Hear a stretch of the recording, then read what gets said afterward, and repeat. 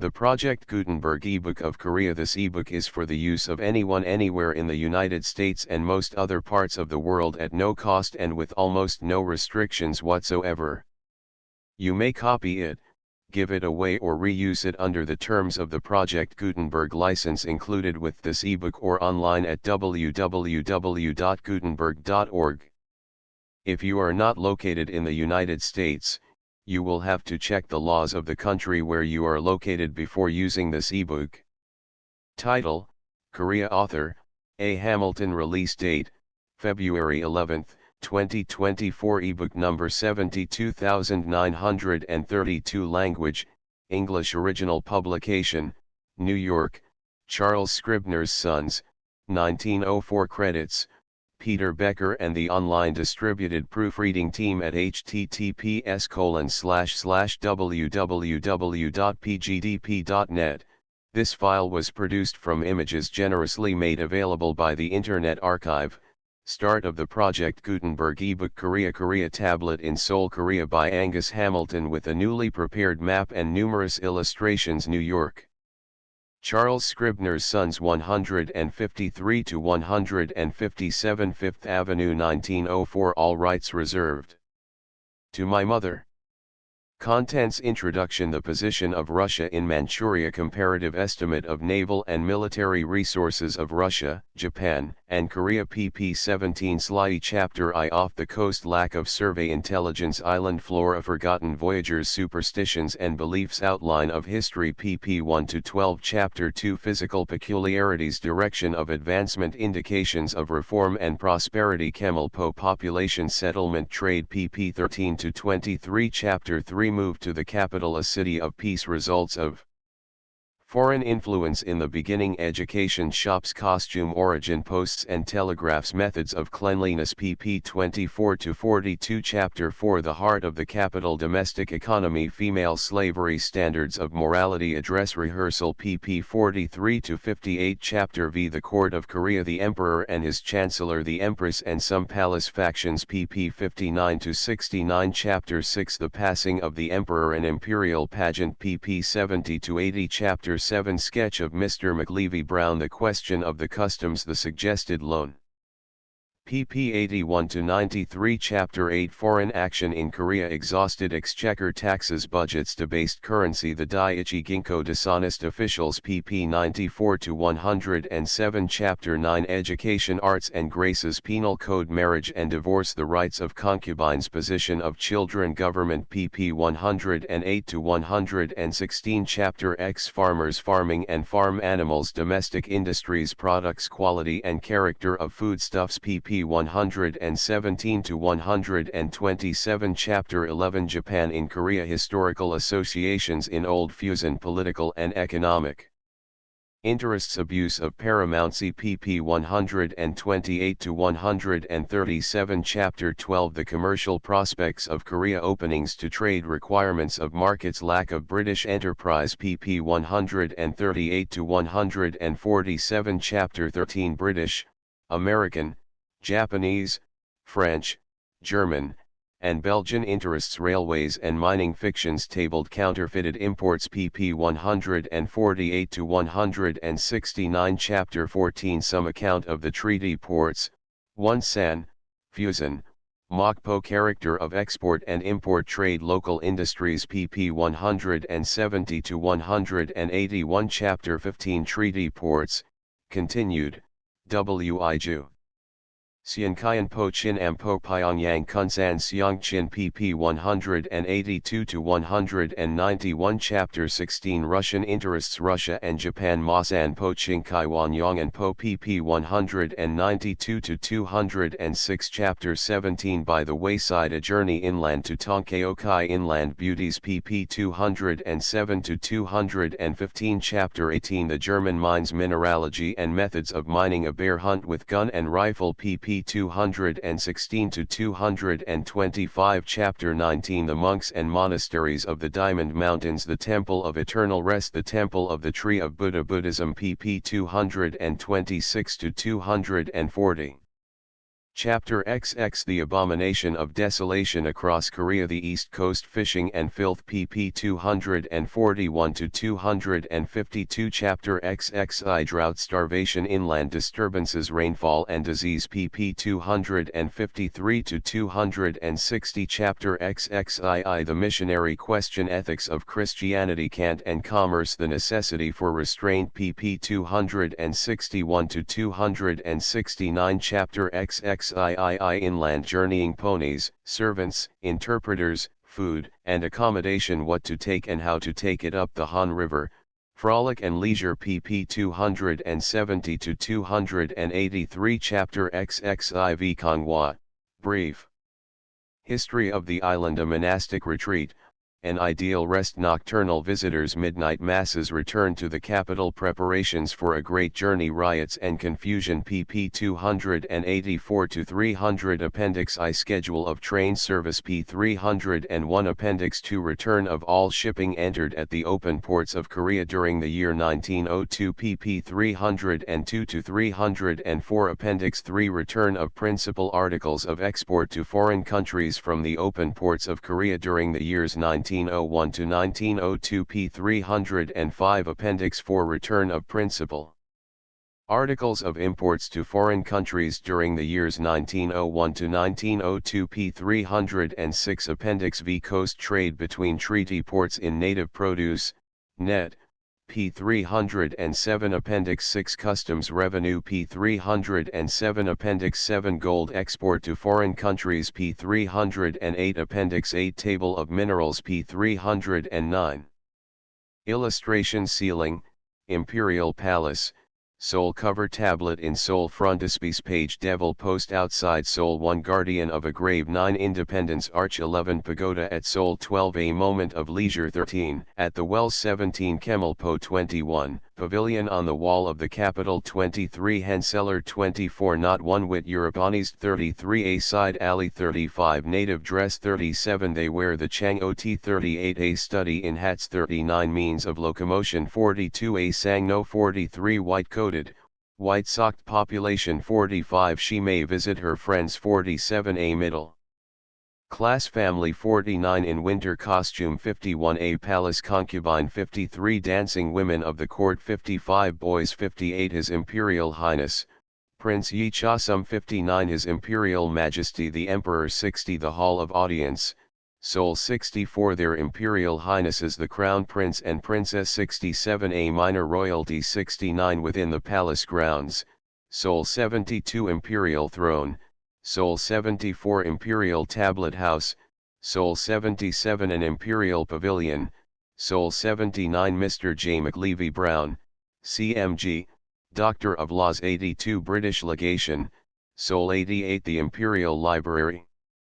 Seoul 94 A Seoul Gate 107 Justice is not tempered with mercy 113 Children of the lower class 115 The Korean and his bull 119 A Spade furnished with ropes 121 Pounding grain 122 Carrying produce to market 123 Japanese cavalry 128 The Guard of the Japanese Legation, Seoul 131 HMS Istria 137 Bricklaying Extraordinary 145 The Consulting Room of Miss Cook 155 A Railway Siding 169 In New Fusion 177, Palace Gateway 180 Kemalpo 185 On the Yalu River 197 Chinese Encampment 203 Beyond the Capital 208 Woodland Glades 209 Country Carts 213 A Pitched Battle 215 A Summer Pleasance 224 The Abbot of Chang'an SA 227 The Abbot of Yukam SA 233 Yukam SA 237 An Altar Piece 239 Shinki SA 243 The Abbot and Monks of Chang'an SA 245 A Fair Magician 251 Without the Walls of Seoul 253 The Temple of Heaven,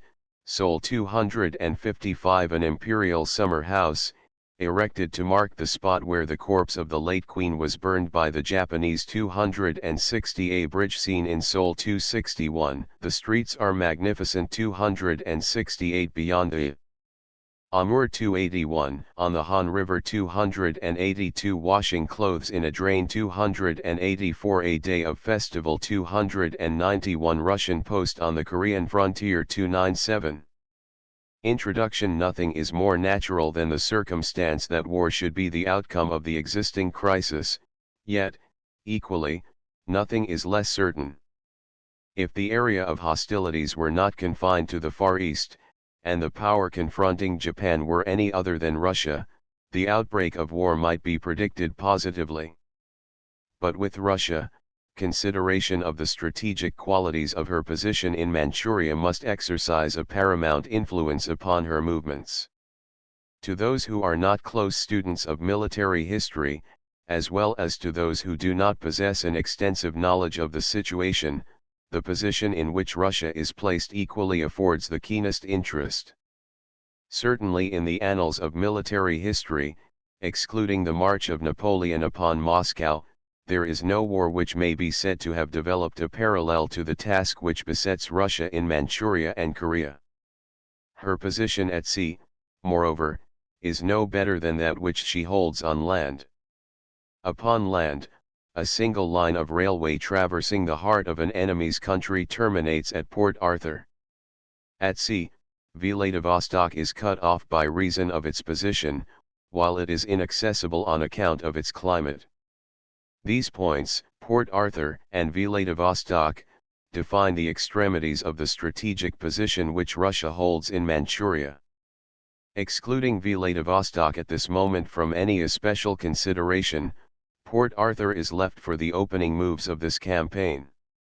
Therefore, Port Arthur, with a single line of communications in its rear, becomes the pivot of the operations. The aspect of Port Arthur from the sea is uninviting.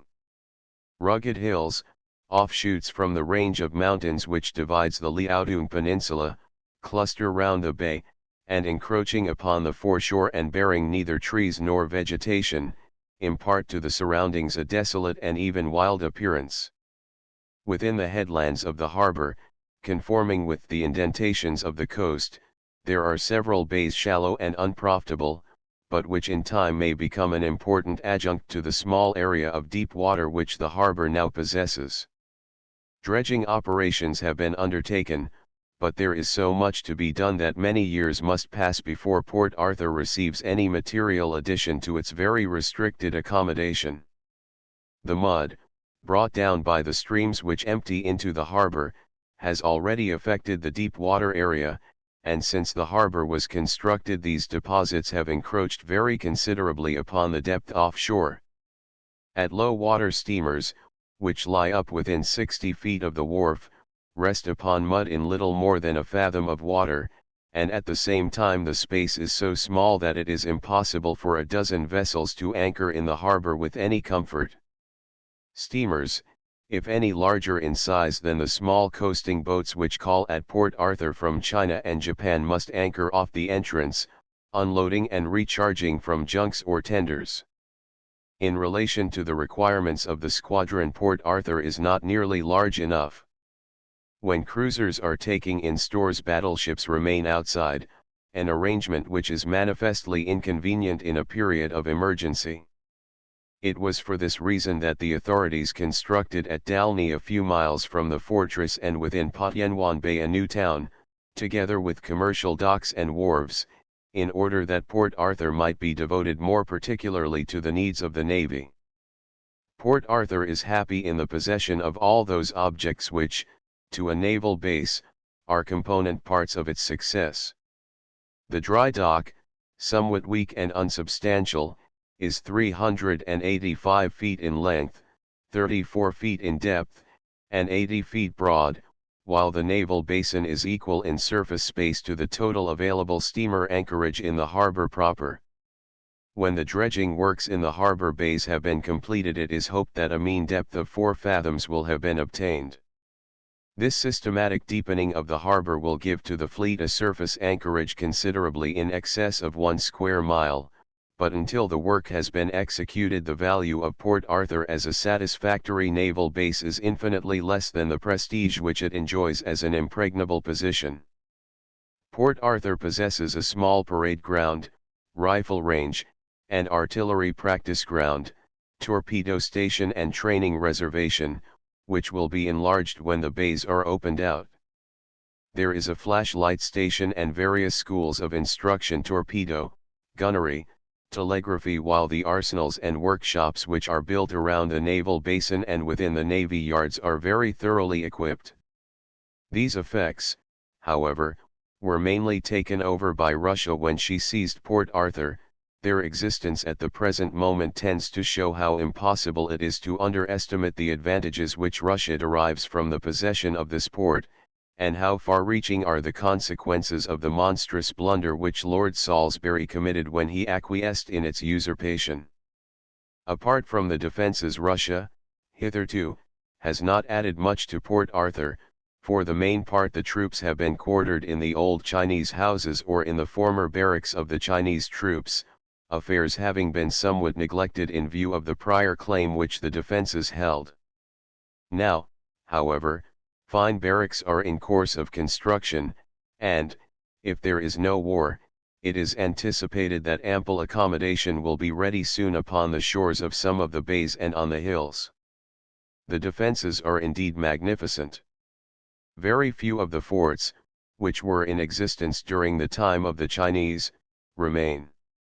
Since the Russian government entered upon possession, the work of extending the perimeter of the defenses, as well as strengthening the fortifications, has been a continuous labor. It is quite clear that the authorities are determined upon no half measures. They have gained Port Arthur, and they propose to keep it. Upon the cliffs, rising immediately from the right of the harbour entrance, there is a most powerful position, formed, I believe, of a battery of 6 21-inch Krupp guns, which was further supported by a fort placed a few feet above the harbour, and sweeping its immediate front, containing 8 10-inch Krupps. At the corresponding elevations upon the opposite headland there were 2 similar forts with identical batteries, while the minefields within the harbour are controlled from these 2 lower positions. Following the hills to the south and north there are other forts. One in particular, of great size, is placed upon the extreme crest of the range, and, towering above all else, sweeps the sea and approaches to the harbour for great distances. It is impossible to detect the character of these guns, but from their position, and the extent of the fort and the nature of the part which they are intended to fill, it is improbable that they can be less than 27-ton guns, discharging shells of about 500 pounds. The interior line of forts is no less formidable, and it must seem that Port Arthur can never be reduced by bombardment alone, while any force attacking by land would be severely handled by the positions from which the Russians propose to defend their flanks and the neck. At the present, however, there is a paucity of field guns among the troops in garrison, in addition to which many of the more recently constructed forts lack artillery, while the opinion may be hazarded that the entire position has been so over-fortified as to become a source of eventual weakness in the ultimate disposition of the Russian force. Of course, a fight for the command of the sea must precede any land operations. Japan is within 15 hours' steam of Fusan, already a Japanese garrison town, and of Masanpo, the port to which Russia and Japan make equal claim. The strait separating Japan from Korea is 200 miles broad, while Russia's nearest base at Port Arthur is 900 miles away on one hand and Vladivostok is 1,200 miles away on the other.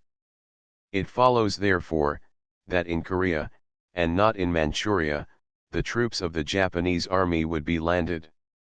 Once established in Korea, Japan would be able to dispute the supremacy of the sea on equal terms. In this respect the possession by the Japanese of numerous torpedo craft confers a distinct advantage upon them, since it will be within their power to utilize their services if the Russian fleet were to attempt to check the movement. The absence of any facilities for repairing damages makes it certain that so far as possible the Russian fleet will evade any serious engagement. It would be difficult to improve upon the position of Japan in this respect. At Yokosuka, from which place a large number of cruisers have been launched, there is a very extensive building yard, and Japan also possesses suitable docks for large ships at Kure and Nagasaki. In all, she has at her immediate disposal some half a dozen docks, 400 feet in length or more, and a very skillful army of working mechanics and workmen in general. Port Arthur must be regarded for practical purposes the naval base of Russia in the Far East in the event of a cold weather campaign. Vladivostok is too far removed from the range of probable utility. At this port, however, Russia has constructed one large dry dock, one floating dock 301 feet long, and a second dry dock has been laid down. Against these two solitary and isolated centers, Japan possesses naval bases, arsenals, and docks at the following points on her coast: Yokosuka Arsenal, slip, and dry dock. Kure Arsenal, slip, dry dock, armor plate works. Sasebo Arsenal. Matsura New Dockyard. Nagasaki 3 docks. Takeshiki Coaling Station, Naval Base. Aminato Base for small craft. Kobe Torpedo Repairing Yard. Matsumai Refitting Station. The squadrons which Japan and Russia will be able to employ in this war are very formidable, and during the past few months each power has made strenuous efforts to increase the strength of its fleet.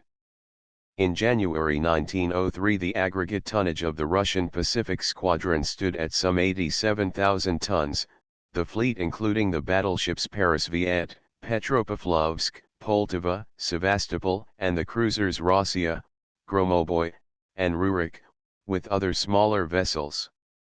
In March the tonnage went up to 93,000 tons, thanks to the arrival of the cruiser Askold from the Baltic. In May the cruisers Diana, Poleta, Novik, and the battleship Ritvizin joined. In June the cruisers Bogatyr and Boyarin reached the scene. In July the battleship Problita arrived. In November the battleship Tsarevich and the cruiser Bayan further added to Russia's strength. In December the battleship Oslyabia, the armored cruiser Dmitry Donskoy, the protected cruisers Aurora and Almaz, and 11 torpedo boat destroyers. In January 1904 the battleship Imperator Alexander III leaves the Baltic for the Far East. Russia has labored under great disadvantages to secure her position in this region. In consequence of restricted shipbuilding resources and owing to an unfortunate geographical position, Russia has not enjoyed those opportunities of adding to her Pacific fleet which have presented themselves to Japan. In effect, if not in fact, Russia is compelled to maintain 4 navies. Unhappily, each is isolated from the other, many hundreds of miles separating them. Naval squadrons are concentrated in the Baltic, in the Black Sea, in the Caspian Sea and in the Pacific. The Pacific Squadron is of recent establishment and of most modern construction. It dates back to 1898, from which time her policy of naval expansion began. Orders were placed with France, Germany, and America for cruisers and battleships, coal was bought at Cardiff, and in a short space the nucleus of a powerful fleet had sprung into existence. At the present time these new ships are deficient in the various ratings, and hundreds of mechanics, gunners, and engineers have been withdrawn from the Black Sea Squadron to do service with the Pacific Fleet, moving to the Pacific Ocean from the Black Sea by means of the Trans-Siberian Railway. Just now, and until the acute phase of the crisis has disappeared or war has been declared, the disposition of the Russian Pacific Squadron is as follows. At Port Arthur, the battleships Petropavlovsk, Poltava, Sevastopol, Peresviet, Ritvizin, Problita, and Tsarevich, the first-class cruisers Bayan, Askold, Poleta, Diana, and Variag, the gunboats Bobr, Kremaishchi, and Koriz, the transports Amur, Yenisei, and Angara, the torpedo cruisers Visadnik and Gaydamak, and the destroyers Beshumni, Bispashadne, Didalny, Bestrashny, Boevoy, Vnematelny, Vnushatelny, Vipaslivy, Vilastny, Bernai, and Boyki. At Vladivostok, the first-class cruisers Rossiya, Gromoboy, Rurik, and Bogatyr, the gunboat Mandcha, and the transport Lena. At Chemulpo, the second-class cruiser Boyarin, and the destroyer Grossovoy. At Mosanpo, the second-class cruiser Razboynik.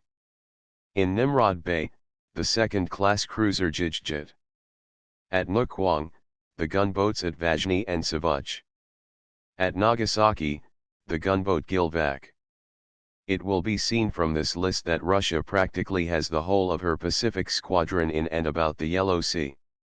In addition to this force there is the squadron now en suite for the Far East, which lately passed through Bizerta. This comprises the battleship Oslyabia, 2 second-class cruisers, Aurora and Dmitry Donskoy, and 11 torpedo boat destroyers. The added strength which Russia will receive when these reinforcements, under Admiral Vyernius, reach her will give her a numerical superiority over Japan. The greater efficiency, and that higher degree of skill, which is so noticeable aboard the Japanese fleet, reduces this preponderance to a mean level. However, Russia is by no means to be caught napping, as the formation in Port Arthur of a reserve naval brigade tends to show. Meanwhile, however, the subjoined detailed list presents the principal vessels in the Russian Pacific Squadron.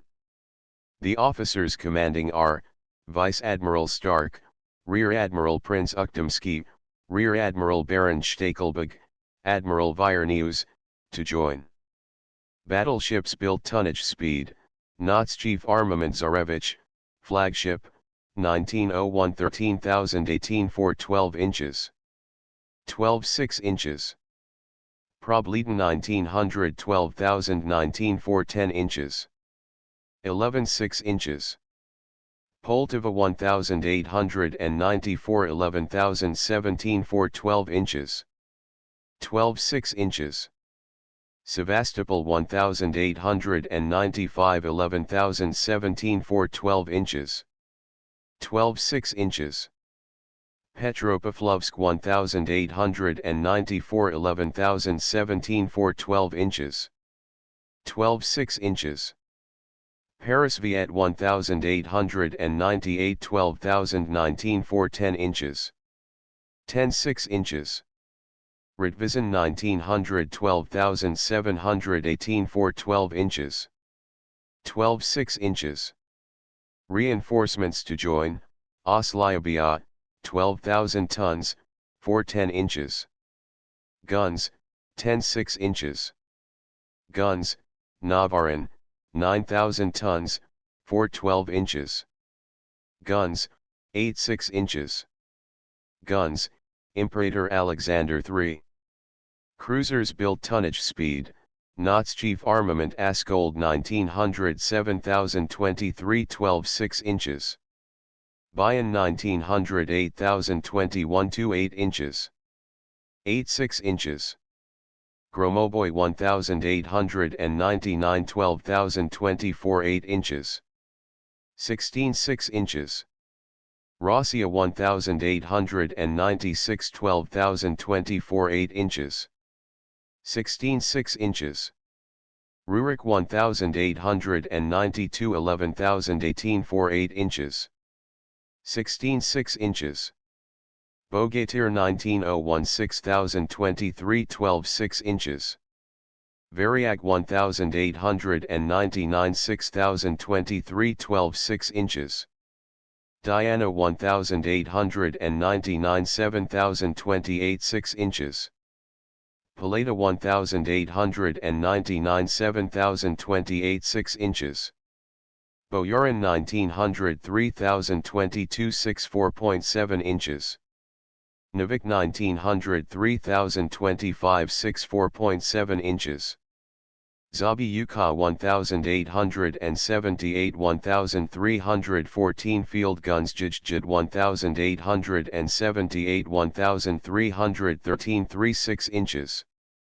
Razboynik 1879 1313 36 inches. Reinforcements to join: Gremaishchi, Admiral Nakimov, Aurora, Admiral Kornilov, Otrogeny, Dmitry Donskoy, Almaz. The gunboats on this station number 9, the destroyers 18, and the transports 6. 13 destroyers are to join.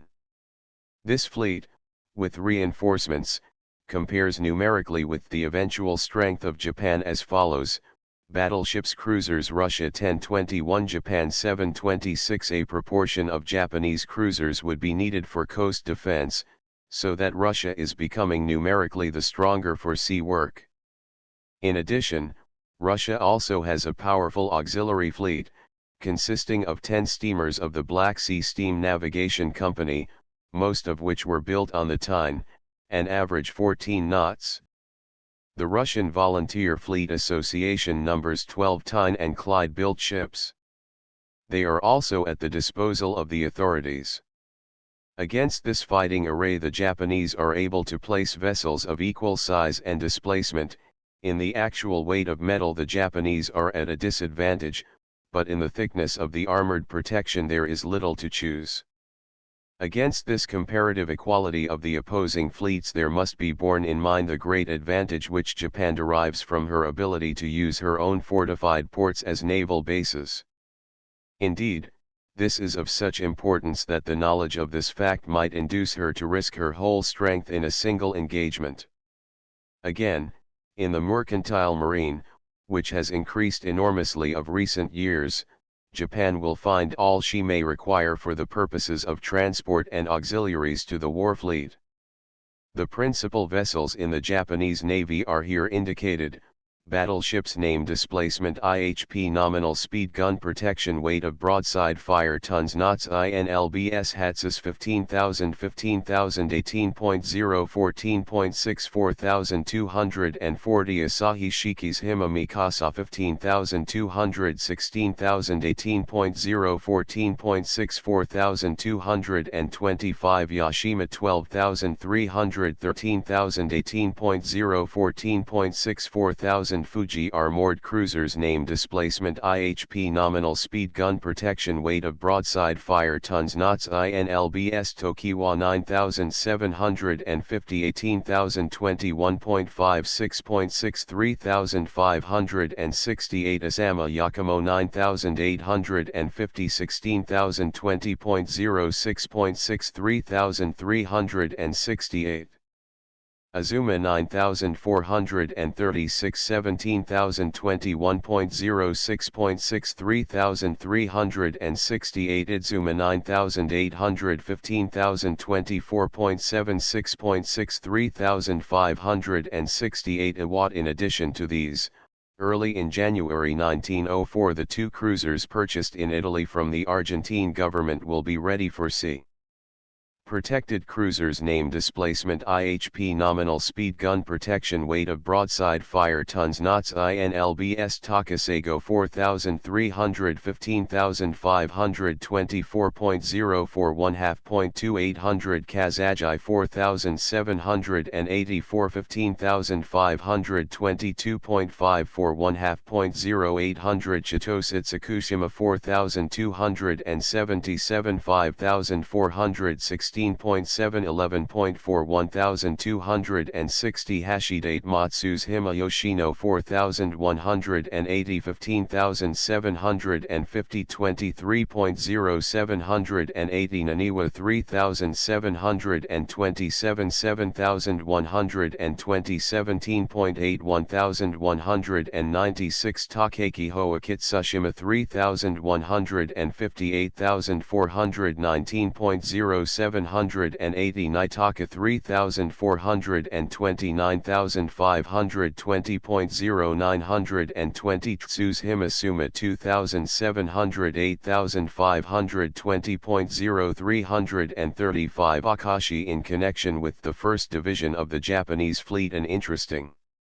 fact has transpired which, from reason of its association with this country, will prove of more than ordinary interest.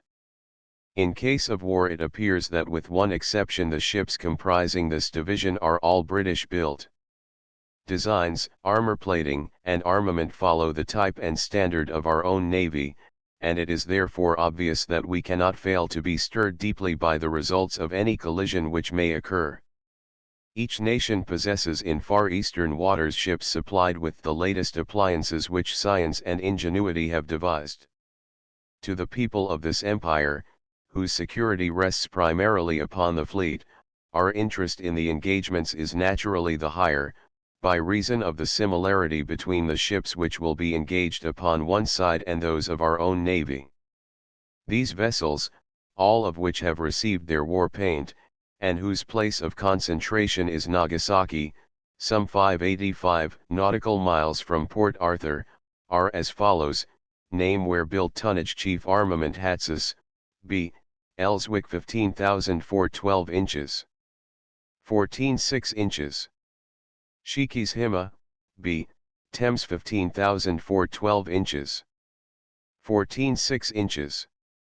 Asahi, B. Clyde 15,412 inches. 14.6 inches. Fuji, B. Blackwell 12,504 12 inches. 10.6 inches.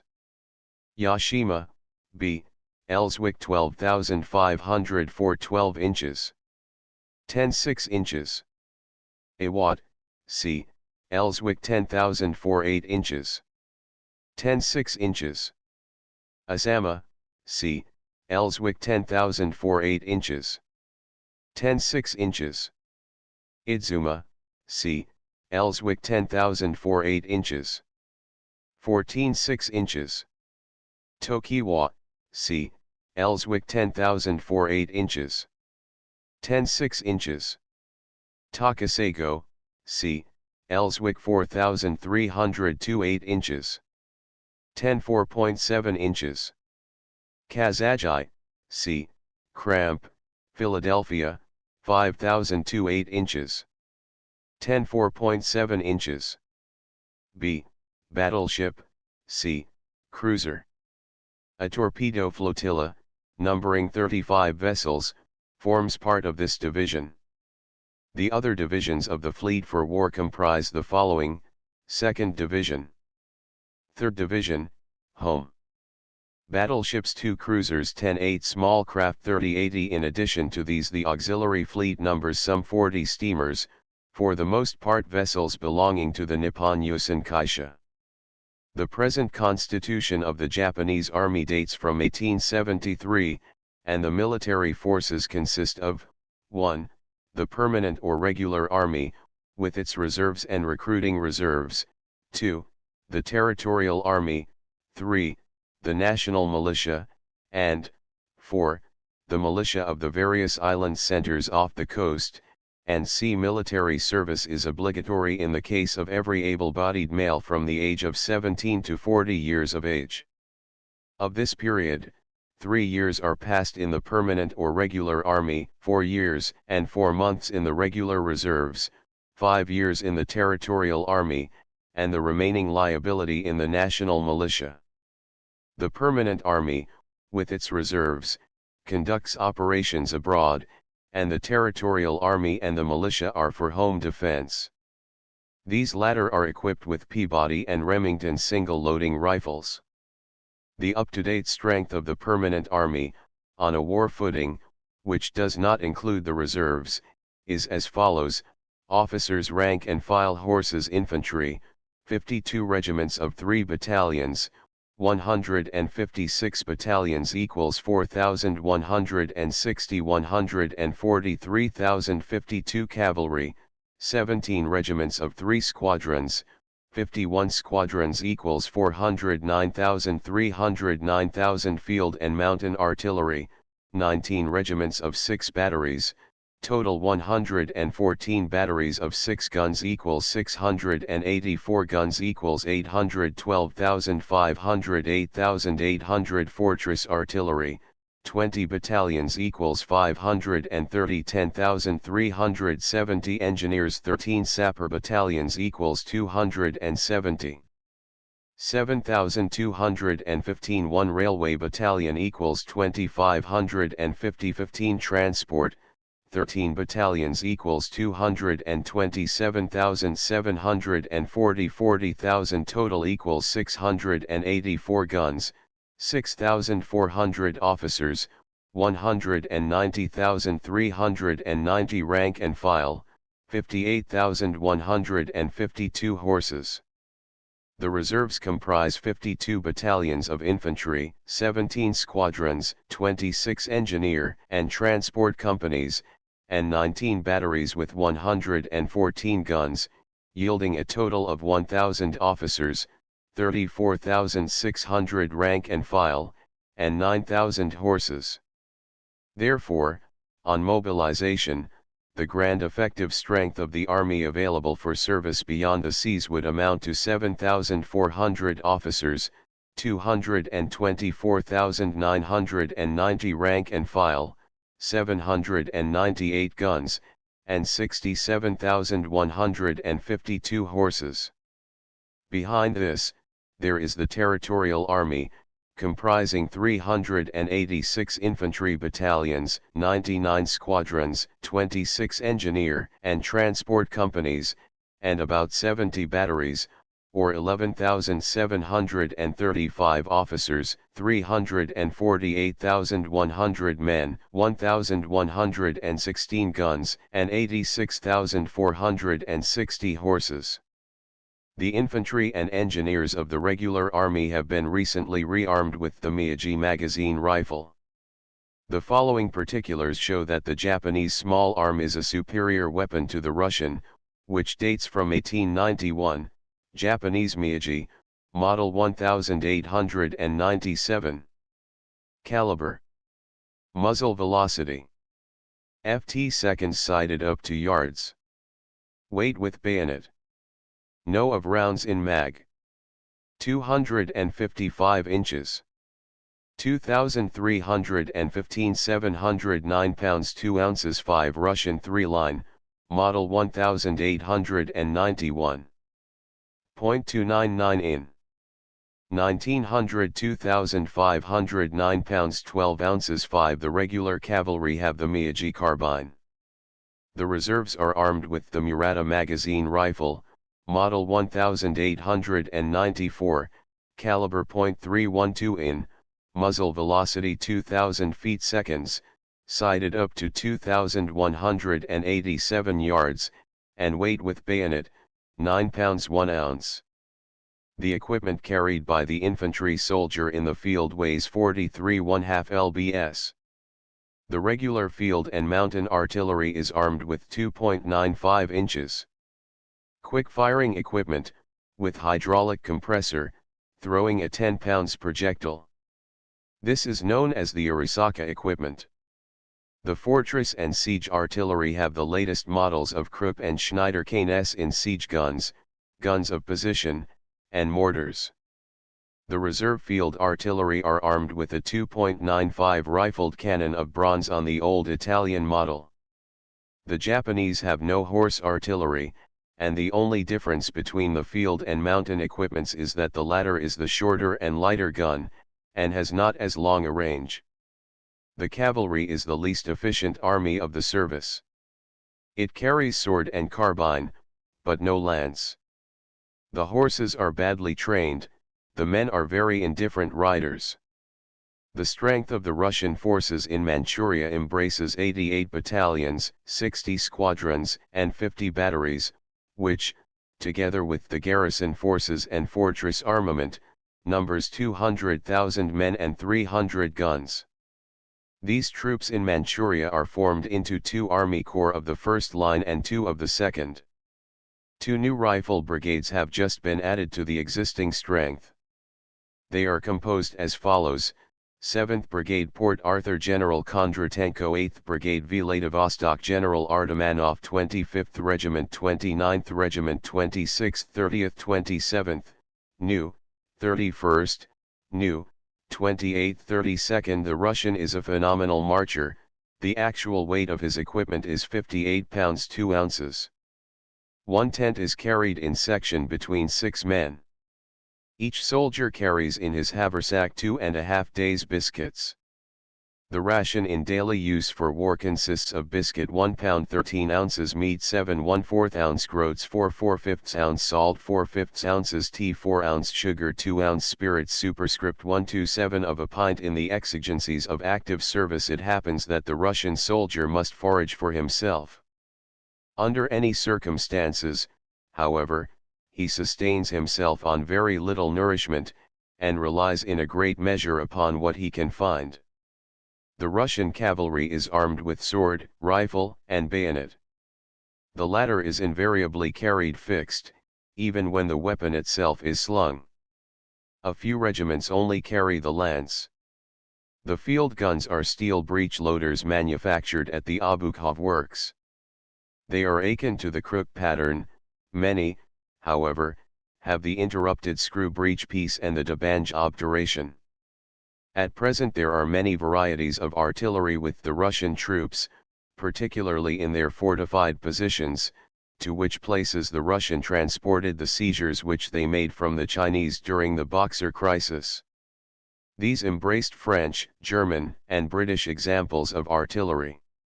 On land, the immense superiority of the reserve numbers of the Russians reduces the advantages which would accrue to the Japanese if the fighting were confined to the sea. At the same time, however, it should be remembered that the Russian troops are slow movers, and although they may exhibit magnificent endurance, and although they may be relied upon to fight well, the lack of individual initiative upon the part of the Russian officers robs the operations of that dash and address which is embodied in the spirit of the Japanese army. Curiously enough, each side favors the continental school of infantry and cavalry tactics, the underlying principles in the training of the Japanese revealing a close adherence to Teutonic methods. Neither side will profit, therefore, by any degree of indivisibility to which they may have attained. The winter greatcoat of either army is very nearly identical in color, and for warm weather Japanese and Russians alike favor a white blouse. There has been talk of the Japanese adopting a khaki tint. Upon the other hand, the blouse of the Russian soldier is by courtesy equally white or khaki. In the more important direction of land transport, it might appear that the Manchurian Railway would be a crowning triumph for the Russian authorities. Unfortunately, this immense length of rail, badly laid and indifferently equipped, will impose a perpetual strain upon the military resources. If the country population could be relied upon to maintain a benevolent neutrality towards telegraph poles and lines, railway sleepers and rails, the stone pillar and box of the bridges, the possibility of any serious interruption of traffic would be materially lessened. Unhappily for the Russians, the attitude and acts of the native population, who, in a general way, will lose no opportunity to harass their enemy, must impede the effective cooperation of the Russian forces. Against this instinctive feeling of animosity there may be set the racial sympathy with the Japanese which governs every Chinaman. In Manchuria particularly, the Japanese enjoy a high reputation in the minds of the populace, while there is remembered, above aught else, that prompt redemption of all obligations during the Chino-Japanese War which distinguished the policy of the invaders towards local interests. This policy of benevolence was exhibited for the second time during the Boxer crisis, and, of course, the striking example offered by the Japanese, in comparison with the Russians, was not lost upon the Chinese. These things are recalled today in Manchuria, and they may be calculated to offset any reactionary sentiment which may take place in Korea. Between the hospital arrangements of each belligerent there is little to choose. The more efficient system of the Japanese service is equalized by the greater facilities which the possession of railway communication by the Russians will present to the transportation of the wounded. It should be pointed out, however, that the principal medical service, the Russian Red Cross Society, is wholly patriotic, and that it is not, in any degree, a military organization. It is liable to be withdrawn from the field at any moment after the conclusion of the major operations. Beyond these few observations, it is difficult if not impossible to trespass with any certainty, although, as a closing remark, it may perhaps be added that, provided the investment of Port Arthur be satisfactorily accomplished by sea and that Vladivostok were enclosed by ice, the estuaries of the Yalu and Liko rivers enables an admirable position to be taken up, from which the Russian position throughout Manchuria may be very readily threatened. Speculations as to the development of the campaign upon land are, however, quite absurd until something is known of the results of the naval engagements with which the war must open. Meanwhile, the painful familiarity with the costs of war which distinguishes the British taxpayer has directed no little attention to the financial position of either country. An eminent German financier, interested in the public debt of Russia, lately explained to me that a very large proportion of the moneys, which have been raised for the construction of the Russian inter-railway communications in addition to the Trans-Siberian and Manchurian railways, has been set aside from time to supplement her war chest. These sums, added to those collected by Count Moroveev with the assent of M. de Witt, and including the large balances which have accrued to the state by departmental economies during the past year, represent approximately a capital of 100 millions sterling. Against this accumulation, it is said that the financial position of Japan is most favorable. There is, I believe, a specie reserve in the central bank which amounts to 113 million yen, plus some 40 million yen in London. Moreover, the bank's note issuing margin is 35 million yen, which will be larger after the new year. The treasury has 3 capital funds, amounting together to 50 million yen, besides some millions in London remaining from the bond sale of 1902.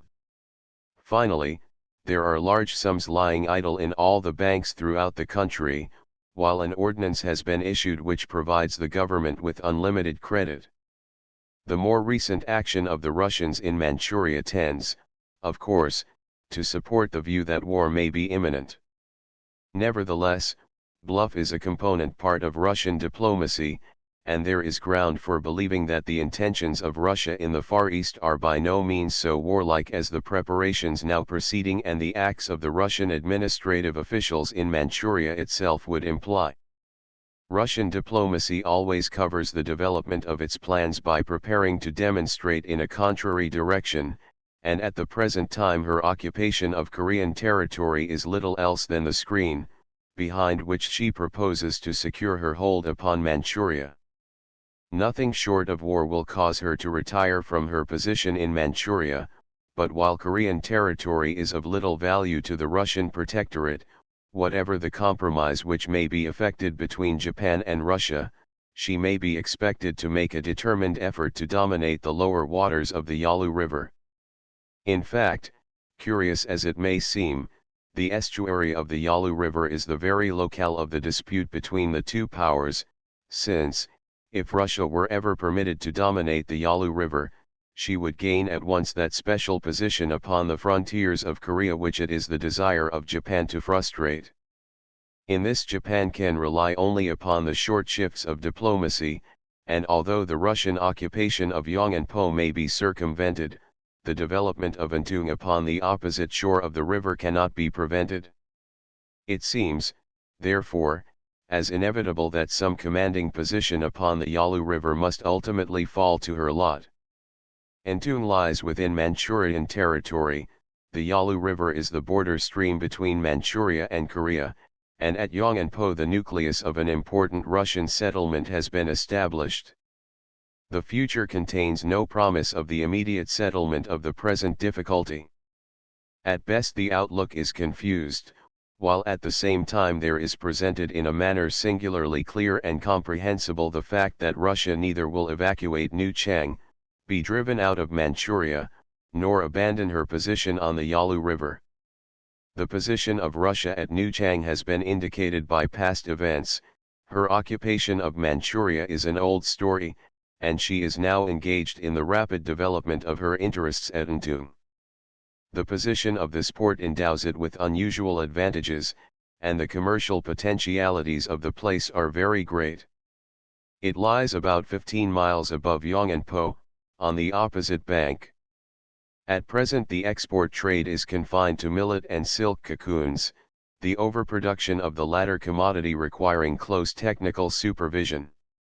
8 miles below Ntung, situated on the right bank of the river, is the Liqin station Santao Lantao, where junks and rafts must report and pay the stipulated excise before they proceed onward. The river then bears away to the northeast, and after another stretch of 7 miles there comes Ntung, upon the same bank, at a point where the stream divides, the eastern branch being the Yalu River.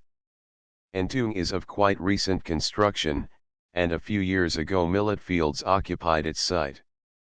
Under the care of native merchants large, solid-looking houses have been built, broad streets have been opened out, and an air of unusual prosperity distinguishes the place. The anchorage is thronged with junks, while timber is stacked in vast quantities below the limits of the town. Sea-going steamers of the coaster type can here discharge and load their cargoes, thus obviating transshipment at Tatung Khao. Trade between Tatung Khao, which is situated at the mouth of the Yalu, and Chifu, is at present carried on by small steamers of the Mosquito Flotilla and one British ship, the Wang Ho, of the China Navigation Company, Messrs. Butterfield and Swire, while the vast volume of the exports and imports finds its way hither and thither in Chinese junks. The run from Chifu port is one of 185 miles, and the time usually occupied in the trip northeastward is 22 hours, the steamers anchoring in the Fairway Channel at a distance of 4 miles from Tatung Khao. Tatung Khao is a busy town, inasmuch as it is the place of transshipment for imports and exports, most of which go to or come from Ntung. The fact of steamers being unable to approach Tatung Khao makes Ntung the real business center of the Yalu River. In respect of Ntung, 200 Russian cavalry have been stationed there for over 2.5 years. The cantonment is situated on a small hill, marking the northern limit of the town, which has no wall. As usual, through the Yalu Valley these soldiers bear an evil reputation among the natives, from whom they commandeer at pleasure. Striking away from Ntung is the Pekin Great Road, which runs to Liaoyang. Above Ntung the river divides and shoals exist, the water being so shallow that none but native craft can ply. Wuiju is situated about 10 miles to the eastward, and at a point west of Maoqiuishan, 4 miles below Ntung, there is the terminus of the branch of the Manchurian Railway, which is to strike the river. The construction of this work will begin in the spring of 1904. The first 80 miles offer little obstruction, and it is intended that the work shall be pushed forward until its junction with the main line of the system is accomplished. Russia, therefore, cannot well afford to ignore the consequences of her policy in the Far East, nor, at the same time, can she be expected to sacrifice, at the request of Japan, those great interests which she has been at such pains to foster. The position is, indeed, a striking example of the manner in which an imperious policy will create the taste, if not the necessity, for imperialism. The position of Korea in regard to the disputed questions is a hopeless one. Unfortunately, the government of Korea is powerless to prevent either the advance of Russia or the steady spread of Japanese influence. She possesses neither army nor navy which can be put to any practical use, and she is in that position in which a country is placed when unable to raise its voice upon its own behalf. The army numbers a few thousand men, who, in the last few years, have been trained to the use of European weapons. They are armed with the GRA, obsolete pattern, Murata, Martini, and a variety of muzzle-loading smoothbore rifles. Their shooting powers are most indifferent, and they lack besides the qualities of courage and discipline. There is no artillery, and the cavalry arm is confined to a few hundred men with no knowledge of horse mastership, and with no idea of their weapons or their duties. At a moment of emergency the entire force of mounted and dismounted men would become utterly demoralized. There are numerous general officers, while, I believe, the Navy is composed of 23 admirals and one iron-built coal lighter, until quite lately the property of a Japanese steamship company.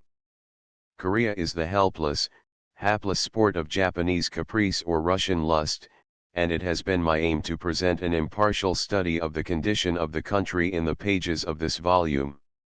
Since so many and so much abler pens have dealt with the position of Manchuria elsewhere, I have confined myself solely to a review of Korea. For this I trust that I may not be taken to task, while in order to satisfy those who think that some reference to the questions of Manchuria should have been incorporated in my book, I have ventured to impart to my preface the appearance of a chapter which deals solely with this problem. And now, at the end of my work, a last, but none the less pleasant, duty awaits me.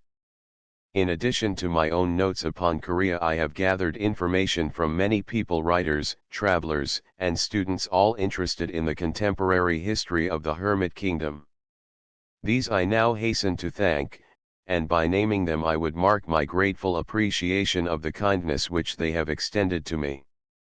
To Mr. McLevy Brown, of the Korean Maritime Customs, Mr. Gubbins, formerly of the British Legation, Seoul, to my distinguished and learned friend, Professor Homer B. Hulbert, whose published notes upon Korea have been of exceptional value, I make hearty acknowledgments, to Mrs. Bishop, Colonel Younghusband, the Reverend Mr. Griffiths, Major Gould Adams, authors of interesting and important contributions to any study of Korea. I express the sense of my obligation, to the Reverend C. Collier, who was good enough to make my spelling of Korean names identical with the standard of Dr. Gale, to Mr. Bolton, of Messrs. Stanford, the map makers, of Longacre, who labored so patiently with the many shortcomings of my geographical data.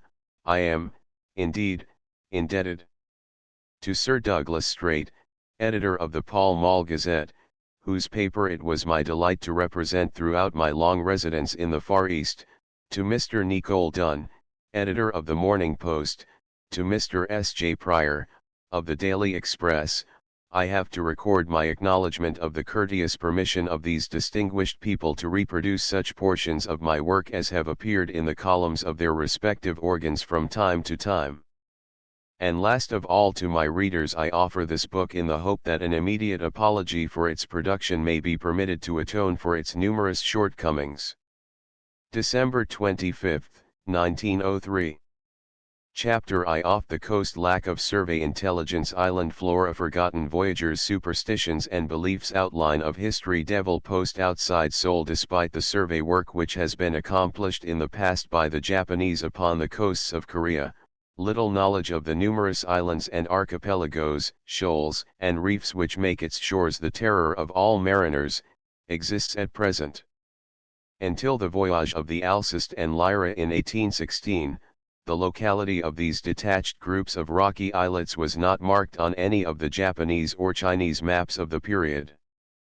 In the map of the empire prepared by the Jesuits at Pekin in the 17th century, the space now occupied by the Korean archipelago was covered with the drawing of an elephant, the conventional sign of ignorance with the cartographers of that time.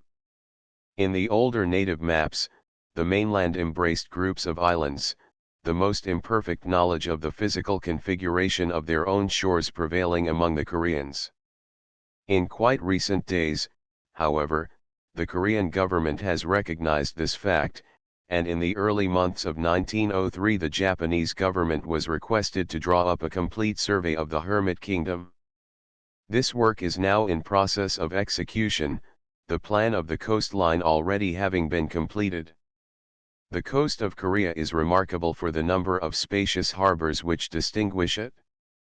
Upon the west and south, indications of the volcanic period, through which the country has in part passed, are shown by the frequency with which these island groups occur. From a single peak upon one of the small islands off the southwest coast, as many as 135 islets may be counted, stretching to the north and to the south, the resort of the seafowl, desolate and almost uninhabited. Many of the more important islands have been cultivated, and give refuge and a lonely home to small communities of fishing folk. Navigation is peculiarly dangerous in these waters.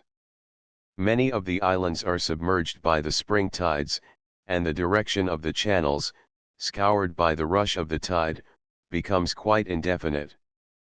In the absence of charts and maps, these island-fringed shores have been the scene of many shipwrecks, Dutch, American, French, and British shipping meeting in one grim and silent procession, a common end, captivity on shore or death in the sea. Some of these unfortunate mariners survived their experiences, leaving, after the fashion of Hendrik Hamel, the supercargo of the Dutch frigate Sparware, which went ashore off Quelpart in 1653, records and histories of their adventures to an incredulous posterity. Most of the islands lying off the coast are well wooded. As they are very beautiful to look upon and very dangerous to approach, they are regarded with mingled sentiments of reverence and superstition, differing little, in their expression, from the fear in which the ancients held the terrors of Scylla and Charybdis. Their isolated position, moreover, makes them the center of much contraband trade between the Chinese and Koreans. Their defenseless state renders them an easy prey to any pirates who care to ravage them. The islands off the southwest coast are the sanctuaries of many animals. Seals sport and play unharmed among the rocks, the woody peaks are rich in game, teal, crane, curlew, quail, and innumerable small birds make them their breeding grounds. The shores are happy hunting grounds for naturalists, and a variety of marine food is found throughout the archipelago. A number of well-marked species of sponge may be gathered, and the coral beds display many violent tints and delicate shades, forming in their beautiful colorings a sea garden of matchless splendor. The flora of these islands is a no less brilliant feature of the summer landscape. Tiger lilies, showy and gigantic, daisies, asters, many varieties of cactus, grow side by side with curious ferns, palms and creepers, almost tropical in their character and profusion, yet surviving the cooler temperature of autumn and winter, to greet each coming spring with freshened beauty. The air vibrates with the singing and buzzing of insects, the limpid day is bright with gaudy butterflies. Snow-white herons stand in the shallows. Cormorants, diving birds, and ducks throng the reefs to rise in clouds with many angry splutterings when their haunts are invaded. In the deeper waters, there are myriads of fish. In passing from group to group along the coast, shoals of whales are to be seen, blowing columns of spray aloft, of sleeping idly upon the surface. The coast of Korea is well sprinkled with the names of foreign navigators, who, in previous centuries, essayed to visit the land of the morning radiance. With rare exceptions, these visitors were turned back. Some were captured and tortured, many were ordered off at once, few were ever entertained. None were invited to make any stay in the new land, or permitted to inspect its wonders and curiosities. Beyond the Japanese, those who succeeded in sapping the wall of isolation which was so carefully built around the country and so rigorously maintained, were generally escorted inland as prisoners, the unconscious victims of some successful stratagem.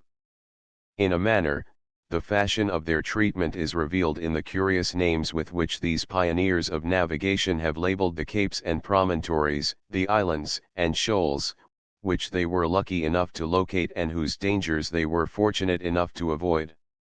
Many of these names have ceased to be recognized. The lapse of time has caused them to be obliterated by European hydrographers from the maps and charts of the country and seas, in which their originators had risked so much. In many parts of the coast, however, particularly upon the west, along the shores of the Chayung Kiang province, these original names have been preserved. They form, today, a tribute to the earnestness and intrepidity of these early explorers. This meed of recognition is only just, and is not to be denied to their undoubted gallantry and enterprise. It is not impossible to believe that an unusually fickle fate followed in their footsteps, prompting them to leave thus for the guidance of future generations, some hint of their own miscalculations. If one may judge, from the brief narratives which these discoverers have left behind them, the result of their work upon these inhospitable shores surpassed anything that they had foreseen. The visit of these hardy spirits aroused the curiosity of the Koreans, giving to them their first knowledge of that outer world which they had spurned for centuries. Despite the golden opportunities now presented to them, however, they continued to neglect it. The memory of the black ships and the red beards, Dutchmen, as they dubbed the strange craft and stranger devils, that had to appear only off their shores to be shipwrecked dwelt long in their minds. Although they treated these strangers with comparative generosity, they were careful to preserve inviolate the secrets and sanctity of their land. They rejected with contumacy the friendly overtures of strangers who came in monster ships, and who, forsooth, left behind nothing but a name. It is scarcely astonishing, therefore, that there are many points upon the coast of Korea which bear somewhat uncomplimentary names. Deception Bay, Insult Island, and False River savor of certain physical discomforts, which, too great to be borne in silence, left an indelible impression upon the associations of the spot. If the Dutch sailors of 1627 were among the earliest to reach the forbidding shores of this kingdom, the activities of British voyagers were most prominent in the succeeding century. The work of Captain W. R. Broughton, of the British sloop of war, of 16 guns, Providence, is described to this day by the bays and harbors into which he penetrated, and the capes and straits which this gallant man christened, to the credit of the distant island kingdom from which he hailed. Broughton in 1797, Maxwell of the Alceste, with Basil Hall, commander of the British sloop of war, the Lyra, in 1816, deserve the passing fame which is secured to them by the waters and capes which have been named after them. Their names figure as landmarks upon the west, the east, and the south coasts. While Maxwell and Hall preferred to devote their attention to the discovery and examination of the Korean archipelago of which, although Broughton does not mention it, it seems impossible that the discoverer of Broughton Strait can have been ignorant. Broughton roughly charted and surveyed the west coasts, coming to a temporary halt in Broughton Bay, some 600 miles to the north. Hall left his name in Basil's Bay, where Gutzlaff landed in 1832 to plant potatoes and to leave seeds and books. A generation later, in 1866, the archipelago to the northwest was named after the Prince Imperial, who was to meet his death in Zululand in 1878. In 1867, Prince Jerome's Gulf, an inlet upon the mainland of the Chayung Kiang province, was to be the scene of Oppert's famous attempt to remove large deposits of buried treasure and venerated relics from an imperial tomb. These names upon the east and west coasts suggest nothing of the romance which actually surrounds them. At most they conjure up the shadowy silhouettes of the redoubtable personages, to whom they once belonged, and with whose memory many journeys of discovery in these seas are inseparably linked. Englishmen were not the sole navigators who were attracted by the unknown character of the land, and the surpassing dangers of the waters, around the island of Quelpart, where the Sea of Japan mingles in tempestuous chaos with the Yellow Sea. Russian and French navigators also worked their way through the dangerous shoals and quicksands, along the tortuous and muddy rivers, into the harbors and through the narrow straits which hold back these islands from the mainland. The shores teem with the distinguished names of men of science and sons of the high seas. Following the curl and twist of its configuration, a host of buried names are revealed, the last evidence of men who are dead and forgotten. It is infinitely pathetic that even this one last resting place should be denied to their reputations. Lazarilli, who shares Broughton's Bay, Unkovsky, who foundered in the waters of the bay which is described by his name, the ill-fated Lapérouse, who, in June 1787, discovered in the Sea of Japan an island which now bears the name of the astronomer Dirichlet. Duroc, Pelissier, Schwartz, and the rest, what echo do we find of them, their fates, and subsequent careers? Should not their names at least bear witness to their pains and labors, to the difficulties which they faced, to the small joy of something attempted, something done, which was their sole consolation for many hours of cheerless and empty vigil? Korea is a land of exceptional beauty. The customs, the literature, and the geographical nomenclature of the kingdom prove that the superb and inspiring scenery of the peninsula is quite appreciated by the people. In the same manner that the coastline of Korea bears evidence of the adventurous spirit of many Western mariners, the names given to the mountains and rivers of the country by the inhabitants themselves reflect the simplicity, the crudity, and the superstition of their ideas and beliefs. All mountains are personified in Korea. In the popular belief, they are usually associated with dragons. Every village offers sacrifices to the mountain spirits. Shrines are erected by the wayside and in the mountain passes that travelers may tender their offerings to the spirits and secure their goodwill. The Koreans believe that the mountains in some way exert a benign and protecting influence. The capital of Korea possesses its guardian mountain. Every town relies upon some preserving power to maintain its existence. Graves, too, must have their custodian peaks, or the family will not prosper, and the impression prevails that people are born in accordance with the conformation of the hills upon which the tombs of their ancestors are situated. Rough and rugged contours make for warriors and militant males. Smooth surfaces and gentle descents beget scholars, peaks of singular charm and position are associated with beautiful women. Like the mountain ranges, lakes and pools, rivers and streams exercise geomantic powers, and they are the abodes of presiding shades, benevolent or pernicious. In lakes, there are dragons and lesser monsters. In mountain pools, however, no wraith exists unless someone is drowned in the waters of the pool. When this fatality occurs, the figure of the dead haunts the pool until released by the ghost of the next person who meets with this misfortune. The serpent is almost synonymous with the dragon. Certain fish become in time fish dragons, snakes become elevated to the dignity and imbued with the ferocity of dragons when they have spent 1,000 years in the captivity of the mountains, and 1,000 years in the water. All these apparitions may be propitiated with sacrifices and prayers. Guardian of a grave in the province of Gangwon, through which the ranges of the Diamond Mountains pass, there are several peaks symbolical of this belief in the existence of supernatural monsters.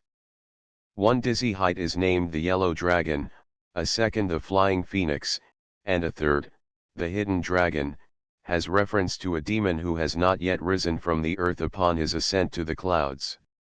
The names which the Koreans give to their rivers, lakes, and villages, as also to their mountains, bear out their wish to see the natural beauties of their land associated with its more distinctive features.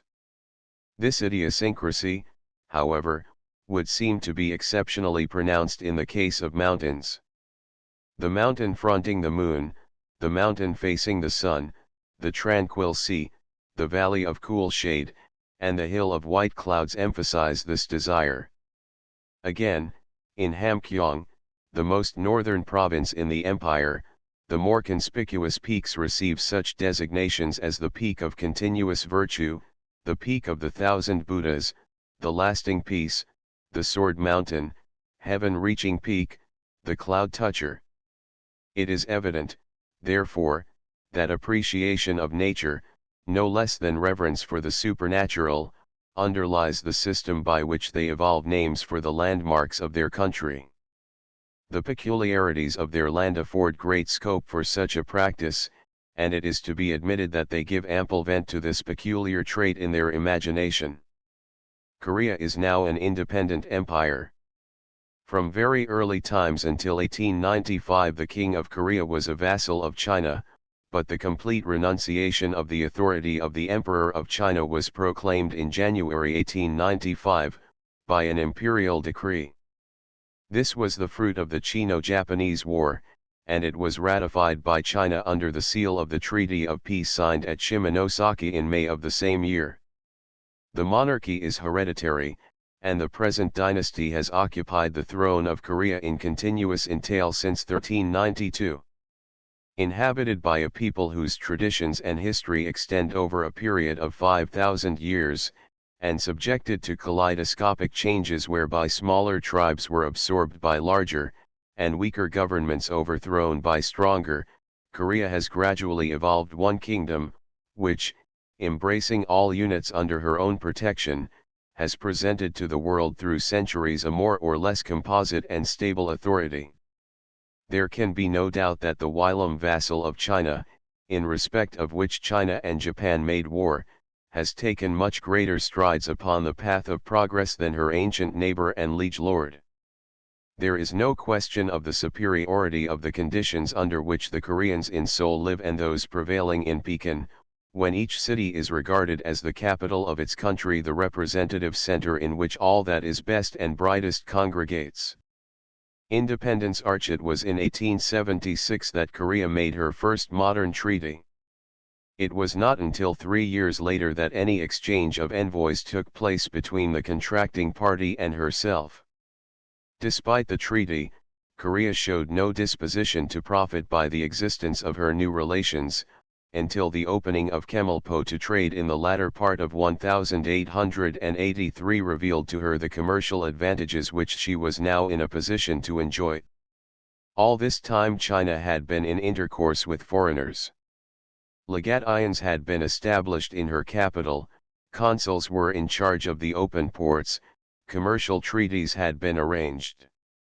She was already old and uncanny in the wisdom which came to her by this dealing with the people of Western nations.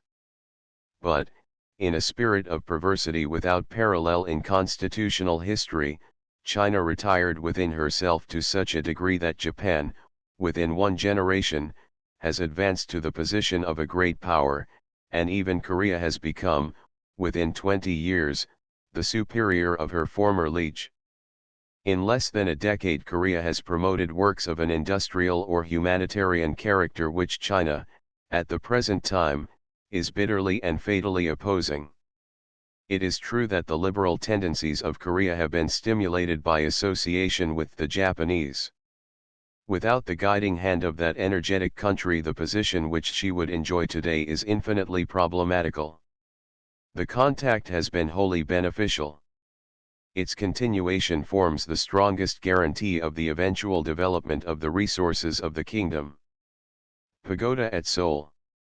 Chapter 2 Physical Peculiarities Direction of Advancement Indications of Reform and Prosperity Chemulpo Population Settlement Trade A moment of leisure Korea is an extremely mountainous country.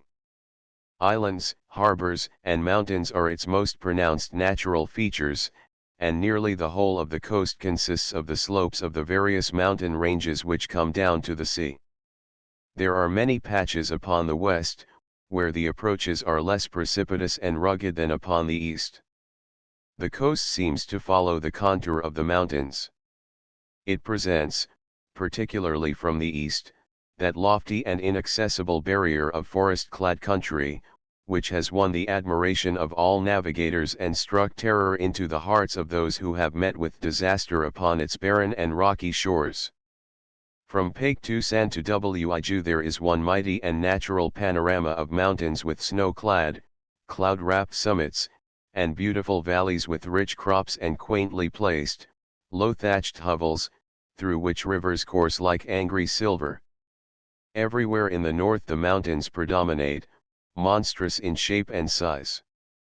They are rich in minerals, they have become sepulchres for the dead and mines for the living, for in their keeping lies the wealth of the ages, coal, and iron and gold, upon their summits, resting beneath the sky or within some nook hewn from their rugged slopes, are the graves of the dead. Mining and agriculture are almost the sole natural resources of the kingdom. There are great possibilities, however, in the awakening energies and instincts of the people, which may lead them to create markets of their own by growing more than suffices for their immediate requirements.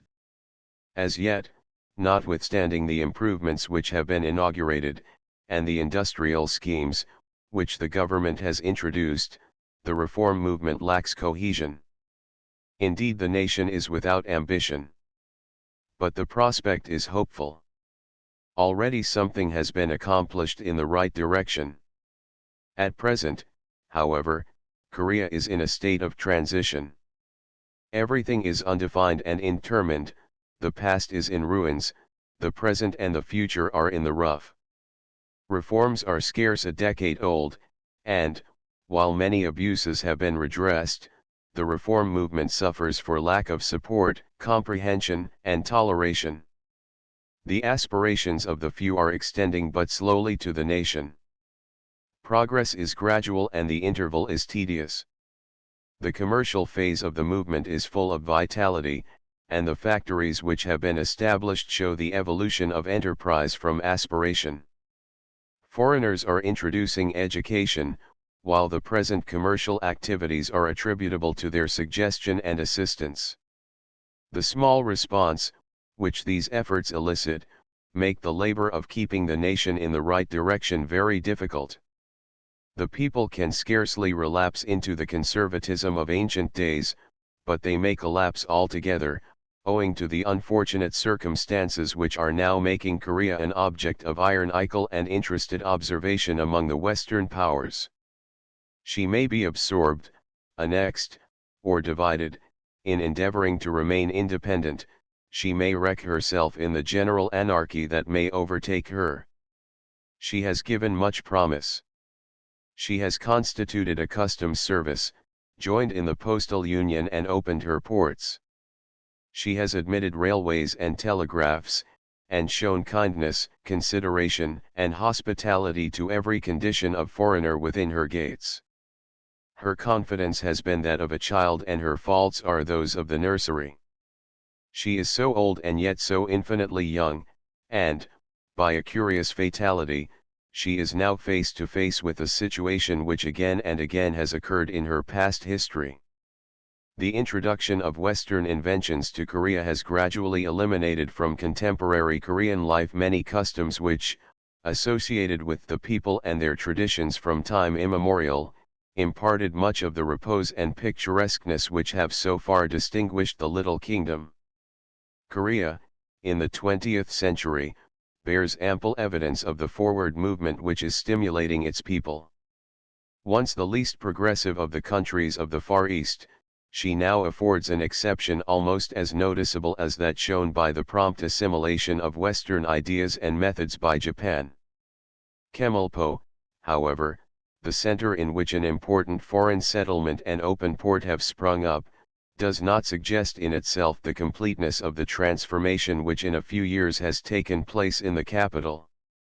It is 20 years since Chemulpo was opened to foreign trade, and today it boasts a magnificent bund, wide streets, imposing shops, and a train service which connects it with the capital.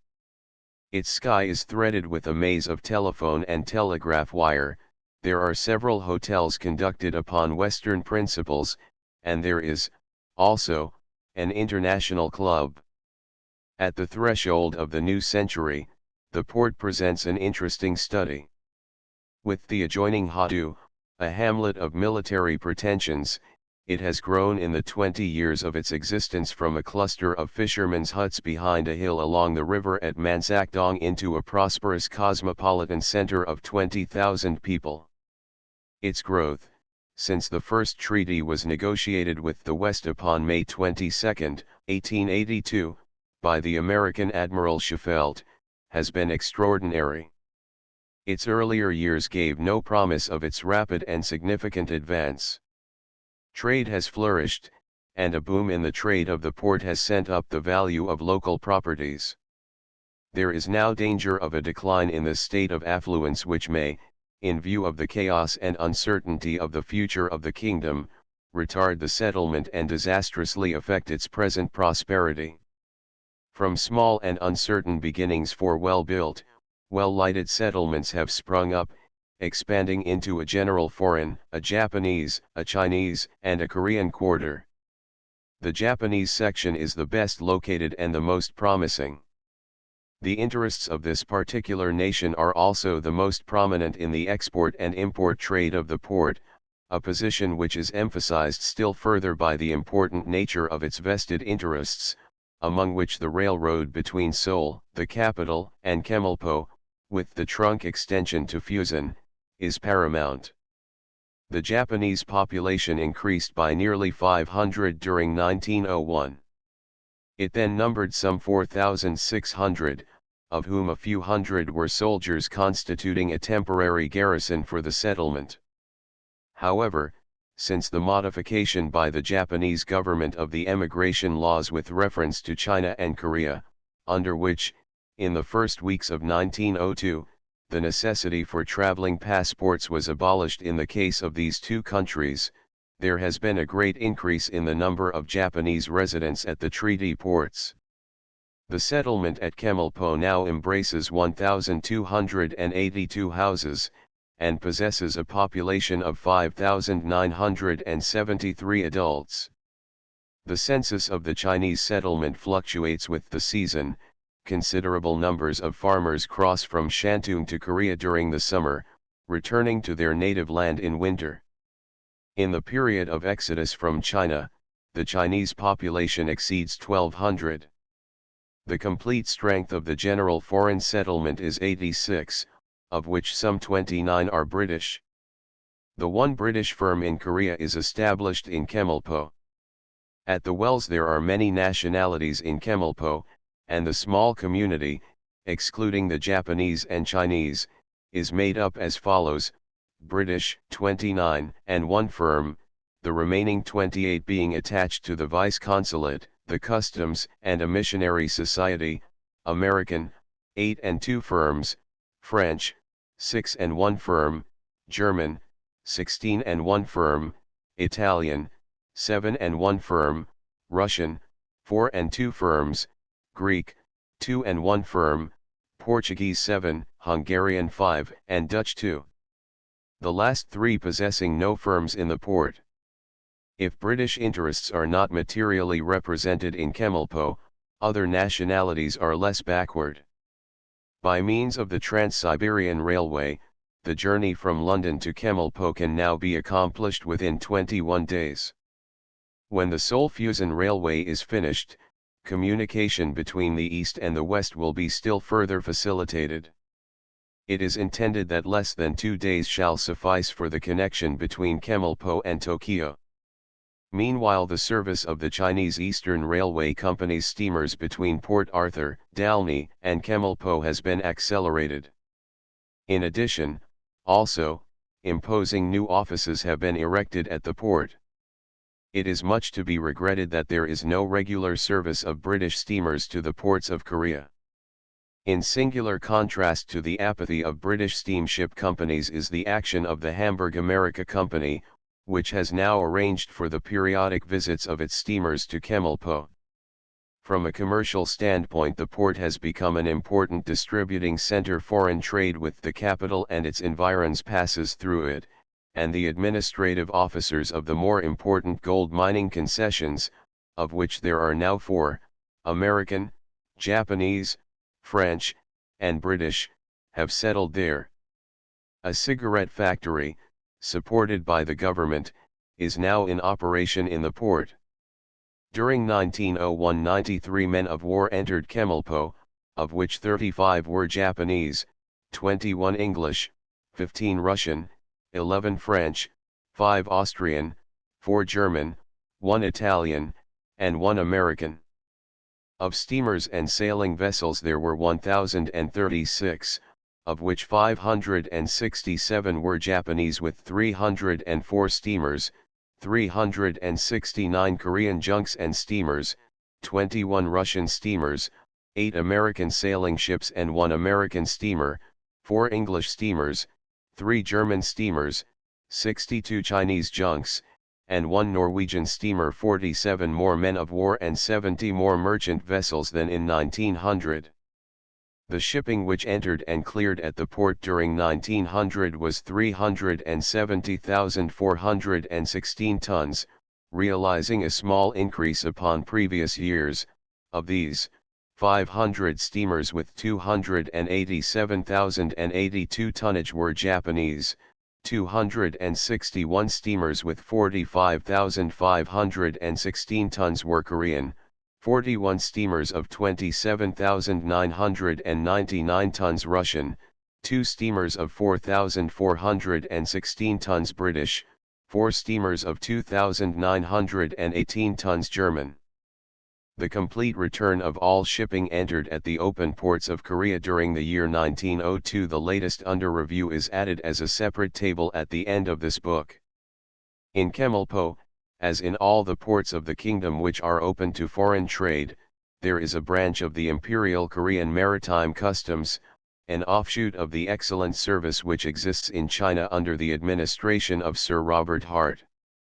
The working of the Korean customs, for which Mr. McLevy Brown is primarily responsible, is singularly successful, and redounds greatly to the credit of the comptrolling power. In an epoch characterized by the extraordinary ineptitude, indifference, and weakness of our public men, it is much to be deplored that the services of this distinguished Englishman are not more directly dedicated to the needs of his country. The careers of these two admirable officials fill me with mingled regret for the remoteness of their sphere of action, and high appreciation of their unremitting zeal. Feelings few public servants may more fitly inspire than these two isolated, hard-working chiefs of a sister service, whose work, carried on in an atmosphere of treachery and deceit, too often meets with the blackest ingratitude. The advance which the trade of Korea has made is proof sufficient of its innate possibilities under honest administration. If the revenues of the customs are not diverted in the meantime to less important objects, there is every hope to believe that facilities will be given to its development. The Emperor has lately sanctioned the grant of 1 million yen from the customs revenue for the provision of aids to navigation. 31 lighthouses are to be built, the two earliest being placed upon Rose and Round Islands off the entrance to the Han River, upon which Chemulpo lies. When this work is accomplished, the increase of shipping in the harbor is sure to create some sympathetic development in the resources of the country. Chemulpo. The net value for 1901 of the combined export and import direct foreign trade throughout the kingdom, exclusive of gold export, was more than 23,158,419 yen, the value of the gold export being a little in excess of 4,993,351 yen. The exchange rate of the Japanese yen is roughly 2 shillings and a halfpenny, which gives the combined values of the total foreign trade as £2,873,827 sterling. The trade of Chemulpo during this time was 11,131,060 yen, being an increase of nearly 1 million yen upon the trade returns of the last 3 years. The exports were gold, rice, beans, timber, and hides. The imports comprised American and Japanese goods for the most part, and a small and decreasing trade with England. The total foreign imports reached a value of 5,573,398 yen, and the total exports were 4,311,401 yen. The returns for the year following, 1902, were, in brief, exports, £269,747, imports, £814,470. Foreign interests in the total trade passing through Chemulpo, in comparison with those since 1891, show a great and steady advance. The total revenue for 1891 was a little less than 300,000 yen, and in the year 1900 this sum had advanced to more than 550,000 yen, the increase in the general prosperity during these years correspondingly affecting the total revenue of the kingdom. Compared with 1901, there was a falling off in the total trade of the country for the year 1902. In 1902 the entire foreign trade amounted to £2,745,346, which was composed as follows: imports, exports. Exports of gold. Pound £1,382,351, 846,034, 516,961. The balance of trade was against Korea, therefore, to the extent of only £16,356, whereas the average excess of imports over exports for the past 5 years was £107,309. Only in 1900 were the exports greater than the imports. The average of trade for the past 5 years was £2,370,075, a return which in reality credits the year 1902 with £378,271 more than the average. As a matter of fact, the month of December 1902 showed a larger volume of trade and more duty collected at Chemulpo than ever before. Specifically, in comparison with the previous year, the imports of 1902 were less in the amount of £117,914, while exports had declined £7,567. Large stocks were carried over from 1901, hence some depreciation in the volume of the trade was inevitable. However, for the better comprehension of the economic relations of Korea with the trade of foreign countries, I have collected the returns of the years, with which I have dealt here, in one simple table, to which is added a quinquennial average, covering a period which begins with the year 1898. Pavilion on the wall of the capital. Chapter 3. Move to the capital, a city of peace. Results of foreign influence in the beginning. Education, shops, costume, origin, posts and telegraphs, methods of cleanliness. Henseler. The situation in which Seoul lies is enchanting. High hills and mountains rise close to the city, their sides rough, rugged, and bleak, save where black patches of bushes and trees struggle for existence. The hollows within this rampart of hills and beyond the walls, are fresh and verdant. Small rice fields, with clusters of thatched hovels in their midst, stretch between the capital and the port at Chemulpo. The atmosphere is clear, the air is sweet, the city is neat and orderly. It is possible, moreover, to live with great comfort in the 3-storied brick structure, which, from a pretty collection of Korean buildings, nestling beneath the city wall, has been converted into the Station Hotel. There is but one wall round Seoul. It is neither so high nor so massive as the wall of Pekin, yet the situation of the city gains so much in beauty from the enclosing mountains, that it seems to be much the more picturesque. If the capital of Korea is more charmingly situated than the capital of China, the wall of Seoul is reminiscent of the walls of the Nankow Pass in the superb disdain with which it clings to the edges of the mountains, climbing the most outlandish places in the course of its almost purposeless meanderings. It extends beyond the lofty crests of Pukin and across the splendid and isolated peak of Namsan, enclosing a forest in one direction, a vacant and soulless plain in another, dropping here into a ravine, to emerge again a few hundred feet higher on the mountain slopes. The wall is in good preservation. In places it is a rampart of mud faced with masonry, more generally it is a solid structure of stone, 14 miles in circumference, 25 to 40 feet in height, battlement along its entire length and pierced by 8 arches of stone. The arches serve as gateways, they are crowned with high tiled towers, the gables of which curve in the fashion of China.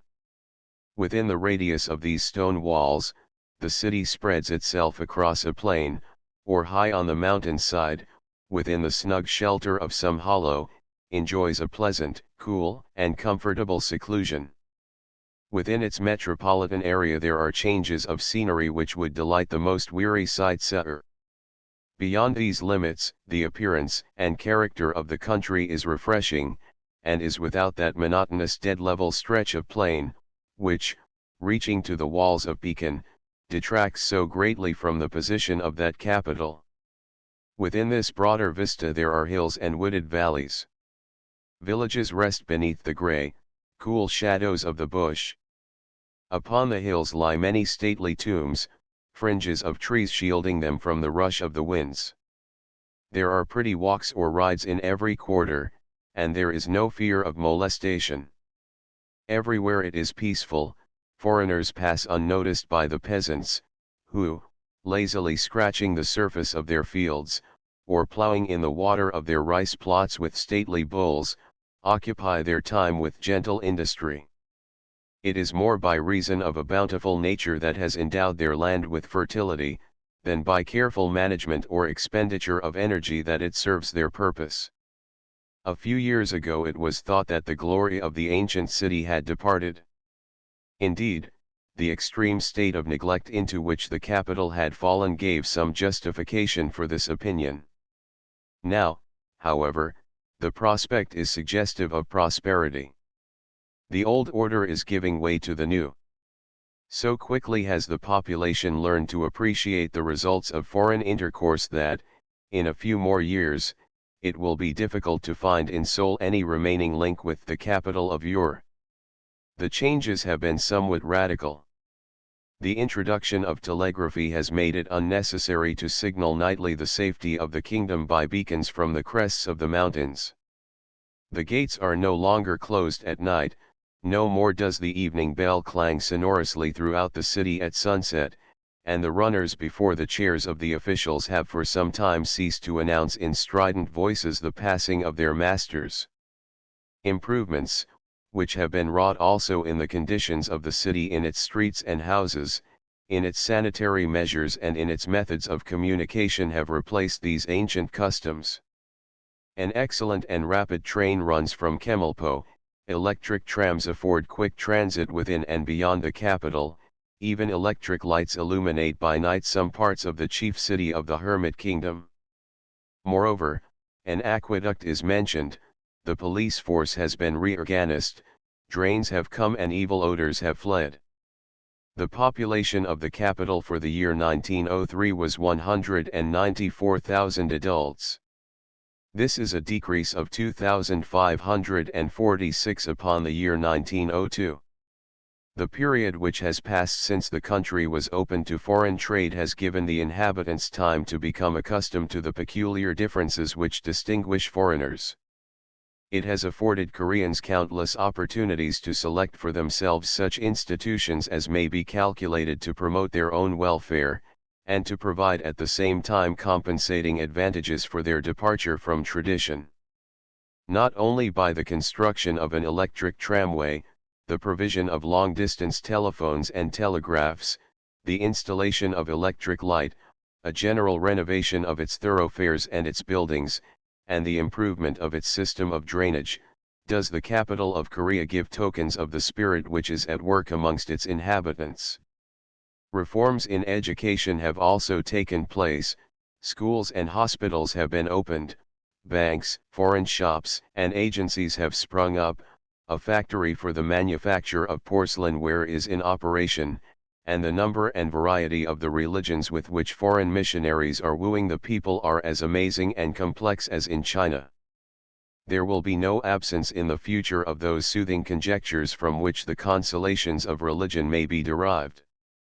The conduct of educational affairs is arranged upon a basis which now gives every facility for the study of foreign subjects. Special schools for foreign languages, conducted by the government under the supervision of foreign teachers, have been instituted. Indeed, most striking changes have been made in the curriculum of the common schools of the city.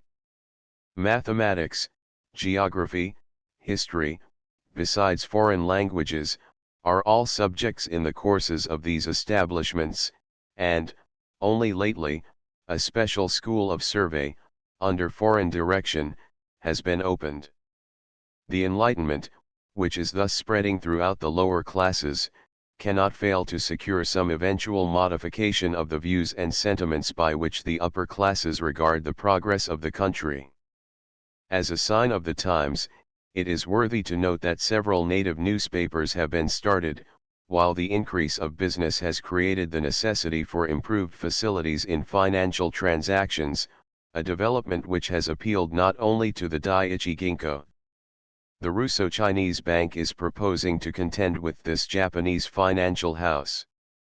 The establishment at Chemulpo of a branch of the Russian bank is contemplated, from whence will come an issue of ruble notes to compete with the various denominations of the Japanese bank. Moreover, the government is preparing to erect a large building in foreign style in the center of the city, to be used as the premises of the Central Bank of Korea. It will be a 3-storied building, and it is intended to establish branches in all the 13 provinces of the empire. Its chief aim is to facilitate the transfer of government monies, the transport of which has always been a severe tax upon the government.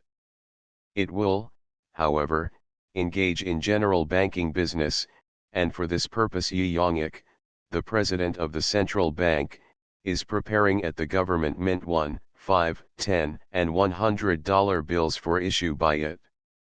Along with these objects, the postal and telegraph service has received no little attention. Up to the year 1883 Korea was without telegraphic communication. At that time the Japanese laid a submarine cable from Nagasaki to the Korean port of Fusen with an intermediate station upon the island of Tsushima. A little later, in 1885, China, taking advantage of her suzerain rights, deputed Mr. J. H. Mullins Taith, a telegraph engineer who had been in her service many years and who formerly had been an employee of the Danish telegraph system, to construct a land telegraph line from Chemulpo by way of Seoul and Pyongyang to Wuiju on the Yalu River opposite the Chinese frontier post of Antung, which had connection with the general system of Chinese telegraphs. This line toward the northwest was for many years the only means of telegraphic communication between the capital of Korea and the outside world. It was worked at the expense and under the control of the Chinese government, and it was not until the time of the Chino-Japanese War, in the course of which the line was almost entirely destroyed, that it was reconstructed by the Korean government. In 1889 the Korean government built a line from Seoul to Fusen. After the Chino-Japanese War, telegraphic communication was extended from Seoul to Wonsan and Mokpo. During recent years continuous progress has been made until the total development in the interior has now reached 3,500 kilometers, divided into 27 bureaus and employing 113 men as directors, engineers, secretaries, and operators, with 303 as students. The Morse system is in use. The electricity is generated by the use of the Lagrange batteries.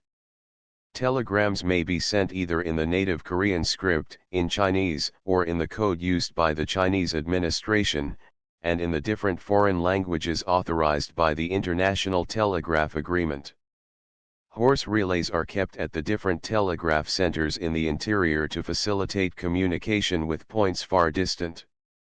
The subjoined table reveals by comparison the development in the Korean system of telegraphs which has taken place during recent years, 1899, 1900-1901, 1902 telegrams 112,450 125,410 152,485 209,418 revenue $50,686.89 $72,443.26 $86,830.86 $112,337.18 length of lines in Li 5,000 5,000 96,510 7,060 offices 1922 27 27 The establishment of the imperial postal system in Korea is comparatively recent. For many years, in fact for many centuries, Korea has possessed no postal service as we conceive of it. An official courier service was maintained by the king in order to carry on correspondence with the different provincial governors. These messengers traveled by horse relays, which were maintained at various points in the country. Private correspondence was carried on through the medium of travelers or pedlars, the sender having to arrange privately with the carrier in each instance. In 1877, Japan, who had entered the Postal Union and had concluded a treaty with Korea, established postal bureaus at Fusan, Wonsan, and Chemalpo for the needs of her nationals, who were already quite numerous in Korea. In 1882 the Customs Administration also established a sort of postal system between the different open ports and between Korea and China. But these organizations were limited to correspondence between open ports, and whoever wished to send a letter into the interior had to make private arrangements. In 1884 the government of Korea made a first attempt to establish an official postal system which would be accessible to all.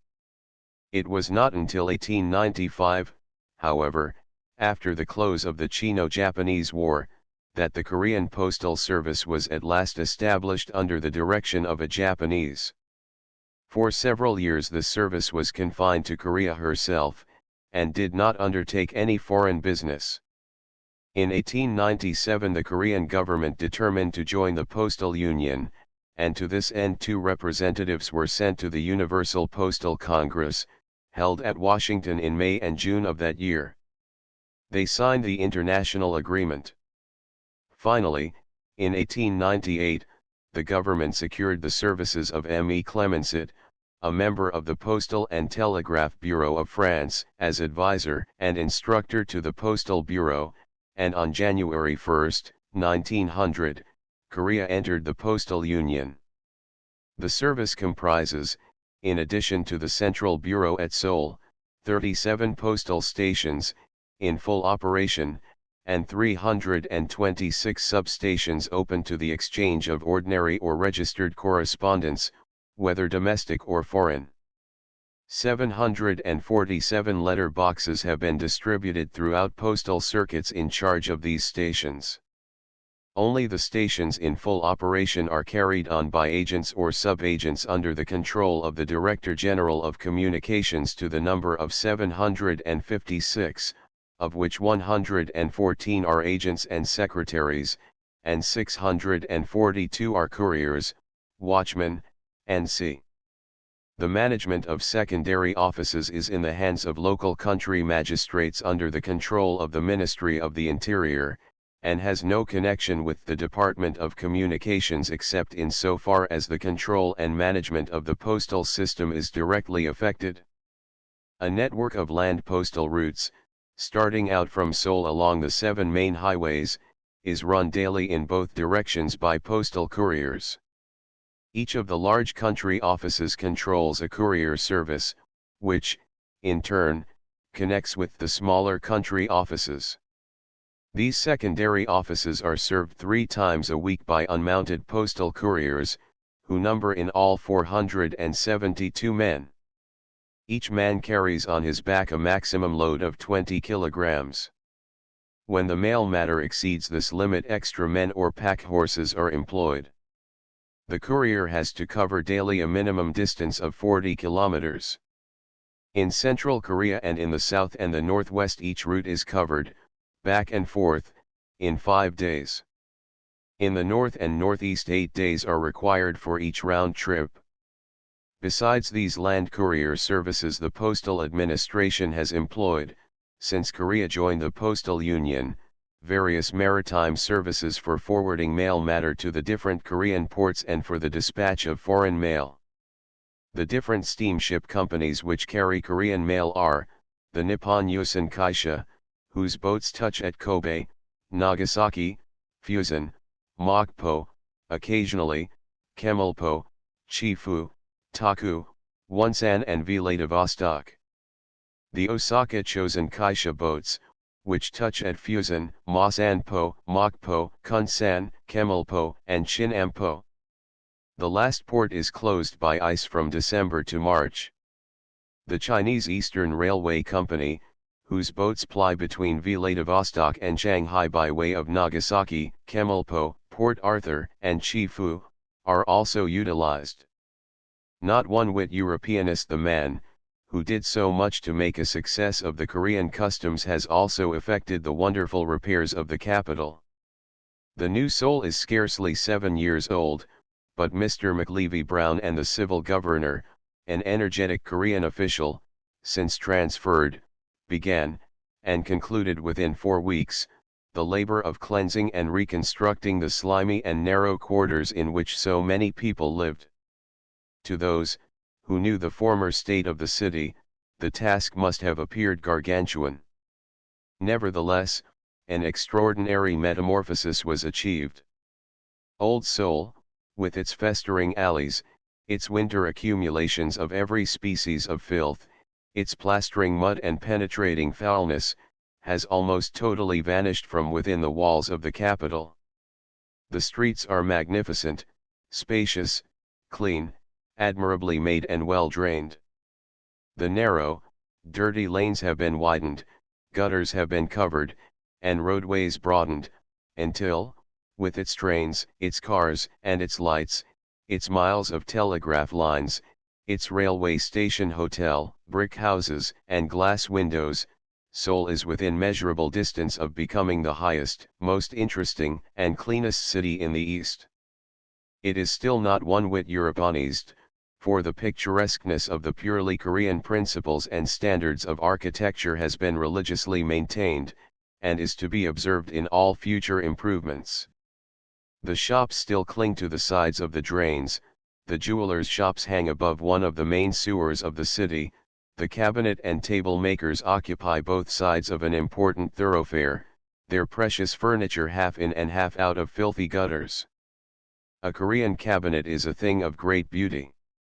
It is embossed with brass plates and studded with brass nails, very massive, well dovetailed, altogether superior in design and finish. The work of the jewelers is crude and unattractive, although individual pieces may reveal some artistic conception. In the main the ornaments include silver bangles, hairpins, and earrings, with a variety of objects suitable for the decoration of the hair. The grain merchants and the vegetable dealers conduct their business in the road. The native merchant loves to encroach upon the public thoroughfares whenever possible. Once off the main streets of the city, the side alleys are completely blocked to traffic because of the predilection of the shopkeepers upon either side of the little passages to push their wares prominently into the roadway. The business of butchering is in Korea the most degraded of all trades. It is beyond even the acceptance and recognition of the most humble orders of the community. The meat shops are unpleasantly near the main drains. A side alley. There are innumerable palaces in the capital, but as His Majesty very frequently enlarges his properties, there is the prospect of other buildings being adapted to his imperial use. The precincts of the palace always afford opportunities for foreigners to become familiar with the features of the many ministers of state. In their anxiety to advise their sovereign, they wrangle among themselves, or plot and counterplot, and fight for the cards in their own hands, irrespective of the fate which their jealousies may bring down upon their country.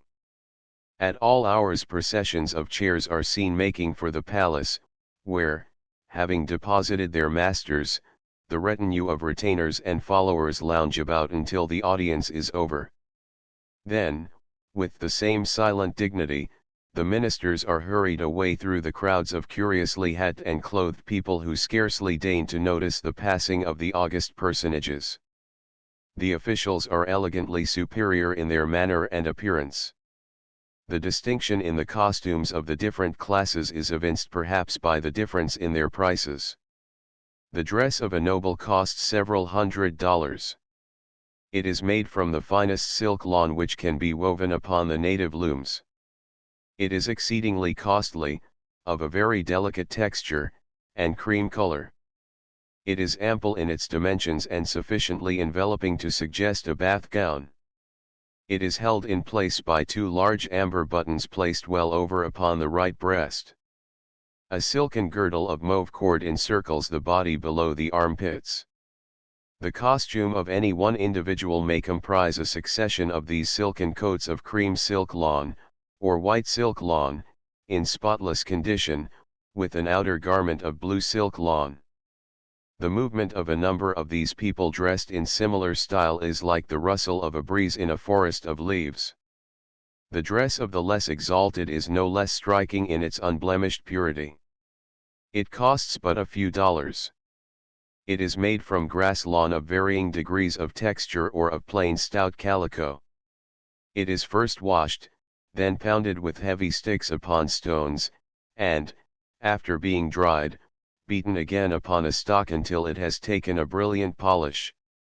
This is the sole occupation of the women of the lower classes, and through many hours of the day and night the regular and rhythmic beating of these laundry sticks may be heard.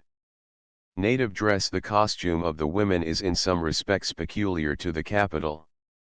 The upper garment consists of an apology for a zouave jacket in white or cream material, which may be of silk lawn, or calico. A few inches below this begins a white petticoat, baggy as a sail, touching the ground upon all sides, and attached to a broad band.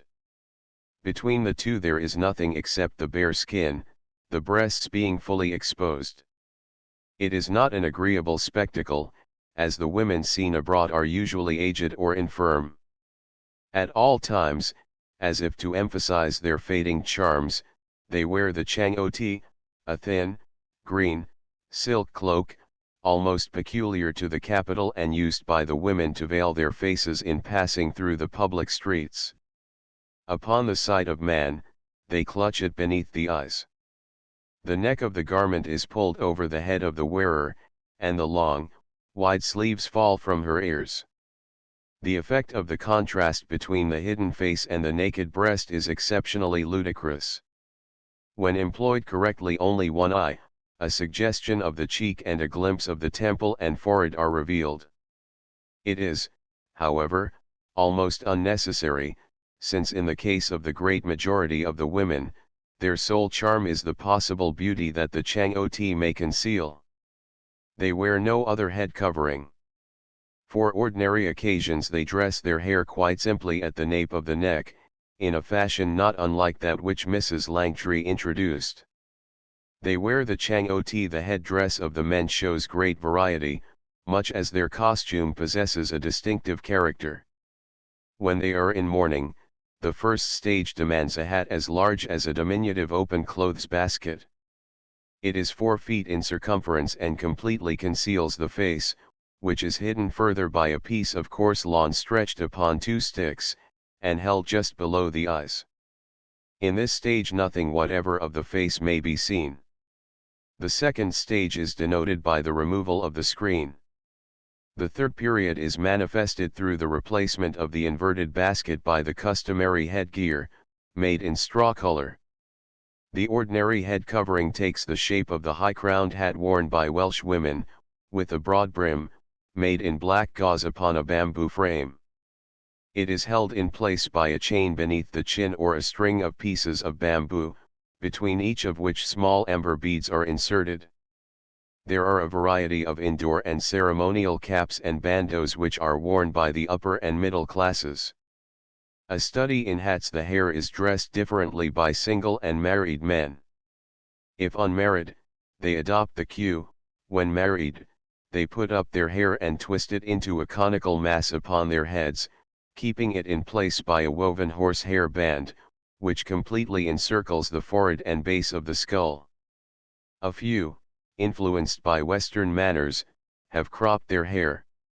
This is specially noticeable among the soldiers on duty in the city, while, in compliance with the orders of the emperor, all military and civil officials in the capital have adopted the foreign style. Boys and girls, the queerest and most dirty little brats, are permitted up to a certain age to roam about the streets, to play in the gutters, and about the sewage pits in a state of complete nudity, a form of economy which is common throughout the Far East. The boys quickly drift into clothes and occupations of a kind. The girls of the poorer orders are sold as domestic slaves and become attached to the households of the upper classes. From their subsequent appearance in the street, when they run beside the chairs of their mistresses, it is quite evident that they are taught to be clean and even dainty in their appearance. At this youthful age they are quaint and healthy-looking children. The conditions under which they live, however, soon produce premature exhaustion. Despite the introduction of certain reforms, there is still much of the old world about Seoul, many relics of the hermit kingdom. Women are still most carefully secluded. The custom, which allows those of the upper classes to take outdoor exercise only at night, is observed. Men are, however, no longer excluded from the streets at such hours. The spectacle of these white specters of the night, flitting from point to point, their footsteps lighted by the rays of the lantern which their girl slaves carry before them, is as remarkable as the appearance of Seoul by daylight, with its moving masses all garmented in white. A street full of Koreans aptly suggests, as Mr. Henry Norman, MP, once wrote, the orthodox notion of the resurrection. It cannot be denied that the appearance of both men and women makes the capital peculiarly attractive. The men are fine, well-built, and peaceful fellows, dignified in their bearing, polite and even considerate towards one another. The type shows unmistakable evidences of descent from the half-savage and nomadic tribes of Mongolia and Northern Asia and the Caucasian peoples from Western Asia. These two races, coming from the north in the one case and drifting up from the south in the other, at the time of the Iran invasion of India, peopled the north and south of Korea. Finally merging among themselves, they gave to the world a composite nation, distinct in types, habits, and speech, and amalgamated only by a rare train of circumstances over which they could have had no control. It is by the facial resemblances that the origin of the Koreans may be traced to a Caucasian race. The speech of the country, while closely akin to Chinese, reproduces sounds and many verbal denominations which are found in the languages of India. Korea has submitted to the influence of Chinese arts and literature for centuries, but there is little actual agreement between the legends of the two countries. The folklore of China is in radical disagreement with the vague and shadowy traditions of the people of Korea. There is a vast blank in the early history of Korea, at a period when China is represented by many unimpaired records. Research can make no advance in face of it. Surmise and logical reflections from extraneous comparisons alone can supply the requisite data. Posterity is thus presented with an unrecorded chapter of the world's history, which at the best can be only faintly sketched. Means of locomotion. Chapter 4 The Heart of the Capital Domestic Economy Female Slavery Standards of Morality Address Rehearsal A Sangno The inhabitants of the Hermit Kingdom are peculiarly proficient in the art of doing nothing gracefully.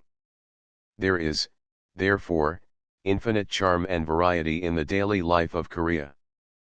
The natives take their pleasures passively, and their constitutional incapacity makes it appear as if there were little to do but to indulge in a gentle stroll in the brilliant sunshine, or to sit cross-legged within the shade of their houses. Inaction becomes them.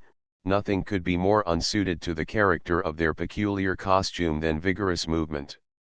The stolid dignity of their appearance and their stately demeanor adds vastly to the picturesqueness of the street scenes. The white-coated, white-trousered, white-socked, slowly striding population is irresistibly fascinating to the eye. The women are no less interesting than the men.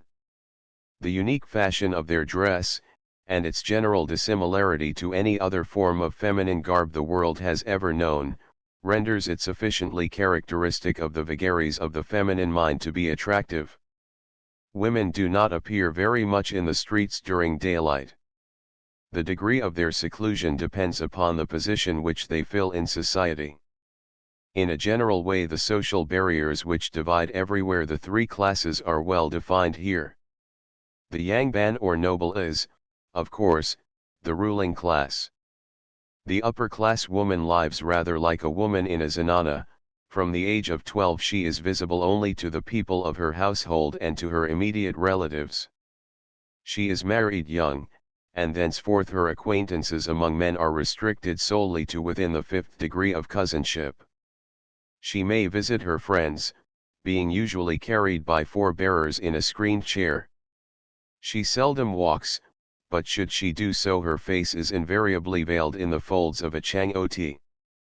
Few restrictions are imposed upon the women of the middle class as to their appearance in the streets, nor are they so closely secluded in the house as their aristocratic sisters. Their faces are, however, veiled. The changoti is by no means so complete a medium of concealment as the veil of Turkey. Moreover, it is often cast aside in old age. The dancing girls, slaves, nuns, and prostitutes, all included in the lowest class, are forbidden to wear the changoti. Women doctors, too, dispense with it, though only women of the highest birth are allowed to practice medicine. White-coated, white-socked population. In a general way, the chief occupation of the Korean woman is motherhood. Much scandal arises if a girl attains her 20th year without having married, while no better excuse exists for divorce than sterility. In respect of marriage, however, the wife is expected to supplement the fortune of her husband and to contribute to the finances of the household. When women of the upper classes wish to embark in business, certain careers, other than that of medicine, are open to them. They may cultivate the silkworm, start an apiary, weave straw shoes, conduct a wine shop, or assume the position of a teacher. They may undertake neither the manufacture of lace and cloth, nor the sale of fruit and vegetables. A descent in the social scale increases the number and variety of the callings which are open to women. Those of the middle class may engage in all the occupations of the upper classes, with the exception of medicine and teaching. They may become concubines, act as cooks, go out as wet nurses, or fill posts in the palace. They may keep any description of shop, tavern, or hotel. They possess certain fishing privileges, which allow them to take clams, cuttlefish, and becs de mer. They may make every kind of boot and shoe. They may knit fishing nets, and fashion tobacco pouches. If some little respect be accorded to women of the middle classes, those of a lower status are held in contempt. Of the occupations open to women of the middle classes, there are 2 in which women of humble origin cannot engage. They are ineligible for any position in the palace. They may not manufacture tobacco pouches. They may become sorceresses, jugglers, tumblers, contortionists, dancing girls, and courtesans. There is this wide distinction between the members of the 2 oldest professions which the world has ever known. The dancing girl usually closes her career by becoming the concubine of some wealthy noble. The courtesan does not close her career at all. She may visit her friends. It is impossible not to admire the activity and energy of the Korean woman. Despite the contempt with which she is treated, she is the great economic factor in the household and in the life of the nation. Force of circumstance has made her the beast of burden. She works that her superior lord and master may dwell in idleness, comparative luxury, and peace. In spite of the depressing and baneful effects of this absurd dogma of inferiority, and in contradiction of centuries of theory and philosophy, her diligent integrity is more evident in the national life than her husband's industry. She is exceptionally active, vigorous in character, resourceful in emergency, superstitious, persevering, indomitable, courageous, and devoted. Among the middle and lower classes she is the tailor and the laundress of the nation. She does the work of a man in the household and of a beast in the fields, she cooks and sews, she washes and irons, she organizes and carries on a business, or tills and cultivates a farm. In the face of every adversity, and in those times of trial and distress, in which her liege and lazy lord utterly and hopelessly collapses, it is she who holds the wretched, ramshackle home together. Under the previous dynasty, the sphere of the women of Korea was less restricted. There was no law of seclusion, the sex enjoyed greater public freedom. In its closing decades, however, the tone of society lowered, and women became the special objects of violence. Buddhist priests were guilty of widespread debauchery, conjugal infidelity was a pastime, rape became the fashion. The present dynasty endeavored to check these evils by ordaining and promoting the isolation and greater subjection of the sex. Vice and immorality had been so long and so promiscuously practiced, however, that already men had begun to keep their women in seclusion of their own accord. If they respected them to some extent, they were wholly doubtful of one another. Distrust and suspicion were thus the preeminent causes of this immuring of the women, the system developing of itself, as the male Koreans learned to dread the evil propensities of their own sex.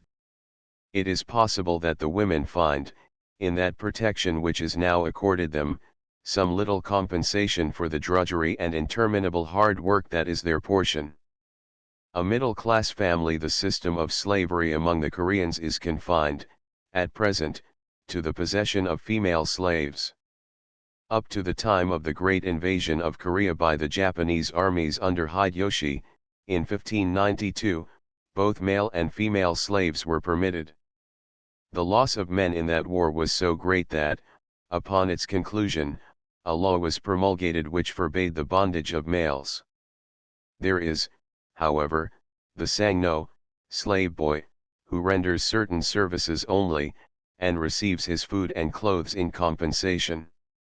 The position of the Sangno is more humble than that filled by the paid servant and superior to that of the slave proper. He is bound by no agreement and is free to leave. The duties of a slave comprise the rough work of the house. She attends to the washing and exacting and continuous labor in a Korean household, carries water from the well, assists with the cooking, undertakes the marketing and runs errands. She is not allowed to participate in any duties of a superior character, her place is in the kitchen or in the yard, and she cannot become either a lady's maid or a favored servant of any degree. In the fullness of time she may figure in the funeral procession of her master.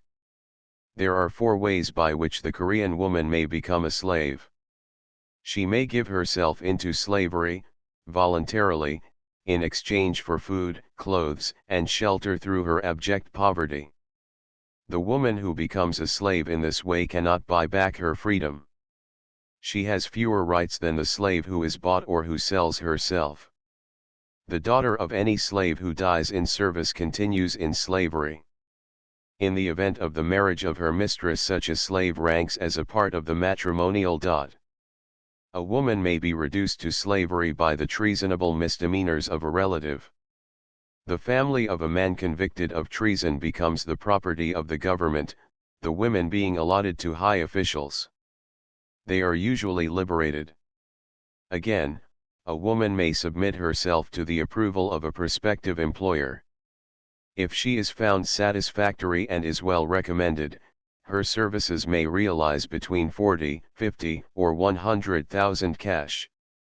When payment has been made, she gives a deed of her own person to her purchaser, imprinting the outline of her hand upon the document, in place of a seal, and for the purpose of supplying easy means of identification. Although this transaction does not receive the cognizance of the government, the contract is binding. In winter costume, as the law provides that the daughter of a slave must take the place of her parent, should she die, it is plainly in the interests of the owner to promote the marriage of his slaves. Slaves who receive compensation for their services are entitled to marry whom they please. Quarters are provided for the couple. The master of the house, however, has no claim upon the services of the husband. The slave who voluntarily assigns herself to slavery and receives no price for her services may not marry without consent. In these cases it is not an unusual custom for her master, in the course of a few years, to restore her liberty. Hitherto, the position of the Korean woman has been so humble that her education has been unnecessary. Save among those who belong to the less reputable classes, the literary and artistic faculties are left uncultivated. Among the courtesans, however, the mental abilities are trained and developed with a view to making them brilliant and entertaining companions. The one sign of their profession is the culture, the charm, and the scope of their attainments. These leaves of sunlight, a feature of public life in Korea, stand apart in a class of their own. They are called gising, and correspond to the geisha of Japan. The duties, environment, and mode of existence of the two are almost identical. Officially, they are attached to a department of government, and are controlled by a bureau of their own, in common with the court musicians. They are supported from the national treasury, and they are in evidence at official dinners and all palace entertainments. They read and recite, they dance and sing, they become accomplished artists and musicians. They dress with exceptional taste, they move with exceeding grace, they are delicate in appearance, very frail and very human, very tender, sympathetic, and imaginative. By their artistic and intellectual endowment, the dancing girls, ironically enough, are debarred from the positions for which their talents so peculiarly fit them. They may move through, and as a fact do live in, the highest society. They are met at the houses of the most distinguished, they may be selected as the concubines of the emperor, become the femme d'amour of a prince, the puppets of the noble. A man of breeding may not marry them, however, although they typify everything that is brightest, liveliest, and most beautiful. Amongst their own sex, their reputation is in accordance with their standard of morality, a distinction being made between those whose careers are embellished with the quasi-chastity of a concubine, and those who are identified with the more pretentious display of the mere prostitute. A palace concubine, in the hope that their children may achieve that success which will ensure their support in their old age, parents, when stricken with poverty, dedicate their daughters to the career of a gising, much as they apprentice their sons to that of a eunuch. The girls are chosen for the perfect regularity of their features. Their freedom from blemish, when first selected, is essential. They are usually pretty, elegant, and dainty. It is almost certain that they are the prettiest women in Korea, and, although the order is extensive and the class is gathered from all over the kingdom, the most beautiful and accomplished gising come from Pyongan. The arts and graces in which they are so carefully educated, procure their elevation to positions in the households of their protectors, superior to that which is held by the legal wife. As a consequence, Korean folklore abounds with stories of the strife and wifely lamentation arising from the ardent and prolonged devotion of husbands to girls, whom fate prevents their taking to a closer union. The women are slight of stature, with diminutive, pretty feet, and graceful, shapely hands. They are quiet and unassuming in their manner. Their smile is bright, their deportment modest, their appearance winsome. They wear upon state occasions voluminous, silk gauze skirts of variegated hues, a diaphanous silken jacket, with long loose sleeves, extending beyond the hands, protects the shoulders, jeweled girdles, pressing their naked breasts, sustain their draperies. An elaborate, heavy and artificial headdress of black hair, twisted in plaits and decorated with many silver ornaments, is worn. The music of the dance is plaintive and the song of the dancer somewhat melancholy. Many movements are executed in stockinged feet, the dances are quite free from indelicacy and suggestiveness. Indeed, several are curiously pleasing. Dancing women of the court. Upon one occasion, Yi Cha-sun, the brother of the emperor, invited me to watch the dress rehearsal of an approaching palace festival. Although this exceptional consideration was shown me unsolicited, I found it quite impossible to secure permission to photograph the gliding, graceful figures of the dancers. When my chair deposited me at the yamen, the dance was already in progress. The chairs of the officials and chattering groups of the servants of the dancers filled the compound. Soldiers of the imperial guard kept watch before the gates. The air was filled with the tremulous notes of the pipes and viols, whose plaintive screaming was punctuated with the booming of drums. Within a building, the walls of which were open to the air, the rows of dancers were visible as they swayed slowly and almost imperceptibly with the music. From the dais where my host was sitting, the dance was radiant with color. There were 18 performers, grouped in 3 equal divisions, and, as the streaming sunshine played upon the shimmering surface of their dresses, the lithe and graceful figures of the dancers floated in the brilliant reflection of a sea of sparkling light.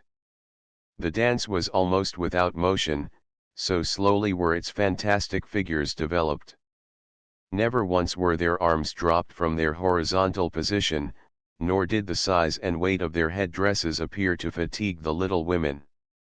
Very slowly, the seated band gave forth the air. Very slowly, the dancers moved in the open space before us, their arms upraised, their gauze and silken draperies clustering round them, their hair piled high, and held in its curious shape by many jeweled and enameled pins, which sparkled in the sunshine. The air was solemn, and, as if the movement were ceremonial, their voices rose and fell in a lingering harmony of passionate expression. At times, the 3 sets came together, the hues of the silken skirts blending in one vivid blaze of barbaric splendor. Then, as another movement succeeded, the 18 figures broke apart and, poised upon their toes, in stately and measured unison circled round the floor, their arms rising and falling, their bodies bending and swaying, in dreamy undulation. The dance epitomized the poetry and grace of human motion. The dainty attitudes of the performers had a gentle delicacy which was delightful. The long silken robes revealed a singular grace of deportment, and one looked upon dancers who were clothed from head to foot, not naked, brazen and unashamed, like those of our own burlesque, with infinite relief and infinite satisfaction. There was power and purpose in their movements, artistic subtlety in their poses. Their flowing robes emphasized the simplicity of their gestures, the pallor of their faces was unconcealed, their glances were timid, their manner modest. The strange eerie notes of the curious instruments, the fluctuating cadence of the song, the gliding motion of the dancers, the dazzling sheen of the silks, the vivid colors of the skirts, the flush of flesh beneath the silken shoulder coats, appealed to one silently and signally, stirring the emotions with an enthusiasm which was irrepressible. The fascinating figures approached softly, smoothly sliding, and, as they glided slowly forward, the song of the music welled into passionate lamentation.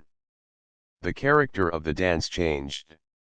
No longer advancing, the dancers moved in time to the beating of the drums, rotating circles of color, their arms swaying, their bodies swinging backwards and forwards, as their retreating footsteps took them from us.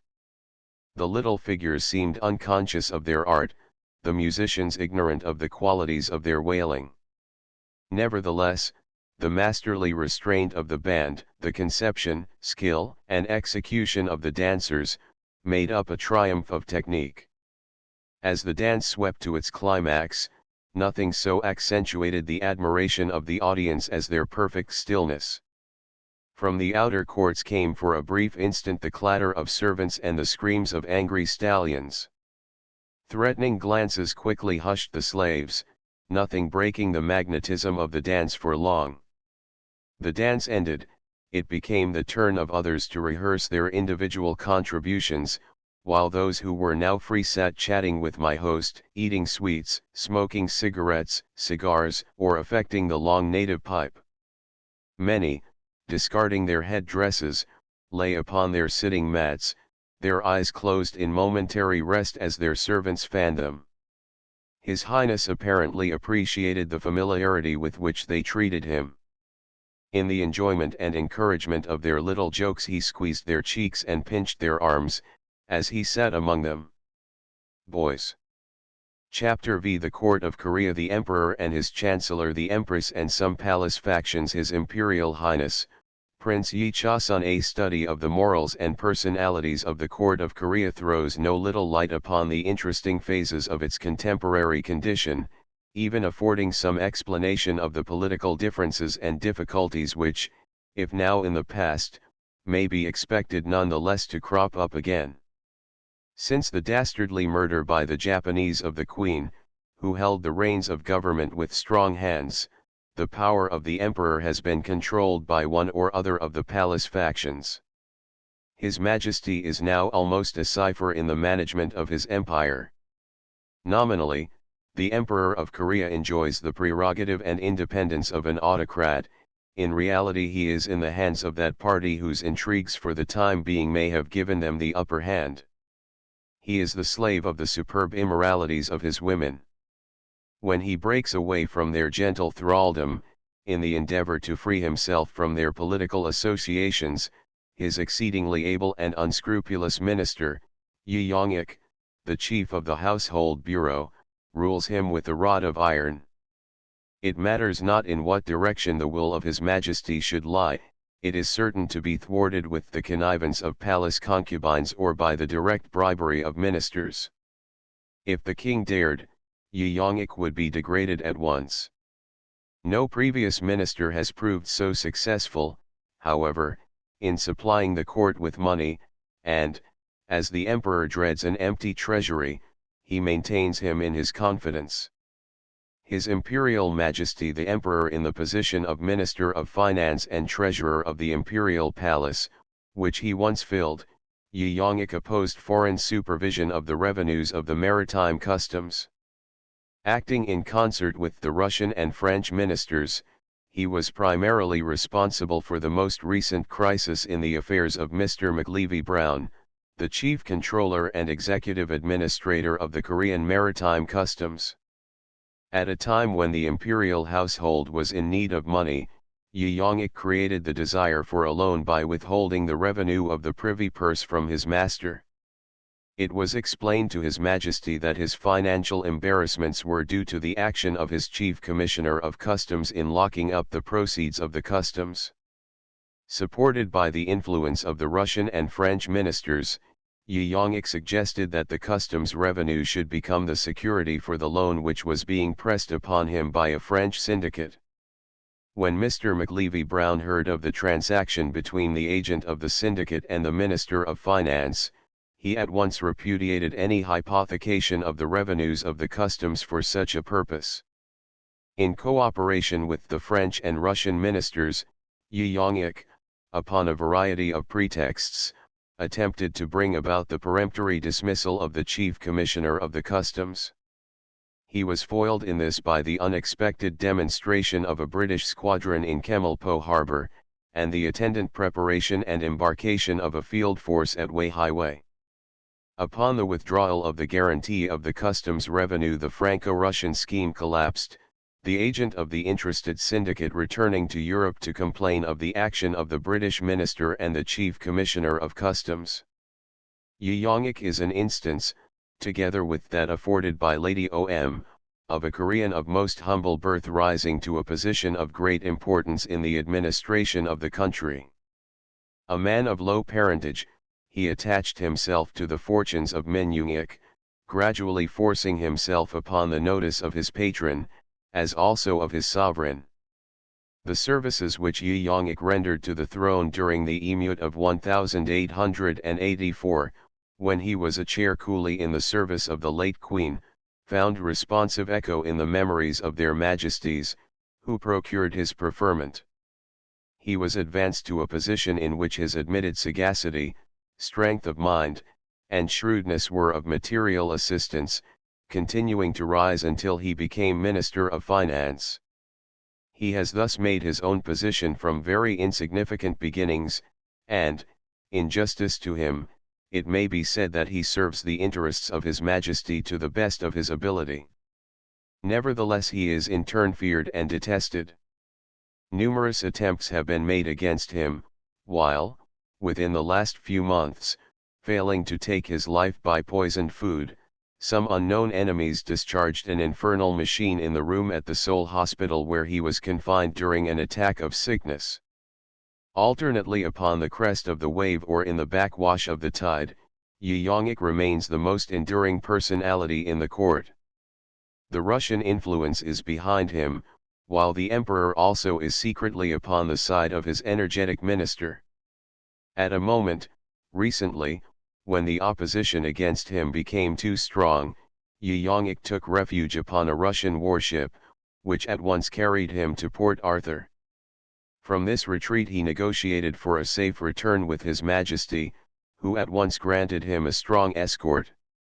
Yi Yongik then returned and, proceeding at once to the palace, quickly reinstated himself in the good graces of his master, thus again thwarting the plans and secret machinations of his opponents.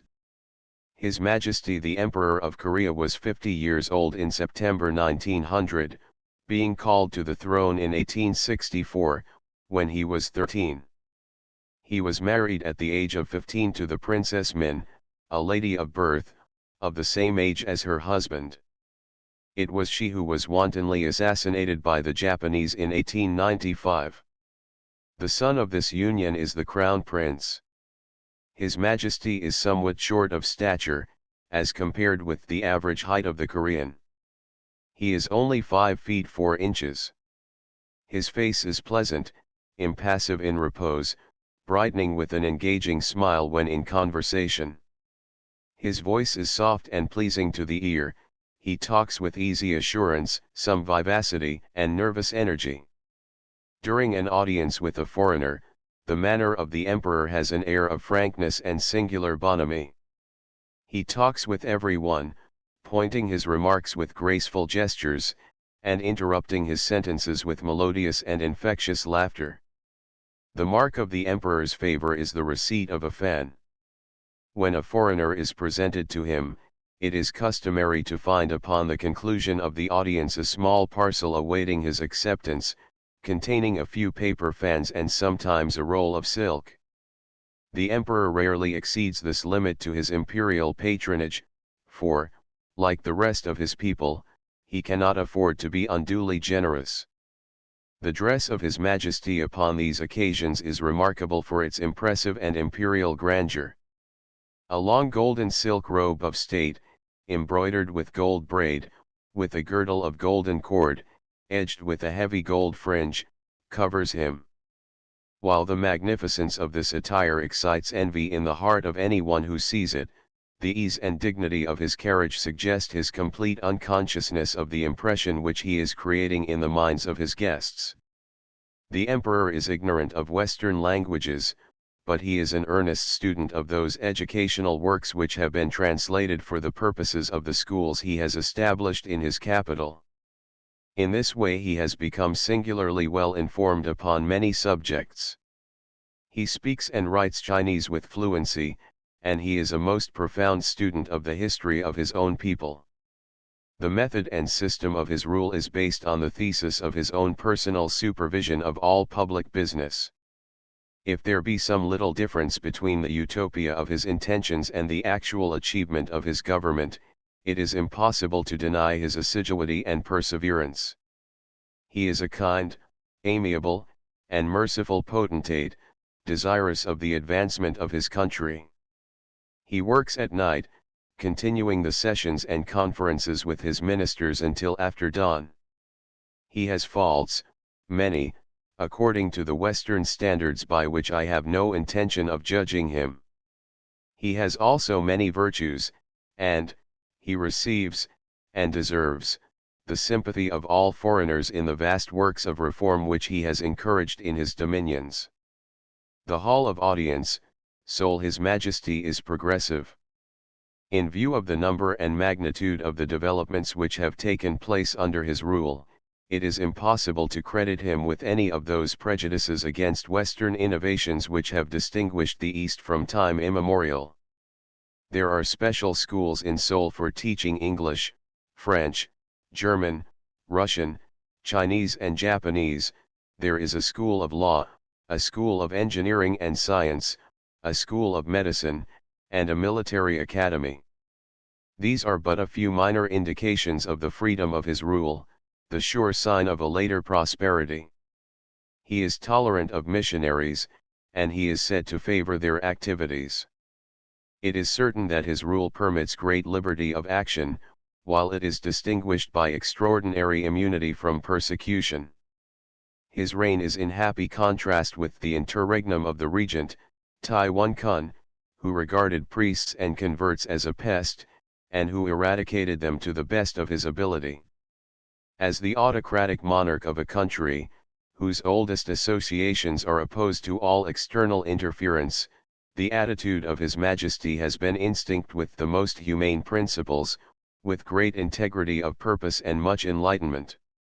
It cannot be said that his reign has been a failure, or that it has not tended to the benefit of his people and his realms.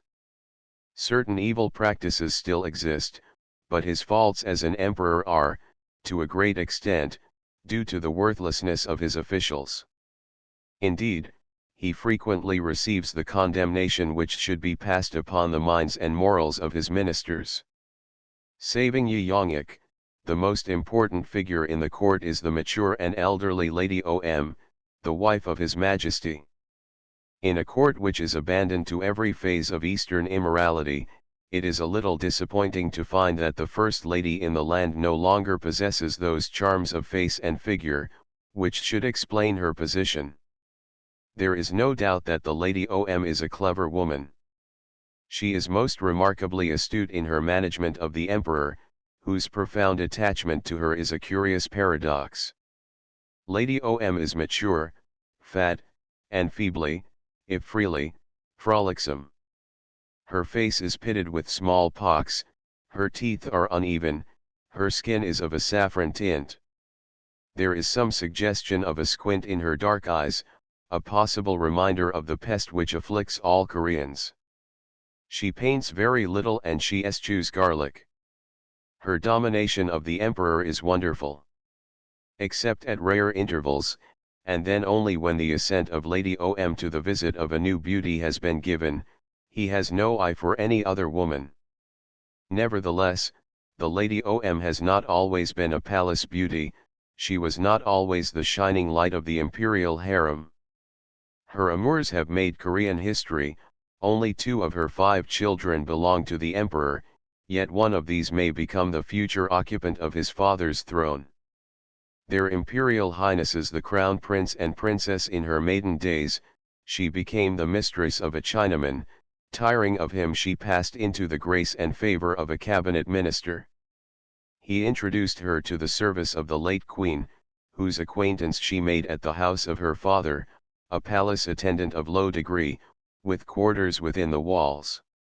By the time that she became a woman in the service of Her Majesty, the Lady O.M. had presented a child to each of her respective partners. As the virtue of the women in attendance upon the Queen had of necessity to be assured, her previous admirers kept their counsel for the safety of their own heads. The Lady O.M. boasted abilities which distinguished her among the other maids in attendance. She sang to perfection, danced with consummate grace, painted with no little delicacy and originality, and could read, write, and speak Chinese and Korean with agreeable fluency. The Queen took a fancy to her apparently innocent, guileless, and very lovable attendant. Imitating the excellent example of his illustrious spouse, His Majesty sealed the rape of virtue with a kingly smile. The Queen grew restless. Suspicion, confirmed by appearances, developed into certainty, and the Lady Om fled from the palace to escape the anger and jealousy of her late mistress.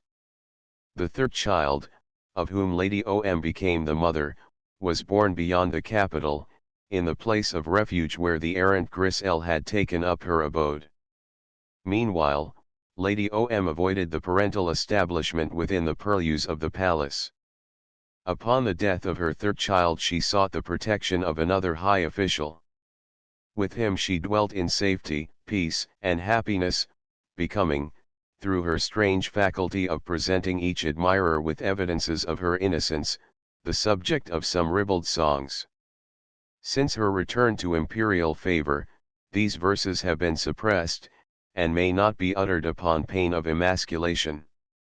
It now seemed as if the Lady Om had settled down, but the events of 1895, culminating in the foul murder of the late Queen, prompted her to renew her acquaintance with the unhappy Emperor.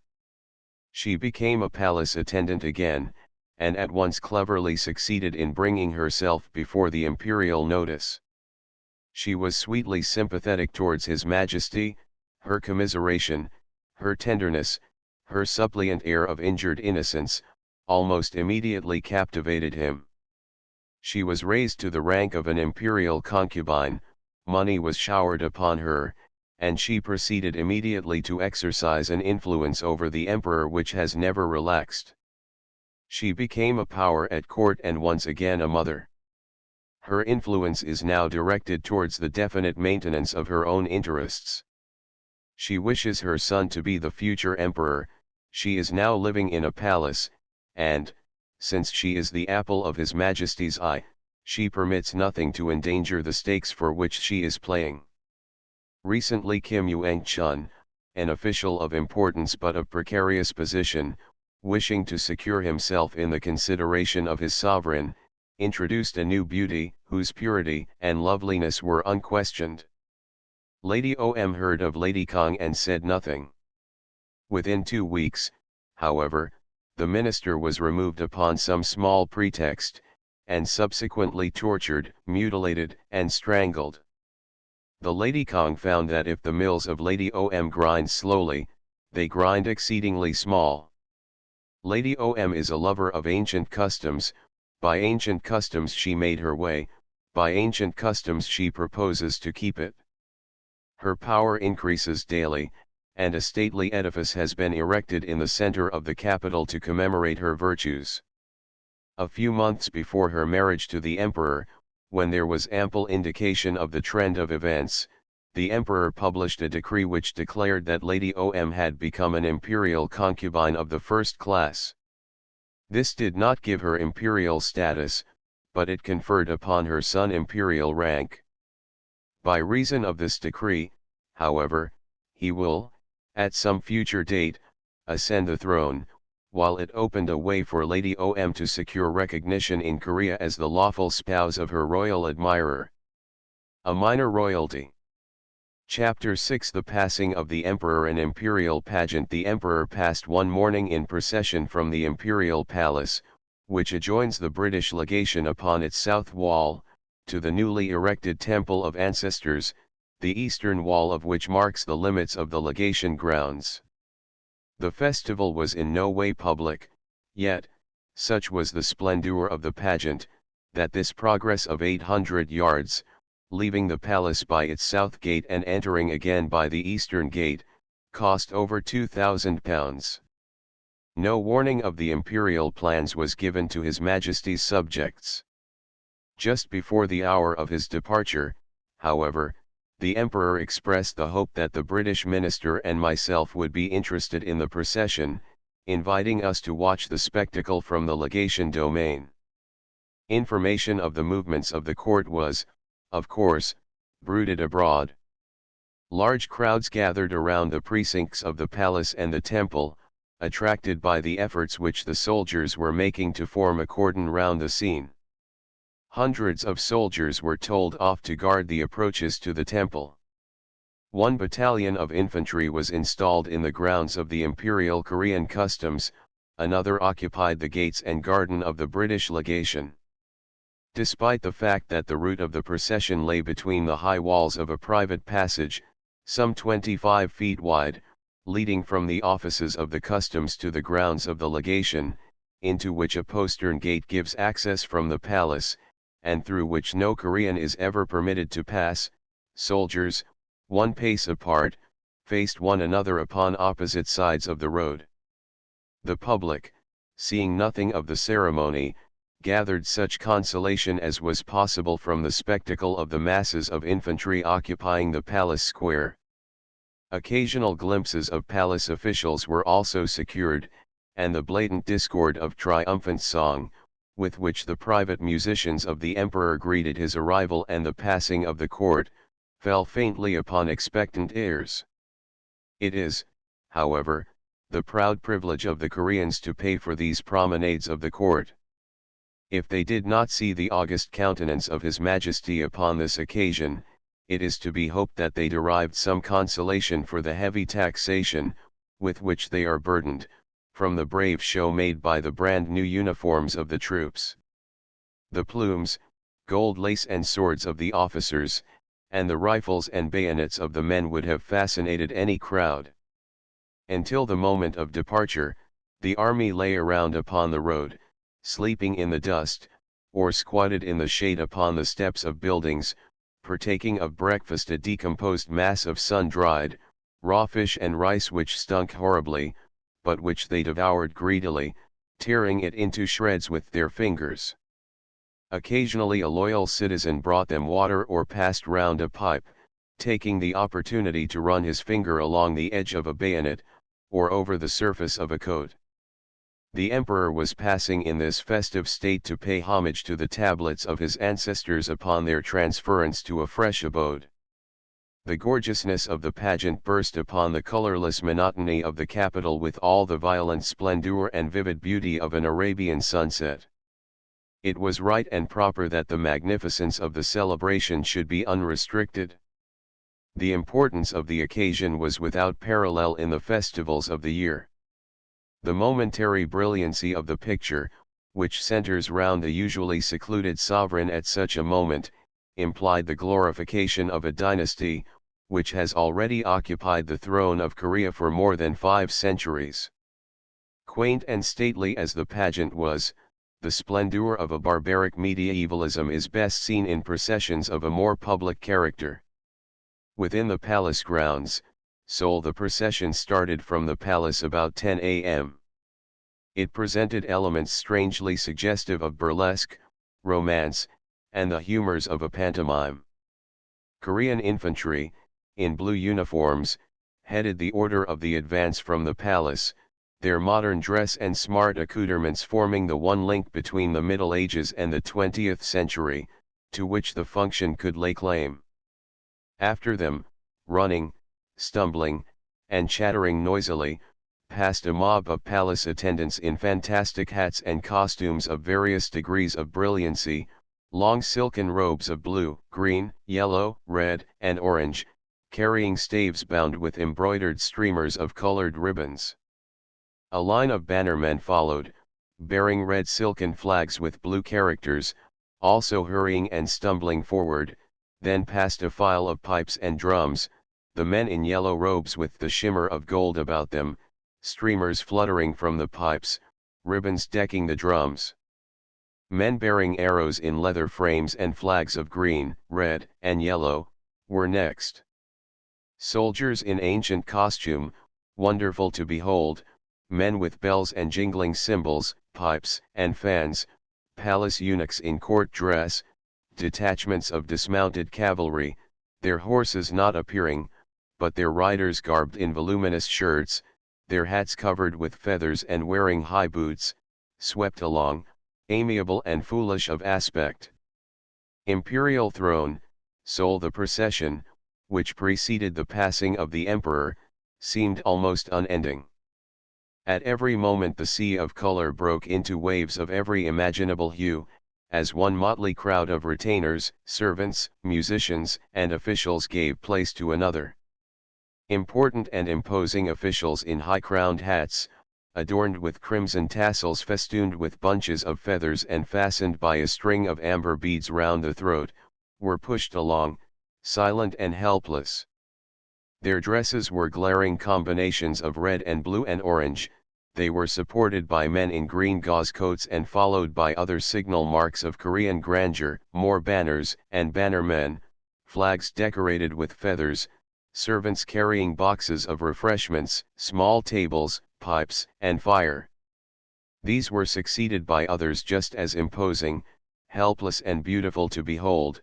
The breasts and backs of their superb robes were decorated with satin squares, embroidered, after the style of China, with the symbols of their offices: birds for civilians, tigers for those of military rank.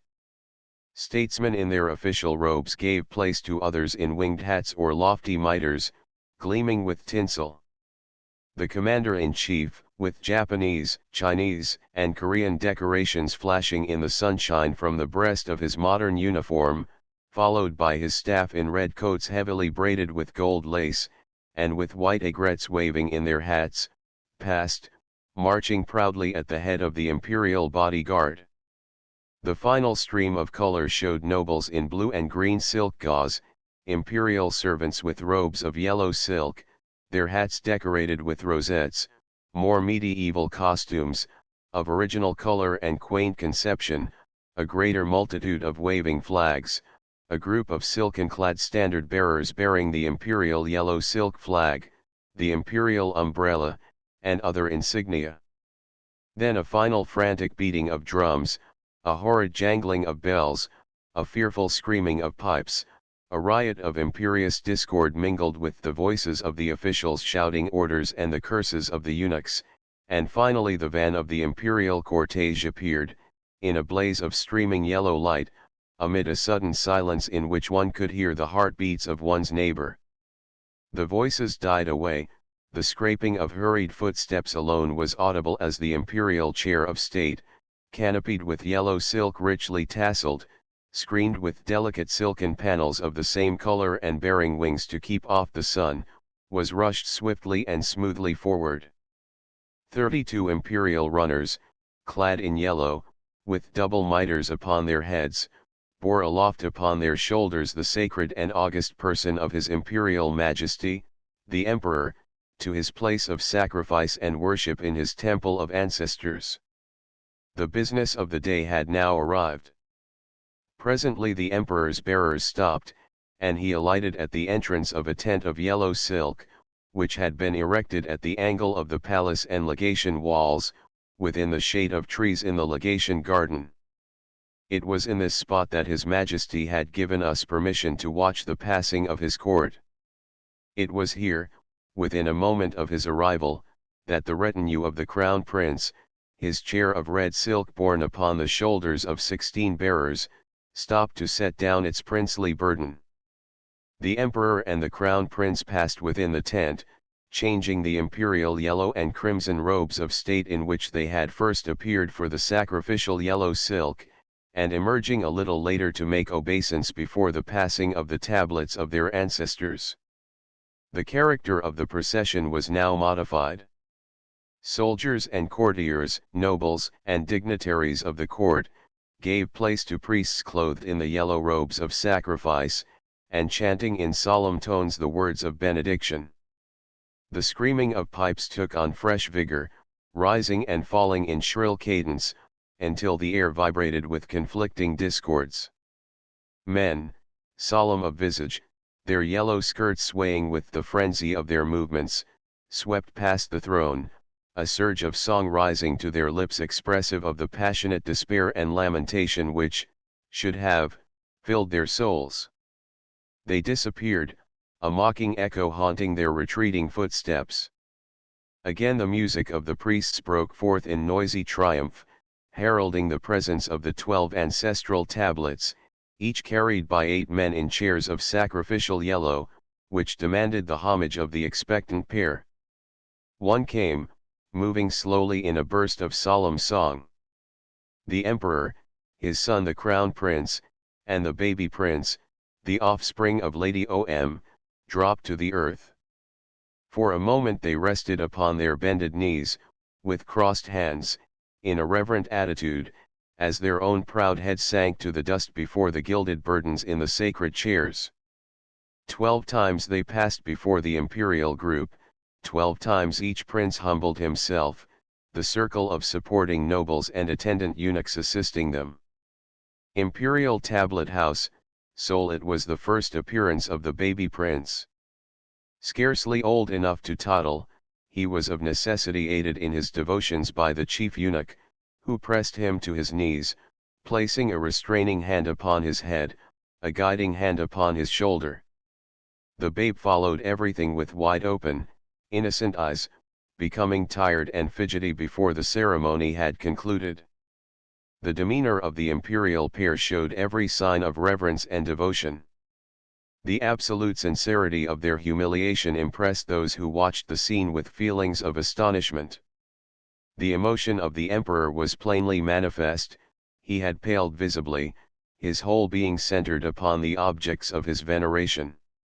When the ceremony had ended, the 12 chairs turned towards the ancestral temple, and, as the emperor ensconced himself in his yellow chair of state, and the crown prince, following the example of his father, mounted to his seat of crimson silk, the babe rode upon the back of the chief eunuch, crowing with boyish and infantile delight. Once again the flourish of the musicians, the rattle of the drums, the screaming of the fifes and pipes broke forth. The procession was moving, priests and nobles, courtiers and palace servants following in the train of the emperor. The procession of the emperor pressed forward to the temple, the tablets halting before the temple of ancestors, while the emperor and the 2 princes proceeded to the hall of sacrifice, where offerings of live sheep were burnt, and baskets of fruit and flowers presented before the altars. The spirits of the illustrious dead thus propitiated, the emperor returned to the sacred chairs, once again paying his devotion to the tablets. One by one each was borne from its chair to the receptacle prepared for its future keeping. Panels of yellow silk screened them, no eye was permitted to gaze upon them, nor any hand to touch them, as each, wrapped in its inviolate sanctity of yellow silk, passed from its chair of state to its holy place. Priests attended them, the throne followed in their wake, the entire court, the highest nobles and statesmen in the land, bowed down to them. An atmosphere at once devotional and filial prevailed, for the cult of ancestor worship epitomizes the loftiest aspirations of the Korean. It governs the actions of a parent towards his child, controls the conduct of a child towards its parent.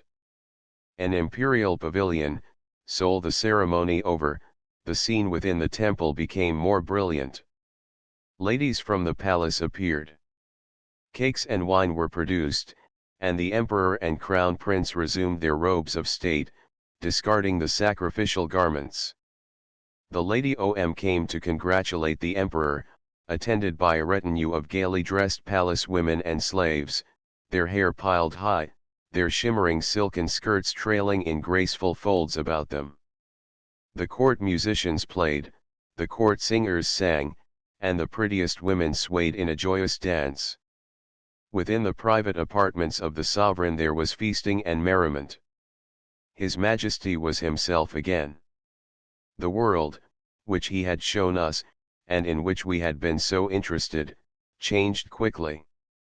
Looking at the disorderly scramble of the return, the scene that had passed before us seemed like a dream. Yet, for a few hours, we had been living in the shadow of the Middle Ages. Chapter 7 Sketch of Mr. McLeavy Brown. The question of the customs. The suggested loan. It is perhaps curious that the man who has held the Korean state together, during the past few years, should be British, one of those sons of the empire, upon whose work the present generation looks with satisfaction. It is nearly 30 years ago since Mr. McLeavy Brown made his appearance in China. Today, among Englishmen whose reputations are associated with the problems and politics of the Far East, his name stands out almost as prominently as that of his colleague, Sir Robert Hart, the Inspector General of the Imperial Maritime Customs of China. Seconded from the Chinese customs for special duty, Mr. McLeavy Brown has devoted many years of his life to the financial difficulties which beset Korea, holding at first the dual position of Treasurer General and Chief Commissioner of Customs. Within the last few years, Mr. McLeavy Brown's activity has been confined to the administration of the Customs Service, where, though deprived of the unique and influential position filled by him as financial advisor to the Emperor, he has succeeded in accomplishing invaluable work for the country. A man may be judged by the character of those who gather round him, and when, weary of the carping and pettiness that prevail in Seoul, one turns to the service which Mr. McLeavy Brown represents, it is to find his colleagues animated by a quiet enthusiasm, and a spirit of generous devotion, and loyalty to his principles and policy. Unfortunately, his supporters are not in the capital, and he can derive no encouragement from their sympathy. Their sphere of work lies in the treaty ports, but he is content to remain in Seoul always fighting, in grim and stoical silence, against the absurd extravagances of the court, and the infamous corruption of the officials. So long as he perseveres in this duty, just so long will he be hampered and thwarted in all quarters. The very opposition which he encounters, however, is no unemphatic testimony to the exceeding and exceptional value of the work which he has already achieved, in the face of every obstacle to systematic progress and reform, that the craft and cunning of officialdom can devise. Mr. J. McLeavy Brown, CMG, LLD. The animus which prevails against Mr. McLeavy Brown occasions, to those who are new to Seoul, sentiments of profound astonishment and dismay, but after the first feeling of strangeness has worn off, and it becomes possible to grasp the peculiar and complex variety of people who have gathered in the capital of the Hermit Kingdom, the causes responsible for the existence of such an opinion are very plainly revealed. Apart from the Legatians, there are few foreigners, not even excepting the representatives of the very miscellaneous collection of American missionaries, who have not come to Seoul from motives of self-interest, which bring them into collision, directly or indirectly, with the Chief Commissioner of the Customs in his official capacity. If no longer the financial advisor of the government, his counsel is sought as occasion arises, although his advice is not necessarily followed. It frequently happens that the influence of the Chief Commissioner of the Customs becomes the controlling factor in the negotiations between a bewildered and impecunious court and an importunate concession hunter. Moreover, cases may occur when an upright regard for the interests of the kingdom makes it incumbent upon Mr. McLeavy Brown to urge the rejection of proposals, which have not come through the channels of his own office. Such a variation of the orthodox method of application may happen any day in Seoul. While this attempted exercise of a power of veto does not endear him to the seeker after ministerial considerations, the impersonal spirit, in which he discharges the functions of his office, atones for any exceptional interference he may deem necessary. Much of the feeling which actuates foreigners and officials against Mr. McLeavy Brown, therefore, is based upon a thoughtless disregard for the elementary facts in his very delicate position. There is, of course, no suggestion against his honor. In a community, accustomed to the financial backsliding which appears to be an inevitable preliminary to any concession, the exponent of a policy of economy and straight dealing always provokes the strongest animosity in those about him. A more emotional man than the Chief Commissioner would have tired of the thankless part which he is compelled to play. Years of laborious work, and the habit, which he has acquired in the isolated state in which he lives, of concentrating his energies upon the subject before him, enable him to school himself against the trials of his situation. He treats everyone with unfailing frankness and directness, but the kindly instincts which illuminate his private life are submerged in the cares and worry of his official position. During business hours he becomes the cold, irresponsive machine of state, his whole imagination and ingenuity focused upon the necessity of checking those who would incite their sovereign to acts subversive of the principles of financial rectitude, which Mr. McLeavy Brown would fain see encouraged. Only those who have had experience of Korea can thoroughly appreciate the fertility of the Korean official in inventing new schemes by which public money may be appropriated to his private uses. If the condition of the finances had not already made the practice of economy imperative, this tendency would justify the determination to deny the means of peculation to officials. Mr. McLeavy Brown has therefore brought into accord the necessity of economy, which underlies the existence of the customs, with the principles of the system upon which he administers the service.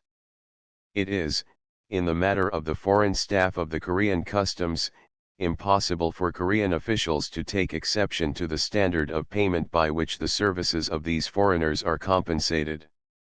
If this all-pervading retrenchment makes employment in the Korean customs exceptionally unsatisfactory to its minor foreign officials, a very clear reason for the low payment is nevertheless found in the narrow margin which divides the total revenue from the total expenditure. Moreover, the Chief Commissioner is himself the chief sufferer. Mr. McLeavy Brown has long been an enigma in Seoul. Although the variety of his gifts and the hospitable quality of his nature make him an important element in the life of the capital, there are few who care to study the man and his movements intelligently.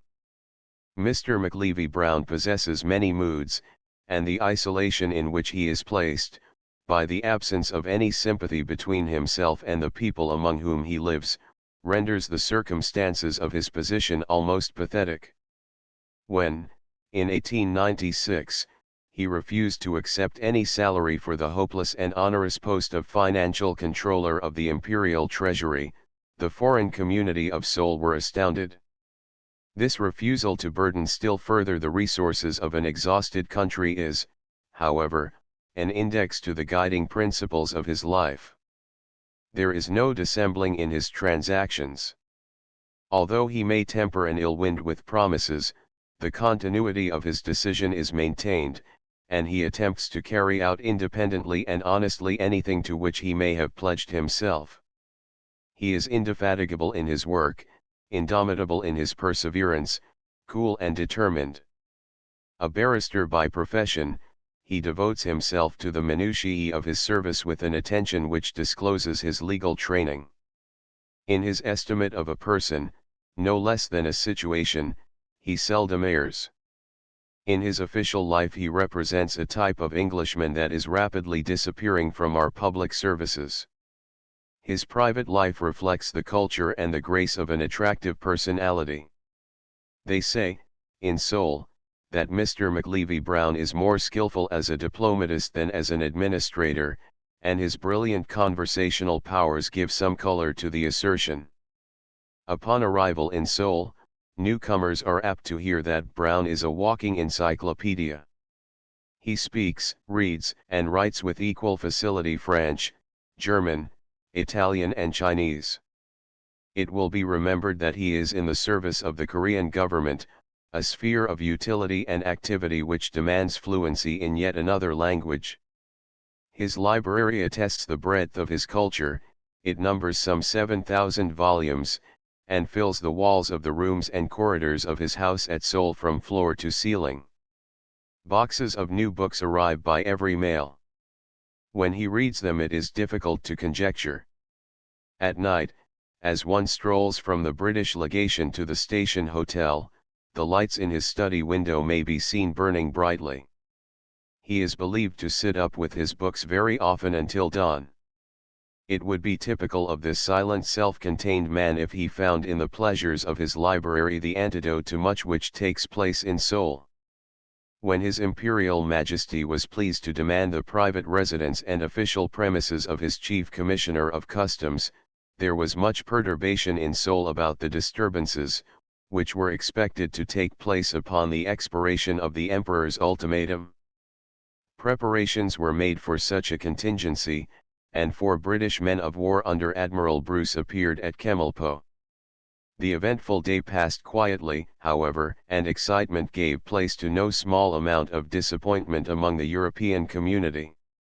Mr. McLeavy Brown remained in possession of his usual quarters, the whole question of a change in the location of the customs having been reserved by the officials of the court. Unfortunately, the demands of the court could only be contested in so far as they continued to be peremptory in their nature.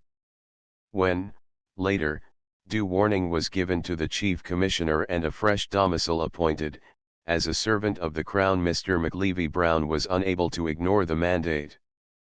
Prior to this notice, the Emperor had insisted, very foolishly, upon the immediate evacuation of the customs buildings, a demand compliance with which was impossible, and in resistance to which Mr. McLeavy Brown was very properly supported by Mr. J. G. Gubbins, CMG, then acting Consul General to Korea.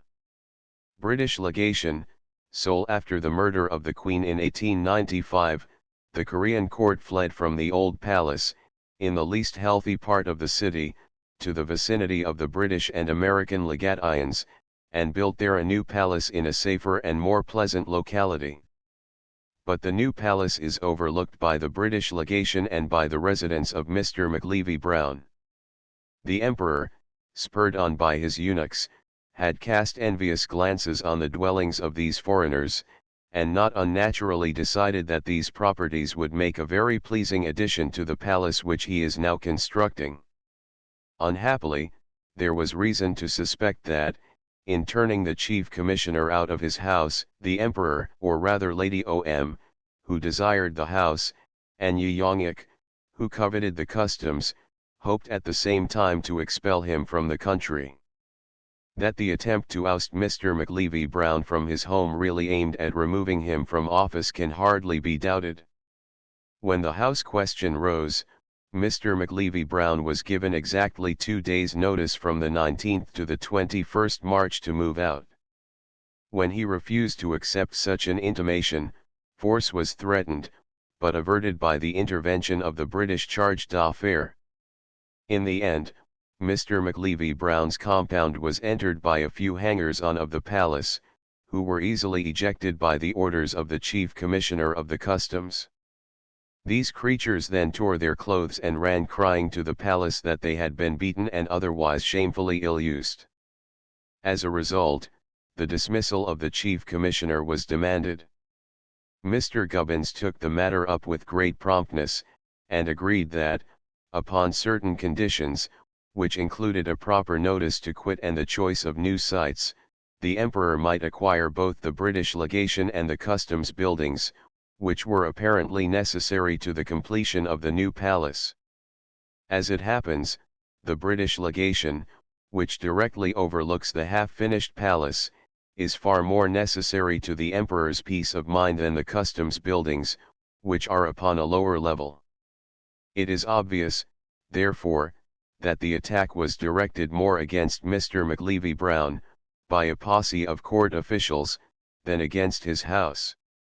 Nevertheless, it has always been apparent, since the Emperor came over to the shelter of the Legatians, that there could be no sufficient accommodation for him in the foreign quarter without encroaching on the grounds of the Legatians. The Legatians have a delightful situation on the only real eminence in the central part of Seoul, and the Emperor, now that he has come, must either be content with a malarial situation, at the feet, as it were, of the foreigners, or absorb the legation grounds and send their tenants elsewhere. Already he has displaced the German minister. Sooner or later the British, and perhaps the American, will go too, and the palace will then cover the whole hill, save the site of the Russian legation, whose flag will still wave a little above the imperial standard of Korea.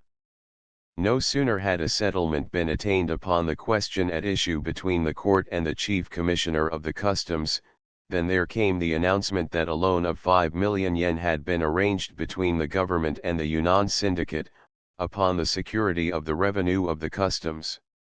This at once compromised the authority of the Chief Commissioner, who, by virtue of his office, exercises absolute control over the revenues. It should be understood that the loan had nothing whatever to do with the question of Mr. McLevy Brown's house. The original proposals were first moot a year before the more recent trouble. The Yunnan Syndicate, a French company registered in London, is supported almost wholly by French capital. It is generally understood that the main object of the loan was to obtain a weapon by which unlimited concessions might be extorted. The maneuver was not altogether successful. The Yunnan Syndicate, by the terms of the agreement, bound itself to lend the Korean government 5 million yen in gold and silver bullion at 5.5 per cent, the loan to be subject to a charge of 10% for commission, and to be repaid in installments stretching over 25 years. In case the Korean government were unable to repay the money out of the ordinary sources of revenue, the customs revenue had been pledged as security. The agreement was signed by Pak, the Minister of Foreign Affairs, and Yi Yong-ik, the Minister of Finance, on the one hand, and by M. Cazalis, agent of the company, and M. Colin de Plancky, French Minister at Seoul, on the other. The document left many points open. It was particularly vague in that no date was fixed for the delivery of the gold and silver bullion at Chemulpo. It was therefore argued, with obvious reason, that the syndicate might turn this oversight to account by simply refusing to deliver the money until certain concessions had been granted. M. Cazalis, the agent of the Yunnan Syndicate, Limited, was indignant that he should find himself opposed both by Mr. Gubbins and Mr. McLevy Brown, who, according to his view, followed the Japanese lead in suspecting Russian intrigue. There is no reason, however, to believe that the British charge d'affaires based his objections upon any such grounds. The scheme of the Yunnan Syndicate was quite iniquitous enough to meet with opposition for prima facie reasons. Here are the facts of the case as stated by the representative of the company. The Yunnan Syndicate, without consulting the Chief Commissioner of the Customs, the Japanese Minister, or the British Minister, secretly persuaded the Korean government to borrow 5 million yen in gold and silver bullion at 5.5 per cent, giving the customs revenue as security. M. Cazalis argued that it was necessary to carry the matter through with secrecy, because it would have been impossible to procure any signatures to the document, if the affair had been conducted publicly, with the full knowledge of the Chief Commissioner of the Customs.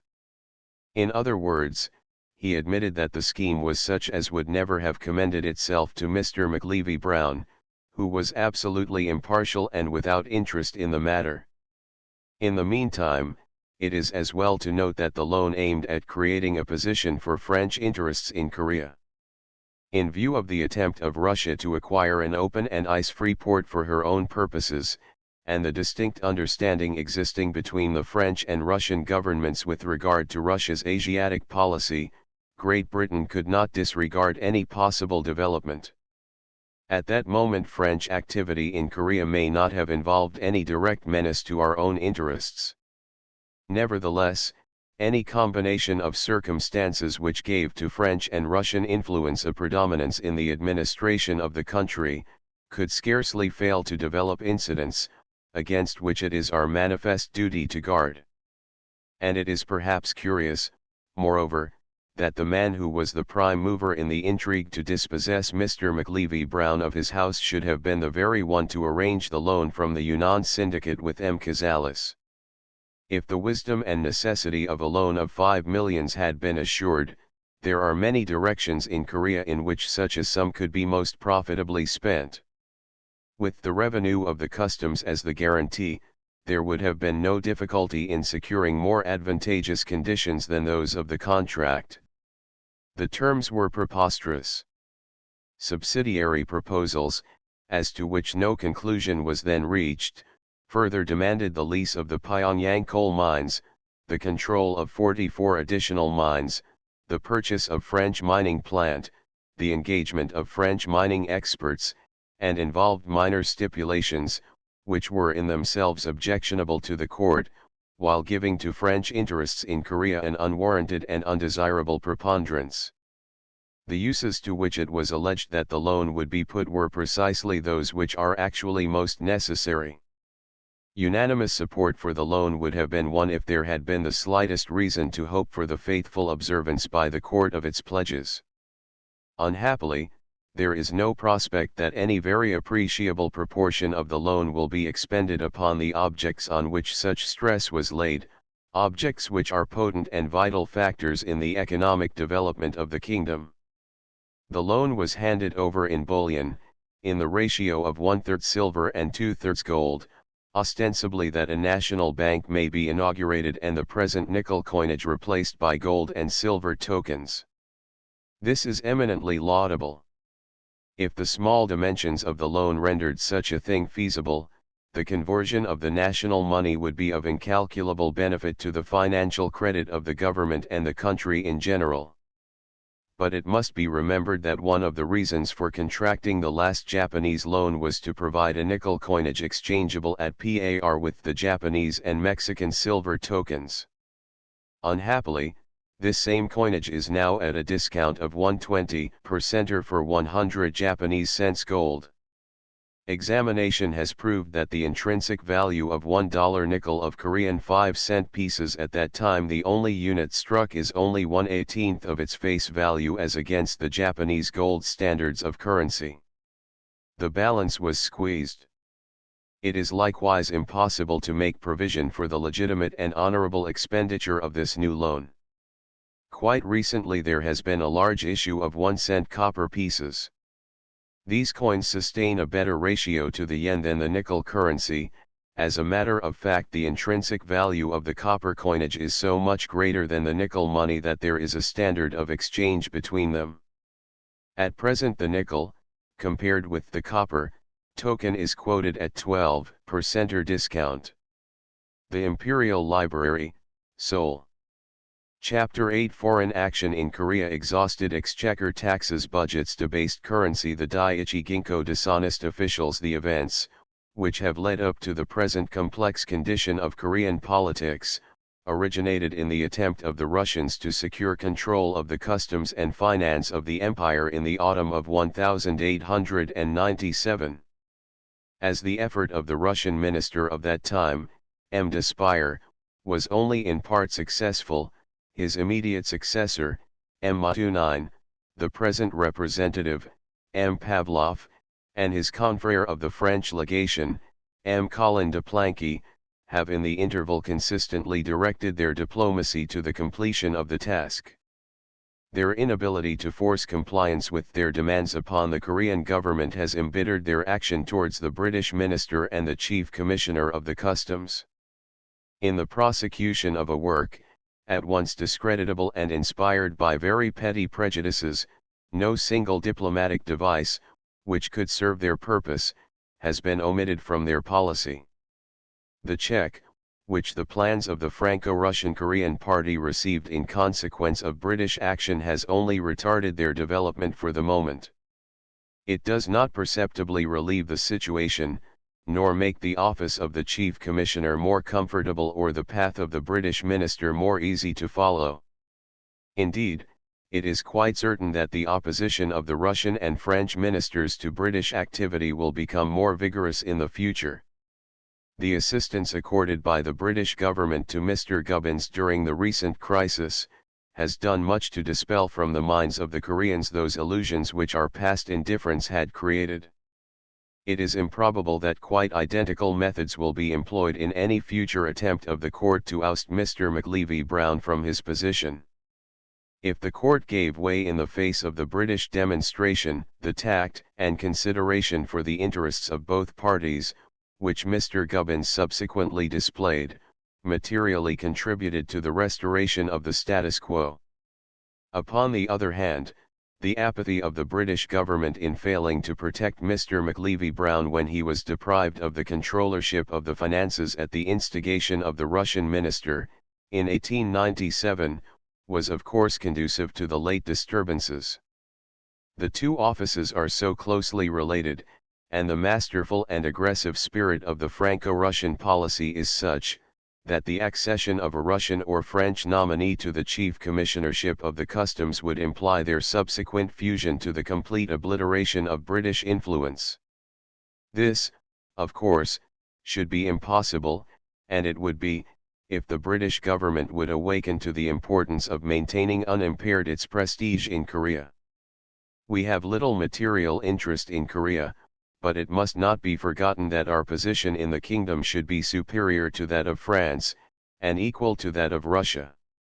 If it were not that France is the partisan and ally of Russia in Korea, as well as elsewhere, there would be no occasion to do aught but support benevolently the policy of Japan, without unnecessarily endorsing the aggressiveness which distinguishes the attitude of the island empire to its neighbor. But if we wish to preserve our position, we must put a little more vigor into our policy, and, while maintaining our working agreement with Japan, proceed to guarantee the integrity of our own interests. These would be best served by insisting upon the retention of a British nominee in the supervision of the Korean maritime customs.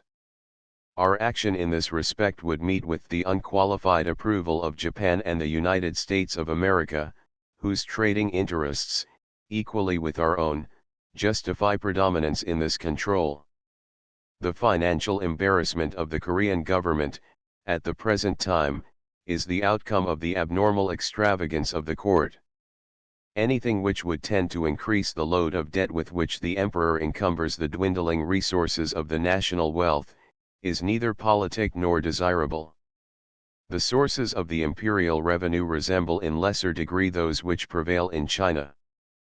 There are the land tax, paid no longer in grain, which returned 4.5 of the 7 million yen odd, composing the total domestic revenue in 1901, a house tax, assessed capriciously and evaded by the practice of a little discreet bribery, the net customs revenue, which was returned for 1901 at more than 1.25 million yen, 1,325,414 yen, 135,303 pounds sterling at exchange of 201/2d, and the proceeds of the various concessions, monopolies, mines, and mint, and the sums derived from such miscellaneous and irregular taxation as may suggest itself to that keen-wit minister Yi Yong-ik. Taxation is heavy and relentless. The list of the more important objects, upon which an impost is levied, includes, in addition to the land, customs, and house taxes, salt, tobacco, fish, fur, lumber lands, minerals, ginseng, minting, cargo boats, guilds, licenses, paper, cowhides, pawnbroking, and c. In more recent times certain taxes have become obsolete. But this list, however, does not by any means exhaust the means by which the emperor contrives to make his subjects pay the piper. Quite subsidiary to the regular cases, but of great value in themselves, are the donations which are sent up from various parts of the country for the gratification of the throne. These gifts are very comprehensive, and embrace the fruits of the land as well as the products of the sea. Little escapes the schedule of donations, and no intervention can bring about the discontinuation of the custom, while a failure on the part of a prefect to attend to this matter would result speedily enough in the loss of his office. The budget for the year 1901 was assessed at 9 million yen odd, of which 1 million yen odd was dedicated to imperial expenditure, and a trifle more than this sum paid to the imperial privy purse. The estimated difference between the revenue and the expenditure of the same year was the small sum of $775. The budget for 1902 provided for 7.5 million yen, the estimated revenue was placed approximately at the same figures, the balance between expenditure and revenue being 653 yen. It will be seen, therefore, that there is little reason for the financial difficulties in which the throne is placed. If it were not that His Majesty frittered away his income upon the purchase of land, the adornment of his palaces and his person, his relatives, his women, and the perpetual entertainment of his court, this chronic impoverishment of his exchequer would not exist. Moreover, at least 1/4 of his revenue is appropriated by the native officials through whose hands it passes. Under these circumstances he has never been averse from accepting the assistance of interested parties, but this ill-omened relief does not free the country from its burden of mortgage and taxation. The disbursements upon the different departments engage the revenue to a degree which is out of all relation to the precise utility or importance of any of these fantastic bureaus. The War Office claimed in 1901, in round figures, more than 3.5 million yen, and the Foreign Office 250,000 yen, the Finance Department 750,000 yen, the Palace a little more than 1 million yen, and the Home Department a little less than that amount. 1 million yen is roughly 100,000 pounds. The amount paid to the War Office for 1902 was, in round figures, very nearly 3 million yen, to the Foreign Office, something in excess of 250,000 yen, to the Finance Department, rather more than 500,000 yen. The departments of law, agriculture, police, education, and communications in this highly expensive and totally inefficient administration, all make good their claims upon the budget, until there is nothing left and very little to show for this lavish distribution of the public monies. The budget for 1903 I give in detail. The total revenue is estimated at $10,766,115. The total expenditure is estimated at $10,765,491. This leaves a balance of $624.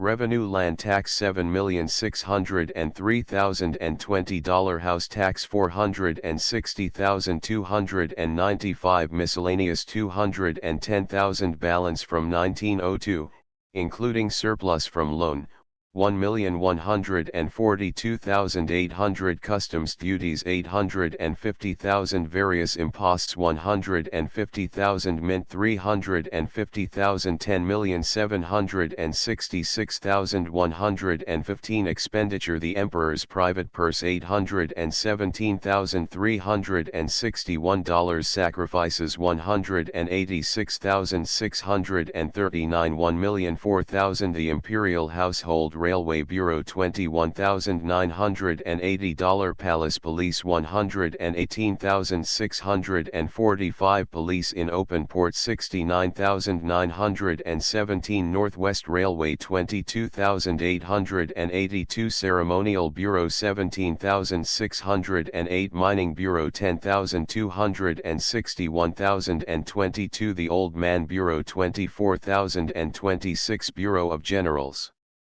$65,853, the Cabinet $38,730, the Home Department Office $34,624, Mayor's Office $6,144, Provincial Governments $91,862, Prefectural Governments, Second Class 52,674, Quelpart 4,222, Prefectures 778,325, Imperial Hospital 7,632, Vaccination Bureau 3,354, Traveling Expenses 730, Prefectural Sacrifices 866, 980,533, the Foreign Department Office 26,024, Superintendents of Trade 51,154, Foreign Representatives 201,020, 278,198, the Finance Department Office 53,910, Tax Collectors 141,600, Mint 280,000, Payment on Debt 989,250 pensions 1,956 transportation 200,000 1,666,716 War Department Office 50,651 Soldiers 4,072,931 4,123,582 Law Department Office 31,603 Supreme Court 15,686 Mayoralty Court 8,162 Prefectural Courts 1,251 56,702 Police Bureau Office 252,857 Seoul Prison 32,650 Policemen 51,462 Border Police and C 23,762 Traveling Expense, and C 361,331 Educational Department Office 24,822 Calendar 6,022 Schools in Seoul 89,969 Schools in Country 22,580 Subsidies for private schools 5,430 Students abroad 15,920 164,943 Agricultural Department Office 38,060 General Expense 8,240 46,300 Council Office 18,580 Imperial Bodyguard Office 58,099 Bureau of Decorations Office 20,993 Telegraph and Post Office 23,640 General Expense 438,295 461,935 Bureau of Surveys Office 21,018 Surveys 50,000 71,018 Incidentals Road and Other Repairs 35,000 Repairs in Country 10,000 Arrest of Robbers 500 Relief Work 5,000 Burial of Destitute 300 Miscellaneous 480 Police at Mines and C 1,840 Shrinkage 3,120 56,240 Emergency Fund 1,015,000 Steps have been taken from time to time by the foreign representatives to improve the finances of the country. Upon one occasion 7 reforms were recommended, and the report subsequently presented to His Majesty. In the course of an inquiry it transpired that, in addition to nickels which were minted by the government, there were more than 25 separate and distinct brands of nickels then circulating in Korea. Until recent years the counterfeiting of Korean currency has not been remunerative. The old-time cash was of such small value, and the combined cost of the metal and work together so nearly equaled the face value of the true token, that the risk was not commensurate with the profit. A single nickel of the present currency, however, is equivalent to 25 of the old coinage, and as the net cost of their manufacture is less than 1.5 cents a piece, it will be seen that there is some incentive to the production of false money. The number of counterfeit nickels is rapidly increasing, and permits to coin were at one time freely issued by the government to private individuals. Nickel is openly imported through the customs. Spurious coins in large quantities are brought by almost every steamer from Japan and smuggled into the country. The government care only for the profit which they derive from their illegitimate transaction, and, ignoring the permanent injury which they are doing to the solvency of the country, adopt every means to circulate these depreciated coins. Until quite lately the circulation of nickel pieces was confined to the capital and the vicinity of 2 or 3 treaty ports, the old copper cash being current elsewhere. With a view to extending their use, however, the magistrates throughout the empire were ordered to accept redemption of taxes only in this currency. But as wages are generally paid in the nickel currency, and as the purchasing power of the nickel Korean dollar is less than half it was with copper cash, while the standard of payment remains the same, the bulk of the nation is paid no better than formerly, while the purchasing power of their earnings is infinitely less. There appears no prospect of any immediate improvement, since the government contracted for the issue of a further 40 million nickels. With this accomplished, the face value of the coinage in circulation, as against the Japanese gold yen, will be 14 million yen, or nearly £1.5 million sterling. There is, of course, no gold or silver reserve with which to redeem this gigantic sum. To such a pitch has this condition of affairs attained that in Kemalpo quotations are current for 1. Government nickels, 2. First-class counterfeits, 3. Medium counterfeits, and 4. Those passable only after dark. There is little wonder, therefore, that the currency question is engaging the earnest attention of the foreign representatives. Awakening at last to some sense of its responsibilities in this matter, the Japanese government issued, on November 7, 1902, an imperial ordinance, which came into force on the 15th, with a view to deterring Japanese from making spurious coins or dispatching such nickels of Japanese manufacture to Korea. The punishment to which offenders against the ordinance are liable is imprisonment for a period not exceeding 1 year or a fine of not more than 200 yen, £20 8 4d. This enactment gave the Japanese customs officers power to prevent the counterfeit coins from being shipped abroad, and enabled the Korean customs authorities to institute proceedings against Japanese found guilty of importing nickels of this description.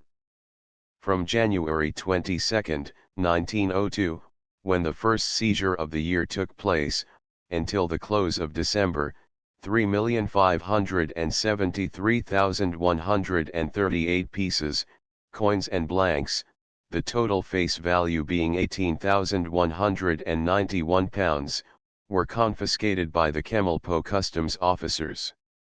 The largest quantity taken at one time was 739,000 pieces, face value £3,772, detected on August 19 aboard a Korean junk.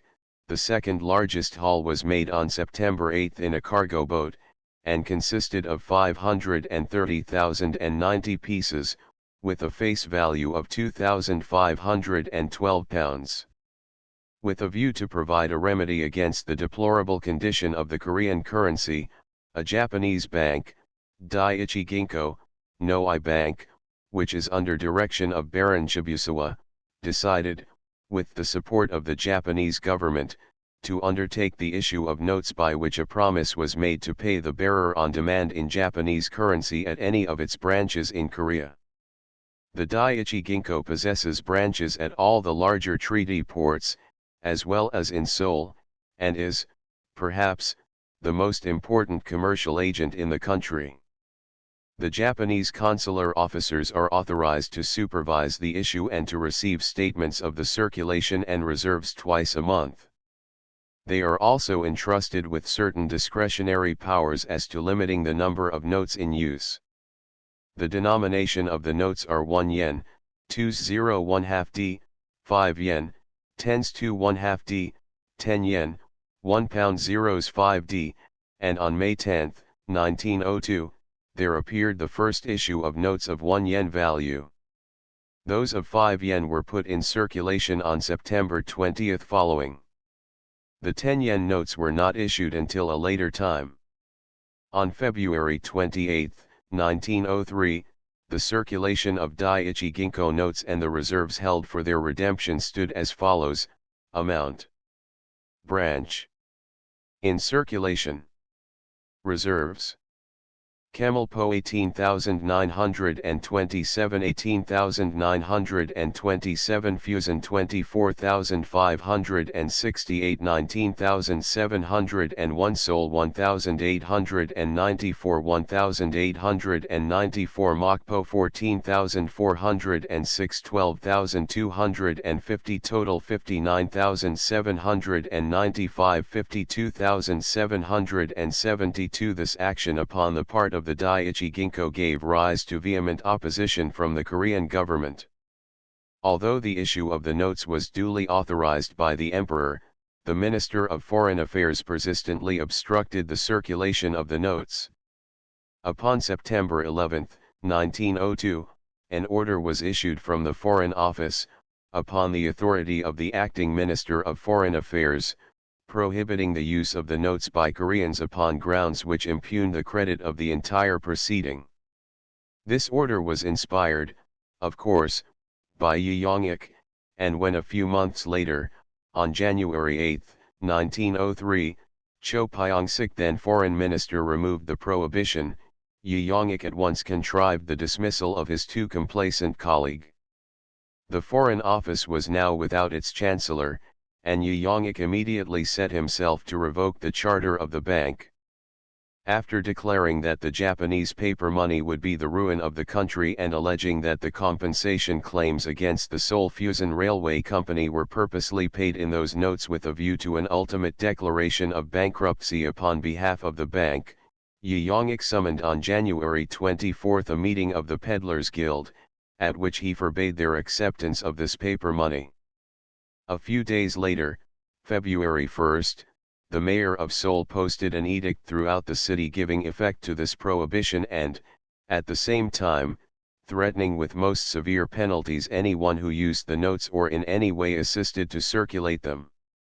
The finance department then circulated the edict throughout the provinces, whereupon an immediate run upon the bank ensued. 3 days later, upon February 4, the acting Japanese minister threatened the government with the demand of an indemnity and a number of mining and railway concessions in compensation for the injury occasioned the bank, unless the obnoxious measure was withdrawn. After considerable discussion and various meetings, the Korean authorities agreed to withdraw all obstruction and to publish throughout the empire their recognition of the existence of the bank. From that day the validity of the position of the Daiichi Ginko has been unquestioned. The exact ions and dishonesty of the officials impose a perpetual drain upon the national exchequer. In the removal of this one great evil, another serious obstacle to a more flourishing financial condition would be surmounted. Unfortunately, the drought and famine of 1901, added to the decrease in the revenues of 1902, created a discrepancy of 5 million yen. If this deficit may be considered extraordinary, no extenuating circumstances can excuse the supplementary losses of revenue attributable to the personal peculations of the officials. The stringency of the financial situation created by the famine drew attention to the very large deficits, with which many of the more important metropolitan and chief provincial officials were debited. The inability of any of these gentry to disgorge their ill-gotten gains resulted in their immediate prosecution at the instigation of the finance minister, Yi Yong-ik. Ministers of state, governors of provinces, prefects, and inspectors were brought sharply to account by the execution, banishment, or imprisonment of many offenders. In such a moment the peculiar astuteness of Yi Yong-ik becomes conspicuous. While he visited any official who was compromised with the full penalties of the law, he himself executed, in his capacity of Minister of Finance, a bluff by which he netted almost 500,000 yen for the imperial treasury at one stroke. Yi Yong-ik arranged to buy the ginseng crop from the ginseng farmers. This is a government monopoly, and the price was arranged at $8 a pound for 63,000 pounds weight, dried and undried. When the time came to pay, and he had secured possession of the ginseng, Yi Yong-ik refused to give more than $1 a pound, alleging that the ginseng growers had misrepresented the condition and weight of the consignment. In the meantime the ginseng was sold, the money was appropriated, and the balance in the treasury correspondingly increased. Upon another occasion, at a time when the discount of nickel against yen gold was very low, Yi Yong-ik was instrumental in promoting the presentation of a gift of $2 million Korean to the emperor. By careful adjustment the value of the exchange, nickel currency as against yen gold, hardened 20 points the day after the presentation. It is, perhaps, unnecessary to point out that Yi Yong-ik occupied the interval in disposing of the difference to the advantage of his master. A Soulgate.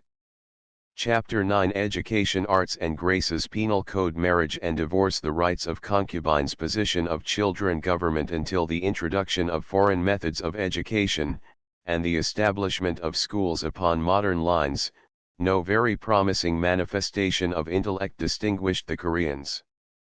Even now, a vague knowledge of the Chinese classics, which, in rare instances only can be considered a familiar acquaintanceship, sums up the acquirements of the cultured classes.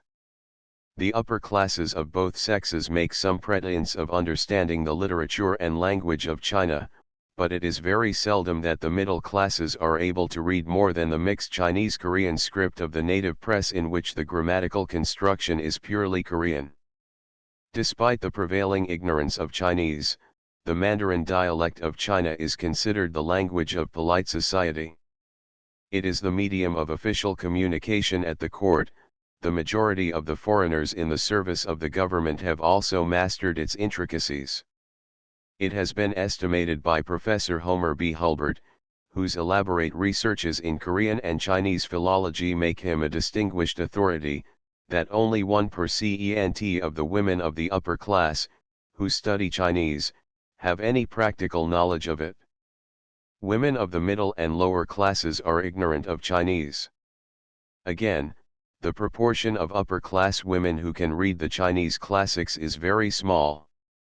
It is probable that, out of an unselected assembly of Koreans, not more than 5% would be found who could take up a Chinese work and read it as glibly as a similar gathering of English might be expected to read ordinary Latin prose.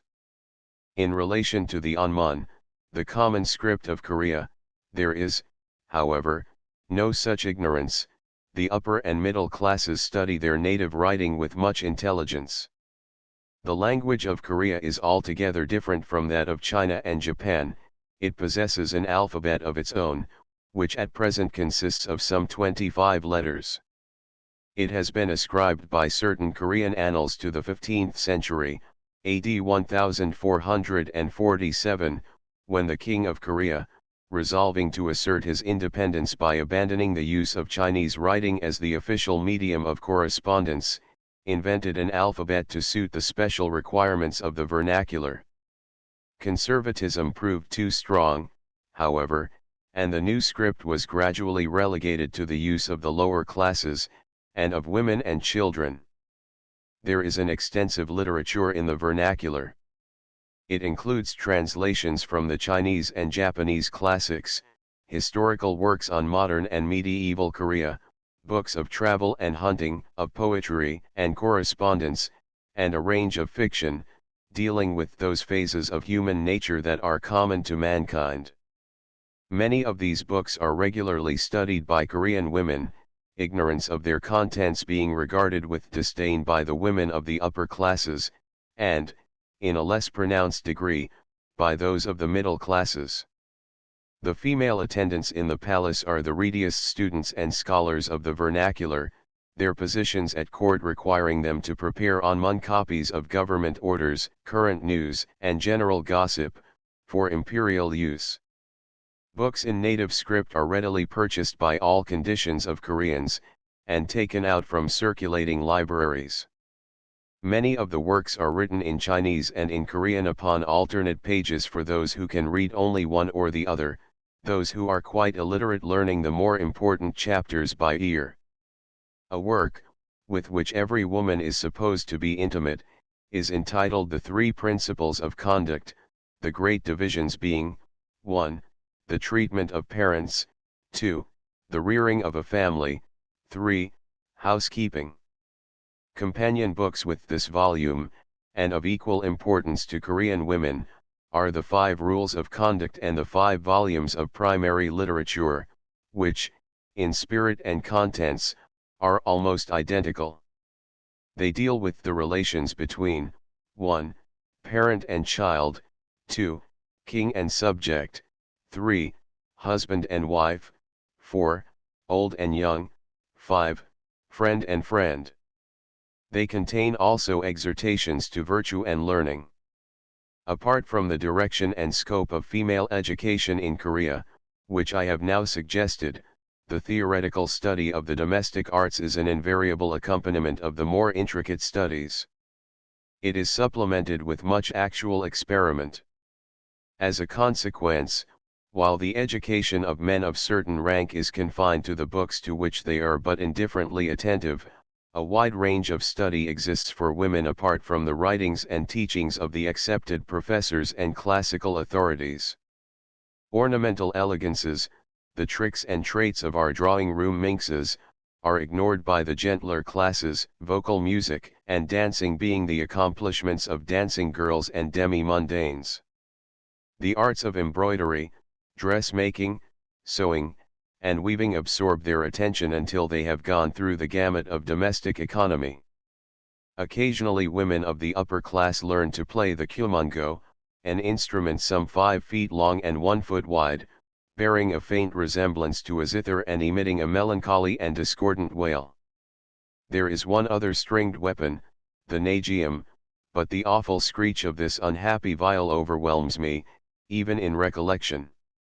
The usual and most simple amusement for the middle classes is the gentle, aimless stroll, for the purpose of look-see. Swinging, rope games, dice, dominoes, and dolls find some favor as distractions. If some little improvement has become noticeable in educational matters under the enlightening influence of the missionaries, great fault must be found with the condition of the law. It is, of course, not always possible to graft upon the legal procedure of one country a system of administration which works well in another. Specific outbursts of violence, arising from identical causes, assume different complexions when considered from the point of view of those who are proceeding to institute reforms.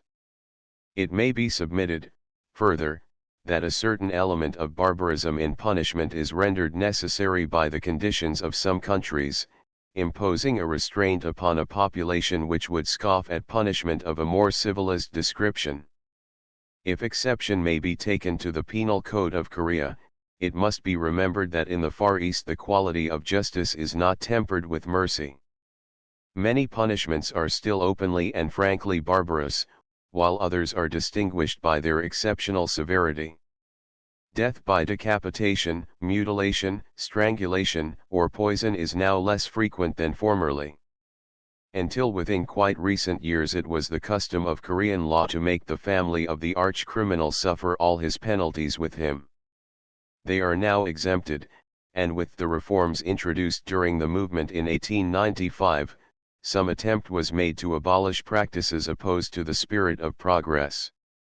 The table, which I append, shows the punishments dispensed for certain crimes. Treason, man decapitated, together with male relatives to the 5th degree. Mother, wife, and daughter poisoned or reduced to slavery. Treason, woman poisoned. Murder, man decapitated. Wife poisoned. Murder, woman strangled or poisoned. Arson, man strangled or poisoned. Wife poisoned. Arson, woman poisoned. Theft, man strangled, decapitated, or banished. Wife reduced to slavery, confiscation of all property. Desecration of graves decapitated, together with male relatives to the 5th degree. Mother, wife, and daughter poisoned. Counterfeiting strangulation or decapitation. Wife poisoned. Under the Korean law, no wife can obtain a legal dissolution of her marriage. The privilege of divorce rests with the man. Among the upper classes it is uncommon. The wife, however, may leave her husband and accept the protection of some relative, when, unless the husband can disprove her charges, he has no redress. Should the wife fail to establish her case against her husband, the cost of the marriage ceremony, a large sum usually, is refunded by her relatives. The law does not force a wife to cohabit with her husband, nor, so far as it affects the woman, does it take any cognizance of the matter.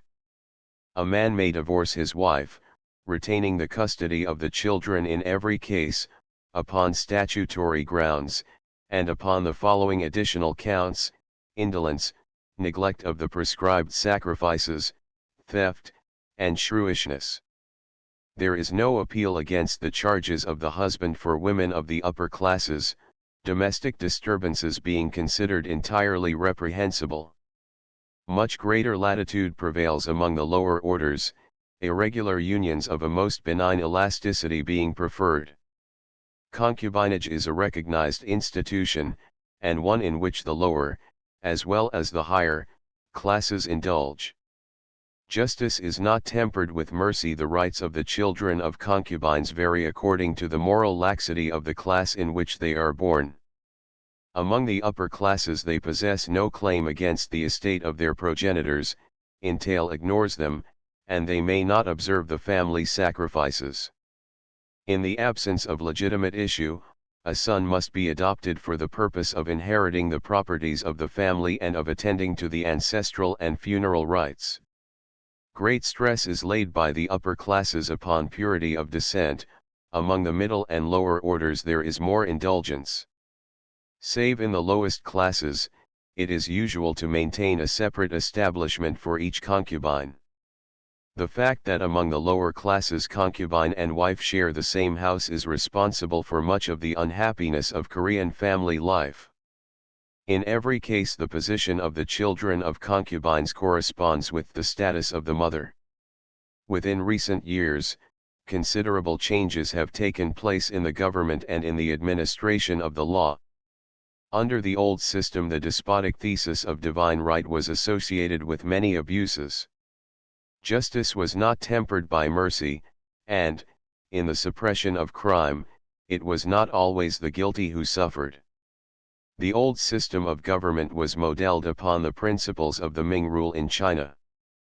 The power of the sovereign was absolute in theory and in practice. He was assisted by the 3 principal officers of state and 6 administrative boards, to whom, so soon as the country was brought into contact with foreign nations, additional bureaus were added. Modifications in the spirit, or in the letter of the law have taken place from time to time at the instance of reformers. Before the ascendancy of the Japanese came about, the principles and character of Korean law presented no very marked deviation from that which had been upheld in China through so many centuries. For a long time the intense conservatism of China reigned in Korea.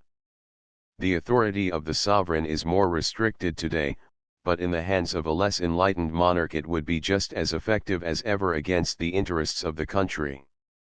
Happily, however, the era of progressive reform, which illustrated the inauguration of the empire, continues.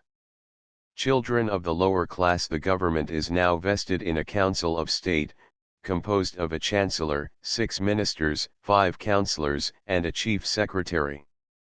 The will of the sovereign is, however, supreme. The departments of state are conducted by 9 ministers, chief of whom is the Prime Minister, assisted in his cabinet by the President of the Privy Council, the ministers of the household, of foreign affairs, home affairs, finance, war, law, education, and agriculture. With improved internal administration many of the abuses which existed under the old system have disappeared.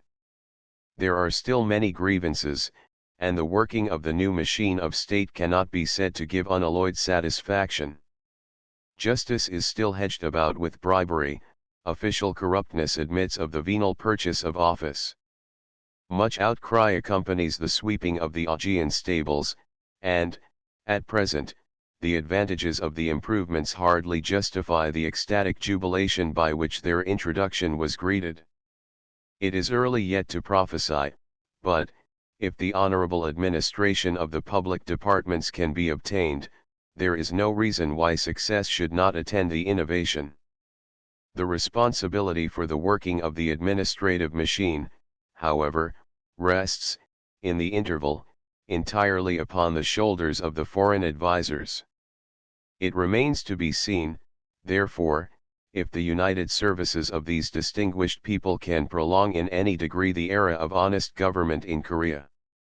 Chapter X Farmers Farming and Farm Animals Domestic Industries Products Quality and Character of Foodstuffs The Koreans are an agricultural people, and most of the national industries are connected with agriculture. More than 70% of the population are farmers. The carpenter, the blacksmith, and the stonemason spring directly from this class, combining a knowledge of the forge or workshop with a lifelong experience of husbandry. The schoolmaster is usually the son of a yeoman farmer. The fisherman owns a small holding which his wife tills while he is fishing. The farming classes participate in certain industries of the country. The wives of the farmers raise the cotton, silk, linen, and grass cloth of the nation, and they also convert the raw material into the finished fabrics. The sandals, mats, osier and wooden wares which figure so prominently in Korean households, are the work of the farming classes in their leisure moments. The officials, the yeoman runners, the merchants, innkeepers, miners, and junkmen are not of this order, but they are often closely connected with it. The government exists on the revenue raised from agriculture. The people live upon the fruits of the soil. Korean officials govern whole communities given over to agricultural labor. The internal economy of the country has been affiliated for centuries to the pursuits and problems of agriculture. Koreans are thus instinctively and intuitively agriculturists, and it is necessarily along these lines that the development of the country should in part progress. It is impossible not to be impressed by a force which works so laboriously, while it takes no rest save that variety which comes with the change of season. The peaceable, plodding farmer of Korea has his counterpart in his bull. The Korean peasant and his weary bull are made for one another. Without his ruminating partner, the work would be impracticable. It drags the heavy plow through the deep mud of the rice fields, and over the rough surface of the grain lands. It carries loads of brick and wood to the market, and hauls the unwieldy market cart along the country roads. The two make a magnificent pair. Each is a beast of burden. The brutishness, lack of intelligence, and boorishness of the agricultural laborer in England is not quite reproduced in the Korean.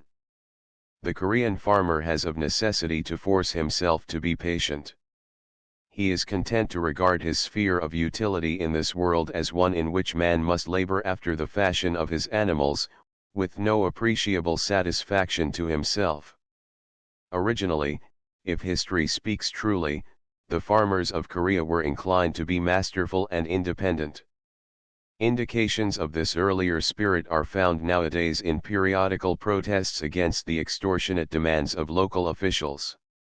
These disturbances are isolated and infrequent, for, when once their spirits were crushed, the farmers developed into the present mild and inoffensive type. They submit to oppression and to the cruelty of the yeoman, they endure every form of illegal taxation, and they ruin themselves to pay squeezes, which exist only through their own humility. They dread the assumption of rank and the semblance of authority. Their fear of a disturbance is so great that, although they may murmur against the impositions of the magistrate, they continue to meet his demands. The Korean and his bull at the present day. The farmer of Korea is the ideal child of nature, superstitious, simple, patient, and ignorant. He is the slave of his work, and he moves no further from his village than the nearest market. He has a terrified belief in the existence of demons, spirits, and dragons, whose dirty and grotesque counterfeits adorn his thatched hut. There are other characteristic traits in this great section of the national life. Their capacity for work is unlimited, they are seldom idle, and, unlike the mass of their countrymen, they have no sense of repose.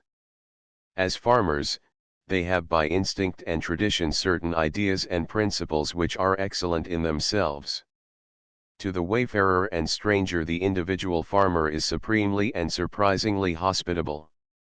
A foreigner discussing the peculiarities of their scenery, their lands, and the general details of their life with them, is struck by their profound reverence for everything beyond their own understanding, and their amazing sense of the beautiful in nature. The simplicity of their appreciation is delightful. It is easy to believe that they are more susceptible to the charms of flowers and scenery than to that of woman. At rare intervals the farmer indulges in a diversion. Succumbing to the seductions of market day, after the fashion of every other farmer the world has ever known, he returns to the homestead a physical and moral wreck, the drunk and disorderly residuum of many months of dreary abstinence and respectability. At these times he develops a phase of unexpected assertiveness, and forcibly abducts some neighboring beauty, or beats in the head of a friend by way of enforcing his argument. From every possible point of view he reveals qualities which proclaim him the simple, if not ideal, child of nature. During the many months of my stay in Korea I spent some days at a wayside farmhouse, the sole accommodation which could be obtained in a mountain village. The slight insight into the mode of life of the farming peasant which was thus gained was replete with interest, charm, and novelty. Knowing something of the vicissitudes of farm life, I found the daily work of this small community supremely instructive. Upon many occasions I watched the farmer's family and his neighbors at their work.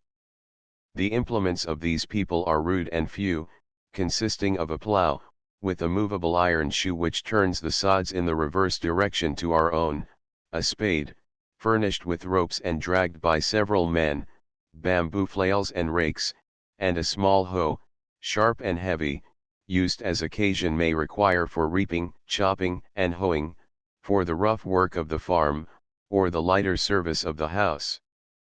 A spade furnished with ropes during the harvest. All available hands muster in the fields. The women cut the crop, the men fasten the sheaves, which the children load into rope panniers, suspended upon wooden frames from the backs of bulls. The harvest is threshed without delay, the men emptying the laden baskets upon the open road, and setting to with solemn and uninterrupted vigor. While the men threshed with their flails, and the wind winnowed the grain, 6, and sometimes 8, women worked, with their feet, a massive beam, from which an iron or granite pestle hung over a deep granite mortar. This rough and ready contrivance pulverizes the grain sufficiently for the coarse cakes which serve in lieu of bread. Beyond the bull and the pig, there are few farm animals in the inland districts. The pony and the donkey are not employed in agricultural work to the same extent as the bull.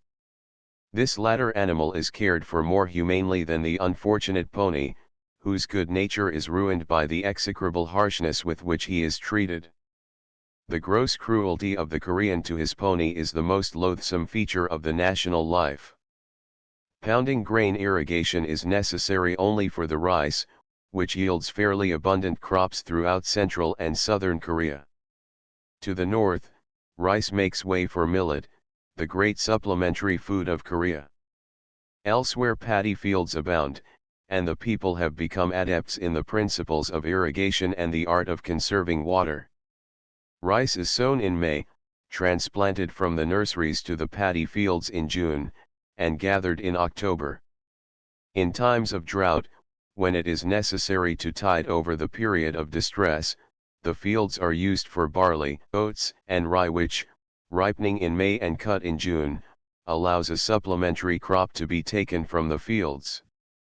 The fields are then prepared for the rice. The land is inundated, the peasant and his bull, knee-deep in water, plow the patches. Beans, peas, and potatoes are planted between the furrows of the cornfields, the land being made to produce to its full capacity. The crops are usually excellent. The fields differ from the farms in China, where the farmers, preferring short furrows, grow their crops in small sections. The long furrows of the Korean fields recall Western methods, but here the analogy ends. The spectacle of these well-ordered acres is a revelation of the earnest way in which these downtrodden people combat adversity. In many ways, however, they need assistance and advice. If it were prudent to accomplish it, I would convert the mission centers of the inland districts into experimental farm stations, and attach a competent demonstrator to each establishment. Carrying produce to market, the Koreans hold rice, their chief cereal, in peculiar honor. They state that it originated in Haram, in China, at a period now involved in much fable and mystery, 2838 BC to 2698 BC. The name, Xiangnong Si, itself means marvelous agriculture. The name was doubtless given at a later time. The first rice was brought to Korea by Ki Ja in 1122 BC together with barley and other cereals. Before that time the only grain raised in Korea was millet. There are three kinds of rice in Korea, with a variety of subspecies. First, that which is grown in the ordinary paddy fields. This is called specifically tapkok, or paddy field rice. It is used almost exclusively to make pap, the ordinary boiled rice. Then we have chunkok or field rice. This is so-called upland rice. It is drier than the paddy field rice, and is used largely in making rice flour and in brewing beer. The third kind is grown exclusively on the slopes of mountains, and is a wild rice. It is smaller and harder than the other kinds, for this reason it is used to provision garrisons. It will withstand the weather. Under favorable circumstances, lowland rice will keep 5 years, but the mountain rice will remain perfectly sound for quite 10 years. Next in importance to rice come the different kinds of pulse, under which heading is included all the leguminous plants, the bean and the pea family. That Korea is well provided with this valuable and nutritious form of food will be seen from the fact that there are 13 species of round beans, 2 kinds of long bean, and 5 varieties of mixed bean. Of all these numerous assortments, the horse bean is by far the most common. It is the bean which forms such a large part of the exports of Korea. It is supposed by Koreans to have originated in northwestern China, and derives its name from the fact that it is used very largely for fodder. One variety only may be regarded as indigenous, the black bean, and it is found nowhere else in Eastern Asia. Of the rest, the origin is doubtful. The horse bean grows in greatest abundance in Gyeongsang province and on the island of Kwelpart, though of course it is common all over the country. The black bean flourishes best in Gyeolla province. The green bean, oil bean, and white-cap bean flourish in Gyeonggi province. The yellow bean is found in Hwanghae province, the South River bean appears in Cheongkyong province, the grandfather bean, so called because of its wrinkles, grows anywhere, but not in large quantities. The brown bean and chestnut bean come from Gangwon province. It would be difficult to overestimate the importance of these different species of pulse to the Korean. They furnish the oily and nitrogenous elements which are lacking in rice. As a diet they are strengthening, the nutritious properties of the soil imparting a tone to the system. Preparations of beans are as numerous as the dishes made from flour, it is impossible to enumerate them. Upon an average, the Koreans eat about 1/6 as much pulse as rice. The price of beans is 1/2 that of rice, the price of either article is liable to variations. There are varieties which cost nearly as much as rice. The common name for barley is po-ri. In poetical parlance the Koreans call barley the 5th moon of autumn, because it is then that it is harvested. The value of barley to the Korean arises from the fact that it is the first grain to germinate in the spring. It carries the people on until the millet and rice crops are ready. Barley and wheat are extensively raised throughout Korea for the purpose of making wine and beer. In other ways, however, they may be considered almost as important as the different kinds of pulse. The uses of barley are very numerous. Besides being used directly as farinaceous food, it becomes malt, medicine, candy, syrup, and furnishes a number of side dishes. Wheat comes mostly from Pyongan province, only small crops of it appearing in the other provinces. Barley yields spring and autumn crops, but wheat yields only the winter crop. The poor accept wheat as a substitute for rice, and brew a gruel from it. It is used as a paste, it figures in the native pharmacopoeia, and in the sacrifices with which the summer solstice is celebrated. Oats, millet, and sorghum are other important cereals in Korea. There are 6 varieties of millet. The price of the finer qualities is the same as that obtained for rice. One only of these 6 varieties was found originally in the country. Sorghum is grown principally in Gyeongsang province. It grows freely, however, in the south, but is less used than wheat, millet, or oats in Korea. A curious distinction exists between the sorghum imported from China and the native grain. In China, sorghum is used in making sugar. When this sugar-producing grain arrives in Korea, it is found impossible to extract the sugar. 2 of the 3 kinds of sorghum in Korea are native, the third coming from central China. Oats become a staple food in the more mountainous regions, where rice is never seen. It is dressed like rice. From the stalk the Koreans make a famous paper, which is used in the palaces of the emperor. It is cultivated in Gangwon, Hamgyong, and Pyongan provinces. The Korean is omnivorous. Birds of the air, beasts of the field, and fish from the sea, nothing comes amiss to his palate. Dog meat is in great request at certain seasons, pork and beef with the blood undrained from the carcass, fowls and game birds cooked with the lights, giblets, head and claws intact, fish, sun-dried and highly malodorous, all are acceptable to him. Cooking is not always necessary. A species of small fish is preferred raw, dipped into some piquant sauce. Other dainties are dried seaweed, shrimps, vermicelli, made by the women from buckwheat flour and white of egg, pine seeds, lily bulbs, honey water, wheat, barley, millet, rice, maize, wild potatoes, and all vegetables of western and eastern gardens. Even now the list is by no means exhausted. Their excesses make them martyrs to indigestion.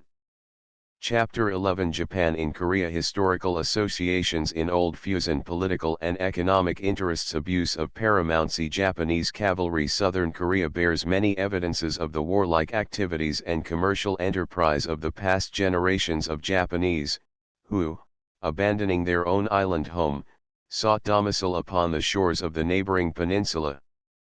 The precarious existence of these waifs and strays from an alien state, in the midst of a people whose whole attitude was anti-foreign, did not deter others from coming to her ports.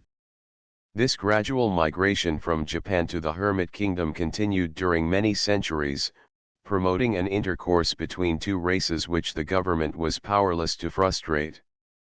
Japanese historians argue from this settlement in Korea that the state was a vassal of Japan from the 2nd century by right of conquest and appropriation.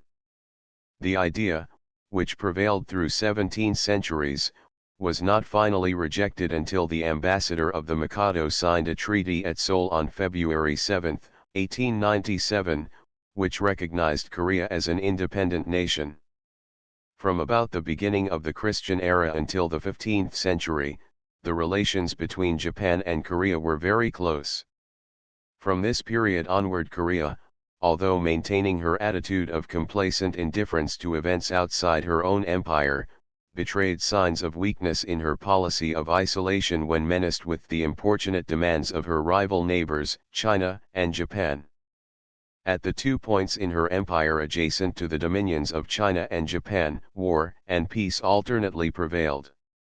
If, upon occasion, the Koreans went out unsupported to fight their invaders, the leaders more usually united with one of the 2 rivals against the other.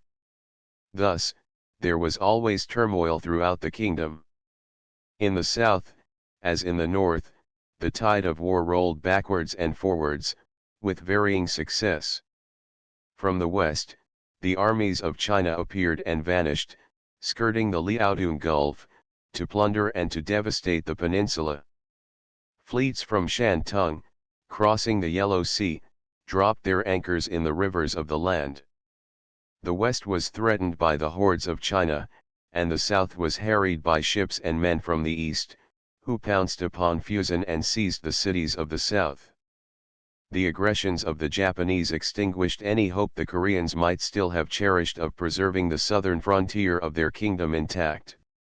Although cordons of armed sentinels and palisades, barriers of mountains and miles of ruined and deserted wastes protected the northern borders against the incursions of the Chinese soldiers to some extent, the south was vulnerable.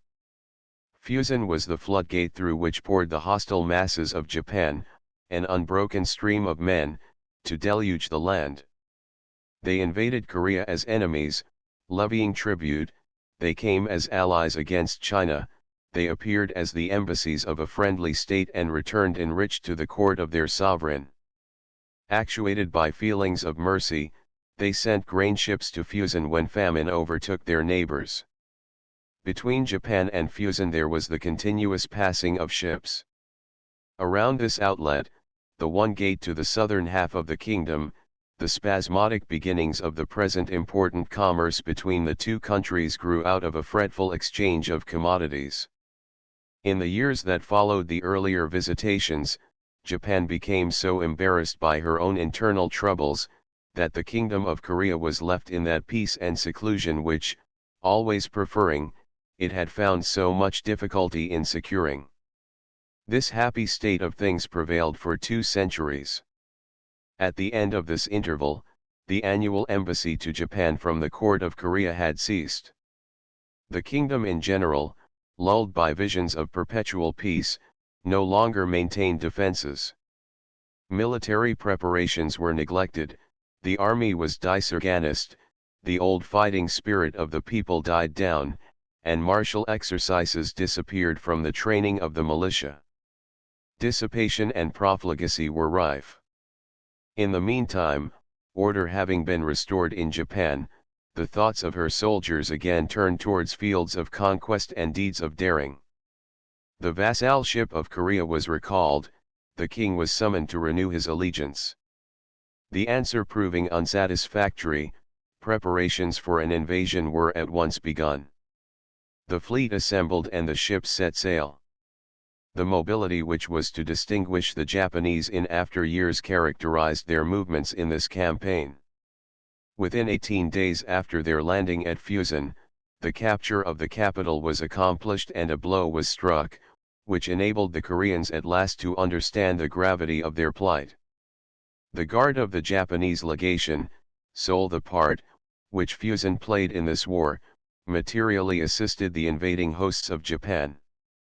A settlement at Fusen, which had been founded long since by the retainers of the daimyo of the island of Tsushima, assisted by itinerant traders and deserters from the numerous expeditions which visited its shores, had grown to such dimensions that when the force was descried off the harbor upon the morning of May 25, 1592, Fusen was already in their possession. This circumstance gave the troops immediate facilities for disembarkation, and, in the subsequent vicissitudes of the next 6 years' campaign, expedited the progress of the war. The position of Fusen speedily made the place a base of supplies to the army of operation and a repairing yard for the Japanese fleet after their disastrous engagement with the Korean ships, in an attempt to cooperate with the victorious forces, which Konishi and Kuroda had assembled before Pyongyang. After the conclusion of the first invasion and the Japanese retreat from the north, before the combined strength of the Chinese and Koreans on May 22, 1593, Fusen became one of the fortified camps upon the coast, where the Japanese armies passed the winter in sight of the shores of their own land. The negotiations, which were opened in the following year, and shifted alternately between the camp of the commander-in-chief at Fusen and the courts in China and Japan, failed. Even at this date Japan was anxious to establish her power in Korea by obtaining possession of the southern provinces. Foiled in this attempt, she renewed her attack. Fusen again became the seat of the councils of war, and the base for the second invasion. The operations began with the siege of the castle of Nanan, in Kyola province, upon the morning of September 21, 1597. 12 months later, the Japanese were withdrawn from Korea, and the war came to its close. 200 years passed before Korea recovered from the desolation of this conflict, which was one in which the loss of 300,000 men was recorded. Moreover, the Japanese retained Fusen, a perpetual evidence of their victory. This early claim to the southern provinces put forward by the Japanese plainly reveals how long-standing is their wish to annex the southern half of Korea. Even in modern times, they have embarked upon one campaign in the interests of Korea, while they are now ready to go to war with Russia on behalf of the same nation that they themselves consistently bully. Their plea of Korea for the Koreans, however, is in curious contrast to their own lawless domination of the coveted territory. Indeed, the interests which the Japanese have developed for themselves throughout these regions do not disclose much consideration for the rights of the natives. The Treaty of 1876, which opened Fusen to Japanese settlers, removed the nominal obstacles to that oversea immigration which had been progressing steadily during several centuries. A wave of Japanese colonization at once lapped the eastern, western, and southern shores of the Hermit Kingdom.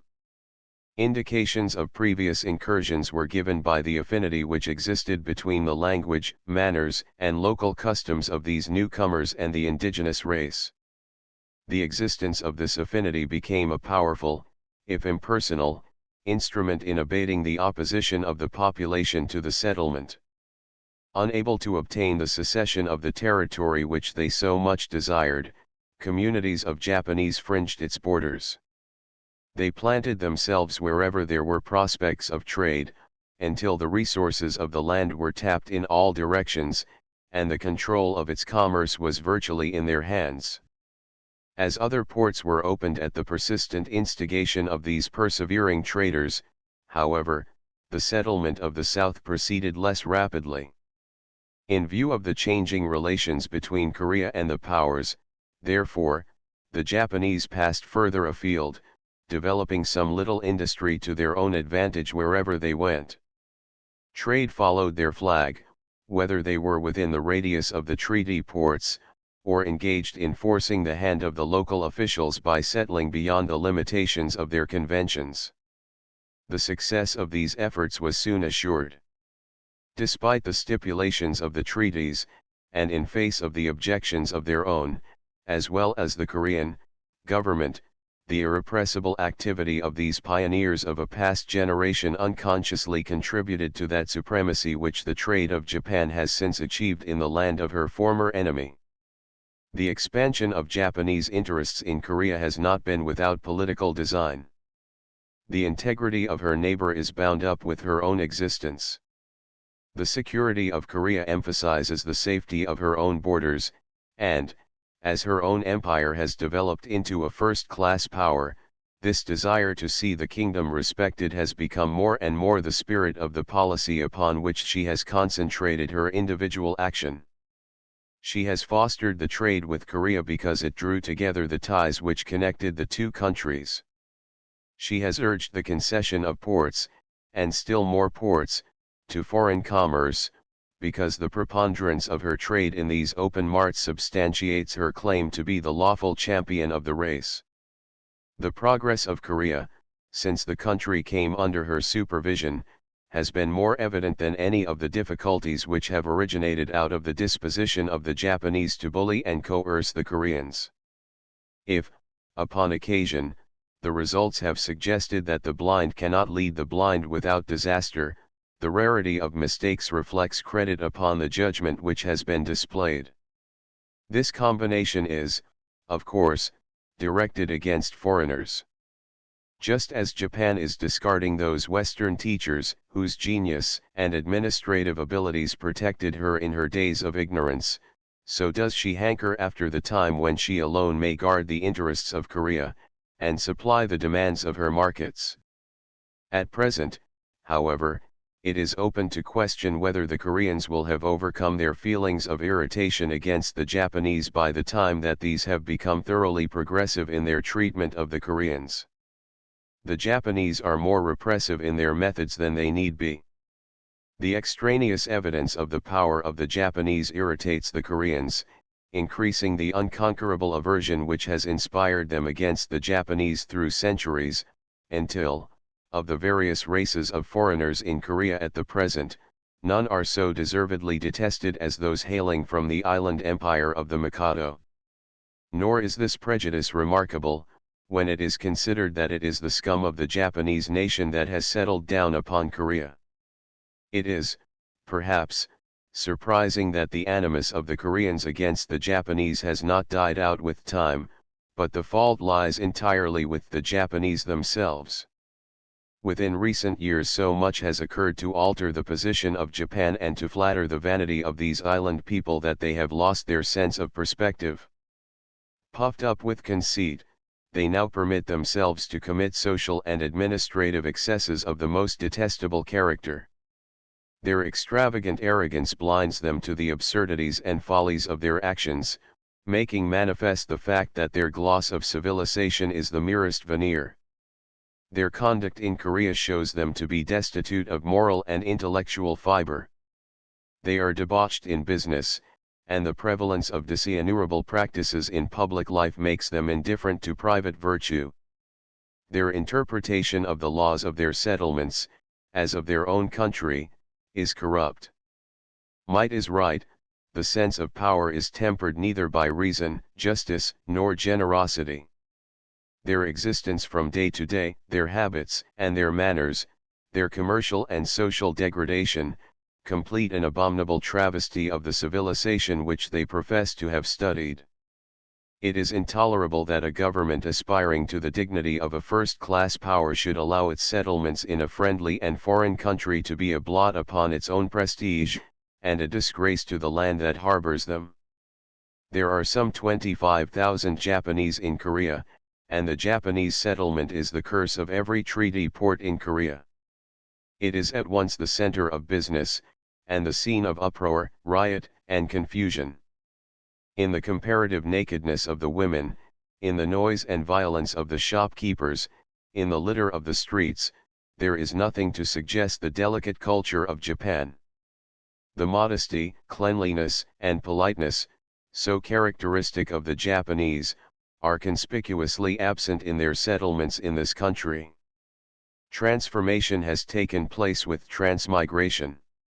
The merchant has become a rowdy, the coolie is impudent, violent, and, in general, an outcast more prone to steal than to work.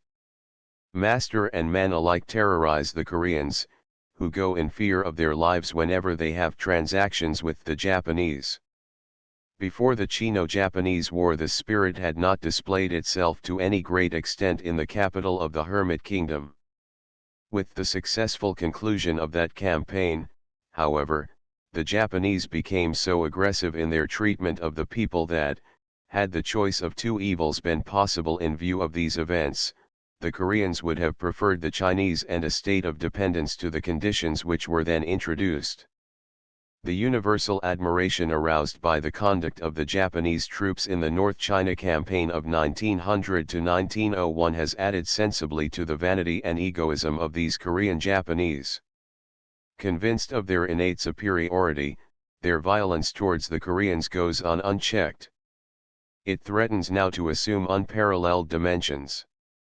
If the relations between the powers are to continue upon a satisfactory footing in Korea, it will be necessary for the Japanese government to redress those abuses which foreigners, Japanese, and Koreans alike have combined to denounce.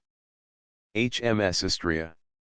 Chapter 12 The commercial prospects of Korea. Openings to trade. Requirements of markets. Lack of British enterprise. The trade returns for 1900 exceeded every previous year. During the period covered by the Boxer disturbances, however, the Korean exports to China decreased, and the importation of foreign goods likewise fell off. The stimulus given to the cereal trade, by the interruption of the Manchurian export bean trade from Nuchang, and by the demand for food supplies for the troops in China, more than counterbalanced this temporary decline in direct native exports and direct foreign imports. Cotton goods, however, show an increase of £14,297 over the figures of previous years, but there is a specific falling off in imports of British manufacture and origin, and a specific advance in the more important lines of Japanese goods. I append a small table revealing the comparative prosperity of British and Japanese trade at this date: English, decrease in; Japanese, increase in. Shirtings £59,069, shirtings £1,731, Indian yarn £3,056, yarn £11,329, sheetings and other pieces small decrease, sheetings £40,422, other piece goods £25,676. In time, the markets of Japan will produce everything which at present comes from America in the shape of canned goods, and from Europe, in the form of textiles or foodstuffs. Japanese woven fabrics, and canned foods of inferior quality are driving the wholesale manufacturing houses of England and America from the markets. At present, therefore, the trade of Korea is limited as much by the capacity of the Japanese markets as by the wants of the Korean. In face of the opposition of the Japanese, their determination to retain the Korean markets for themselves, and the absence of effective attempts by Western houses to beat up such trade as may exist, it is difficult to believe that the future will show any material expansion in the capacity of the foreign trade. Nevertheless, Korea provides a fair field for capital. It would be quite possible to improve the condition of foreign trade, if merchants could arrange to protect their interests by establishing their own agencies in the country, under competent and energetic European management. When British merchants depart from their apathetic indifference and organize an exhaustive expert inquiry into the capabilities of the Korean trade, their trouble will be quickly rewarded. New markets require new commodities, the demand for which any technical inspection of the requirements of the people will disclose. Until this examination takes place, however, the stagnation in British trade must continue. Korea offers to British interests an interesting field in which the development of new industries must be conducted upon practical lines. Briefly, the imports in demand are those which are necessary to meet the requirements of an agricultural country whose mining resources are in process of development and whose railway system is as yet in its early stages. The increase in the importation of mining supplies supports this contention. Bags and ropes for packing, machinery for agricultural and mining purposes, and sewing machines are in greater demand. Railway material is, of course, wanted. The new industries may not be upon a large scale. Primitive methods doubtless will continue for the most part to govern native manufactures such as grass cloth, straw mats, ropes, and excellent paper has been made since the replacement of the use of native lye by caustic soda and soda ash, while the innovation is one to which the people have taken kindly enough. Again, while the paper industry is capable of expansion, a brisk business in leather could be built up in the country. Hides, which are exported to Japan in their raw state, are abundant, and might be converted into leather so easily on the spot. The straw braid industry contains great possibilities, while the climate of Korea is naturally suited to the growth and treatment of silk. Many things would be necessary to the success of such enterprises. The work must be based upon a knowledge of the country and its language. The manufacturer or the merchant must take the pains to accommodate a direct import trade to the exigencies of the local market. As an example, smaller bales and shorter lengths are requisite in the piece goods. The establishment of sample warehouses at the treaty ports, and in the more important trade centers of the interior, where bales of shirting, cotton and woolen goods, cases of farming implements, and could be opened and sold for cash, would appeal to the natives. This departure would avoid the increase in the prime cost of the articles necessitated by the existing system of transshipment. At present, goods come from Shanghai to Chifu and thence to Kemalpo. They pass then from the importer to the Chinese merchants, and from them to the Korean wholesale buyers. These resell them in greatly diminished quantities to the peddlers and agents, who retail the goods. It would also be advisable to create consular agencies in Fusan and Wonsan. Official representation at present is confined to an underpaid and understaffed legation in Seoul, and a vice-consulate in Chemelpo. Additional employees should be interchangeable, undertaking either the vice-consular duties of the ports or the secretarial services of the legation. The bulk of the imports and exports, which pass through the customs, comes from China and Japan. The means of transport are controlled by Japanese. The export trade of the country is entirely in their hands. This fact alone should appeal to British shipping interests and to ship owners. Unfortunately, many years of prosperity have brought about great changes in the spirit of our nation, and we no longer show the enterprise and initiative which formerly distinguished us. This depreciation in the forces of the nation has promoted a corresponding depression in our trade. We are no longer the pioneers of commerce, nor have we the capacity and courage of our forefathers who fostered those interests of which we are now so neglectful in every quarter of the globe.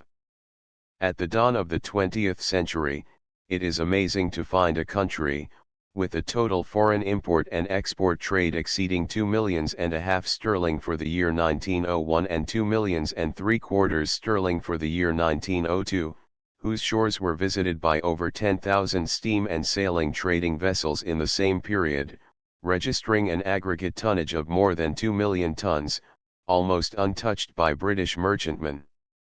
Deplorable as this may be, statistics which Mr. McLevy Brown has drawn up show that one steamship, chartered by Chinese and floating the British flag, entered Korean waters in 1900, that 4 steamers came in each of the years 1901 to 2, a return which reveals a steady decline upon the previous years. Since Korea was opened to trade in 1880, British shipping has visited the country in the proportion of 1,377 tons to every 2 years. Despite appeals from our consuls in Korea to British steamship companies, improvement has been impossible, since no response was evoked by their efforts, and no service has been established. The consequence of this is that a valuable opportunity has been allowed to escape, the Japanese profiting by our indifference. The trade of Korea is increasing gradually. A steamer, which could make periodical calls between Shanghai and Wonsan, Yokohama and Vladivostok, taking cargo and passengers to the open ports of Korea, and touching at Japan upon the journey back, would return good money upon the venture. British and Chinese merchants would prefer to ship in a British vessel. The old-fashioned traditions of the British mercantile service, as to punctuality and dispatch, are not carried out by the steamers of the Nippon Yusen Kaisha and the Osaka Shosen Kaisha, which call at the ports in Korea. It is almost impossible to know when the steamers of these companies will arrive or when they will leave. Little attempt is made to observe their schedule. The condition of the vessels of the latter company accredited to the Korean run is filthy. Moreover, this company is careless of cargo, and quite indifferent to the comforts of its passengers. The Nippon Yusen Kaisha certainly supplies meals in foreign style, but the Osaka Shosen Kaisha provides nothing. Plying between Japan, China, and Korea, this company declines to make any arrangements for foreigners in the matter of food or accommodation. One experience is enough. Unfortunately, foreigners are compelled to travel in them, as the steamers of one or other of the two companies are usually the sole means of communication between those countries and Korea. There is cargo and passenger traffic for any company that will organize a regular steam service. The profits might be small at first, since the Japanese prefer to endure their own steamers and to ship under their own flag, but there are signs that the flourishing condition of the trade of the country would bring ultimate success. The establishment of a steamer service, if only of 1 or 2 steamers, is not the sole hazard by which Japanese competition might be faced. The climate of Korea is peculiarly suited to fruit culture. If this work were taken in hand, the fruit might be tinned or exported fresh to China, where it would find a ready sale.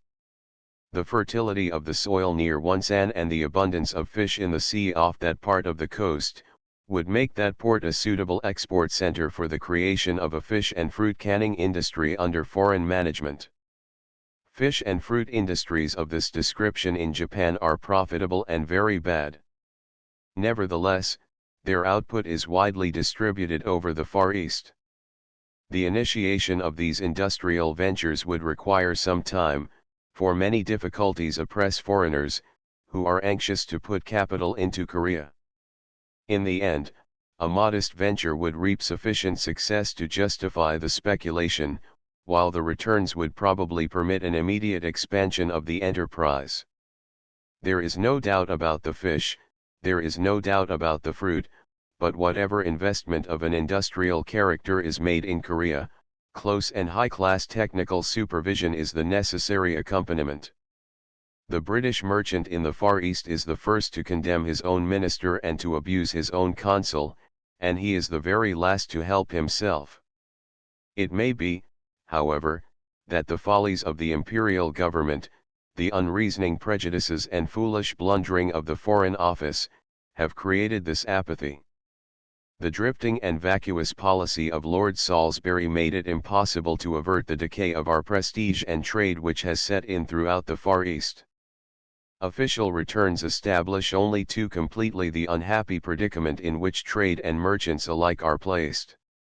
There is a general decrease in the volume of the one, and there has been no sympathetic activity among those engaged in commercial interests elsewhere to set against it.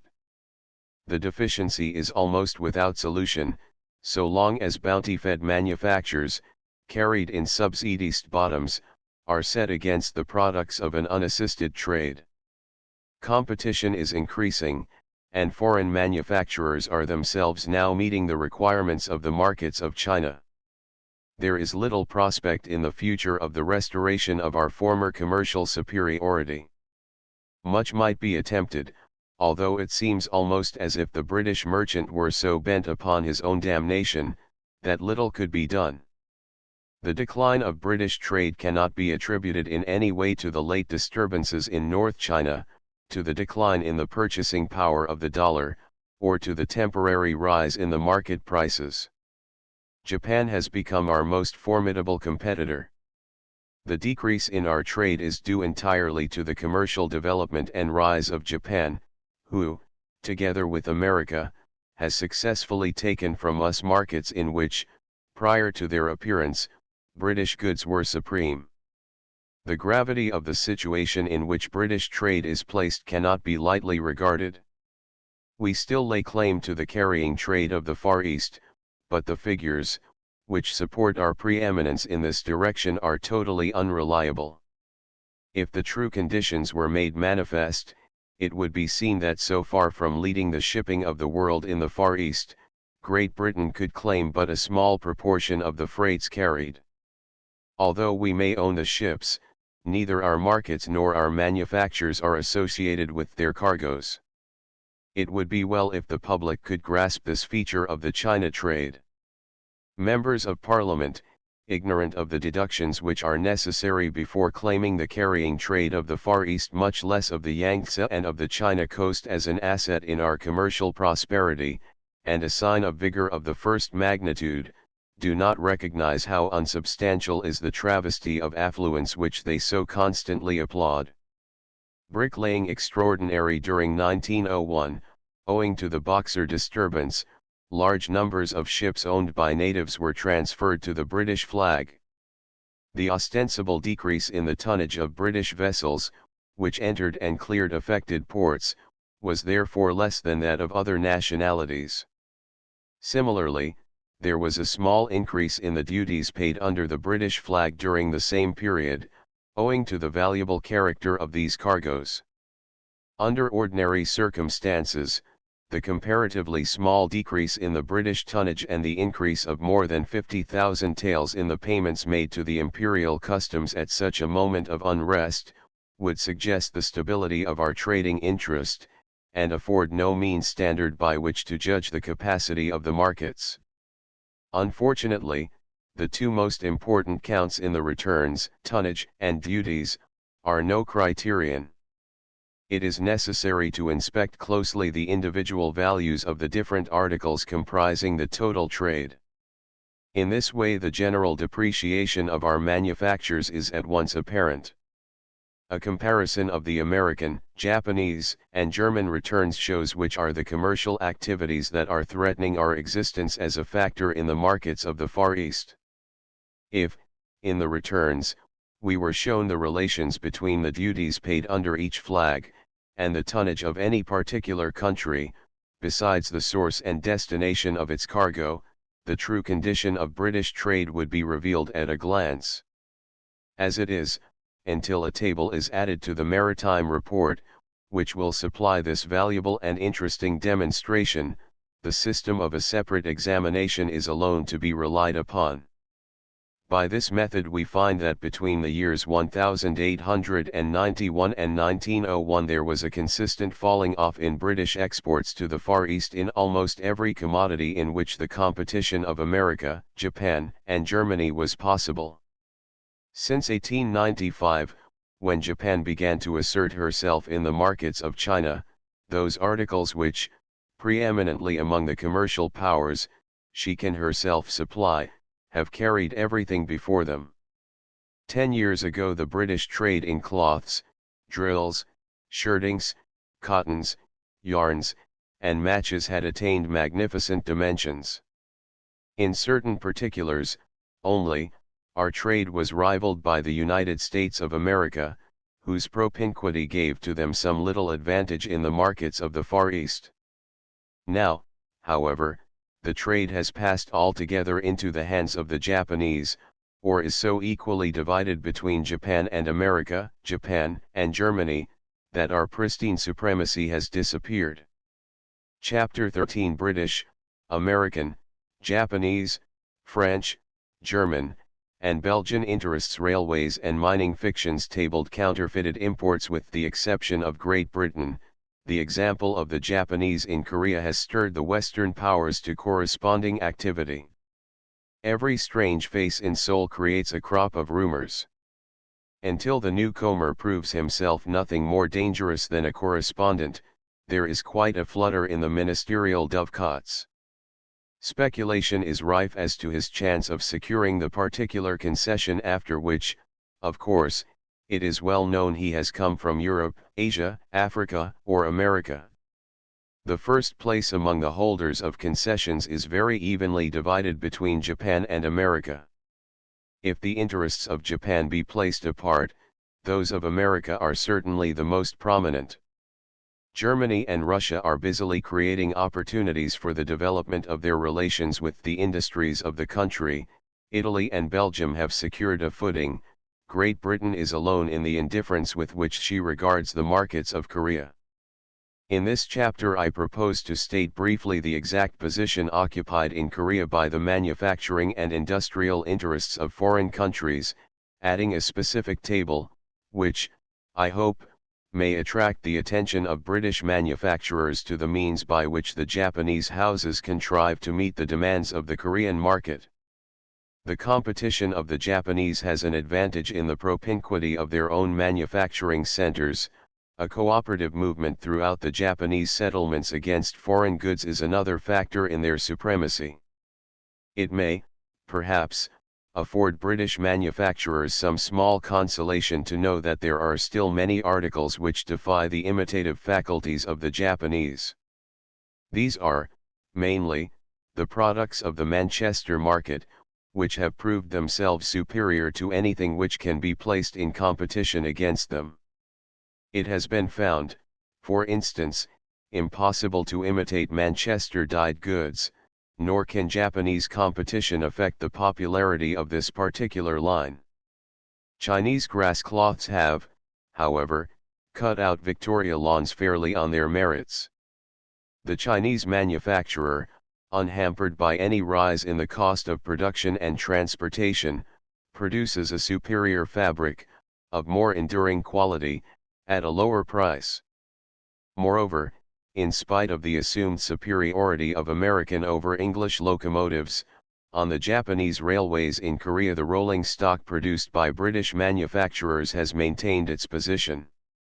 It is pleasing to learn that some proportion of the equipment of the old line from Chemulpo to Seoul, and of the new extension to Fusan, have been procured from England.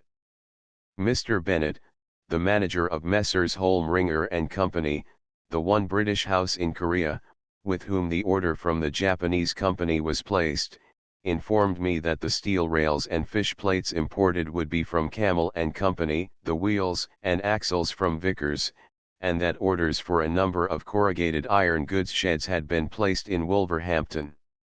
The locomotives were coming from Sheffield. The Japanese company expressly stipulated that the materials should be of British make. It was only through the extreme dilatoriness of certain British firms in forwarding catalogues and estimates, that an order, covering a large consignment of iron wire, nails, and galvanized steel telegraph wire, was placed in America. This dilatoriness operates with the most fatal effect upon the success of British industries. The Emperor of Korea instructed Mr. Bennett to order 40 complete telephones, switchboards, keyboards, and instruments, all intact. Ericsson's, of Stockholm, dispatched triplicate cable quotations, forwarding by express shipment triplicate catalogs and photographs, as well as cases containing models of their different styles, with samples of wet and dry cables. One of the two British firms, to whom the order had been submitted, made no reply.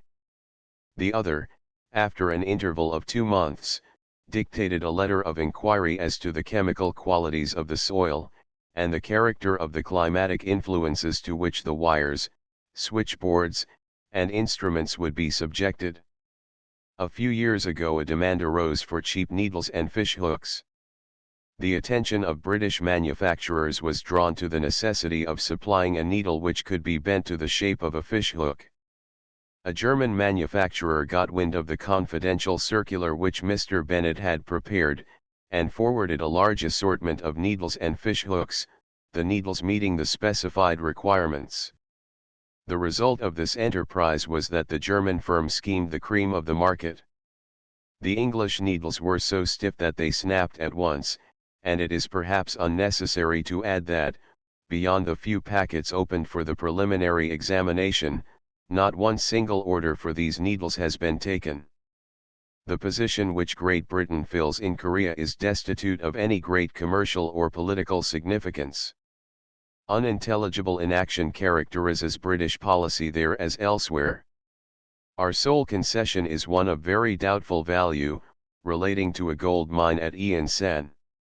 In the latter part of 1900 a company was formed in London, under the style of the British and Korean Corporation, to acquire the Pritchard Morgan mining concession from the original syndicate.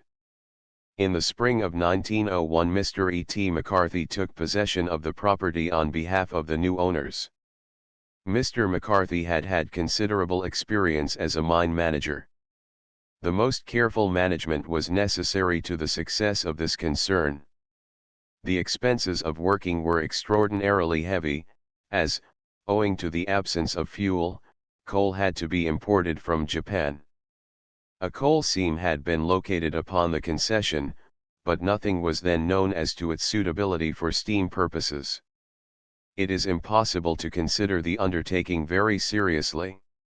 All surface work was stopped during my residence in Korea, the operations for the past few months having been confined to underground development and prospecting. There was talk of the installment of a mill. A vein of pyritine, carrying copper for a width of 13 feet, was regarded with some interest, but in the absence of machinery nothing of much consequence could be done. Another concern, Anglo-Chinese in its formation, is the Oriental Cigarette and Tobacco Company, Limited. The capital of this venture is registered from Hong Kong. Since May 1902, the company has been engaged at Chemulpo in the manufacture, from Richmond and Korean tobacco, of cigarettes of 3 kinds. At the present time it possesses machinery capable of a daily output of 1 million cigarettes. In the days of its infancy, the company was reduced to a somewhat precarious existence, the early weeks of its career producing no returns whatsoever. Now, however, a brighter period has dawned, and an ultimate prosperity is not uncertain. Cash transactions, in the sales of the cigarettes manufactured by the company, began in July 1902, realizing by the end of February 1903 £1,515 sterling. To this must be added credit sales of £896 sterling, making a grand total for the first few months of its existence of £2,411 sterling. A large staff of native workers is permanently employed. Aside from this company and the mining corporation, British industrial activity is confined almost exclusively to the agency which Mr. Bennett so ably controls in Chemulpo, of which a branch is now established in the capital, and the station hotel which Mr. Emberley conducts at Seoul.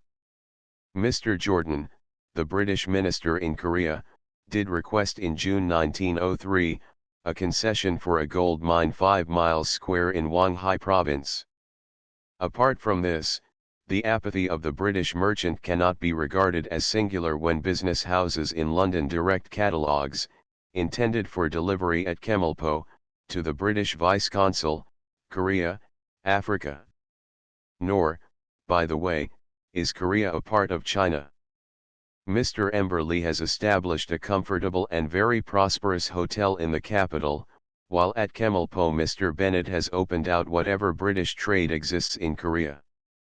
British interests are safe enough in his hands, and if merchants will act in cooperation with him, it might still be possible to create good business, in spite of the competition and imitation of the Japanese. In this respect British traders are not unreasonably expected to observe the custom, prevailing among all Chinese merchants, of giving Korean firms an extended credit. Foreign banks in the Far East charge 7 or 8% per annum, and the native banks 10 to 14%, which represents a very considerable advance upon home rates. In the opinion of Mr. Bennett, who is, without doubt, one of the most astute businessmen in the Far East, no little improvement would be shown in the customs return of British imports, if the manufacturers at home would ship goods to Korea on consignment to firms, whose standing and bank guarantees were above suspicion, charging thereon only home rates of interest. An American company, engaged extensively in business with Korea, never draws against shipments, by that means deriving considerable advantage over its competitors. I commend this suggestion to the attention of the British shipper, particularly as trade in Korea is largely dependent upon the rice crop. In the train of a bad harvest comes a reduction of prices.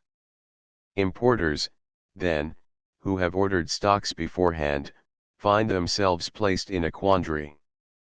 Their stocks are left upon their hands, it may be for a year, or even longer, and they are confronted with the necessity of meeting the excessive rates of interest current in the Far East. If the manufacturer could meet the merchant by allowing a rate of interest, similar to that prevailing at home, to be charged, the importer of British goods would be less disinclined to indent ahead. Under existing circumstances the merchant must take the risk of ordering in the spring for autumn delivery, and vice versa. On the other hand, China and Japan, being within a few days' distance of Korea, the importer prefers to await the fulfillment of the rice crop, when, as occasion requires, he can cable to Shanghai, Osaka, or elsewhere for whatever may be desired. Attached to the English colony in Korea, which numbers 141, there is the usual complement of clergy and nursing sisters, under the supervision of Bishop Korf, the chief of the English mission in Seoul. Miss Cook, a distinguished lady doctor and a kind friend to the British colony, is settled in Seoul. A number of Englishmen are employed in the Korean customs, their services contributing so much to the splendid institution which Mr. McLevy Brown has created, that one and all are above criticism. Mr. McLevy Brown would be the first to acknowledge how much the willing assistance of his staff has contributed to his success. The importance of the American trade in Korea is undeniable.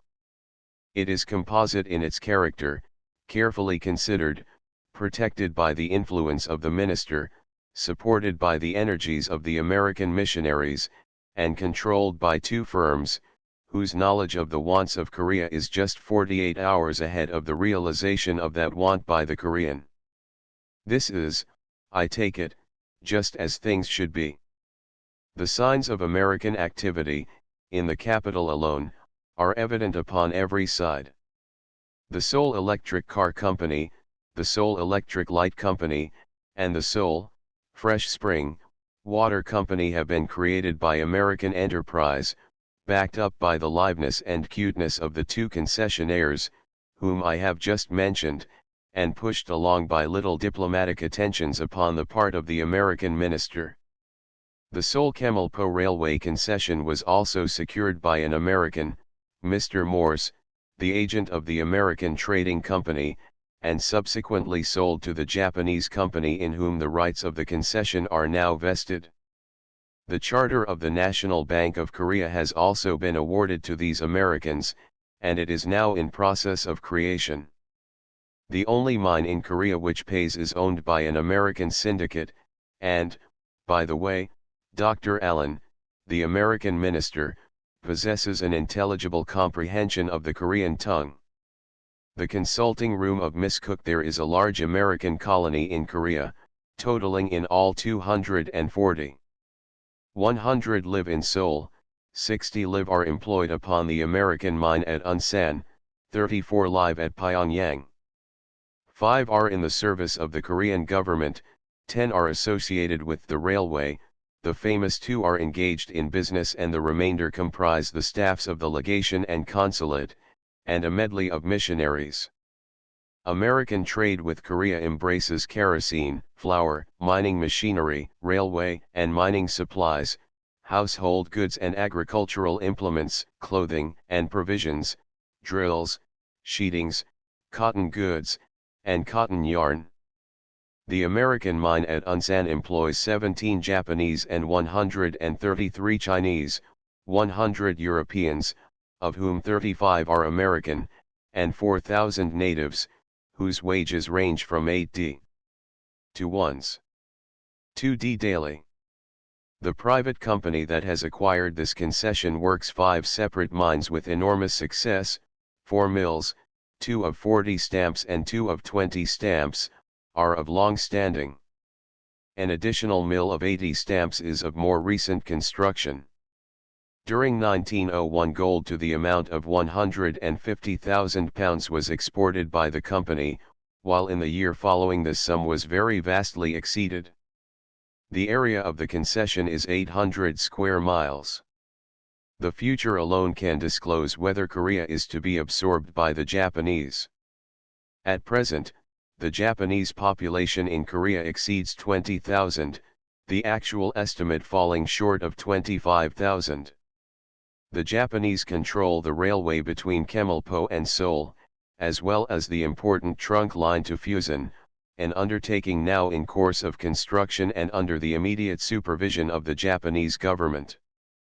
The new company has since absorbed the parent line from Seoul to Kemalpo. The capital of this company is 25 million yen, £2,500,000, which is to be raised in annual installments of 5 million yen, counting from the time when 1/10 of the first installment of 5 million yen was found. As a matter of fact, the preliminary turning of the first sods took place at Fusan on September 21, and at Yongtongpo on August 20, in the summer of 1901. From that moment, the Japanese government made itself responsible for the payment of the debenture bonds, and guaranteed 6% upon the company's subscribed capital for a period of 15 years. Each share is of the value of £5, the money to be called up as required, each call being at the rate of 10 shillings per share. The whole of the 400,000 shares, which was the original allotment, was at once taken up, Japanese and Koreans alone being eligible as shareholders. The estimated cost of the line is £9,000 per mile. Work has been completed as far as Seo-1, a distance of 26 miles, over which section trains are already running. Construction is, of course, being rapidly pushed forward, and working parties are engaged at a number of places along the line of route. The length of the Seoul-Fusan Railway will be 287 miles. It is confidently expected that the undertaking will be completed within 6 years. There will be some 40 stations, including the terminal depots, and it is, perhaps optimistically, estimated that the scheduled time for the journey from Fusan to Seoul will be 12 hours, which is an average of 24 miles an hour, including stops, the actual rate of speed being approximately some 30 miles an hour. The present working speed of the Seoul-Kemalpo Railway requires a little less than 2 hours to make the journey between Seoul and Kemalpo, a distance of 25 miles, from which it will be seen that considerable improvement must take place if the distance between Seoul and Fusan is to be accomplished within 12 hours. In the first few miles of the journey, the trunk line to Fusan will run over the metals of the Seoul-Kemalpo Railway. The start will be from the station outside the south gate of the capital, the second stop will be Yongsan, and the third Nodol. At the next station, Yongtongpo, the railway leaves the line of the Seoul-Kemalpo branch to run due south to Siheung, where it bears slightly eastward until reaching Anyang and Seo-1, some 26 miles distant from Seoul. At this point the railway resumes its southerly direction and passes through Taihwankyo, Osantong, and Chiniyui, where it crosses the border of the Gyeonggi province into Cheongkyong province, and reaches the town of Pyeongtaek. The line then runs near the coast, proceeding due south to Tunpo, where it will touch tidewater, and, bearing due south, reaches Anyang, 69 miles from Seoul. It then proceeds in a southeasterly direction to Kaeonui, and once again turning directly south crosses the famous Kyum River and enters the important town of Kongchau. From Kongchau, which is 96 miles from Seoul, and by its fortunate possession of facilities for water transit, is destined to become an important distributing center, the line follows its southward course towards Singyo, where an important branch line will be constructed towards the southwest to connect Kongkyong, the chief commercial center of the province, with the main system. It is also probable that a further extension of the line from Singyo towards the southwest will be projected, in order to make communication with Mokpo, the coast port through which passes the grain trade of Gyeolla and Gyeongseong provinces. The town of Singyo marks 125 miles from Seoul. Beyond Singyo, the southwesterly direction, which the line is now following, changes by an abrupt sweep to the east, where, after passing through Ryansan, a western spur of the great mountain chain of the peninsula is crossed, and the town of Chinsan entered. Still running east to Kyumsan, the valley of the southern branch of the Yang River is traversed in its upper waters, until, after following the river in a northeasterly direction for some little distance, the road takes advantage of a gap in the mountains, through which the Yang River breaks, to cross the stream and turn due east to touch Yangsan, coming to a pause 141 miles from Seoul in Yeongdong. From Yeongdong the railway moves forward northeast to Wangan, 153 miles from Seoul, the place lying close within the mountain range but a few miles distant from the Chaupung Pass, to cross which will call for more than ordinary engineering skill. Leaving the pass and running slightly south of east, the railway proceeds towards the Nak-tong River, through Kyumsan, crossing the stream at Waikoan, a few miles northeast of Taiku, a town of historical importance some 200 miles from Seoul. The railway then follows the valley of the Nak-tong, and passes to the east of the river, through Hyeonpung, Chiangpyeong, Ryongsan, Seokgyeokyeon, Ryangsan, Munkyeon, Tonglai, where the Nak-Tong River is again met. The direction from Taikou is southeast all the way to Fusan, whence the line runs beside the river. At Kwaipo it strikes across to the native town of Old Fusan, thence running round the bay to its terminus in the port. This railway, which provides for extensive reclamation works in the harbour of Fusan, has become already an economic factor of very great importance. More particularly is this manifest when it is remembered that the country through which the line passes is known as the Granary of Korea. Developments of a substantial character must follow the completion of this undertaking, the position of Japan in Korea receiving more emphatic confirmation from this work than from anything by which her previous domination of the country has been demonstrated. It will promote the speedy development of the rich agricultural and mining resources of southern Korea, and as these new areas become accessible by means of the railway, it is difficult to see how the influx of Japanese immigrants and settlers to the southern half of the kingdom can be avoided.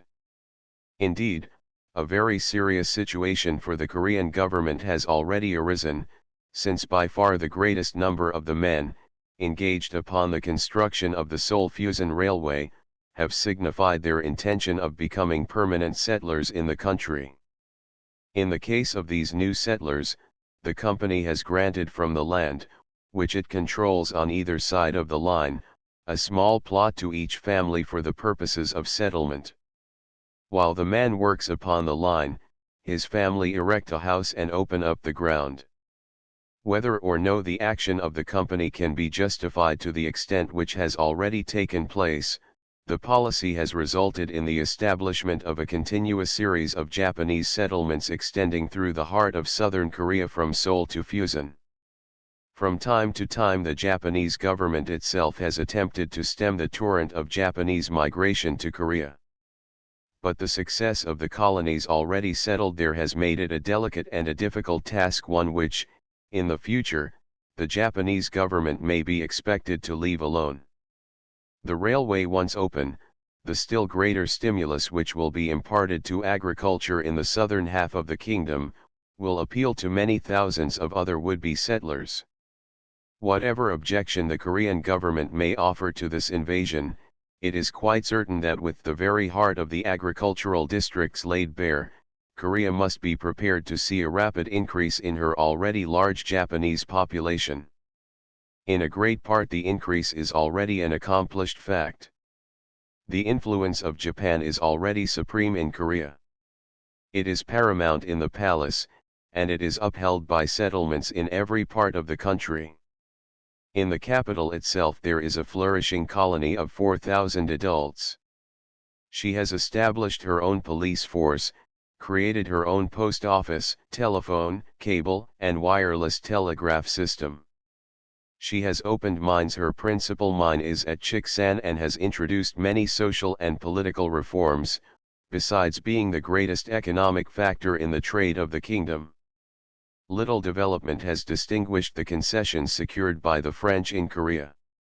A railway concession was abandoned a few years ago, and an existing charter, covering certain mining rights, has almost expired. M. Colin de Plancky, the amiable and energetic French minister in Korea, has, however, succeeded in rearranging the terms of the abandoned concession. In addition to this, in June 1903, he applied for a new gold mining concession in Cheongkyong province. The concession, which has been revived, was granted so far back as 1896, but it was forfeited long since, and only recently revoked. By the old agreement a French syndicate, La Compagnie de Fines Lille, received a charter to construct a line of railway between Seoul and Wiju, the important frontier port at the mouth of the Yalu. The construction of this line, which will form, together with the Seoul-Fusan Railway, the main trunk line of the kingdom, will no longer be the private speculation of a French syndicate, the imperial government itself having undertaken to make the road. 2 years ago the French minister succeeded in reviving the interest of the Korean government in the scheme, and secured an undertaking that the services of French engineers only should be employed, and that the materials for the new work should be supplied by French houses. In continuation of this most excellent piece of diplomacy, M. Colin de Plancky was instrumental, at a little later date, in bringing about the creation of the Northwestern Railway Bureau, of which the first secretary of the French legation, M. G. Lefebvre, was made managing director, with Ye Yongik as its president.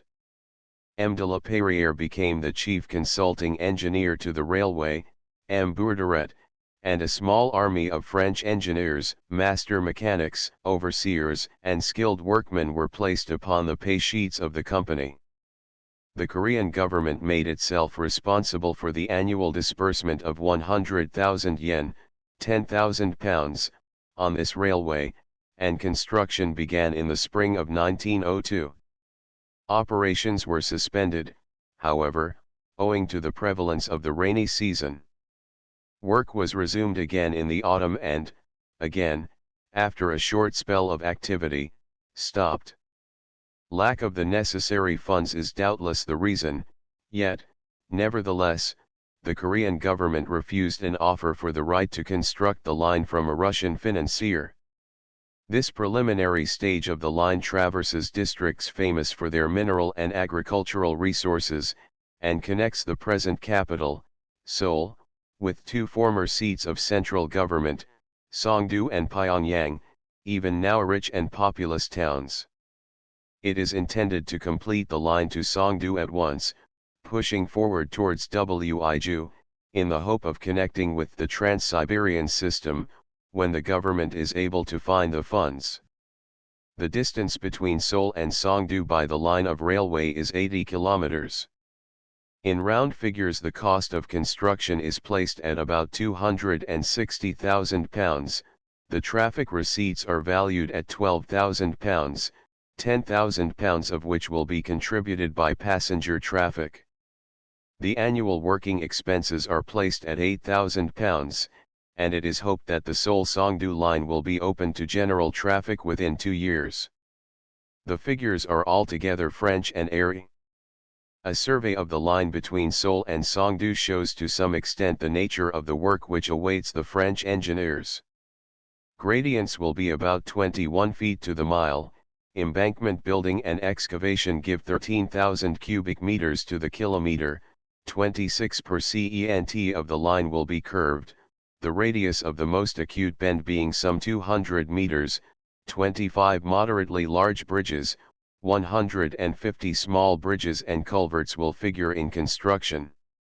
The Yeomchin River will be crossed, at first, by ferry, in the end, however, a bridge, 500 feet in length, will span this break in the line.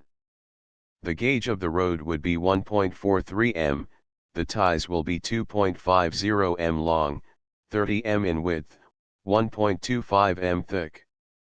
There will be 1.70 kilometers for the purpose of side tracking, and an offline, 1.30 kilometers long, will branch to Honshu, on the Han River. Between Seoul and Songdo there will be 6 stations and 4 signal points. The rolling stock will consist of 5 locomotives of the mallet type, 5 combined first and second class and 8 third class coaches, 5 luggage cars, and 25 freight cars. This comprises the general requirements of the proposed line, evolved out of an abandoned concession by the astuteness and activity of the French minister. The line will proceed from outside the west gate of Seoul, where the terminus will be 48.50 m above the sea level, towards Yanghwa-chin, crossing the Aoya Pass at 59.50 m descending to the valley of the Han River, and 17 m above tidewater. The line traverses the district of Hanju, and the western county of Gyeogyang, leaving the Han Valley 31 kilometers from Seoul. The line then crosses the Kyowa Valley, at an elevation of 15 m, and at 42 kilometers from Seoul crosses a tributary of the Yeomchin River at Munsanpo. 51 kilometers from Seoul the railway will meet the Yeomchin River ferry, where passengers and freight, under the existing provisional arrangements, will be transferred to a second train upon the remote side of the river. The line then crosses the Changdan district, and moving up the valley of Songdo enters the Songdo terminus at an elevation of 40 m. The distance by rail is somewhat shorter than by road, and unexpectedly few obstacles have been met with in the course of construction. A rough survey has been made north from Songdo, from which point the railway will run due west to Haichu, then due north to Pyongyang through Sinkian and an AK. Beyond this point to Wiju no survey has been attempted. It is questionable, however, if the French line promises such satisfactory returns as those which may be expected from the Southern Railway. When the two lines have been completed and Fusen is in direct communication with the Siberian Railway, some definite expansion in the northern areas of the kingdom may be anticipated, and the railway will be in a position to compete with the junks of the Yalu. But, apart from the border trade, there is little settled industry which may be relied on to contribute traffic to the carrying capacity of this line, nor is it likely that the mines, whose concessions may be said to border the line of railway, will accept it as a medium of transportation so long as they are able to make use of the existing facilities for water transit, with which the American and English mines are served. Of course, it cannot be predicted what mining and agricultural developments may take place in the northern regions of Korea. Gold and coal, copper, and iron are known to exist. The development of this mineral wealth may open up the country, and the presence of the mines will create a demand for the local production of certain varieties of foodstuffs. These channels of revenue to the railway are highly problematical. In the absence of any specific value, which may be attached to the prospects of the French line, a comparison between the relative importance of the two undertakings confirms the superiority of the Japanese concession upon every count. The strategic, as well as the commercial, significance of the Southern Trunk Line must impress the Koreans with its very positive qualities. There are some 80 French subjects in Korea, of whom 40 are French priests and 1 a bishop. 3 are associated with the Northwestern Railway Bureau, 2 are in the Korean Customs, 2 have been given employment in the imperial mines, and 1 has become legal advisor to the imperial government. 1 is attached to the French school, 1 manages, most admirably and successfully, the Imperial Korean Post Office. 2 are working in the Korean Arsenal, and 3 assist in the management of the Hotel du Palais. The members of the French colony have been lately increased by the addition of a number of French engineers, who have fallen upon the Korean government in the hope of finding employment with the Railway Bureau. These transitory visitors are not included in my figures. The German colony is small and insignificant. German interests, however, have been given the concession of a railway line from Seoul to Wonsan. A mine, controlled by a German syndicate, and located at Tongkaeokai, has been abandoned with the loss of the many £1,000s which had been laid out upon machinery and mining material in general. Germans possess no other concessions. There is an important firm in Chemelpo, and this house has established a branch in Seoul. A distinguishing feature of the business is that there are Germans in both the Seoul and Chemelpo offices who are thoroughly familiar with the Korean language. This, as the country develops, will not be without effect, and the fact seems to illustrate very admirably the methodical system upon which German commerce in the Far East is built up. The court band has been entrusted to the training of a German professor. The effect is very solemn, and perhaps discloses the necessity for the introduction of a German physician to the imperial household. This counterblast to the position, which a singular power of sympathy and great professional ability has won for Miss Cook, is of recent accomplishment. This English lady doctor has been for many years physician in ordinary to the imperial household, and enjoys the complete confidence of the court. Miss Cook is the only foreigner who has succeeded in overcoming native prejudice and suspicion entirely. The battle of concessions is as keen in Korea as in China. the latest power to interest itself in the exploitation of the mineral deposits of Korea is Belgium, hitherto without special concern in the development of the mining interests of the kingdom. Now, however, Belgium has come forward, and it is understood that a concession, 900 square li in extent, has been granted to its nationals. The Belgians have undertaken to lend the Korean government 4 million yen, receiving in exchange the lease of the mines for 25 years. The concession is situated at Tabok Mountain, at the point where the Cheonggyeong, Gyeongsangbuk, and Gangwon provinces meet. At this moment it is impossible to state the value of this new concession, but the Belgians are shrewd, close-fisted people. It is doubtful, therefore, if their venture will be as unfortunate as our own, or the German, has been. Adverting to the foreign trade of Korea again, foreign merchants possess a very definite grievance against the Japanese manufacturing houses who cater for the Korean markets. After the closest investigation, I venture to assert there are but few of the so-called foreign-made articles, exposed to sale in the shops of the Japanese settlements in any of the open ports in Korea, that are not most shameless imitations. For the most part they are concocted in Japan, and embellished with the necessary designs and trademarks, with some imperceptible modification. The illegality of this practice is incontrovertible. In the absence of any supervision upon the part of the Korean customs, or by representatives of merchants affected by these tricks, it is difficult to see how they may be avoided. I add a table, showing the various articles counterfeited by Japanese manufacturers with which I am personally familiar, and which are on sale under false descriptions. In each instance the imitation comes from Japan. America, kerosene, Standard Oil Co. Richmond Gem cigarettes. Armour's canned meats. Californian canned fruit.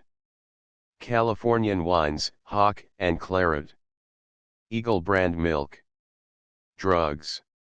Great Britain, soap, pears. Matches, Bryant and Mays. Sauces, Lee and Perrin. Needles and cottons. Alkalis, Brunner, Mond, and Company. Jams, Cross and Blackwell. Turkey Reds, John Orr Ewing, and Company. France, wines, claret, and hock. Photographic materials. Germany, quinine, Messrs. C.A. Boehringers. Hardware. Needles. Pianos, Berlin. Sweden, matches. Holland, butter. Liqueurs and spirits. Denmark, butter. India, cotton fabrics and yarns. Switzerland, Swiss milk, Nestle S. Japanese kerosene oil comes over in cans which exactly reproduce the pattern of the Standard Oil Company. John Orr Ewing and Company's Turkey Reds, in breadths of 27 inches and 40 yards long, and color fast, become 27 inches. In breadth, 37½ yards in length, the color is not fast, the material shrinks and the weight is 5 pounds deficient.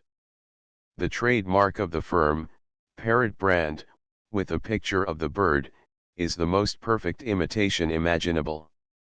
Imitations of Nestle S milk, Bryant and Mays matches, Boehringer's quinine, and many other articles have been repeatedly denounced by the firms. A railway siding. Chapter 14 Some account of the treaty ports, Wonsan, Fusan, Mokpo. Character of export and import trade. Local industries. The oldest of the settlements in Korea is the port of Wonsan, situated upon the eastern shores of the kingdom, halfway between Fusan and Vladivostok. The picturesqueness of its setting makes the spacious harbor of this bustling treaty port a graceful conclusion to any tour which has had for its object the inspection of the scenic loveliness of the Diamond Mountains. There is little indeed to disturb the placid enjoyment of life amid the pine-clad bluffs and frowning headlands which surround the broad waters of the bay. The fact of passing from the seclusion of wild valleys and rugged heights, sheltering only the monasteries of Buddha, into the lively atmosphere of a treaty port does not destroy the illusions which any stay in the lofty regions of these 12,000 peaks necessarily fosters.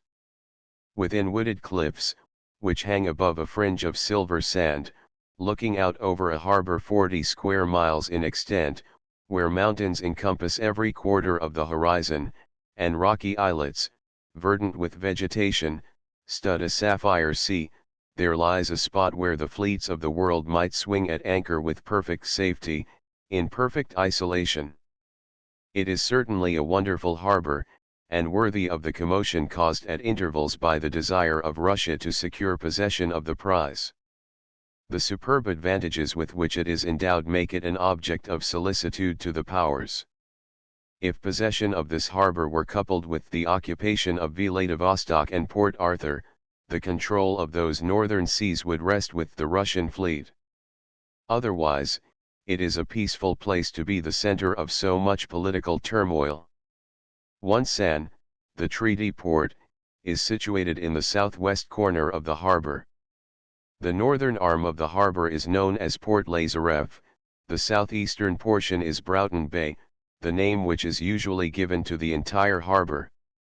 Captain W. R. Broughton, the English navigator, first entered it on October 4, 1797, in his sloop of war of 16 guns, Providence. Port Lazarev is about 16 miles from Wonsan, in a westerly direction across the bay, at the mouth of the Don River. It is the point which Russia was credited with the intention of securing for the terminus of her Trans-Siberian Railway. There are two entrances into Broughton Bay, one giving direct admission into Port Lazarev.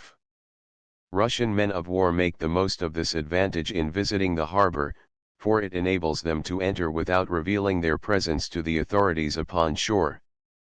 Upon one occasion, when I was visiting the neighborhood, I surprised parties from 2 Russian men of war engaged in surveying the hills and taking soundings of the anchorages. Their presence was quite unsuspected by the Japanese consul or by the Commissioner of Customs.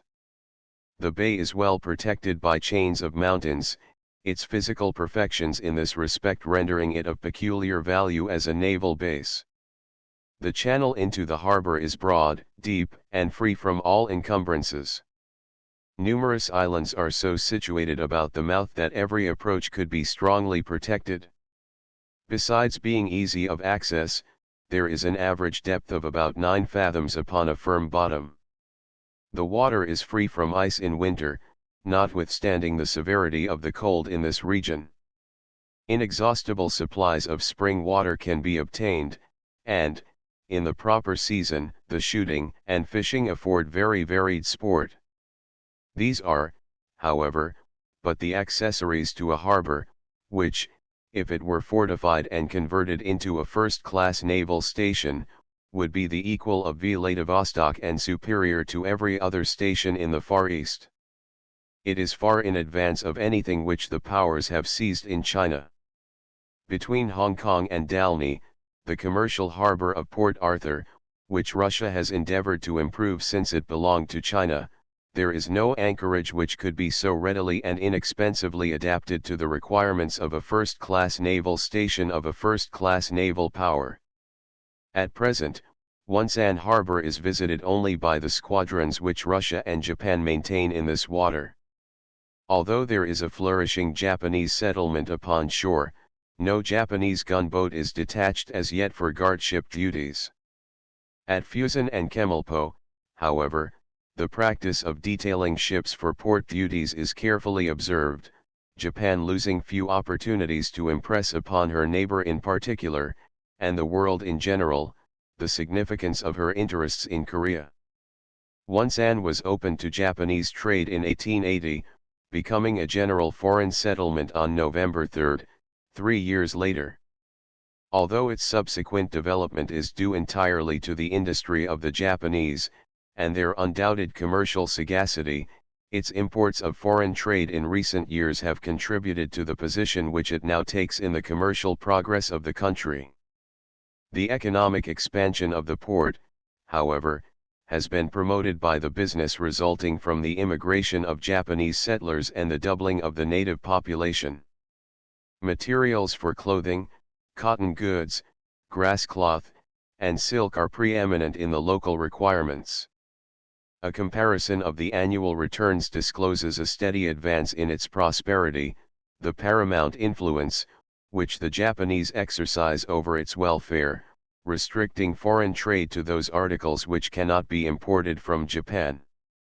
Business has just doubled in 6 years, but the increase in the import trade is not in favor of British goods.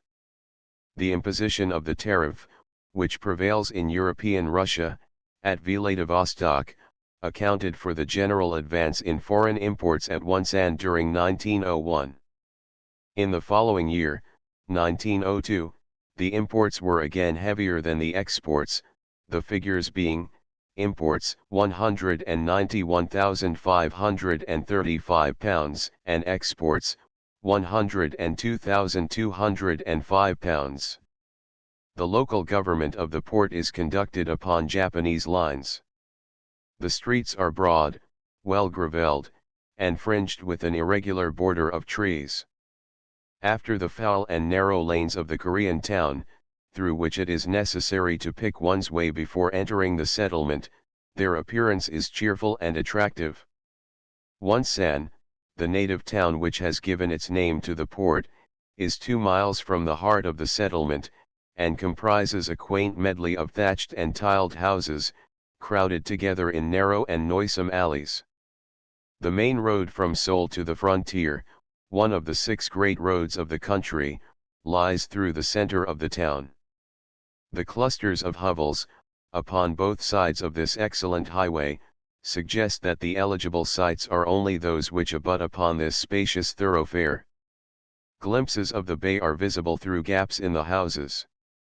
The smell of the sea is lost in the fumes of drying fish and decaying garbage, which hang heavily in the atmosphere, impregnating everything and penetrating everywhere, save to the wind-swept heights which encircle the bay. A population of 15,000 huddles in these groups of thatched shops and tumble-down houses. The native town ceases abruptly about a mile from the settlement. Fields of vegetables border the road. The strip of beach upon which the town is placed, is black with patches of fish spread to the sun, littered with fishing nets, and encumbered with crazy fishing boats and junks. After a little it disappears around cliffs, whose crests are fragrant with pine and fir trees. Tortuous valleys, giving glimpses of prosperous villages set in their midst against a background of majestic peaks and ridges of hills, well-timbered headlands and promontories upon which are set the houses of the missionaries, combine, with the broad waters of the bay and the vista of the open sea beyond, to form a series of picturesque and supremely attractive views. There are nearly 3,000 Japanese in residence at Wonsan, a few Chinese merchants, and a small foreign community, including the Commissioner of Customs and Mrs. Wakefield, and the customs staff.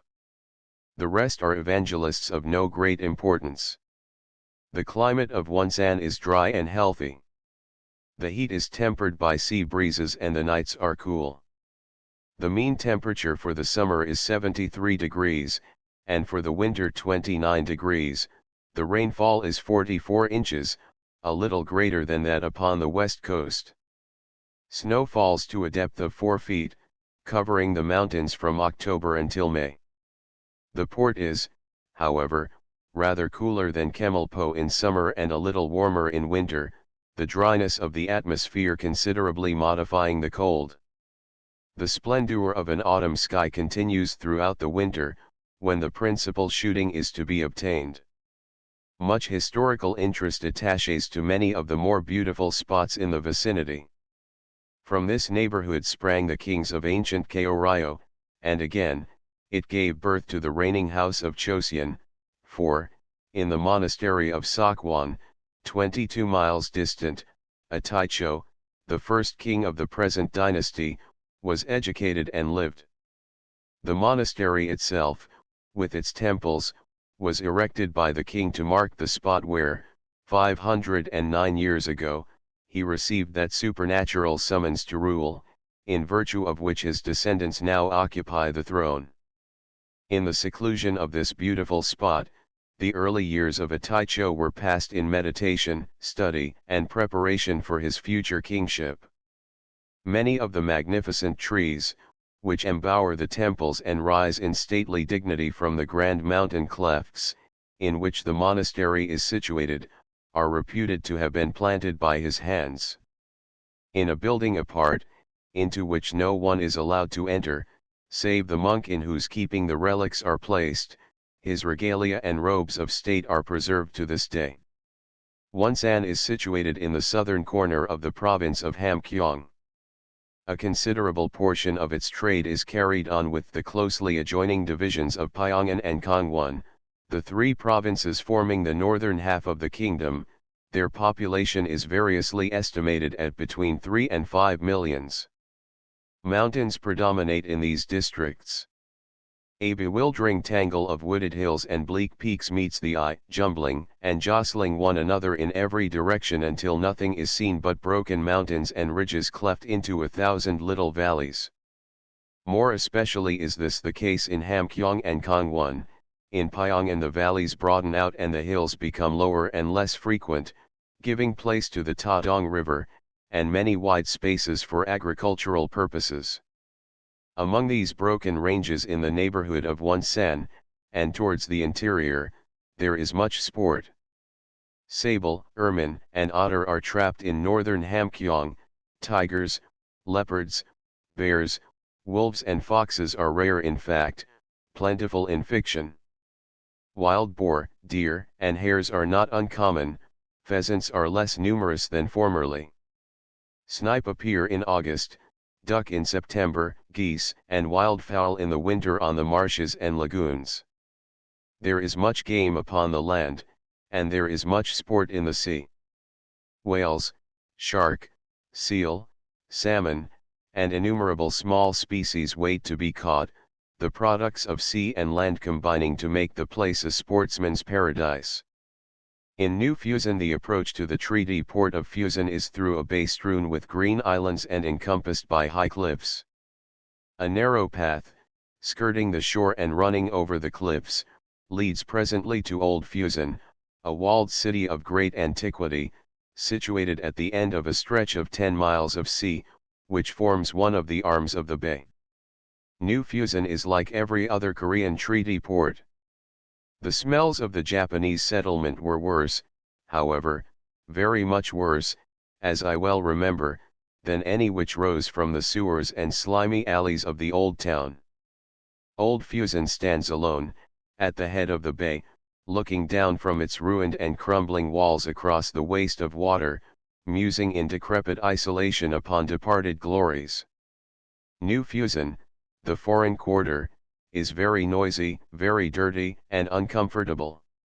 The Japanese shopkeepers make little attempt to provide for other aliens, the wretched hotel demurs at receiving them. The place is thoroughly Japanese, prosperous, active, and enduring. It is the focus of the tumble-down steamers which run between the ports of Korea and Japan, venturing even to Taku, Port Arthur, and Vladivostok. Upon all sides there is the appearance of industry and trade, inseparable from any Japanese community. In conjunction with the Seoul Fusen Railway a vast scheme of harbor reclamation is in progress. This will provide suitable sites for godowns, in which the port is sadly deficient.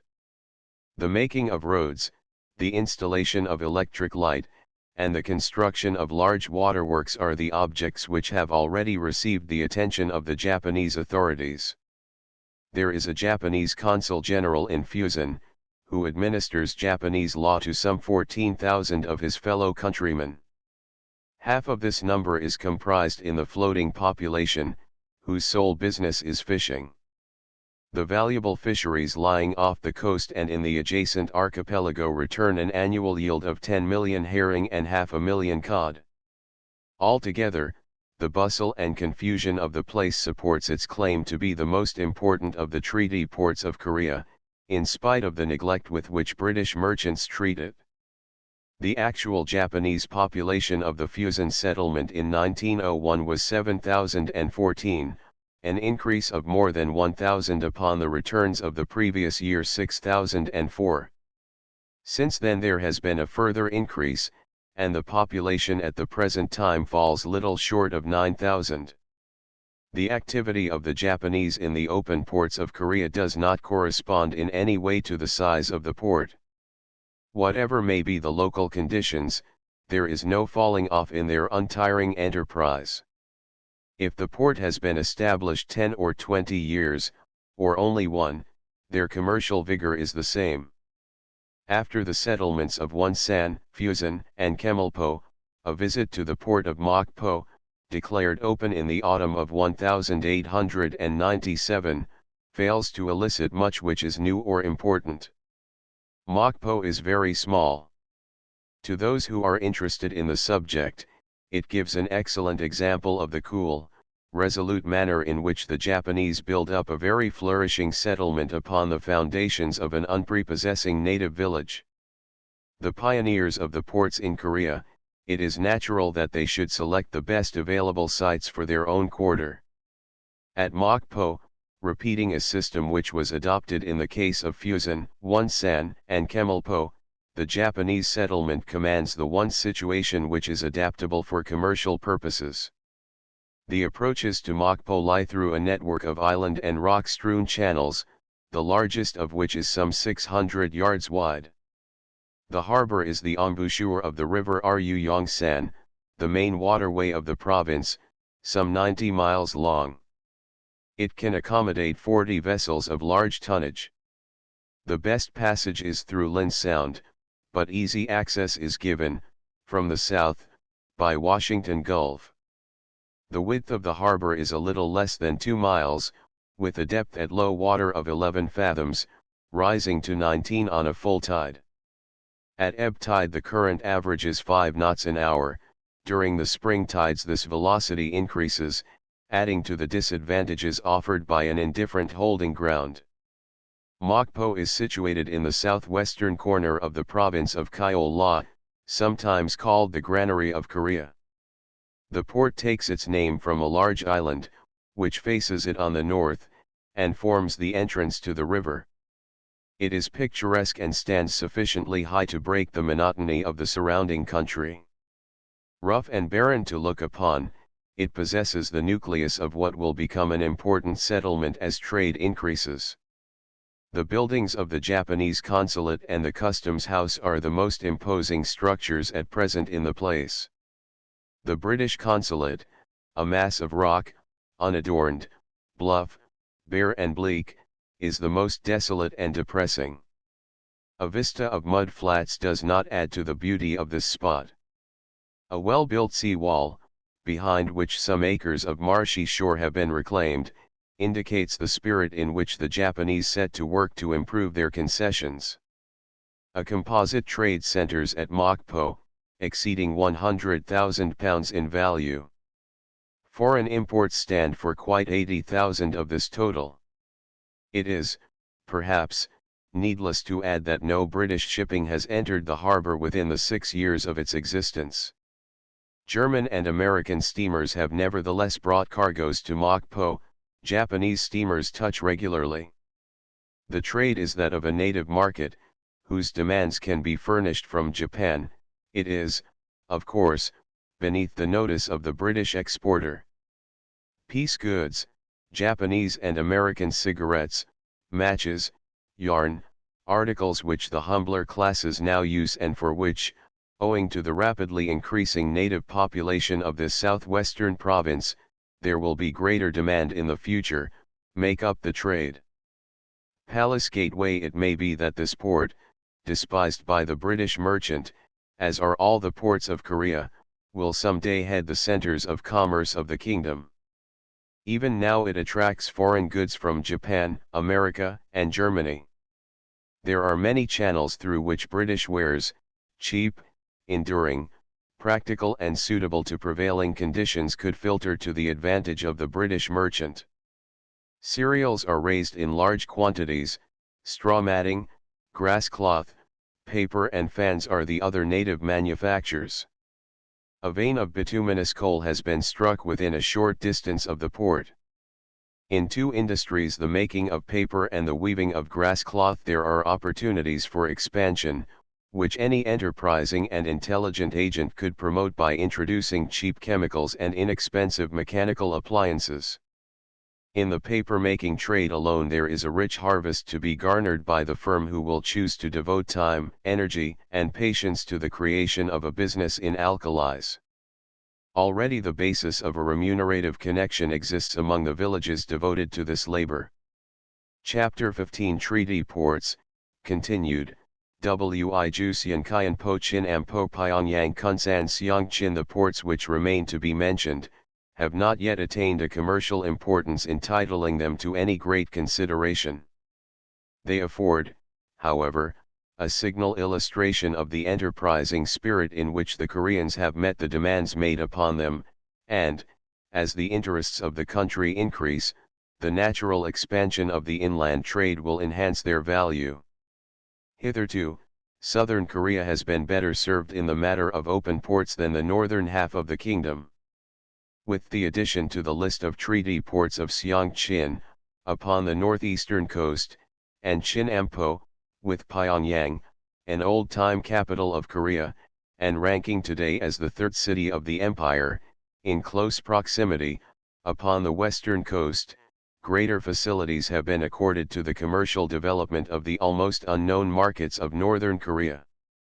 In view, however, of the trade in the southern provinces of the kingdom, the port of Kunsan was created on the west coast simultaneously with the opening of Seong-chin in 1899 upon the northeast shore.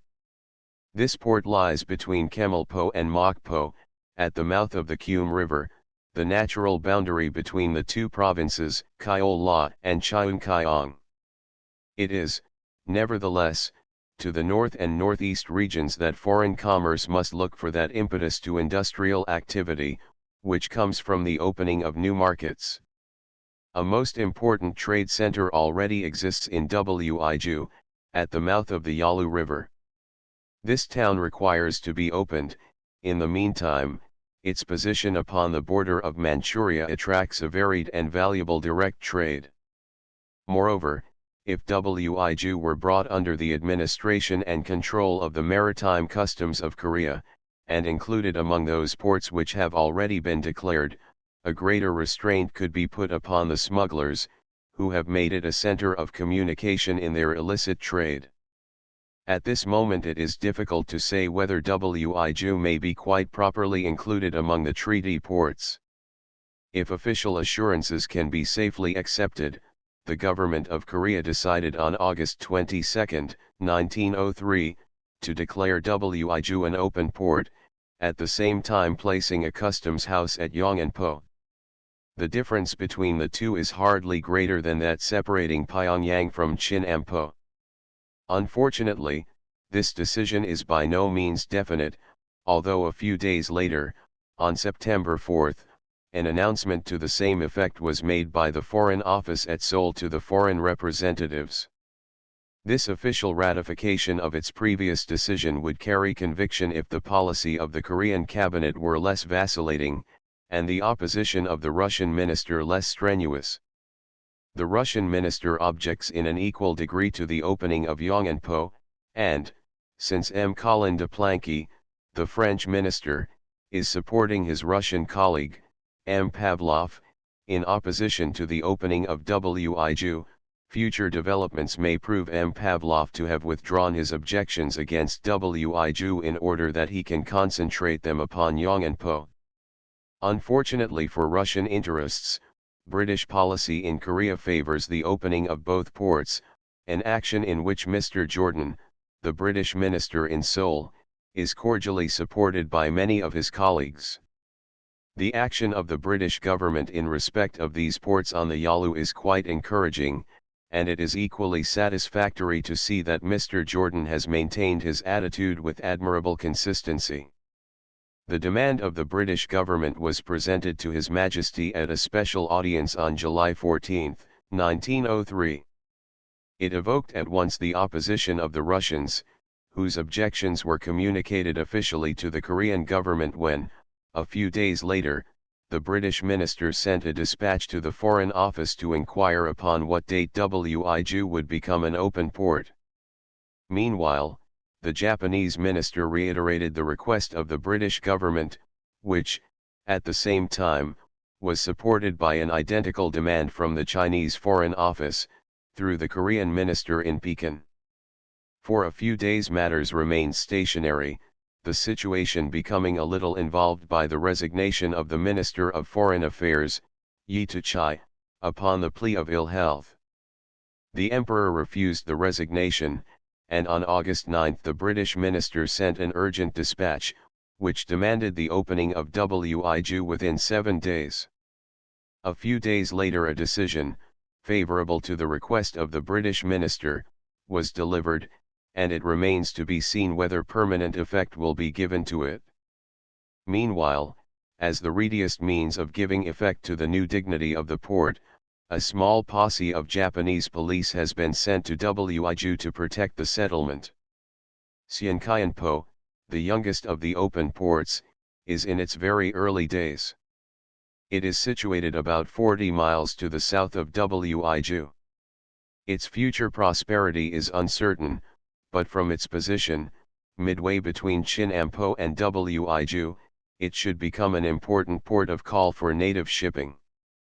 At present Seonkyeonpo is administered from Chinampo, but the lines of its future settlement have been planned, and it will doubtless develop into a thriving Japanese colony.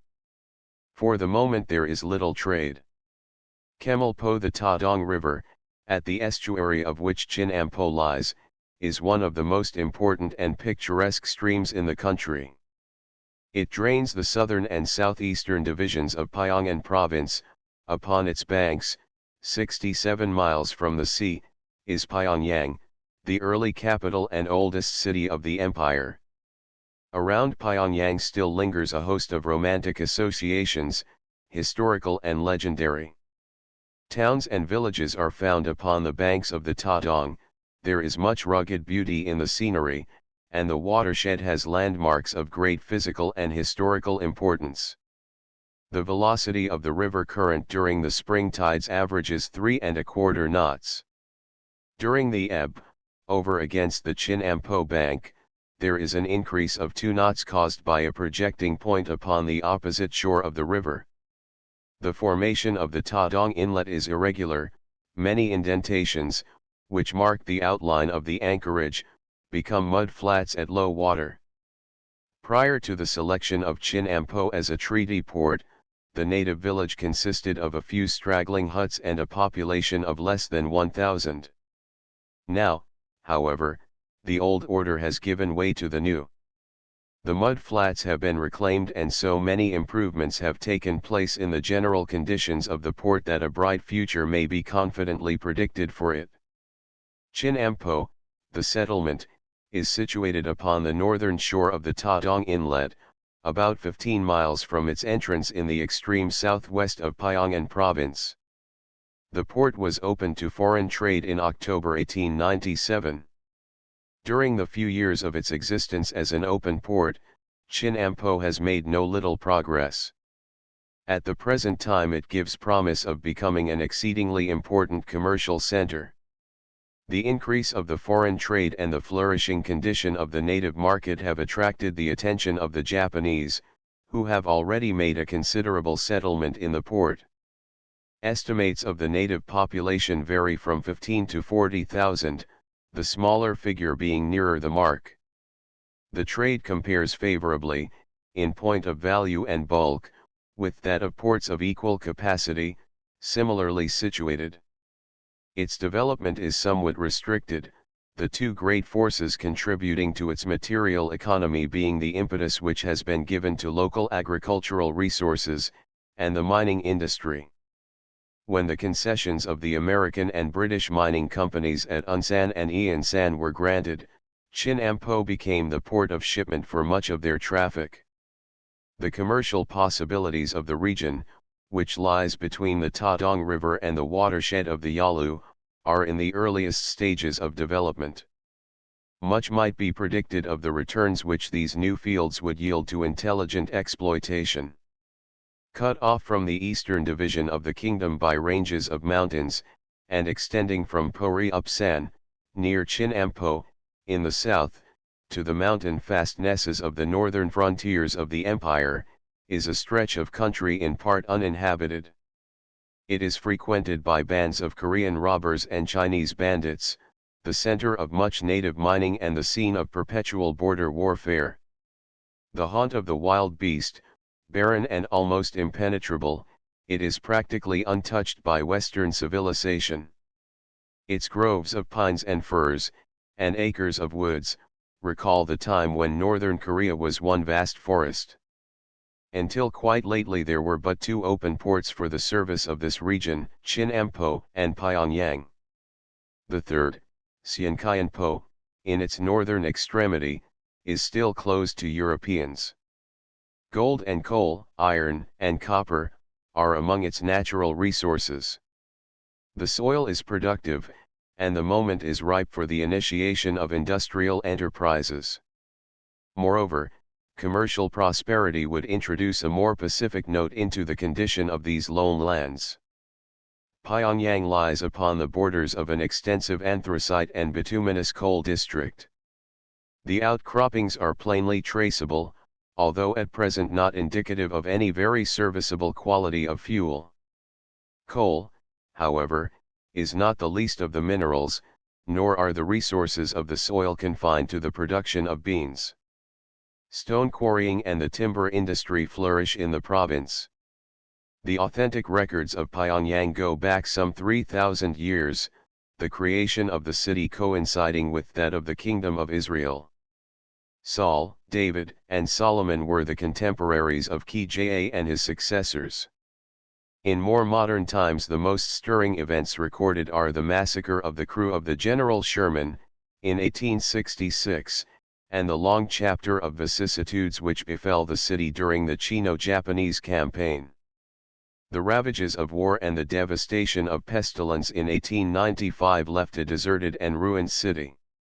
Nevertheless, as if to remind the inhabitants of the former dignity of their town, the tide of its fortunes turned, and some measure of prosperity returned.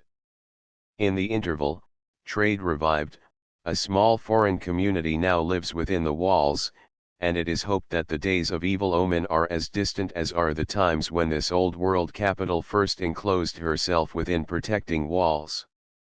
Commercially and industrially it has advanced enormously, and, as a sign of the times, may be mentioned the fact that the native community has founded a private English language school.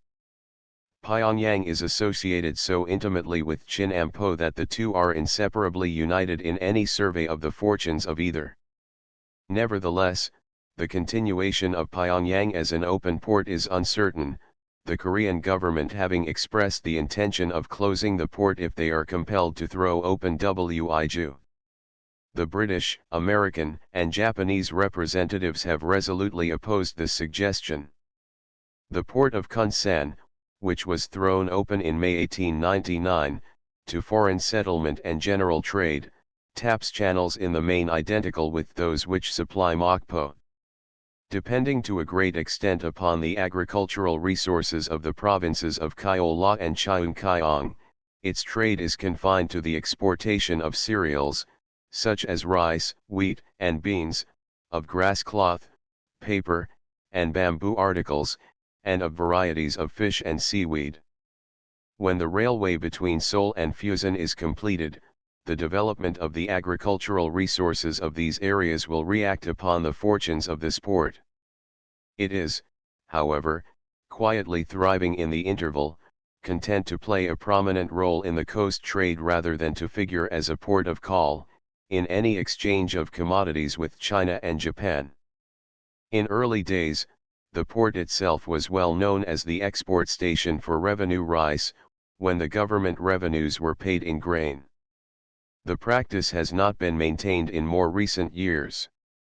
In Kunsan there is an increasing colony of Japanese, a large native population, and a small Chinese community.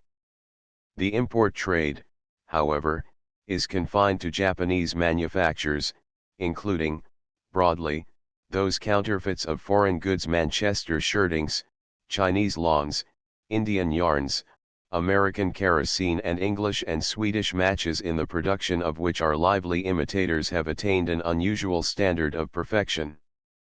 The most isolated of all the open ports is Xiangqin, upon the northeastern coast, in the province of Hamgyong, about 120 miles from Wonsan. It was opened in May 1899, the trade, principally with Wonsan, and carried on by Japanese, is unimportant. There is a field for expansion, as gold, copper, and coal exist within a short distance of the town. There are also white granite quarries in the neighborhood. The offshore sea fishing supports a colony of Japanese. Large numbers of cattle are raised for the market in the province, and the country around is under cultivation for beans. The export trade is in beans, hides, and fish. The imports include kerosene, matches, and cotton goods. There is no direct native trade with Japan. The present condition of Xiangqin suggests that it was once a fortified town of importance. There are the ruins of a high protecting wall, surmounted with watchtowers and battlements. Time, poverty, and neglect are responsible for its present impoverished condition. There is a small native population. The anchorage is little more than an open roadstead. It is easy of access, deep, and has an excellent holding. Vessels drawing 10 feet can lie within a short distance of the shore. Fogs and high winds prevail in spring, but, upon the whole, the climate is more temperate at all seasons than Wonsan. The port lies near the 41st parallel, facing nearly northeast, midway between Wonsan and Vladivostok.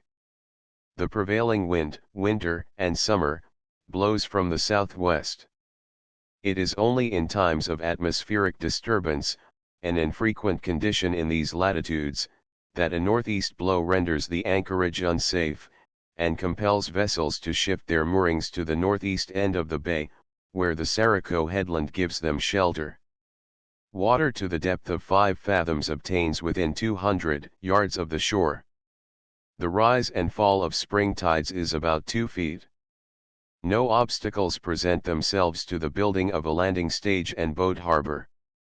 When the port was opened, a few huts represented the native town. Since then about 250 houses have been erected, and more are being built. At no distant date it is probable that Xiangqin will displace the neighboring Imyong as the marketplace. The foreign community is represented by a Japanese consul and staff, Japanese police force and postal staff, schoolmaster, shipping agent, and workmen. A British doctor and his family, belonging to the Canadian mission, reside there. The only foreign house erected within the settlement limits is that occupied by the Japanese consul. Chapter 16 Russian interests. Russia and Japan. Masanpo Chinkai and Russian industrial activity in Korea may be regarded as a cloak for political schemes. Since the time that the emperor became the protected guest of the Russian legation, the influence of Russia in Korea has been more definite in quality. Assisted by French capital, a Russian company has started recently a cattle ranch and sheep run at Ayachin, on the coast of Gangwon Province, with a view to the establishment of a canning factory, which is now in process of construction. In addition to this, she has set up a glass factory at Seoul, a proceeding which throws no light upon her motives. She has promoted the Pacific Whale Fishing Company, which, plying its trade off the coast of Korea, collects very valuable information of unsurveyed bays and unsounded anchorages, water holes, coal deposits, and currents, and occasionally catches a whale. It possesses 12 vessels. Russia controls no railway line in Korea, although she is interested in the line which the French are building, no gold mine, but a geographical exploration party of naval officers has been topographically examining the region of the Yalu River for some years. She has been accorded certain rights in Masanpo, she is endeavoring to secure the concession of a site suitable for a naval station, and through virtue of a lumber felling concession on the Yalu, she has located herself at Yong'anpo. In May 1903, too, a commercial commission traveled from Seoul to Wuiju, overland. As rapidly as circumstances permit, Russia is connecting her Manchurian telegraphic system with the trunk lines of Korea, and telegraphic communication is in course of construction between Mukden and Wuiju, Vladivostok, and Wonsan. The action of Russia in this respect has encountered very great opposition from Korea. When the Korean cabinet declined to grant permission for the erection of the poles, for which the Russian engineers had not waited, M. Pavlov, the Russian minister, delicately hinted that the removal of the poles would be regarded as an unfriendly act, and one liable to create unpleasantness between the two governments. The Korean government, however, were not frightened into drawing back, and for some months past the local officials have been occupied in cutting down whatever poles the Russians might erect. Russia, also, proposes to rebuild the telegraph line from Pekin to Seoul via Wuiju, while further, it is her avowed intention to construct from Mukden a branch of her railway to Antung on the Yalu River. Russia has been associated, also, with the Korean Army, the Russian military authorities having lent a number of drill instructors to the Korean service. They have now been withdrawn. The management of the residence, in which apartments are found for the guests of the imperial court, has been entrusted to a Russian lady. There are very few Russian residents in Seoul. Those who live there comprise the immediate personnel of the legation guards, priests of the Greek Church, and some sprinkling of the shopkeeping element. The colony is small, but contrives, with the aid of a port guard ship at Chemulpo and constant visits from the Pacific Squadron, when performances are given by the band from the guard ship for the delectation of the imperial court, to support the majesty and dignity of the Russian government with much impressive display. Proposals have been recently made to establish consulates in the open ports of the empire. The consulate from the capital is now established at Chemulpo, to increase the services of the steamers of the Manchurian Railway between the open ports of Korea and Manchuria, and to found a branch of the Russo-Chinese Bank at Chemulpo. It is intended, too, that the Russian Pacific Squadron shall use the Korean harbors more frequently as ports of call. For some years Russia has been gradually feeling her way in Korea. Prior to 1885 there were over 20,000 Koreans settled in her far eastern possessions, while in 1888 Russia concluded a commercial convention with Korea, which opened the Korean land frontier to Russian traders. In 1893 telegraphic communication between Russia and Korea was arranged, when, just as the Russian policy towards Korea perhaps was beginning to shape itself, war between China and Japan was declared. Whatever conclusions may have been anticipated as the results of such a war, there can be no doubt that its effect upon the actual destinies of Russia and Japan in the Far East was far-reaching. The policy of Russia towards China underwent a change, while the ultimate possession of Korea became equally the objective of Japan as of the greater power. Russia, however, could not afford to profit at the moment by the downfall of China, and Japan was not strong enough to hold the Liaodong Peninsula nor bold enough to seize Korea. Nevertheless, driven out of the Liaodong by the action of Russia, France, and Germany, Japan might still have secured for herself complete material and political ascendancy over Korea. In time, if such had been her policy, she could have made manifest, too, her occupation of the kingdom and equipped herself with an argument, the parallel of that possessed by Great Britain in Egypt, and by Russia in Manchuria. Unhappily, while Russia with masterly deliberation was moving steadily forward in her subjugation of Manchuria, Japan, wholehearted but ignorant of the pitfalls of colonial expansion, was creating endless difficulties for herself in Korea, besides serious complications with the powers outside the scenes of her activities. Before she had realized the potentialities of her position, she had committed herself to a design by which she hoped to secure the king and queen and to direct herself the reins of government. But her coup d'état was to recoil disastrously, and at once, upon her own head. The queen fell a victim to the plot, and although the king was imprisoned, he, together with the crown prince, contrived in a little time to find refuge in the Russian legation. The escape of the king only emphasized the failure of Japan, and despite her subsequent treaties with Russia, in respect of Korea, the balance of power in the Far East as between Russia and Japan has never quite recovered from the blow which Japan administered herself to her own prestige upon this occasion. Japan still wields material influence of a high order in Korea. But, within the paramount position which she fills, there is the rift caused by the spread of the antagonistic and insidious influence of her great opponent. Curiously enough, the position which Russia holds today is not nearly as assertive as that which she occupied in 1896, yet there is little doubt that her influence is more commanding, if less conspicuously aggressive. Japan has turned aside upon occasion from the political issues to develop her commercial interests. Russia, again, has pursued unswerving the policy which revealed with the fall of China the fact that Manchuria was within her grasp and that Korea was its entail.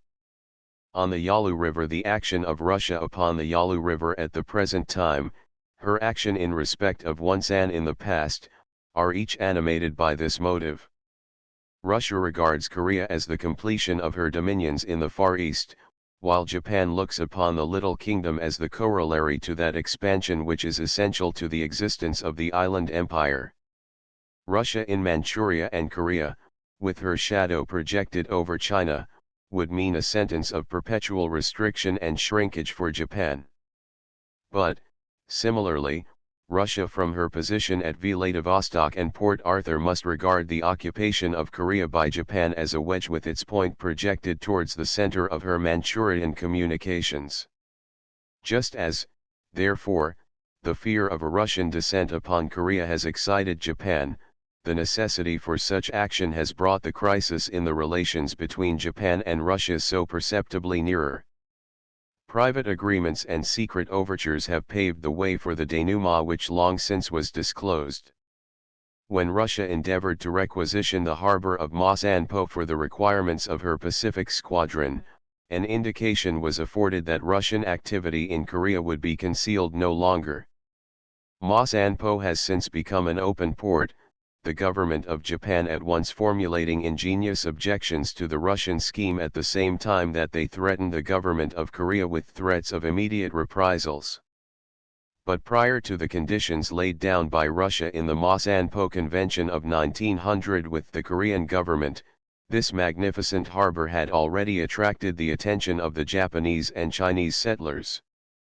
By force of circumstances, therefore, the place became an open port, the local authorities being powerless to check the influx of foreigners and the creation of a foreign zone around the harbor. That M. Pavlov, the clever Russian diplomatic representative in Seoul, succeeded in bringing about any agreement at all is remarkable, taking into account the panic-stricken state to which the imperial government was reduced by Japanese intimidation. The secret convention between the Russian and Korean governments, entered into during 1900, preserved the independence of the harbor, and, failing to confirm Russia in the definite occupation of Ma Sanpo, provided that none of the land about Ma Sanpo harbor or its approaches should be permanently ceded or sold to any foreign power. The same conditions applied to the island of Kaohsiung, situated in the mouth of the harbor. This curtailment of the ambitions of Russian policy, in this particular direction, due, of course, to the energetic action of Japan, did not make the position of Russia in Ma Sanpo in any sense secure. Japan, even then upon the eve of her declaration, would have gone to war with Russia, if that power had attempted to maintain an isolated and complete domination of this harbor and its approaches against her wishes. There is nothing in the present condition of Masanpo which suggests that it may become a center of Russian influence in southern Korea. The Japanese demanded, even before the incident had quite blown over, a large tract of land at Masanpo for the purposes of making a settlement there. In addition to this, the quarter, marked off for foreign settlements, has been almost wholly appropriated by the Japanese, who have erected shops and houses of some importance to the extent of several hundred, upon the more suitable sites. Japanese postal and telegraphic offices have been opened in Masanpo, and an uncomfortable hostelry disturbs the rest of the Wiri. A large permanent staff of Japanese police has been detached for duty in Masanpo, and the next feature in the development of affairs will be the detailing of a port guard ship and the usual infantry garrison to protect the Japanese settlement. These acts imply a permanent lease and constitute the methods by which the Japanese propose to invalidate the Russo-Korean Convention. The aim of Japanese policy in Masanpo is to discount as far as possible the rights of the Russians, and to deprive their existence in the harbor of any special significance. The Russians accept the position with extreme philosophy and indifference. If they wished to do so, they might raise protest after protest against the intrusive character of Japanese action in the areas affected by the clauses of the agreement of 1900. 12 months ago the foreign population of Masanpo consisted of 230 Japanese, 41 Chinese, 18 Russians, and 2 Germans. These figures include male and female heads of population, but no children. The actual strength of the Russian colony in this harbor was 8 men, 10 women, 3 children, of the Japanese only 78 were females. There is little import and export traffic. The nearness of Fusan, which is only 6 hours distant, makes it unnecessary to trade direct with the settlement. Japanese steamers from Fusan call daily, local produce being brought round by native junks. There is a large fishing industry off the harbor. It is, however, quite controlled by Japanese fishermen from Fusan. The principal industry on shore is the construction of the settlement, some little agriculture, and no little gossip. Since the failure of her efforts to secure Masanpo, Russia has endeavored to obtain the lease of Chinkaiwan, sometimes called Chinhai or Shinhai, a base situated in the extreme south of the Korean peninsula, as a naval station. The position of this harbor is exactly midway between Vladivostok and Port Arthur.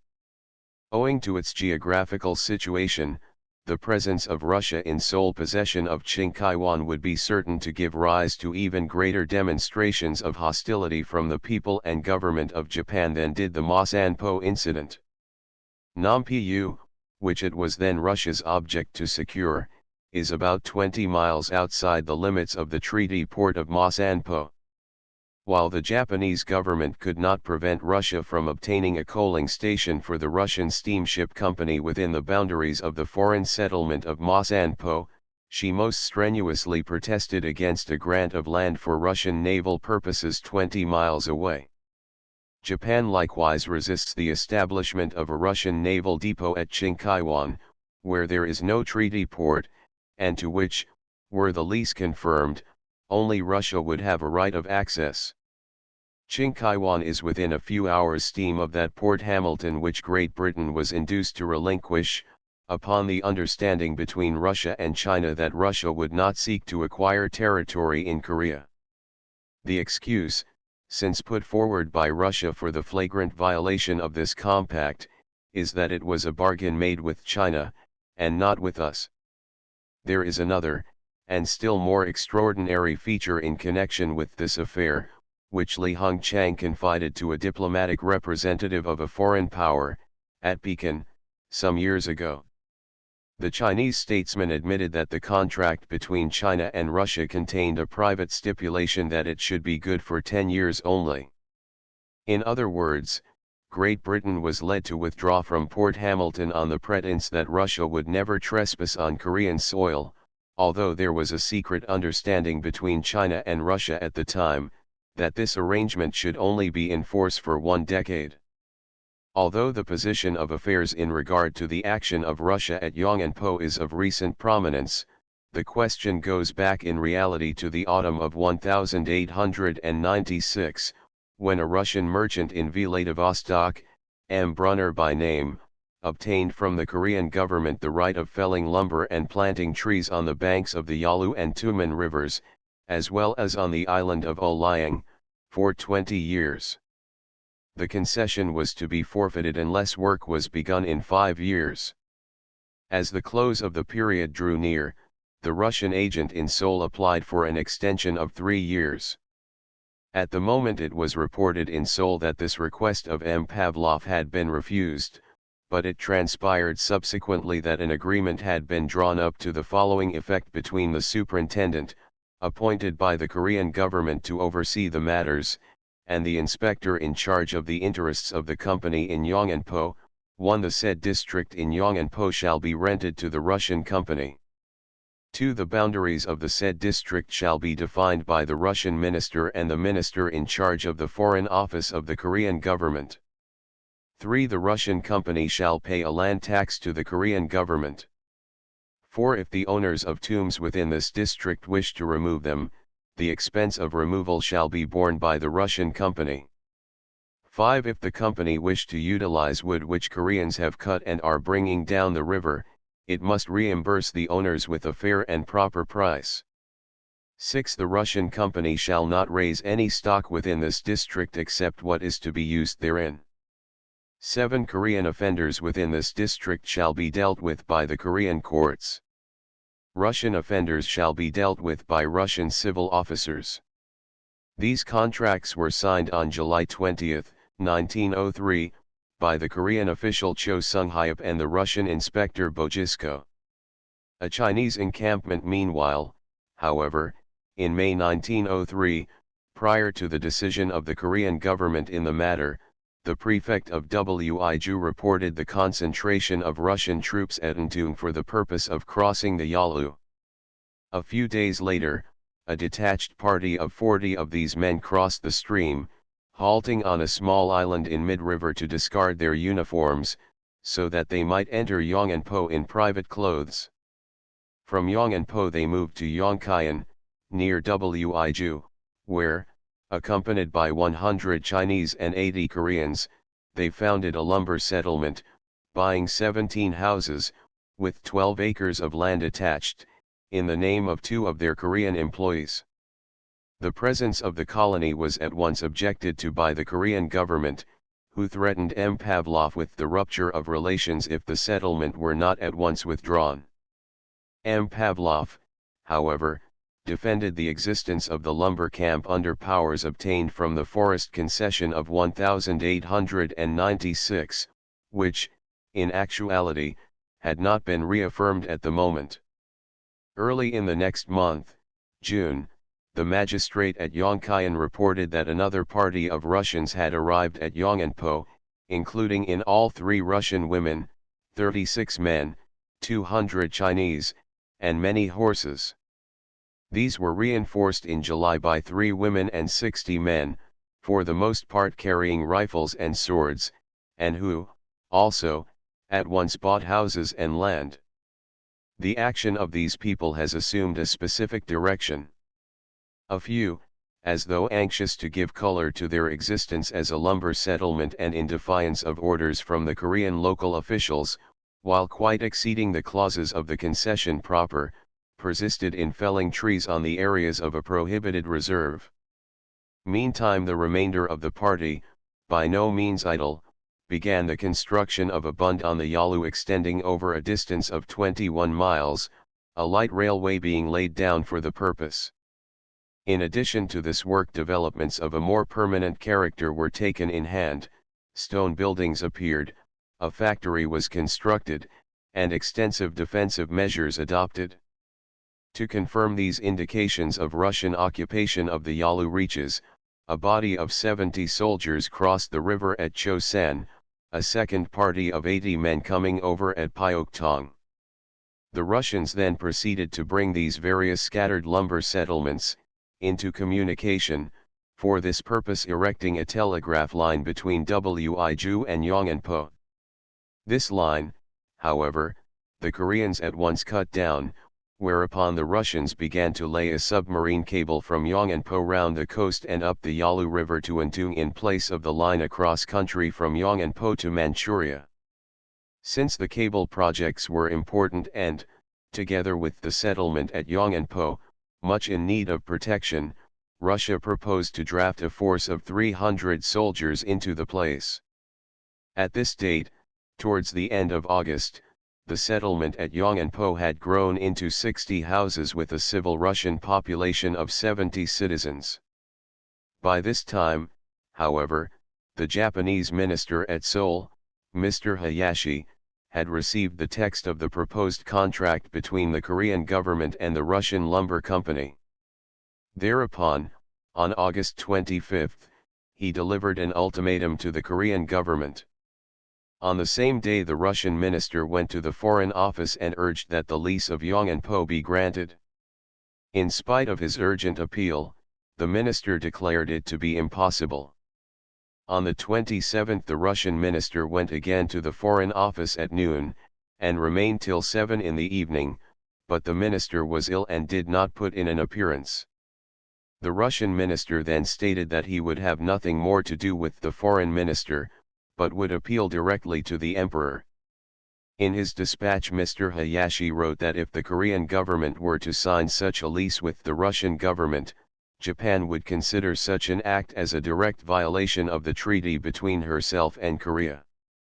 In this event Japan would consider that diplomatic relations between the two countries were suspended, and she would regard herself free to act for herself in her own interests on the assumption that the whole of the Korean territories had been opened to the world. The spirited action of the Japanese minister was not lost upon the Korean government, who at once issued orders to the prefect of Yonganpo to restrain the Russians from further encroachment. The efforts of the local officials were, however, of little avail, and by the middle of September, in addition to the colony at Yonganpo, the settlement at Yongkayan had increased to 128 Chinese huts, with 1,300 Chinese, 70 Russians, and 20 tents. Complaints of the high-handed action of the Russians in appropriating the property of the Koreans to their own needs began to arrive in Seoul, and on September 13 came the information that a telegraph line had again been laid between Yonganpo and the lumber concession on the Yalu.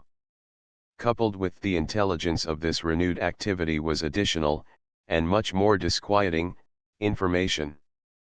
The Russians had constructed on the elevated ground about the Turiu harbor a high watchtower, and were preparing emplacements for 3 batteries of field artillery. Meanwhile, however, as a counter-demonstration to the movement of a company of 500 Russians under 2 officers, on October 23, who had crossed the Tumen River into Korean territory by night, a Japanese warship dropped anchor in the estuary of the Yalu, in close proximity to Yonganpo. I make no apology to my readers for giving in this detailed fashion the history of this little Russian concession. As a chapter of contemporary history I cannot think that my words are of any value, but there are doubtless many who, like myself, prefer to begin in the beginning, and so slowly trace through the developments of any question. In respect of Russian action on the Yalu, therefore, I have endeavored to do this. Notantung is known also as Shaho, the Yalu River is known also as the Amnok River. Chapter 17 By the wayside a journey inland to Tongkaokai inland beauties. The world of politics in Seoul had become of a sudden so profoundly dull, that, ignoring the advice of the weatherwise inhabitants of the capital, I packed my kit, and hiring ponies, interpreters, and servants, moved from the chief walled city of the empire into the wild regions of the interior. My journey lay towards Tongkaokai, the German mines, several days' journey from Seoul. Life, in the capital, is not destitute of that monotony which characterizes the land of the morning radiance. But beyond the precincts of the imperial palaces, out of sight and hearing of the countless little coteries of Europeans, the contrast between the moving, soft-robed, gentle masses of people who congregate within her gates, and the mountain reaches and valleys of the open country is refreshing. For the moment the pleasure of such an experience ranks high among the joys which life holds. Beyond the capital, save in the first few li from the capital, we abandon the beaten tracks, traveling along quiet byways and mountain paths, turning aside at fancy to climb a peak or to take a swim in the cool, deep waters of some secluded pool at night and morning and at our noonday halt. In the pleasant shades of these cool mountains and sunlit valleys the people live in unrebuked simplicity. They offered the loan of charcoal stoves or retailed eggs, chickens and rice to my servants. At the moment of my bath, youths and youngsters gambled with me in the stream. It is said that the Koreans are far from clean, a statement they belied upon many occasions by the freedom and enjoyment with which they indulged in these dips. Foreigners had not penetrated along the route which my friend and I were following to the German mines, and even the ubiquitous evangelist had not penetrated to these peasant homes. The mountains and rivers had no names, the settlements were small, inns did not exist. Everywhere was contentment, peace, and infinite repose. Nature stood revealed to us in primeval grandeur, and it was impossible not to enjoy the calm of the valleys, the rugged beauty of the mountain crests, the picturesque wildness of the scenery. Woodland glades. As the days passed, the general character of the country remained unaltered. The manifold and complex tints in the bush, the differing aspects of each succeeding height, the alternating complexion of the valleys, dissipated the monotony, engendered by the never-changing features of the picture: the trees and mountains, hillside hamlets and mountain torrents, precipitous passes and windy plateaus. Moving thus slowly through the mountain passes, a wonderful panorama silently disclosed itself. Hills were piled one upon another, gradually merging into chains of mountains, the crests of which, 2,000 and 3,000 feet in height, stood out clearly defined against an azure sky, their rock-bound faces covered with birch, beech, oak, and pine. The valleys below these mountain chains were long and narrow, cool and cultivated. A hillside torrent dashed through them, tumbling noisily over massive boulders, gradually fretting a new course for itself in the lava strata. Countless insects buzzed in the still air, frogs croaked in the marsh meadows, the impudent magpie and the plebeian crow choked and chattered indignantly among the branches of the trees. Cock pheasants started from the thick cover of the low-lying hills, the dogs pointed the nests of the sitting hens, and does called to their calves among the young bushes. A calm and happy nature revealed itself spontaneously in these fragrant places, undisturbed, luxurious, and unrestrained. The road was rough. Here and there, in keeping with the wild and rugged beauty of the scene, it became the narrow track of the Australasian backs, congested with bushes, broken by holes and stones, almost impassable until the coolies made a way. Across the clattering crystal of the gushing torrent a rustic bridge was flung, the merest makeshift, 3 feet in width, with a flooring of earth and bush, which bent and swayed upon slender poles, beneath the slightest burden. Some streams were unbridged, and the diminutive ponies splashed through them, gladly cooling their sweating flanks as their drivers waded or carried one another to the distant bank. Wild ferns, butterflies, and flowers revelled in these unkempt gardens. The red dog lily and purple iris glowed against the foliage of the shrubs and bushes. Gigantic butterflies eclipsed the glories of the rainbow, their gorgeous tints blending into harmony with the more subdued plumage of the cranes and storks that floated lazily across the inundated spaces of the paddy fields. Other birds, with dove-gray, pink, or yellow breasts and black pinions, fished in the streams with raucous cries. The most amazing tints, recalling some of Turner's later pictures, gladdened the eye in these delightful valleys. In the depths of the valleys the mountain torrents flowed more idly, and the stream meandered in 1,000 directions. Upon either bank, its volume was diverted to the needs of some adjacent rice field. In these paddy patches green and tender shoots were just sprouting above a few inches of clear water. Here and there, fields of wheat bordered these water-soaked stretches. Oats, corn, barley, tobacco, cotton, beans, and millet were scattered about the sides and plains of the mountain valleys in a fashion which proclaimed the fertility of the soil. Everything throve, however, and the industry of the workers in the fields was manifested at every turn of the road. Their ingenuity in making the most of available land recalled the valleys which run down to the fjords of Norway, where, as in Korea, patches of cultivated ground are visible at the snow level.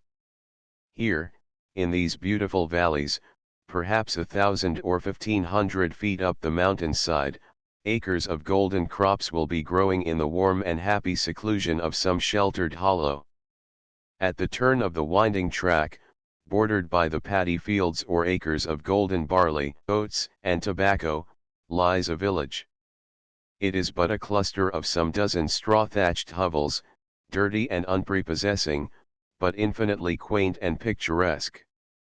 The walls of the houses are crumbling and stayed up with beams and massive timbers, the latticed windows are papered, the doorways low. A hole in the wall serves the purposes of a chimney, a dog is sleeping in the porch, a pig squeaks, secured with a cord through the ears to a peg in the wall. Cocks and hens are anywhere and everywhere, the family latrine an open trough, foul and nauseous, used without disgust by all members of the family save the older womenfolk, stands upon the veranda. Somewhere, near the outer limits of the small settlement, an erection of poles and straw matting distinguishes the village cesspool, the contents of which are spread over the fields in the proper season. A glimpse into a house, as one rides through the village, shows a man combing his long hair, a woman beating her husband's clothes or ironing with a bowl heated with charcoal, many naked children, the progeny of child wives, scarce out of their teens. For the moment the village seems devoid of life. As the clatter of the cavalcade resounds, a child, feeding itself from a basin of rice, emerges from a window, a man tumbles to his feet yawning noisily. Women, with infants hanging at their breasts or bearing children strapped to their backs in dirty clothes, the usual naked band of well-developed breast and unwashed back showing, crowd into the streets. All eye the newcomers with indifferent curiosity, until we wish them a plenteous rain. May the rain come soon, good people. Then they bend their heads respectfully at the salutation, and instantly become bright and smiling. Winsome kiddies, muddy and naked, offer us flowers, and bowls of water from the streams upon which their elders have settled. Country carts as the road threaded through the mountains, long valleys, widely and richly cultivated, the yellow luster of the golden crops blazing in the sunlight, lay below. Granite peaks towered upwards, their rugged faces scored by time and tempest, their ragged outlines screened with firs and birch. The still air was laden with the aromatic scent of the pine woods, the sky was clear and blue. In the distance, snow-white clouds hung in diaphanous festoons about a curve in the mountains. The rough contour broke where the heights were bleakest and most barren. A twist in the broad valley which our road traversed limited the prospect, but the direction lay beneath the shadows of those distant peaks, and the perspective already compensated for the precipitous climb. Indeed, from a few li beyond Kyoksiang, a magistracy of the fourth class, where the houses are roofed with thick slabs of slate supported by heavy beams, where the streets are clean, and where road and river alike make a detour, the views by the wayside became increasingly impressive. For mile upon mile we saw no wayfarers.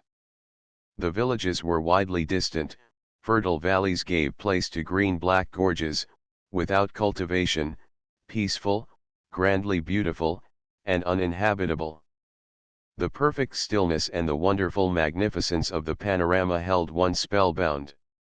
There was no change in the character of the scenery until, riding slowly forward, the road dropped from the comfortable shade of a mountain temple into the blazing sunshine of the plain. Pushing forward, the rice and cornfields receded, giving place to the ranges, whose lofty peaks, dressed with their mantling clouds, had been already dimly discerned. Throughout the journey of the next 2 days the road rose and fell, winding in a steady gradient across the mountain sides. The march to Tonkaokai was laborious, and one day, when within easy distance of the concession in a tiny hamlet, the color of the slate and granite boulders, nestling among waving bushes, almost unconscious of the outer world and hardly alive to its own existence, an ideal spot in which to pitch the evening camp was found. It was early in the afternoon, but the road ahead looked rough and stony. Our horses were fatigued, the ford had been troublesome, and we were wet, cold, and hungry. Within the bush the shadows were deepening. No one knew the site of the next village nor the precise direction in which we were moving, so we halted. That night we snuggled down with our faces to the cliffs. Our horses were tethered in a patch of corn, and the kit, the servants, interpreters, and grooms lay in one confused and hungry tangle round us. Within sound of the deep roar of the river we slept peacefully.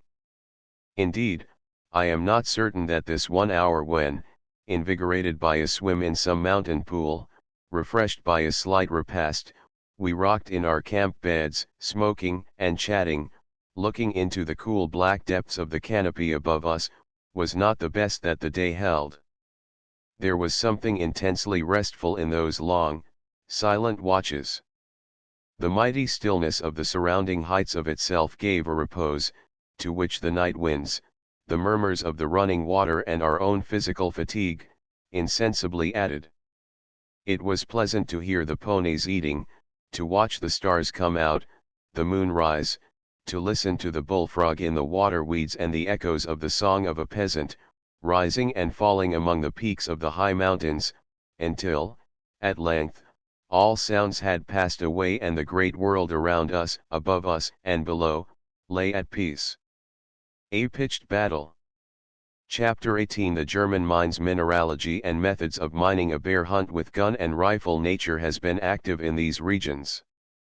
There is much limestone and slate formation, some basaltic upheavals, lava boulders, and chain upon chain of granite peaks.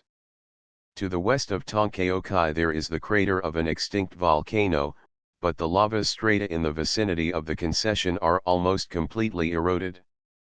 The basin of the concession is well watered, cultivated, and populous in places. It is surrounded by ranges 3, 4, and 5,000 feet in height. Korea is very mountainous in the north and hilly in the south. The watershed between the Sea of Japan and the Yellow Sea extends north and south, nearly parallel to the east coast. In a sense this line of mountain ranges is the backbone of the peninsula. The eastern side of the main watershed is narrow and abrupt, while the western is more extended and contains low plains, favorable to agriculture. The general altitude of the peaks varies between 5 and 6,000 feet. A few isolated points in the extreme north are believed to be higher. The principal mining districts are situated along the courses of the main and the minor watersheds. The famous mining districts of Konkyo, Kapsan, and Taechangchin, at present in the occupation of native workmen, occur upon the plateau formed by the junction of the range, which constitutes the northern frontier of the province of Pyongan, with the main watershed of the country. The British mines at Eansan are situated in country pierced by the northwestern Antilles of the main watershed. The position of the German mines bears a similar relation to the great natural division of the country, upon its eastern side. Many useful minerals are distributed over Korea: gold, silver, lead, copper, iron, coal, but that which yields the richest harvest is gold. The value of the gold exported from Korea during 1901 increased from £363,305 in 1900 to £509,738. A further increase marks 1902, the value of the gold exported being £516,961. These figures give only the value declared at the customs. Large amounts are annually smuggled out of the country. The presence of gold has been known from the earliest times. Kochenhauer, a German geologist, has declared it to exist in every river in the kingdom. Hitherto, alluvial gold has been the principal yield to native workers. The miners followed the object of their search up the mountainside until they struck veins and lodes, whence much of the alluvial gold was derived. The chief auriferous districts are in the northern half of the country, in which sphere lie the American mine at Unsan, the British mine at Eansan, and the German mine at Tongkaokai. The original source of Korean gold may be found in the quartz veins, which, in the case of the American mines, is alleged to give exceptionally rich returns. The alluvial deposits, brought down from the veins in the mountain ridges, have been freely worked by Koreans, and when more scientifically treated the yield is satisfactory. The Schotter sediments, in the case of the Tongkaokai mines, attained a maximum of 75 feet in depth, a thickness of sedimentary matter some 50 feet in excess of the usual formation. The concession was granted in 1898. Under it powers were given to a German company to select a place 20 miles long and 13 miles wide, within 2 years from the date of signing the contract, for the purpose of working all minerals during a space of 25 years, with an annual payment to the Korean government of 25% on the net profits. The revenues received from these contracts belong to the imperial household, passing directly into the private purse of the sovereign. In the case of the English syndicate, the percentage was compounded for a sum of £20,000 and an annual payment of a further £2,000. The site, which the Germans selected for their concession, was, at the moment when they assumed control over the areas, the center of extensive alluvial workings. The native miners strongly objected to the innovation, and prepared to resist the rights of the German company by force.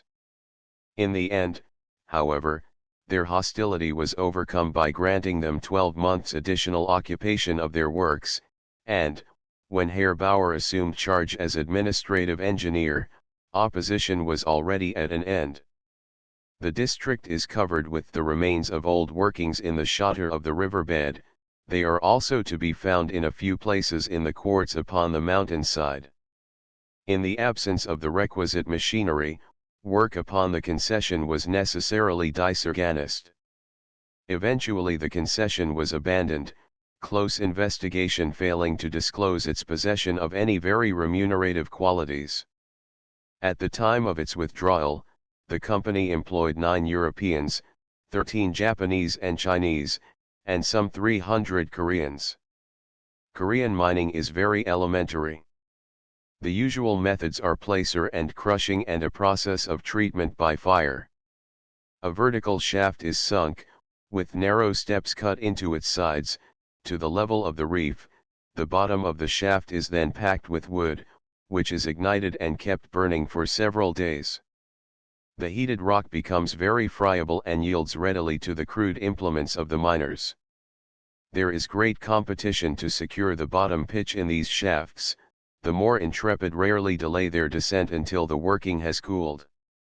The quartz is sometimes rubbed to powder and the gold washed out, or it is crushed between huge boulders, washed, recrushed and panned again. The gold is then picked out. Until lately there were no places where the gold was tested by other than the most antiquated methods. Such sanguine hopes have been raised as to the results of the mining in Korea, that it would be as well if the public accepted all statements in regard to these investments with great caution. The results of the development of the various mining concessions, now in progress, will be awaited with much interest, and will, it is to be hoped, form a reliable test of the mining possibilities of the country. The returns from the American mines encourage the belief that these possibilities have not been overestimated, but it has yet to be proved that mining operations can be profitably carried on with Western methods and appliances. The deposits in which gold is found in Korea are irregular, and by no means continuous. To a Korean miner this is of small importance. His outfit costs at the most a few shillings, and his belongings are easily transported to any distance as circumstances demand. A different order of things is essential to a successful installation of Western machinery, and the public require some proof that there is, within workable distance, a sufficient quantity of ore to yield a fair profit on their investments. This has yet to be proved in the case of the British mine. In respect of the German concession, the business resulted in a fiasco. That these mining enterprises should be successful is desirable in the interests of both natives and foreigners. They afford steady employment at a fair wage to thousands of Koreans, at least, part of whose earnings is expended in the purchase of foreign goods. It is perhaps, however, not altogether unfortunate that the Korean government is averse, at present, to grant further concessions. During our halt at Tongkaeokai, one day was spent in climbing the mighty peaks to lofty spots where, at a height of some thousands of feet, native prospectors were driving into the granite facing of the mountain in an effort to strike the main reef. Another day was passed in a hunt across the crests of the ranges after bear and deer. At daybreak, a little after 4 a.m. upon the morning of this excursion, Herr Bauer escorted us to a prospector's hut in the damp recesses of a distant valley, where our beaters, gun carriers, and hunter guides had been ordered to rendezvous for a bear hunt. Alas! The Korean cannot bestir himself. His late rising on this occasion delayed our departure from the hut 2 hours. The sun had risen when the expedition moved off, a motley retinue of professional hunters and beaters accompanying us to the gorge, wherein lay the bear. Hunters and beaters attached themselves to each of us, and we proceeded across the mountain, pursuing a narrow and broken rack, which cleft the bare summit of the highest ridges. We climbed and scrambled up and down and in and out of many sheltered and well-timbered gorges, until the hunters warned us that we were approaching our stations. The beaters disappeared, making a detour of some li, to beat up the many crooked twists and turns which the drive took. Hours passed while we, hot, hungry, and athirst, lay hidden in the rank bush awaiting a sight of the quarry. For the first hour no sound broke the serenity of the valley. Presently, however, the cries of the beaters came to us, wafted from below or floating lazily from the surrounding heights. At first only a distant moaning, like the sobbing of a storm among the trees of a forest, broke upon our ears. The strange sounds created much restlessness among the wild wood pigeons, the cooing doves, and the cheery, chattering magpies. Red-breasted storks rose with disdainful elegance from the shallows of the trickling stream and soared towards other pools. The mists of night rolled away from the valley, the dew disappeared from the matted undergrowth, the sun mounted, the day grew warmer. The blood coursed through our veins as we peered hither and thither, scanning the opposite face of the valley with the keenest vigilance. The beaters were ascending. The harsh cries of their raucous voices broke upon the air. The air vibrated with eerie noises, a spasmodic howling arose from the depths of the valley, where an isolated beater lashed himself into a fever of vociferous discord. Hoarse shouts boomed above us, and echoed against the crags of the gorge. On either side of us, the valley resounded to the labors of the beaters, who, gaining the extreme crests, had now descended, driving everything before them. They approached rapidly, joined by the native hunters, who had now taken up positions upon the rocks which overlooked the place where we were hiding. Our own moment had arrived. Each man fingered his rifle, peering forward as the concluding effort of the beaters burst forth in a hurricane of clamor. We looked and waited, until the conclusion was forced upon us that the bear had already long since broken through the lines of his pursuers. Hunting in general is considered a servile occupation by the Koreans, and the pursuit of the deer, the bear, and the tiger is not a favorite sport among the young bloods of the kingdom. Nobles, except those who belong to a few impoverished families in the extreme northern provinces, and who are reduced to the pastime to supplement their resources, never indulge in it. It is, nevertheless, free to all. There are no game laws, no proscription of arms, and few preserves.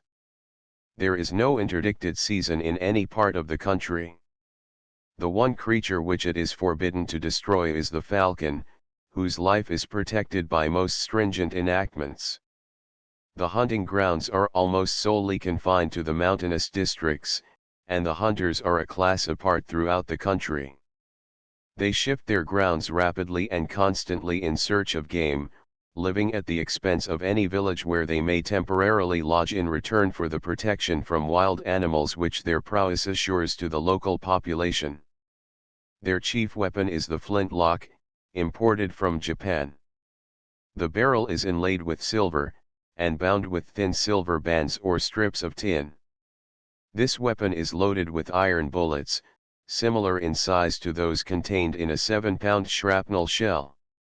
The charge is ignited from a coil of plaited straw cord, which is kept alight during the progress of the hunt. The stock is short and light. When the gun is fired, the butt of this curious and antique weapon rests against the cheekbone. The faces of many of the hunters, who accompanied us, were scarred below the right eye. Their dress is characteristic, and they are further distinguished by their boldness, fearlessness, and independent bearing. They adopt, as a uniform, a blue canvas shirt, to which is added a blue or green cotton turban, which is coiled twice through the hair, the torn, frayed end hanging over the forehead. Colored beads are entwined in this head dress, and a necklace of similar beads encircles the throat. Chains of seed beans hang across the breast, to which are fastened the many ingenious contrivances of their calling. The hunters imitate the sounds of various birds and animals very cleverly, particularly those of a pheasant calling to his hen and a doe crying to her calves. The pheasant call is made from a disc of iron about the size of a sixpenny piece. It resembles the stone of an apricot and is pierced. The decoy used for deer is made from a split bamboo stalk. Bird hunters never shoot their quarry upon the wing.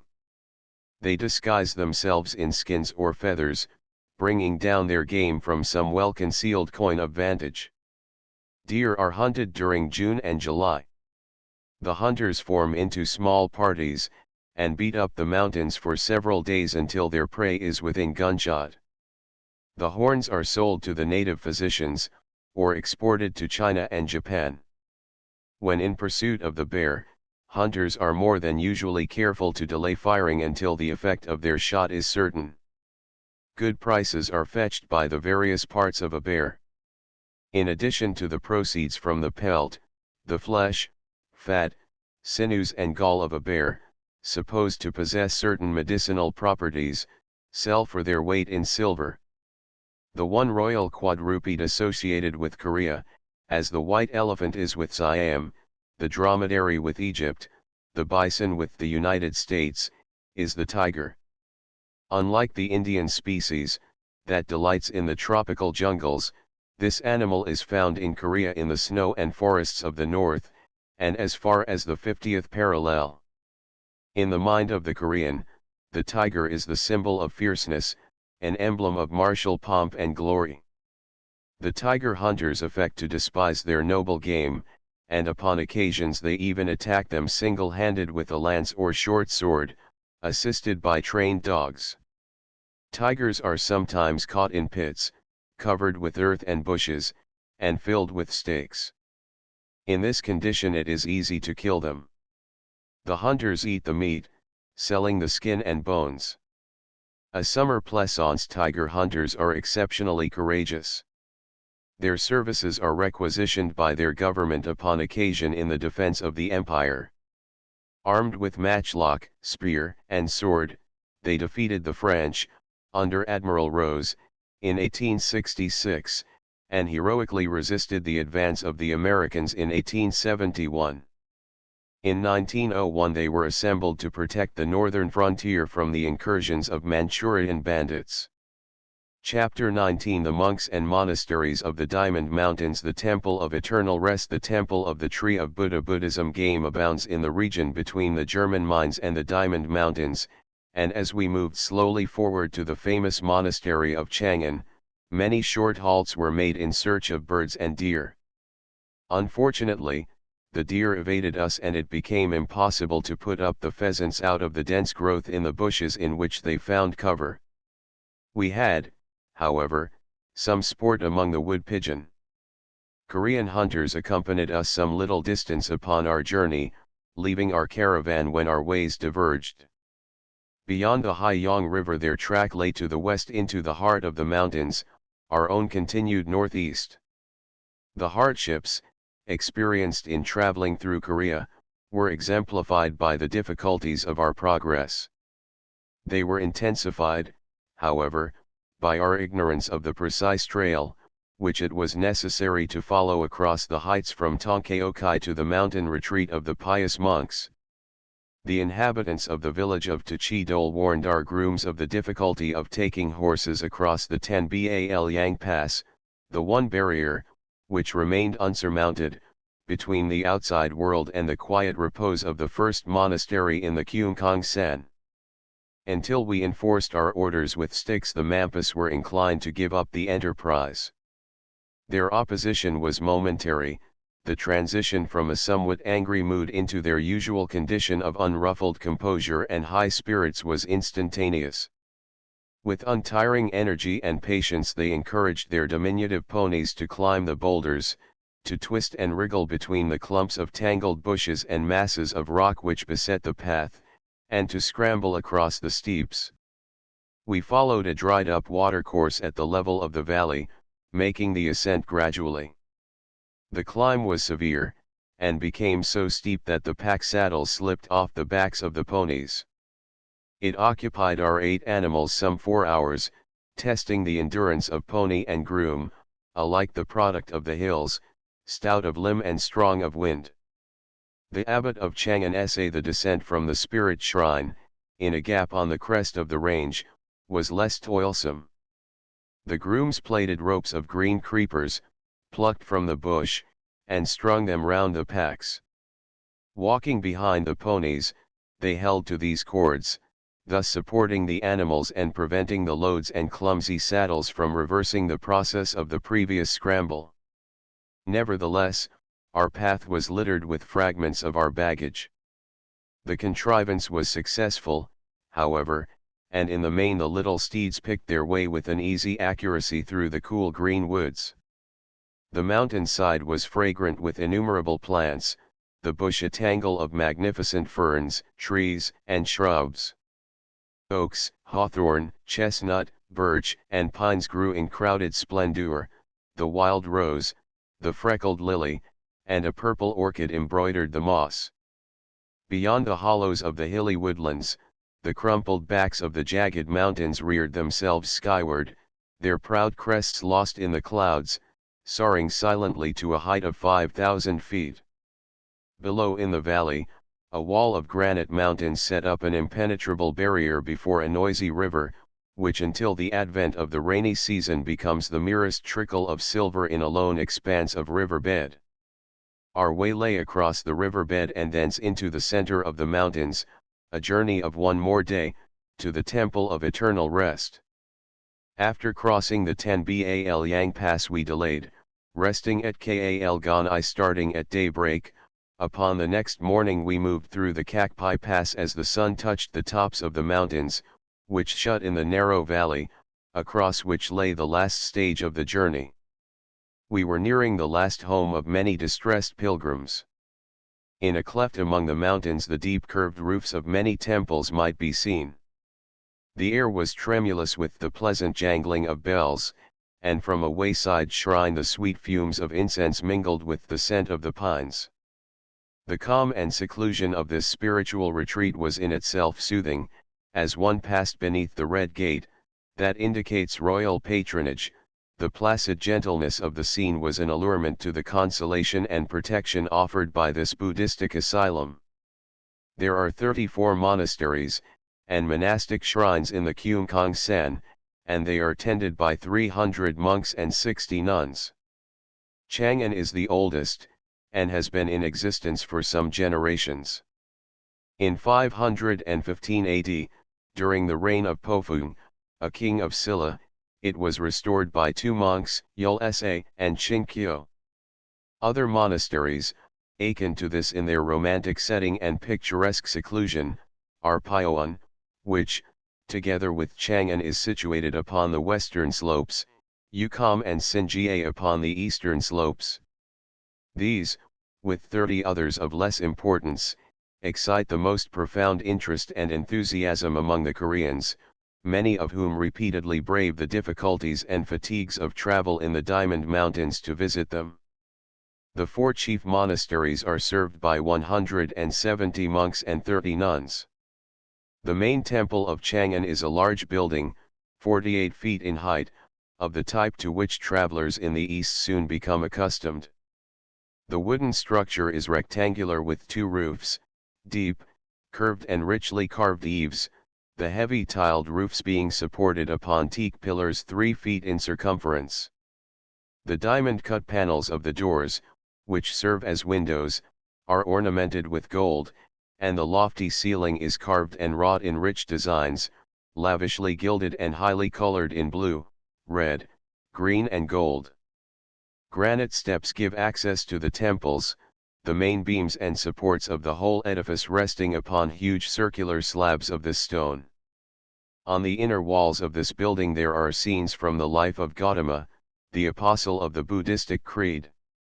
A gilded image figures as the center of a golden group of 7 past and future godheads, incarnations of the one and sublime Sakyamuni, whose future reappearance is anticipated by the faithful. Brass incense burners, candlesticks, and a manuscript book of masses in Chinese and Korean characters, resting upon a faded cover of soiled and dusty brocade, furnish the front of the altar. Before this high altar, wonderfully impressive and inspiring in the dim religious light of the vast interior, a priest spends certain hours of the day and night in profound obeisance, intoning, chanting and gabbling monotonously and with constant genuflections, the words Namu Amitabha. This expression is a phonetic rendering of certain Tibetan words, the meaning of which the abbot himself was unable to explain. When transcribed in Chinese characters it appears equally unintelligible. Other temples in this particular monastery are dedicated to the abode of virtue, the 4 sages, and the 10 judges. Within these edifices Sakyamuni and his disciples sit in different attitudes of ineffable abstraction, contemplating gruesome pictures of demons, animals, and the torments awarded in afterlife to the wicked. Many of the buildings of Chang'an have been restored within recent years. The work has been completed long since, and the spacious courtyards are now well kept. The temples are clean and spotless, the whole monastery bearing witness to the care with which it is maintained.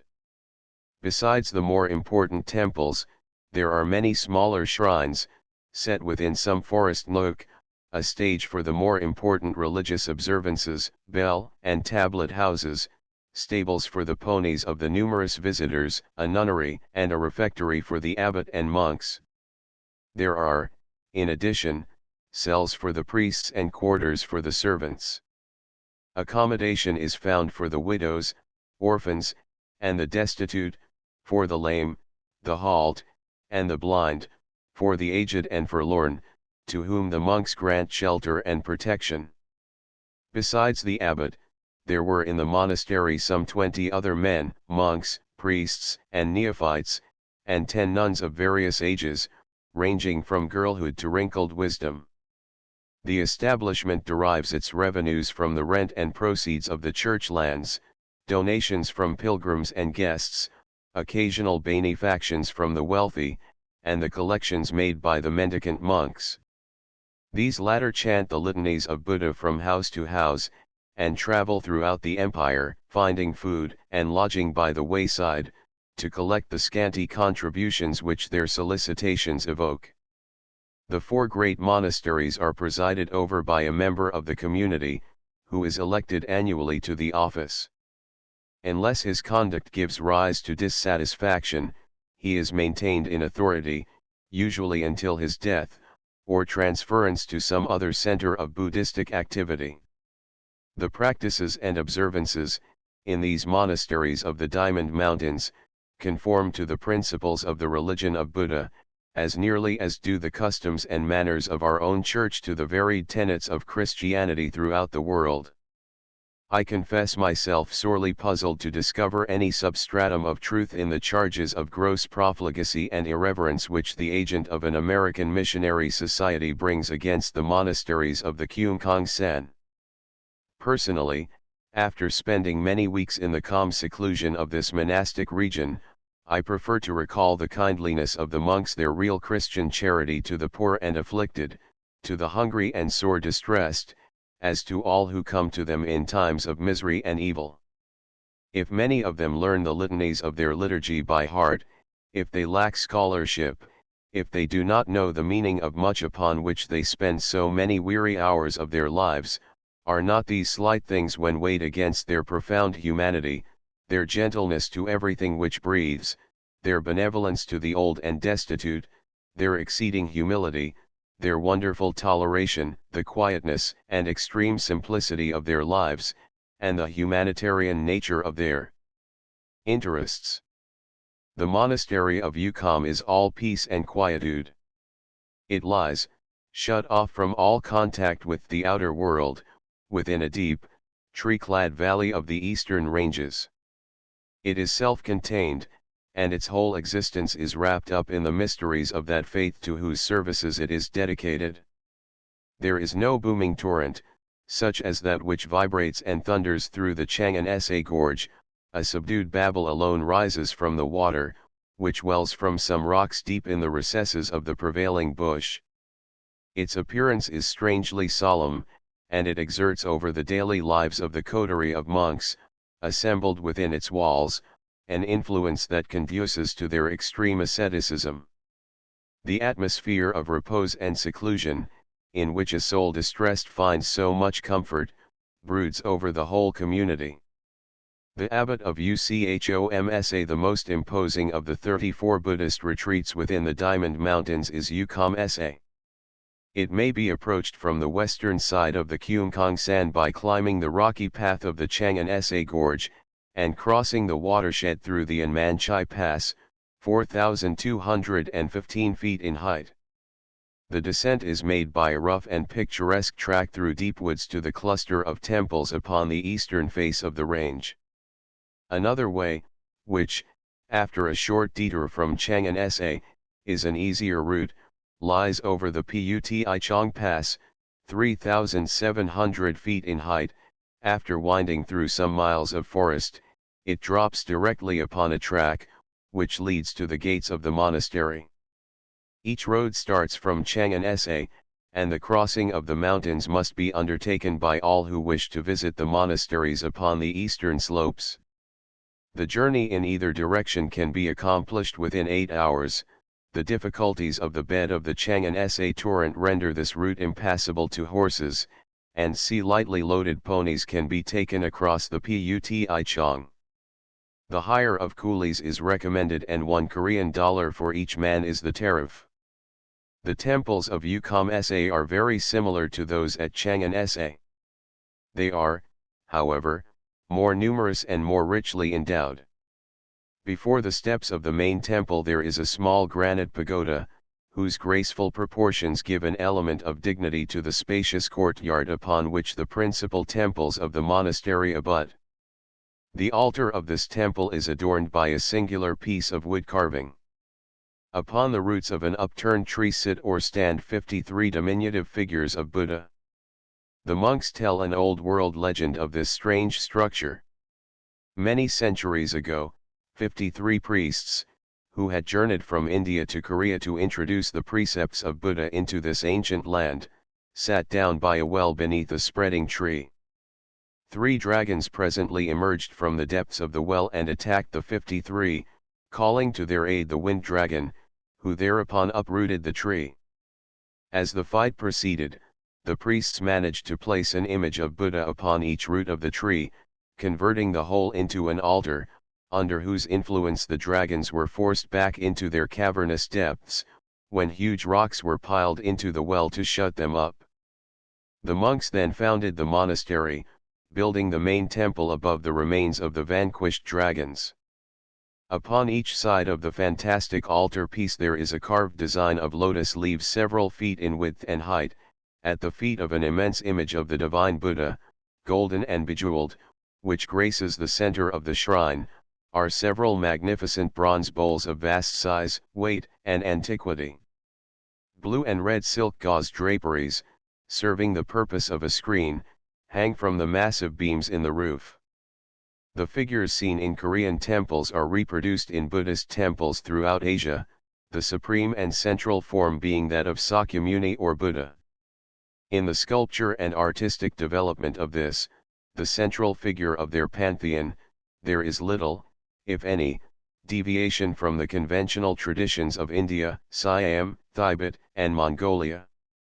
The sage is crouching on his knees with the soles of his feet turned upward to the face, the palms and fingers of his hands pressed together, the eyes are slightly oblique, and the lobes of the ears somewhat bulbous.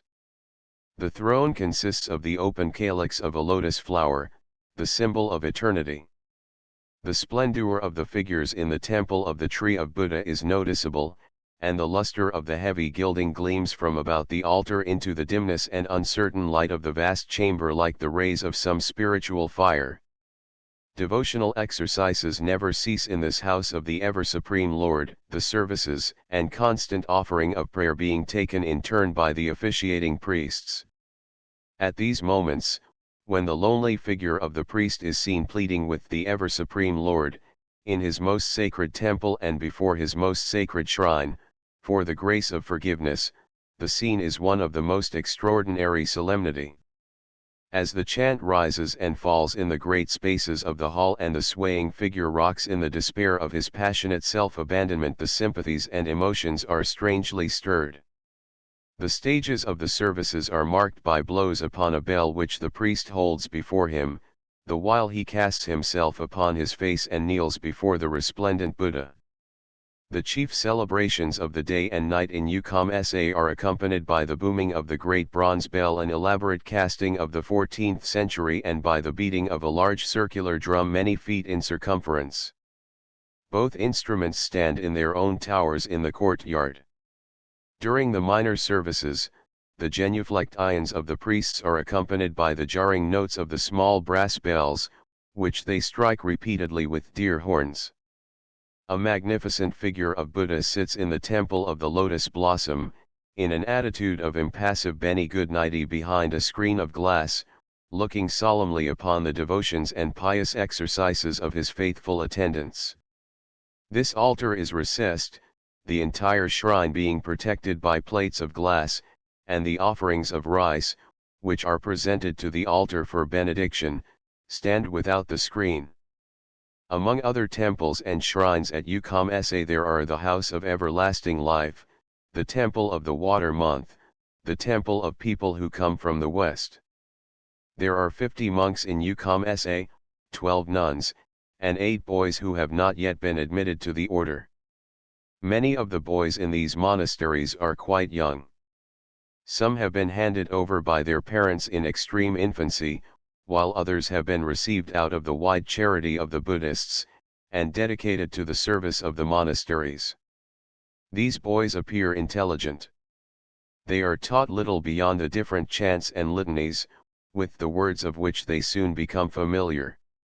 The boys are clean and well fed, but the monks, if equally clean, are more sparing in their diet.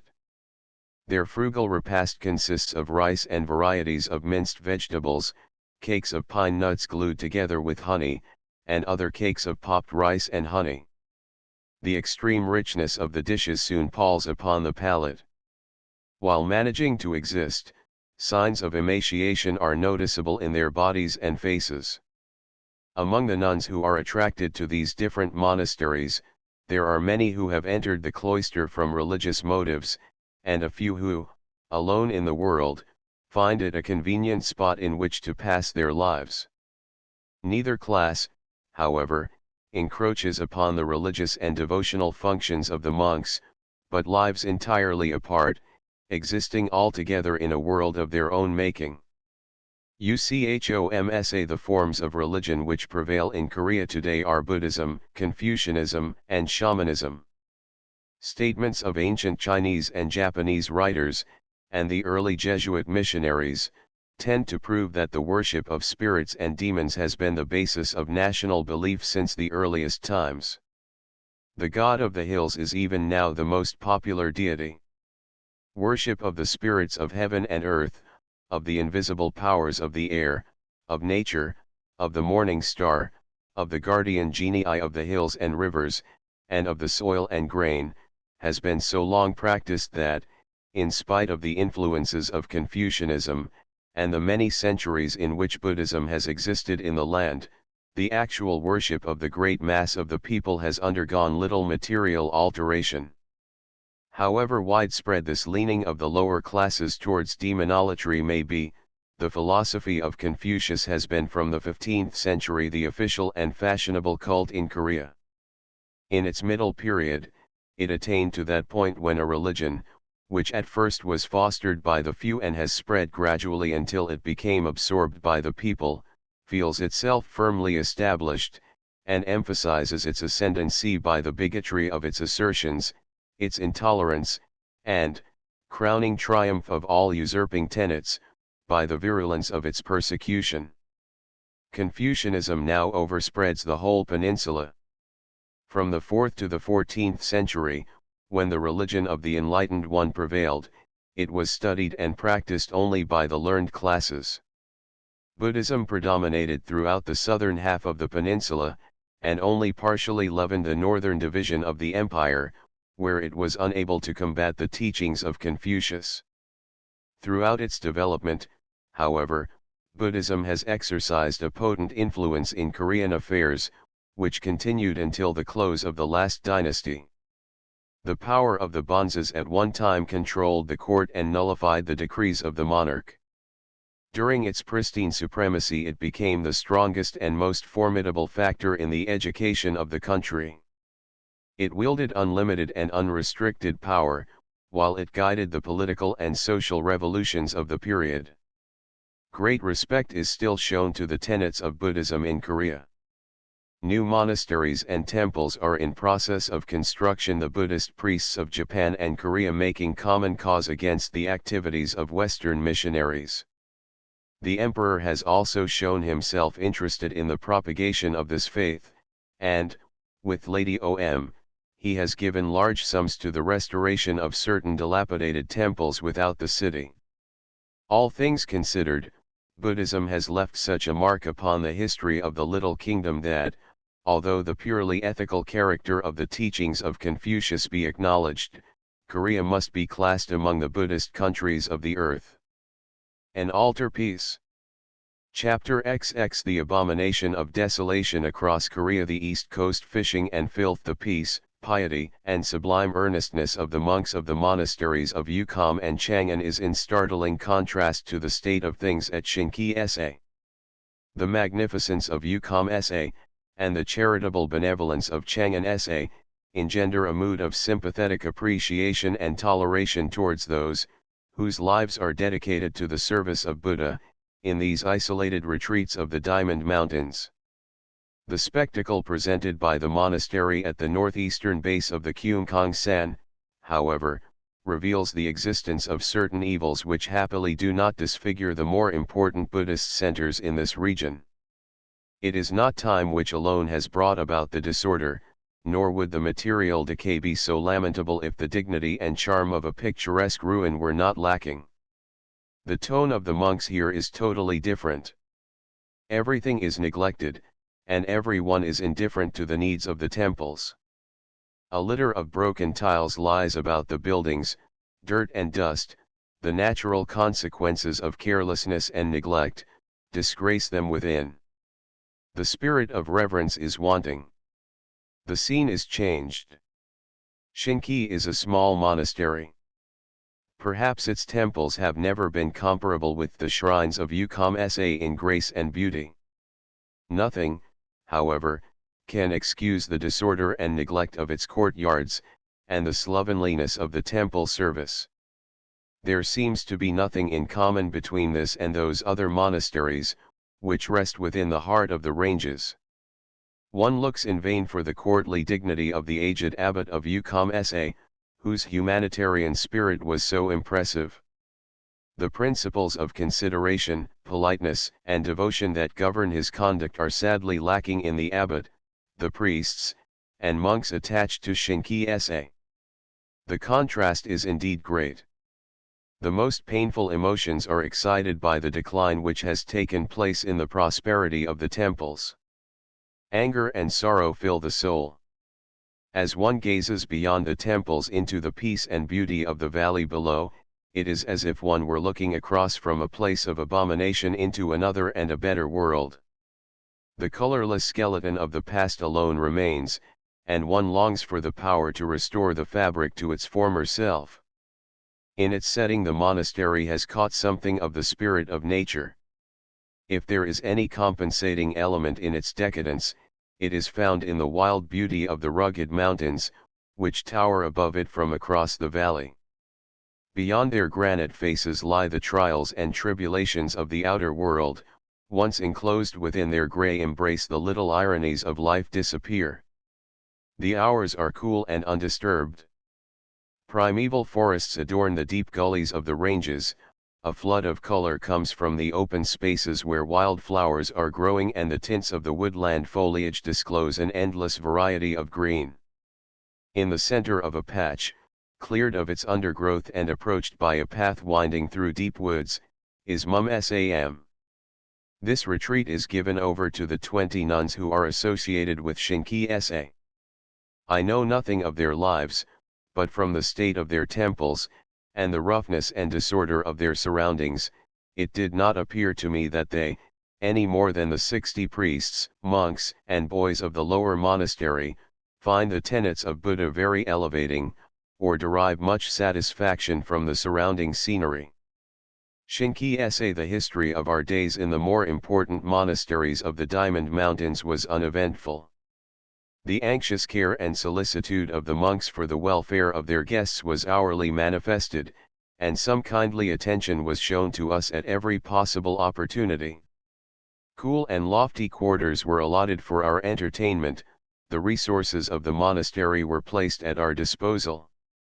The abbot of Chang'an-sa prepared draughts of honey water and cakes of pine seeds for our refreshment. Every morning supplies of honey, rice, and flour, and small bundles of fresh vegetables were brought to the table. Throughout the day nothing was left undone, which, in the minds of these simple men, would be conducive to our comfort. A deep pool in the tumbling mountain stream was reserved for our use, and when, in the fresh air of the morning, and again when the cool winds of the evening had tempered the heat of the day, we went to bathe, the abbot, upon his own initiative, arranged that we should be left in undisturbed possession of the water hole. The temple, which we occupied during our stay at Chang'an-sa, contained the altar of the 3 Buddhas. The building was spacious and impressive. A wide veranda surrounded it, teak pillars supported a massive roof, scrolls and allegorical pictures, illustrating incidents in the life of Buddha, decorated the wall. Layers of oiled paper carpeted the floor, an altar cloth of silk, richly embroidered, small mats, bronze incense bowls and brass candelabra, embellished the altar, in the center of which was a large gilt image of the 3 Buddhas.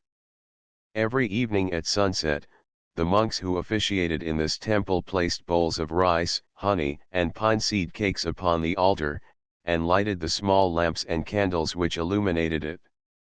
Prayers were not always said, nor were the services always the same, the numbers of the monks varying nightly according to the character of the special office.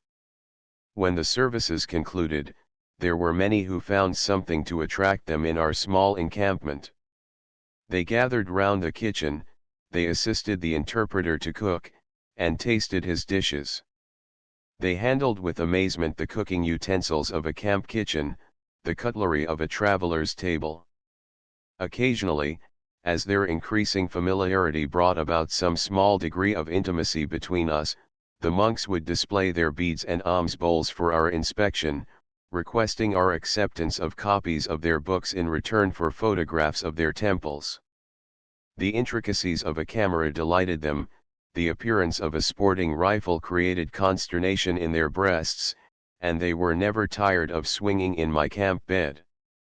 The abbot and monks of Chang'an Sa before the camp at Chang'an Sa was shifted to Yukam Sa, a fast friendship, engendered by many kindly acts and the uninterrupted expression of a thoughtful consideration for our needs, sprung up between the monks and ourselves. They consulted us about their ailments, which usually took the shape of an acute attack of indigestion or a form of intermittent dysentery. My medicines were limited to some quinine pills and a bottle of fruit salts. They accepted either prescription with gratitude and much melancholy philosophy. But although they remained always the same well-disposed visitors to our camp, I noted that they did not frequently present themselves as candidates for treatment again. When the moment came for our departure, many small gifts were pressed upon us.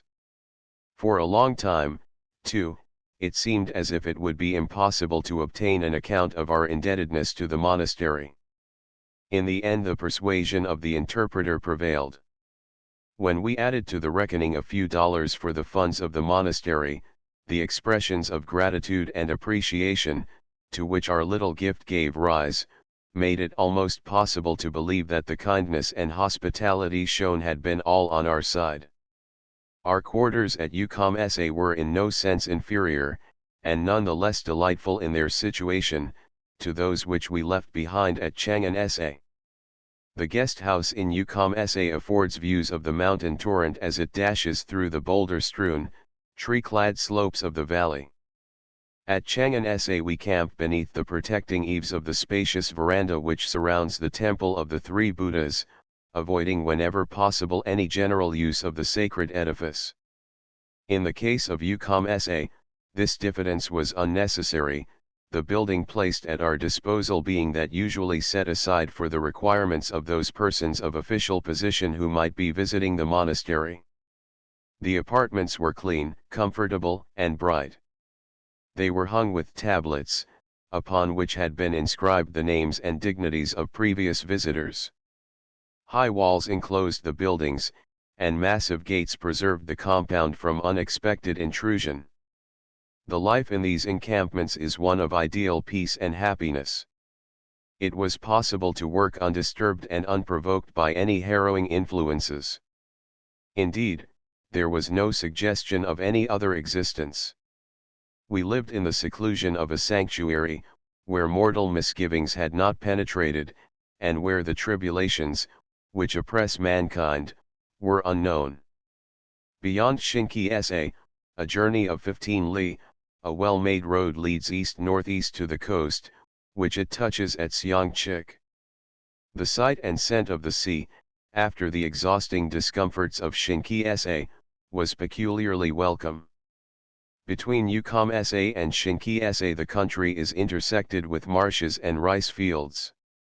The difficulties of marching through these bogs and mudholes greatly impeded the horses. The road by the coast, if rough and stony in places, is at least free from these obstacles, affording a tortuous, but none the less pleasant, course. Wending across basaltic slopes, ascending their smooth surfaces by a series of roughly hewn steps, it drops to a level of burnished sand. A sweep inland to the west and southwest avoids the rugged spurs of a neighboring range. The sea licks the white sand with gentle murmurs and the slight breeze scarcely ripples the blue surface, the constant variations, which the golden sands and glittering sea, the open valleys and green hills present, adding to the charm and freshness of the journey. The feeling of isolation, inseparable from travel in regions where the sense of freedom is shut out by a world of enclosing mountains, is at once lost in contact with the ocean and the ships that go down to it. Far out, in the great expanse of the peaceful sea, were fishing boats, grey junks, hull down upon the horizon, their brown sails bellying spasmodically in the fitful gusts of the breeze. In the shallows offshore men, brown and naked, dragged for herring and sprat while their children gathered crabs, diving after their victims in the deep pools with screams of delight. Around the hovels, in all these clusters of small villages by the waves, men slept in the blazing sunshine.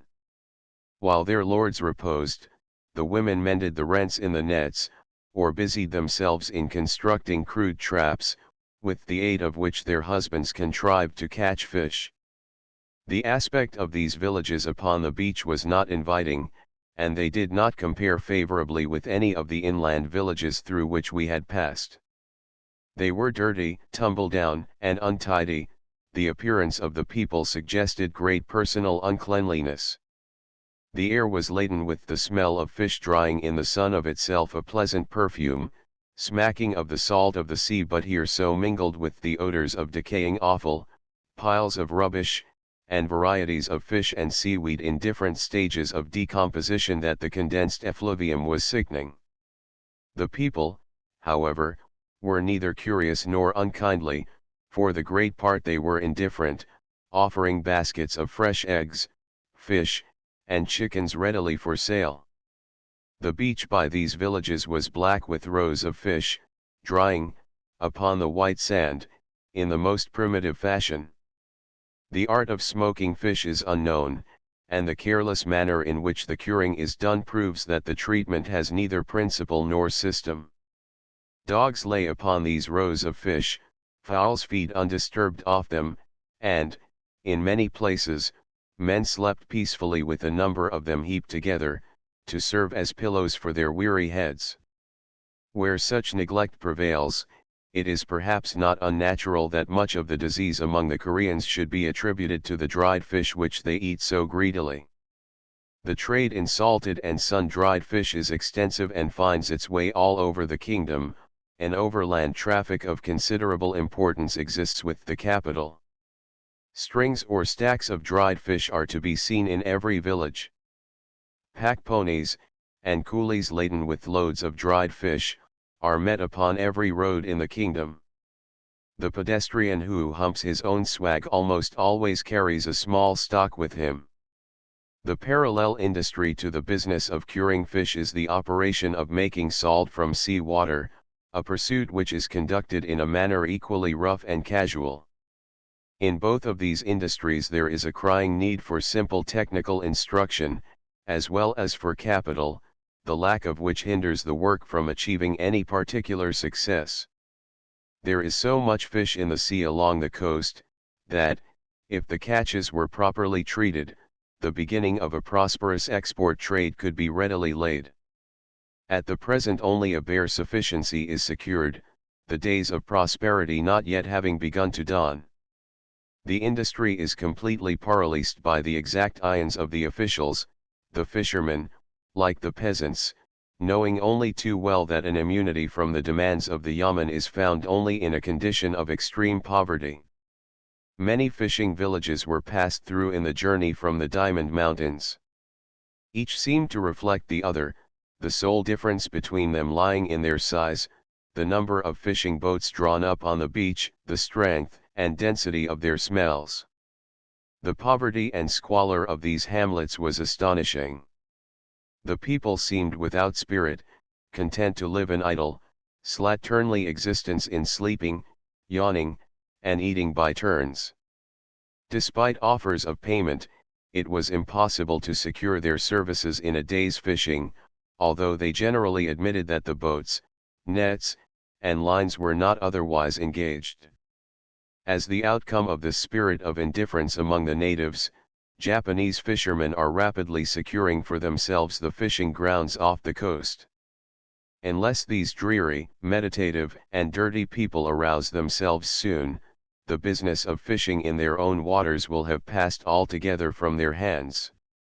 The Japanese catch fish at all seasons, the Koreans at one only when it suits them.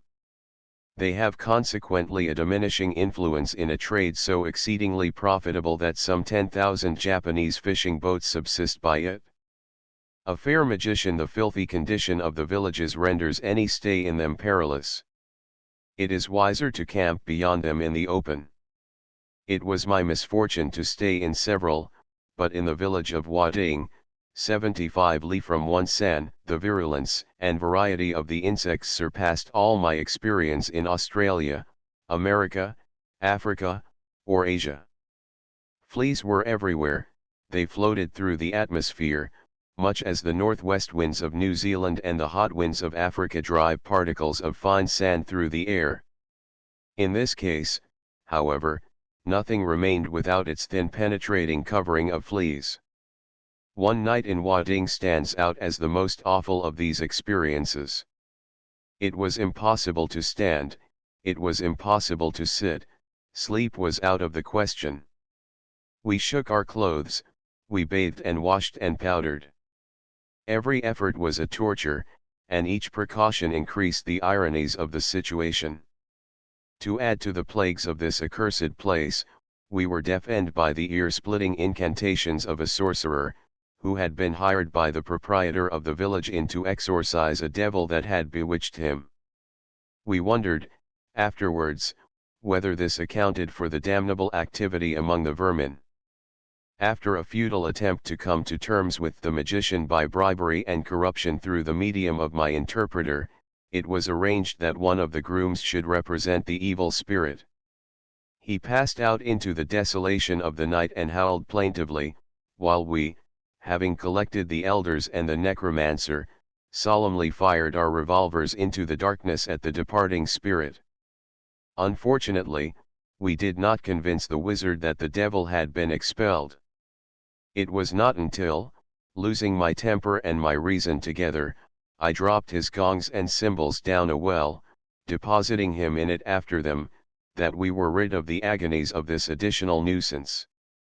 Without the walls of Seoul. Chapter XXI Drought, starvation, inland disturbances, rainfall and disease. It is difficult for us in England to understand how far-reaching may be the evils, resulting from the complete failure of the rainfall, in countries where the population relies upon it for their daily bread. A brief mention, in the press, of the lateness of the monsoon gives no sign of the anxiety with which many millions of people are regarding the approaching harvest. Water means life to the rice fields, and a drought implies, not alone the failure of a staple crop, but famine, with disorder and starvation, disease and death, as its accompaniments. A drought in the rice fields makes a holocaust of the people in the winter.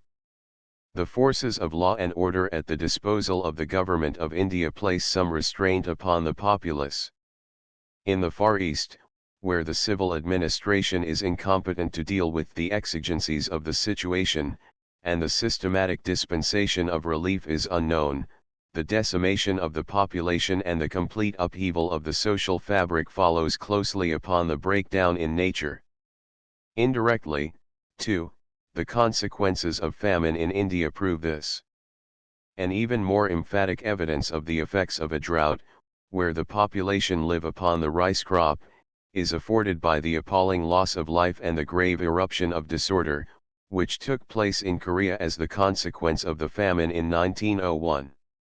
Widespread ruin overtook the country, the inland districts were thronged with mobs of desperate people. Persons, normally peace-loving and law-abiding, banded together to harass the countryside, in the hope of extorting sufficient food to keep their families and themselves from starvation. Hunger drove whole communities from the villages to the towns, where no provision for their welfare existed. Anarchy prevailed throughout the country, the dire needs of the population goading them to desperation. A horde of beggars invaded the capital. Deeds of violence made the streets of Seoul unsafe after darkness, and bandits carried on their depredations openly in the metropolitan province. From a peaceful and happy land of sunshine and repose, Korea was transformed, in a few months, into a wilderness of misery, poverty, and unrest.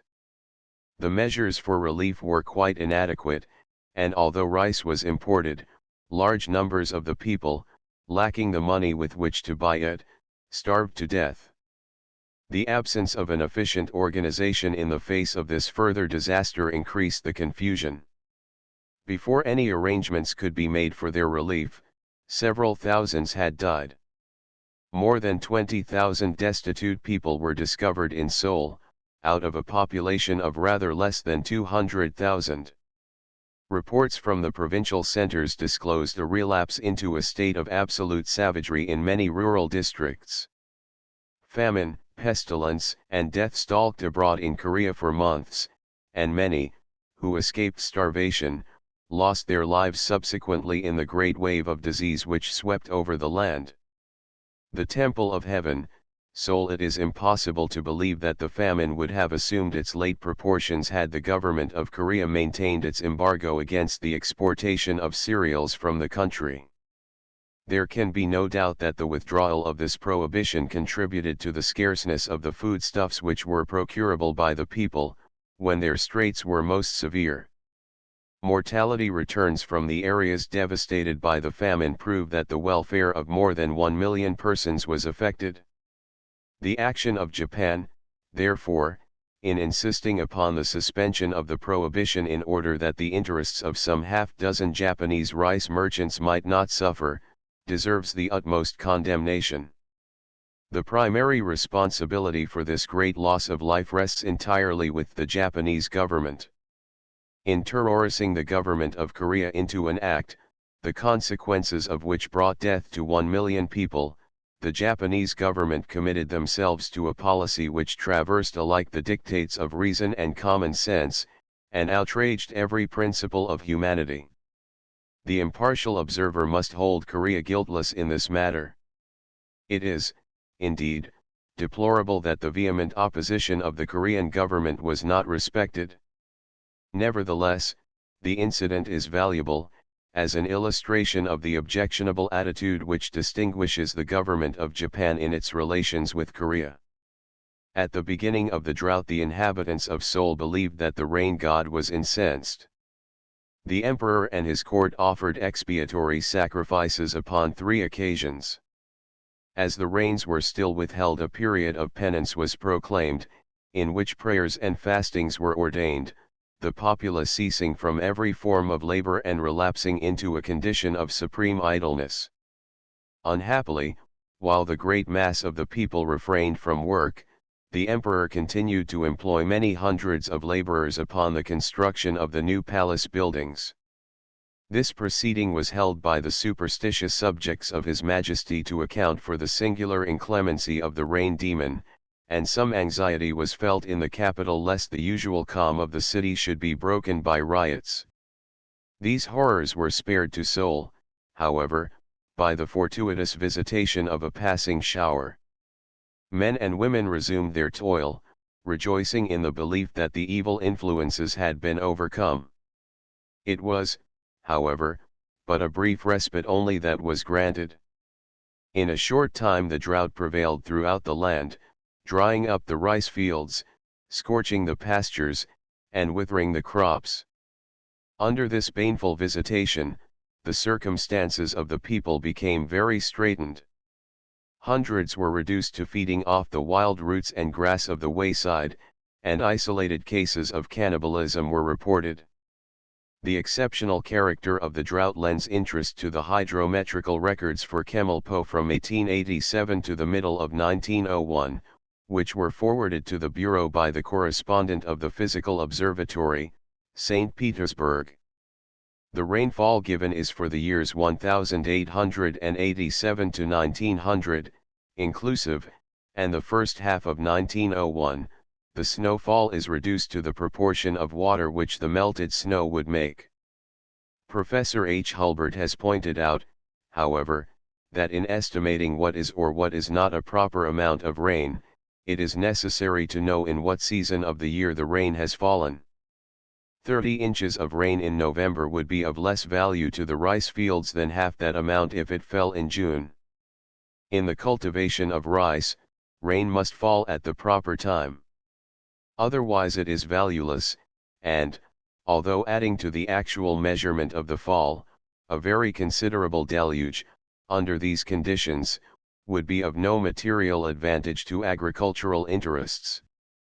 Hydrometrical record years: rainfall, snowfall, total fog, rain, snow, inches 1887, 30.86, 2.00, 32.86, 13 D3 H 19 D17 H4 D2 H 1888, 20.91, 2.15, 23.06, 14 D5 H 12 D6 H3 D3 H 1889, 28.18, 0.91, 29.09, 25 D13 H 25 D5 H5 D9 H 1890, 47.00, 1.06, 48.06, 12 D18 H 27 D10 H0 D64 H 1891, 41.04, 1.66, 41.70, 13 D5 H30 D20 H3 D7 H 1892, 34.04, 1.20, 35.24, 15 D20 H16 D10 H4 D6 H 1893, 50.64, 3.55, 54.19, 31 D5 H36 D6 H8 D11 H 1894, 31.81, 0.64, 32.45, 33 D18 H21 D9 H1 D8 H 1895, 31.88, 2.06, 33.94, 32 D7 H29 D11 H6 D17 H 1896, 31.08, 5.15, 36.23, 51 D7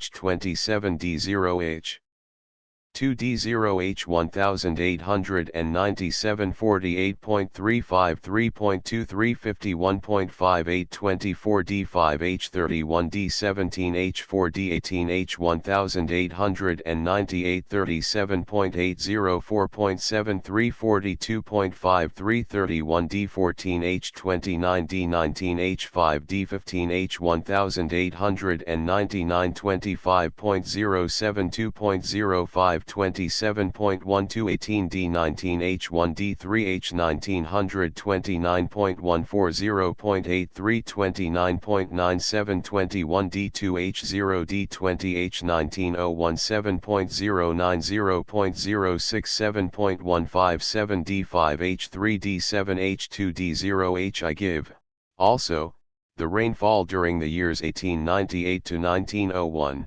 at the period when a plenteous rain is of supreme importance to the rice industry, year June, July, August, total 1898, 4.5, 10.0, 11.0, 25.5, 1899, 8.5, 7.5, 6.7, 22.7, 1900, 2.0, 6.2, 4.5, 12.7, 1901, 0.3, 2.7, 1.1, 4.1. In a rice-growing country such as this is, it is essential that an adequate supply of rain should fall during the 3 summer months to allow of the seed rice being transplanted and to ensure the maturing of the grain. In 1901, owing to the lack of water, the bulk of the seed rice was never transplanted at all. It simply withered away. It is, of course, inevitable that one of the immediate results of famine should be a general increase of mortality throughout the country. The impoverished condition, to which so many thousands of Koreans were reduced, weakened their constitutions so seriously that, in many cases, even those who were fortunate enough to escape starvation found their powers fatally impaired. There were many whose inanition and general debility, resulting from their deprivations, had rendered them peculiarly susceptible to disease. More particularly was this the case in the inland districts.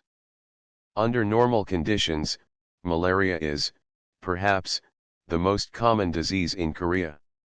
It prevails in all parts of the country, but it is specifically localized in sections where there are numerous rice fields. Smallpox is nearly always present, breaking out in epidemic form every few years. Nearly all adults, and most children over 10 years, will be found to have had it. Leprosy is fairly prevalent in the southern provinces, but it spreads very slowly. While this disease presents all the characteristics described in the textbooks, the almost imperceptible increase, which distinguishes its existence in Korea, is strong presumptive evidence that it is non-infectious. The great enemy of health is the tubercle bacillus. The want of ventilation, the absence of sanitation, and the smallness of the houses, foster this little germ. Tubercular and joint diseases are common, also fistula, hair-lip, diseases of the eye, throat, and ear. The most common disease of the eye is cataract, of the ear, suppuration of the middle drum, in the great majority of cases the result of smallpox in childhood. Cases of nasal polypi are also very numerous. Hysteria is fairly common, while epilepsy and paralysis are among other nervous disorders which are encountered.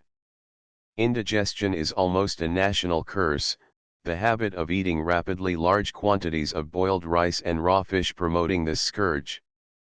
Toothache is less frequent than in other countries, diphtheria and typhoid are very rare, and scarlet fever scarcely exists.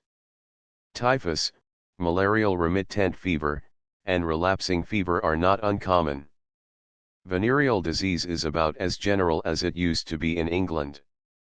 In short, there is a preponderance of diseases which result from filthy habits, as also of those produced by the indifferent qualities of the food, and the small and overcrowded houses. Most of the diseases common to humanity present themselves for treatment in Korea. An imperial summer house erected to mark the spot where the corpse of the late queen was burned by the Japanese. Chapter XXII The Missionary Question Ethics of Christianity Kant and Commerce The necessity for restraint The history of missionary enterprise in Korea abounds in illustrations of the remarkable manner in which French missionaries may be relied upon to offer up their lives for their country. It may be cynical to say so, yet there is much reason to believe that the Roman Catholic priests in the Far East of today are the agents provocateurs of their government. They promote anarchy and outrage, even encompassing their own deaths, whenever the interests of their country demand it. From the beginnings of Christianity in China they have wooed the glory of martyrdom, and they have repeated the process in Korea. A bridge scene in Seoul Christianity made its way into Korea about 1777, by the chance arrival of a packet of translations in Chinese of the works of the Jesuits in Pekin. From this small beginning the ideas spread, until the king's preceptor was compelled to fulminate a public document against this new belief. Finding this insufficient, examples were made of prominent enthusiasts. Many were tortured, and others condemned to perpetual exile. Persecution continued until 1787, but the work of proselytism proceeded, despite the injurious attentions which converts received from the public executioners. The first attempt of a foreign missionary to enter Korea was made in 1791. It was not until 3 years later, however, that any Western evangelist succeeded in evading the vigilance of the border sentinels. Where one came others naturally followed, undeterred by the violent deaths which so many of these intrepid Christians had suffered.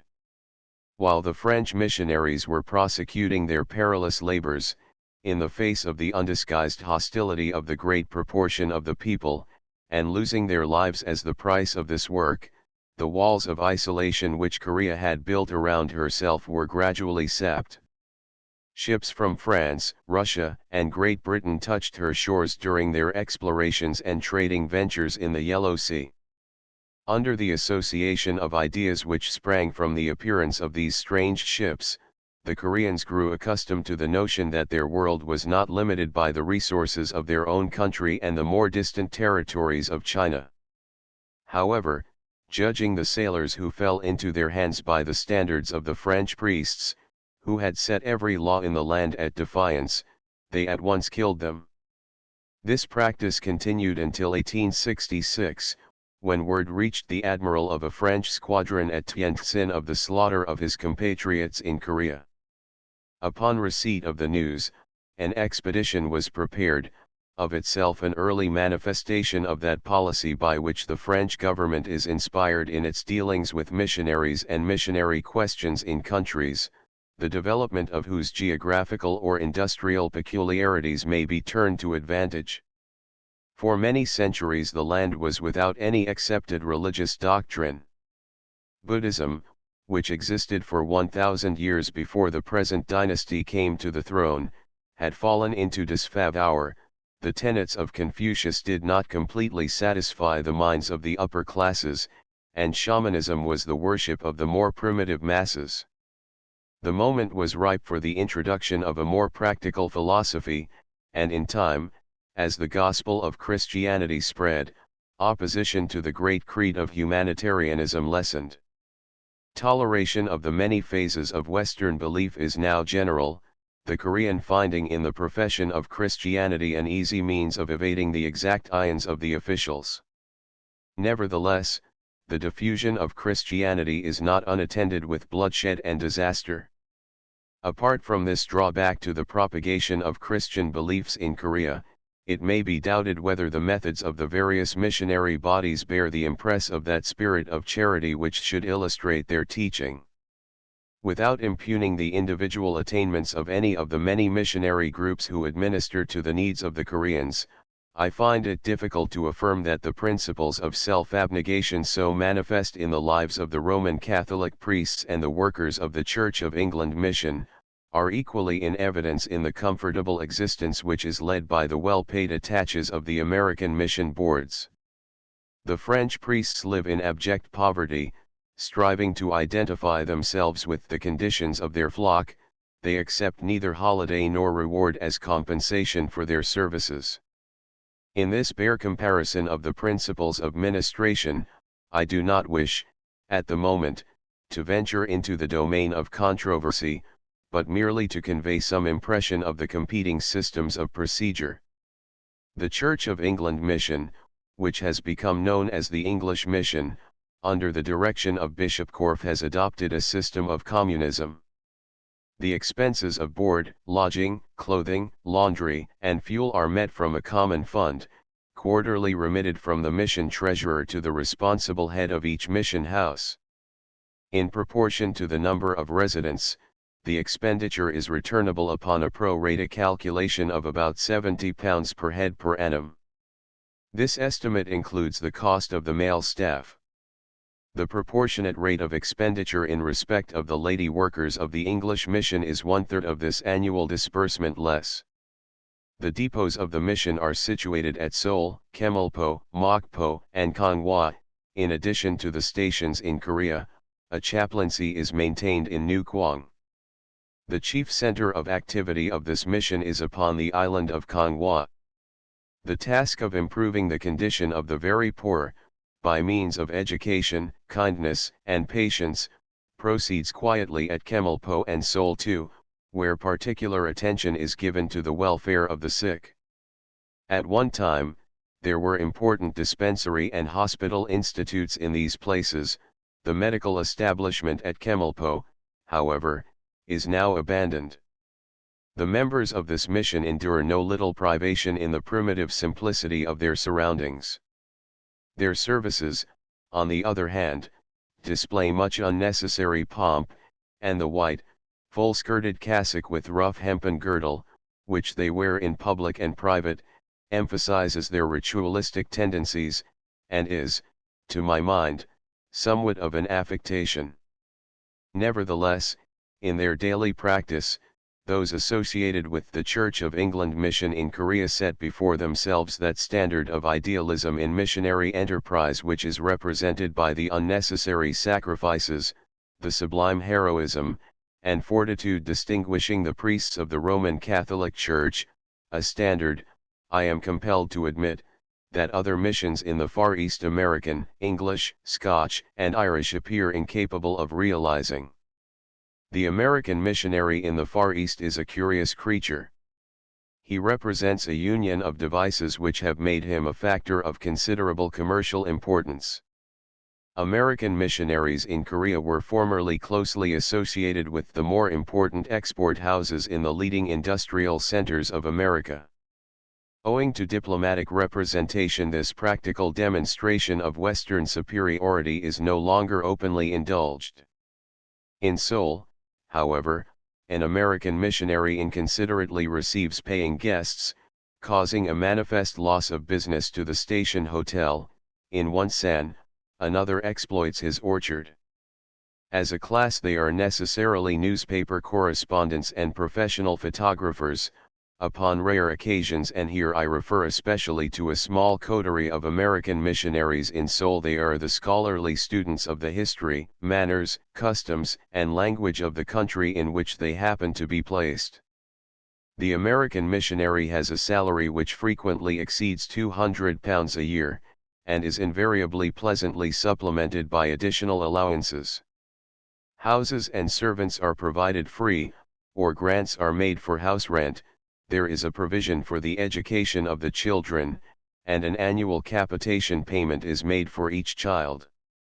As a class, American missionaries have large families, who live in comparative idleness and luxury. In Korea, they own the most attractive and commodious houses in the foreign settlements, and appear to me to extract from their surroundings the maximum of profit for the minimum of labor. I do not know whether it is with the permission of the executive officers of the American mission boards that their representatives combine commerce with their mission to the heathen.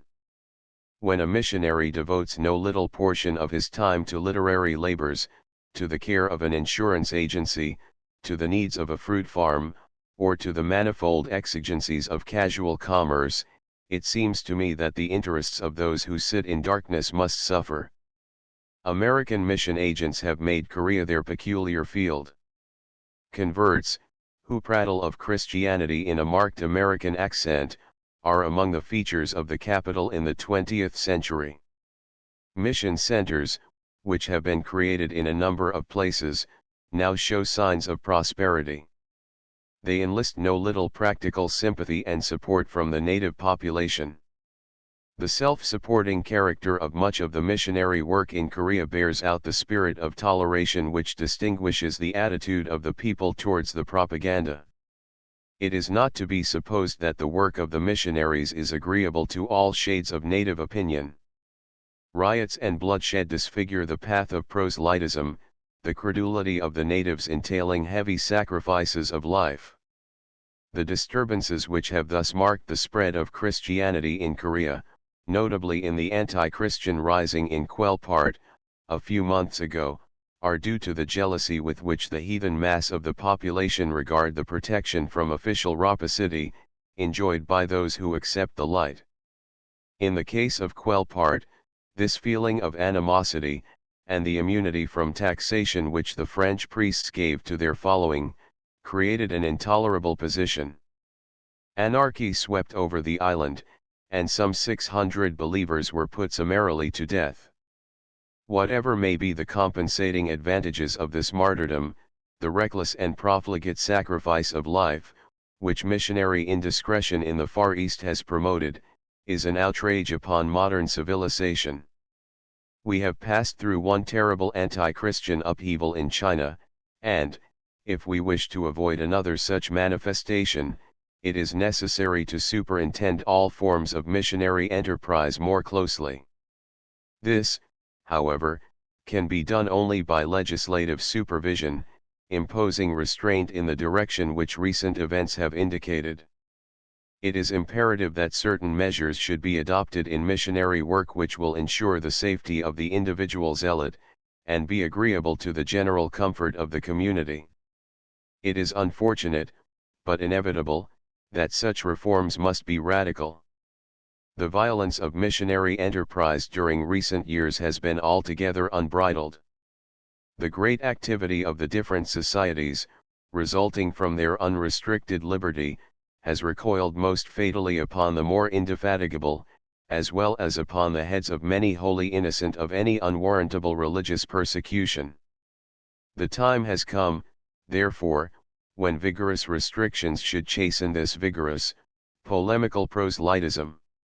The practice of scattering missionaries broadcast over the interior of these Far Eastern countries should not continue. The assent of the local consul and a representative council of the foreign ministers should be required in every case. Moreover, it would be wiser, if, under no conceivable circumstances, single women were permitted to proselytize beyond the carefully prescribed treaty limits of the different settlements. Again, missionaries with families, as well as single women, should not be allowed to live beyond the areas of these neutral zones. The streets are magnificent. These restraints upon missionary labors will, of course, be resented.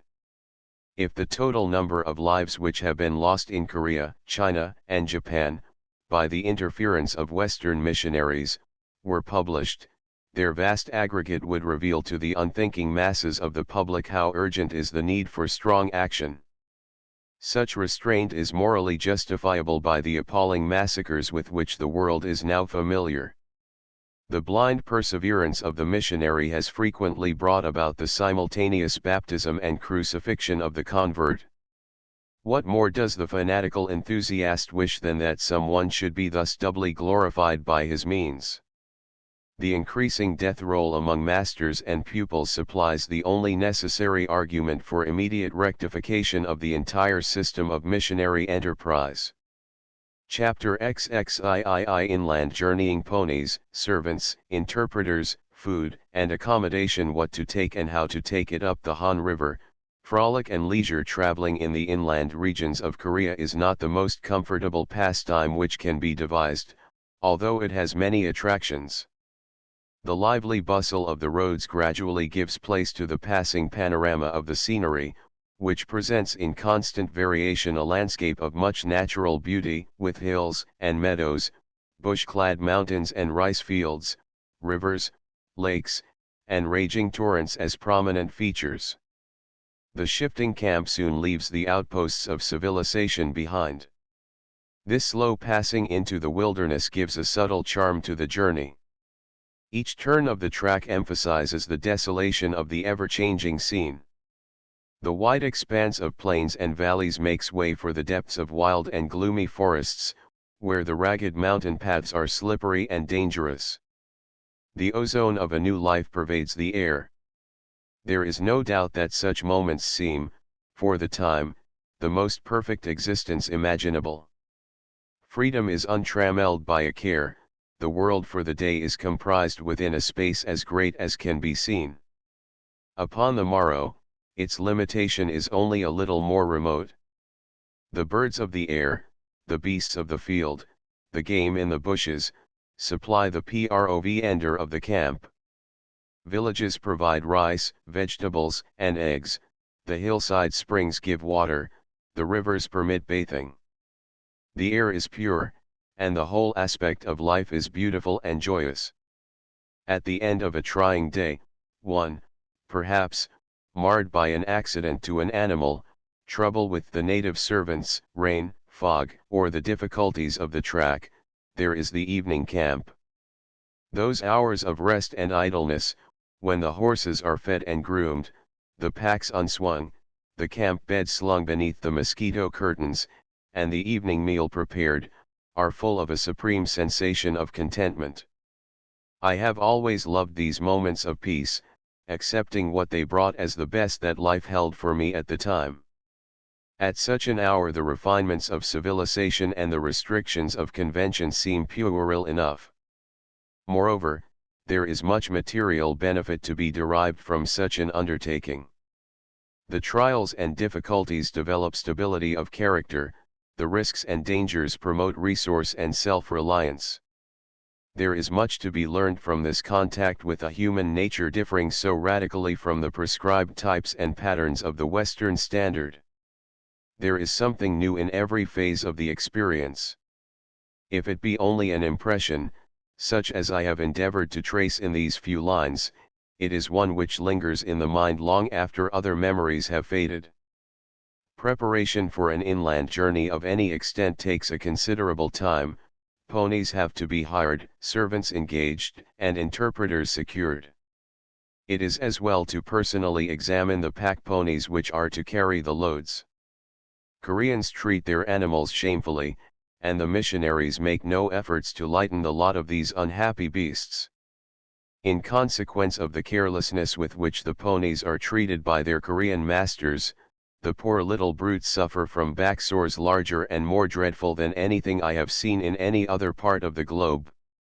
If the Koreans could be taught the rudiments of horse mastering and a more humane principle of loading and packing their rough saddles, as well as some practical veterinary knowledge, the lot of the unlucky little pony of the capital might be softened. But the spectacle of broken knees, raw necks, bleeding backs, and sore heels which these poor animals present, as they pass in quick succession along the streets of Seoul, is revolting. The American missionaries boast so much of their good deeds that it seems strange that they should neglect such a crying evil as this. There is, I presume, no credit to be gotten from alleviating the sufferings of a mere, broken down, Korean pack pony. Large numbers of the pack ponies of Korea come from Quell Part. They are diminutive in size, little larger than the Shetland breed, and rather smaller than the Welsh pony. They are usually stallions, given to fighting and kicking amongst themselves, and reputed savage. Their wildness is aggravated through a daily irritation by the rough surfaces of their pack saddles of the inflamed swellings on their backs. They endure longer marches and shorter food allowances than almost any other species of horse. They are quick in their gait, very strong, and willing, good feeders, and reveal extraordinary obstinacy, tenacity, and patience. Much of the pleasure in my travels in Korea, however, was entirely spoilt by the abominable neglect with which the native grooms treated their charges. Their dreadful condition goaded one to fury, and almost daily I remonstrated with one or other of the grooms for gross cruelty. My remarks had not the smallest effect, however, save that they wore me out, and in the end I abandoned my expeditions to avoid the horrors of such spectacles. The Korean is quite callous to the sufferings of his animals. He will feed them well, and he will willingly disturb himself at night to prepare their food, but he will not allow ulcerated and running wounds to interfere with the daily work of the poor beasts. This is comprehensible, but he will not, upon his own initiative, even endeavor to bridge the sore by the tricky placing of a pad. However bad the gathering may be, on goes the load, the agony of the poor pony manifesting itself in a flourish of kicks, bites, and squeals. In demonstration of this extreme callousness I may mention this incident. Once, outside Wonsan, I saw a Korean seat himself upon the side of a stone, and leisurely proceed to rain blows upon the head of a dog which he was holding, until the poor thing collapsed insensible. He then beat it about the ribs, and put the body on the embers of a fire. We were several hundred yards off when this attracted my notice, but I chased the brute across 2 paddy stretches, until the heavy going compelled me to abandon it. At a later time I noticed that the grooms were most careful to dress the backs of the horses at our different halts, and also to endeavor to prevent the pack saddles from rubbing the wounds, prompted, I have no doubt, to this most desirable kindliness by the lesson which they had read between the lines upon the occasion of the dog incident. The character of the native followers who accompany these journeys is a matter of great importance to the future welfare of the traveler. The proprietor of the station hotel, Seoul, secured me an excellent boy. Shortly after entering my service, an American missionary, who had been hankering after the lad for some time before he was brought to me, suborned him. He deserted me upon the eve of my second expedition. This trick is seldom perpetrated east of Suez between Europeans with native servants. It is one of the few unwritten laws of the East and observed everywhere. I reported the matter to the American minister, Dr. Allen, but the missionary kept the boy. Servants, grooms, and a coolie of a sort, are all necessary upon these expeditions. One groom to each horse is a wise allowance. Koreans like to send 3 horses to 2 men, however, my division is the better. Europeans require a body servant, who will look after the personal effects of his master, and wait at table. An interpreter, who can speak Chinese and some European language, either German, French, or English, is invaluable. It is safer in each case to take men who are not converts. A coolie is useful and gives a little variety to the beasts of burden. He carries the camera, water bottles, and small impedimenta of the hour. A chef is not really necessary. My interpreter voluntarily served as cook. The interpreter in any journey inland should be mounted. It saves considerable friction if the personal servants be allowed to ride on the baggage ponies. Interpreters receive from $30 to $40 a month, personal servants from $8 to $20 a month, coolies from $8 to $10 a month. The hire for the horses, with whom the grooms are included, is $1 a day, half the amount paid down in advance upon the day of starting. All calculations are made in Korean currency. The entire staff, except the horses and grooms, is fed by the traveler. The interpreter takes charge of the accounts. He will, if ordered, take down the Chinese and Korean names of the villages, streams, lakes, valleys, plains, mountains, and roads which are passed. This is useful. The map of Korea is most hopelessly out of date, and by forwarding these names to the Geographical Society some little good is accomplished. The interpreter will pay the coolies, grooms, and other servants in debased currency, and charge the account in Mexican dollars, making a profit of 75 per cent. He is greedy and tenacious to the interests of his pocket, and he will suggest that he requires a servant. For this remark he should be flogged. He will muddle his accounts whenever he can. He will lose receipts if he can find no other way of squeezing. He is apparently an innocent, transparently honest, and devoted to the principles of sobriety and virtue unless there is an opportunity to go the usual path. Under every condition he should be watched. The Korean does not approach the Chinaman as a body servant. He has neither initiative nor the capacity for the work, while he combines intemperance, immorality, and laziness in varying degrees. The master usually ends by waiting upon his man. There is, however, an antidote for this state of things. If sufficient point be put into the argument, and the demonstration be further enforced by an occasional kick, as circumstances may require, it is possible to convert a first-class, sun-loving wastrel into a willing, if unintelligent, servant. Under any conditions, his dishonesty will be incorrigible. It is never necessary to take any large stock of provisions when traveling in Korea. Eggs, fowl, fresh fish, fruit, matches, tobacco, vegetables, and crushed rice flour can be procured at any village in large quantities. The inhabitants will perhaps declare that there are no such things in the village, that they are miserably poor. The village usually bears the stamp of its condition pretty plainly, and I found that where this occurred the most effectual remedy was to call up the oldest man visible, to offer him a cigarette, to calm him down, and then to give the interpreter some money and to send off the pair of them. Once this system failed in a flea-infested hole on the west coast, where the village inn had no stables, and I really thought there were no fowls. Of a sudden, as though satirizing the expression of regret of several villagers, 2 fowls fluttered over a wall into the road. The meeting broke up in confusion. The grooms, the servants, and the interpreter at once tackled the mob, laying about them with their whips.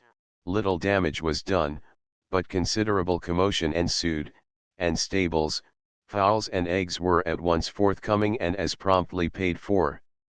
In regard to payments made to the villagers, it is as well to make certain that the grooms pay for the horses' accommodation. If they can avoid it they will do so, and a memory of this lingering in the mind of the innkeeper, makes him shut his doors when the next foreigner is passing. But, in a general way, if everything is paid for, anything is procurable, even crockery and charcoal stoves, at a pinch, when the difficulties of the precipitous track have played unusual havoc in the china basket. In the routine of the march, it is pleasant to camp beyond the village for the noonday halt, near the river, if the weather permits bathing. The food can be prepared in the sunlight under some trees. This picnic halt gives an agreeable change from the native inn, over which the missionaries wail perpetually. It is, indeed, always to be avoided. I was several times in Korean inns, driven in by some sudden and temporary downpour, which cut off my retreat. The evening camp made me independent of them in general.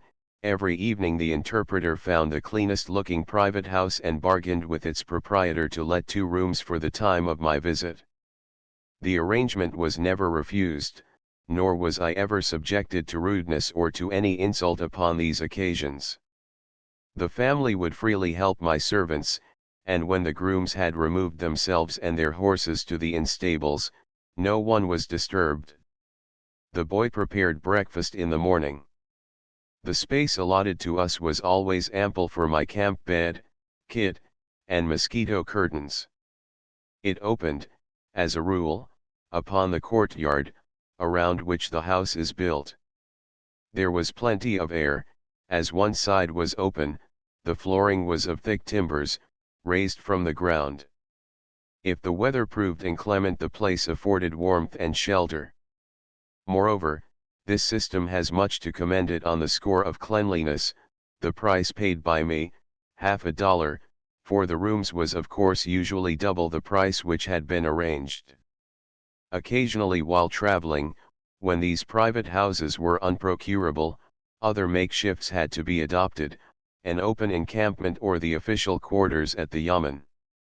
This latter place was inconvenient, and we always accepted anything of a private nature rather than venture into the yamen or the inn. Many nights were passed upon the verandas of these houses, with a private room leading from it at the back, in case it became necessary. Our beds were pitched as much in the open as possible, the silent beauty of the night hours quite justifying the measure.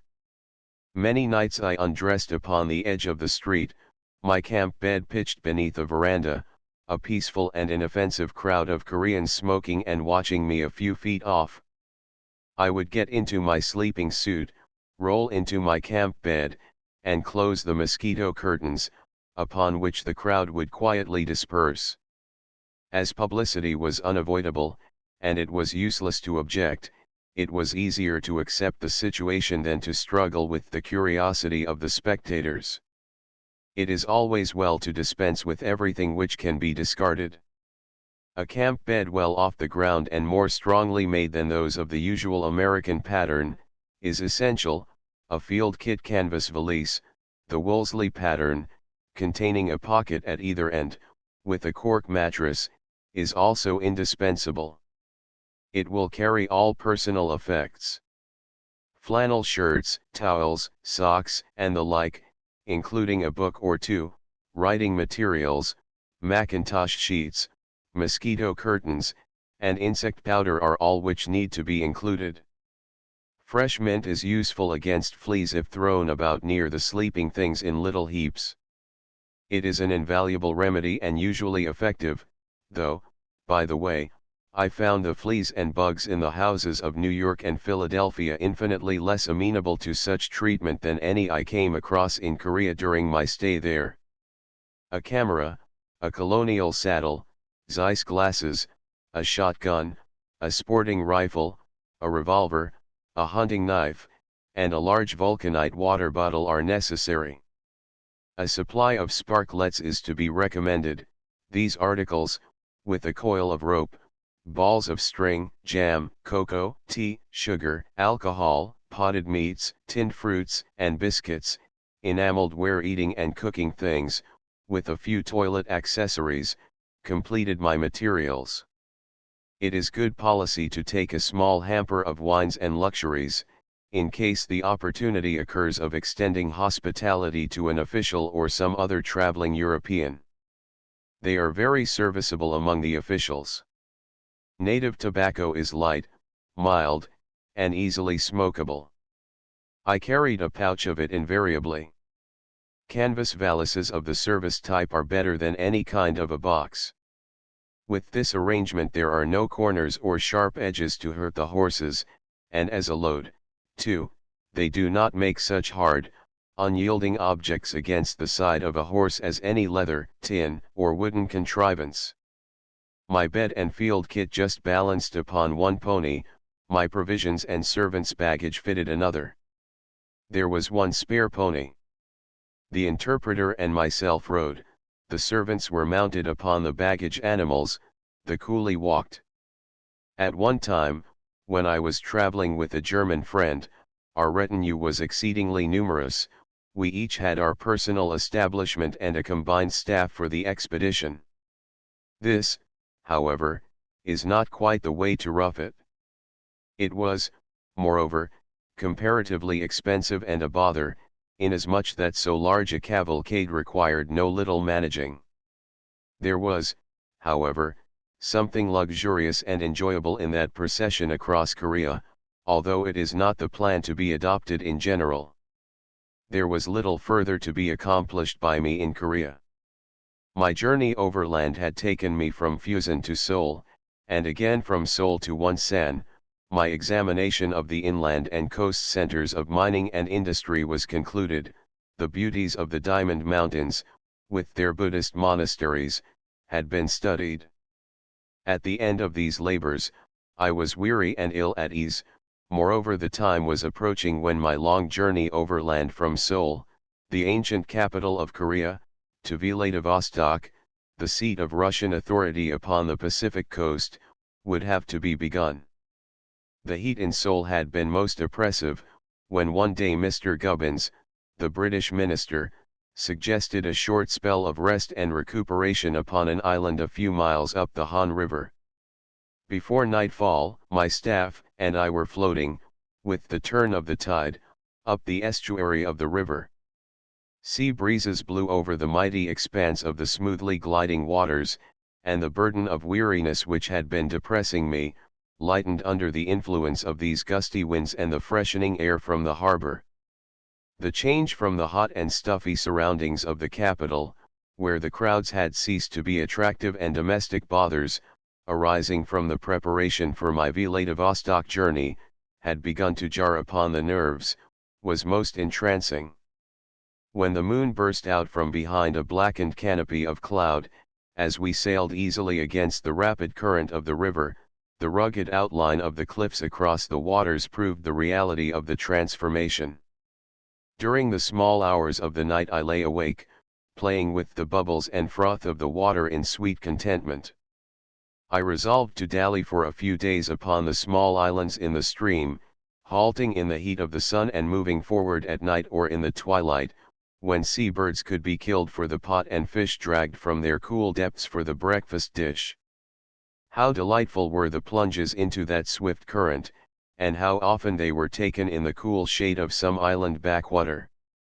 Care and anxiety dropped away in those days of idle frolic, giving the mind, worn by the strain of many months of travel and the hardships of 2 campaigns, opportunity to recover its vigor. Then came some pleasant weeks in the island monastery, where, from a Buddhist haunt, perched high upon a lofty peak on Konghwa, mile upon mile of smiling scenery lay open to inspection from my chamber window. Beyond the Amur the salt water estuary of the Han is tempestuous and deep, given over to much shipping and small craft. The river itself does not begin for 20 miles above the tidewater mouth, the intervening stretch of water belonging more correctly to the sea. Above Chemulpo, where the full force of the Han current is hardly felt, the velocity of the stream is quite 5 knots an hour. Where the breadth of the river narrows, the rapidity of the flow increases. At a point, where the river makes a sudden sweep round some overhanging bluffs, which confront each other from opposite banks, the heavy volume of water thus tumbling down becomes a swirling, boisterous mill race, as it twists and foams through its tortuous channels into another tide-swollen reach. The place of meeting between the sea and the river current shows itself in a line of choppy water, neither rough nor smooth. The water is always bubbling and always breaking at this point, in a manner poetically suggestive of the spirits of the restless deep. The Han River gives access to Seoul. In the days before the railway, the choice of route to the capital lay between spending a night aground upon one of the many shifting sandbanks in the river or the risks of a belated journey overland, with pack ponies and the delights of a sand bath in the Little Sahara. There were many who found the all-land way preferable to the land and water system, to which many groundings and much waiting reduced the experiment of traveling by junk or steam launch in those days. Now, however, the Iron Horse rules the road. On the Han River. Chapter XXIV Kangwa, Brief History of the Island. A monastic retreat, an ideal rest. Nocturnal visitors. Midnight masses. Return to the capital. Preparations for a great journey. Riots and confusion. Kangwa, the island to which I was sailing in these easy stages, lies in the northeast quarter of the Gulf, formed by the right angle which the coast makes before taking that northerly sweep which carries it, with a curve, to the mouth of the Yalu River.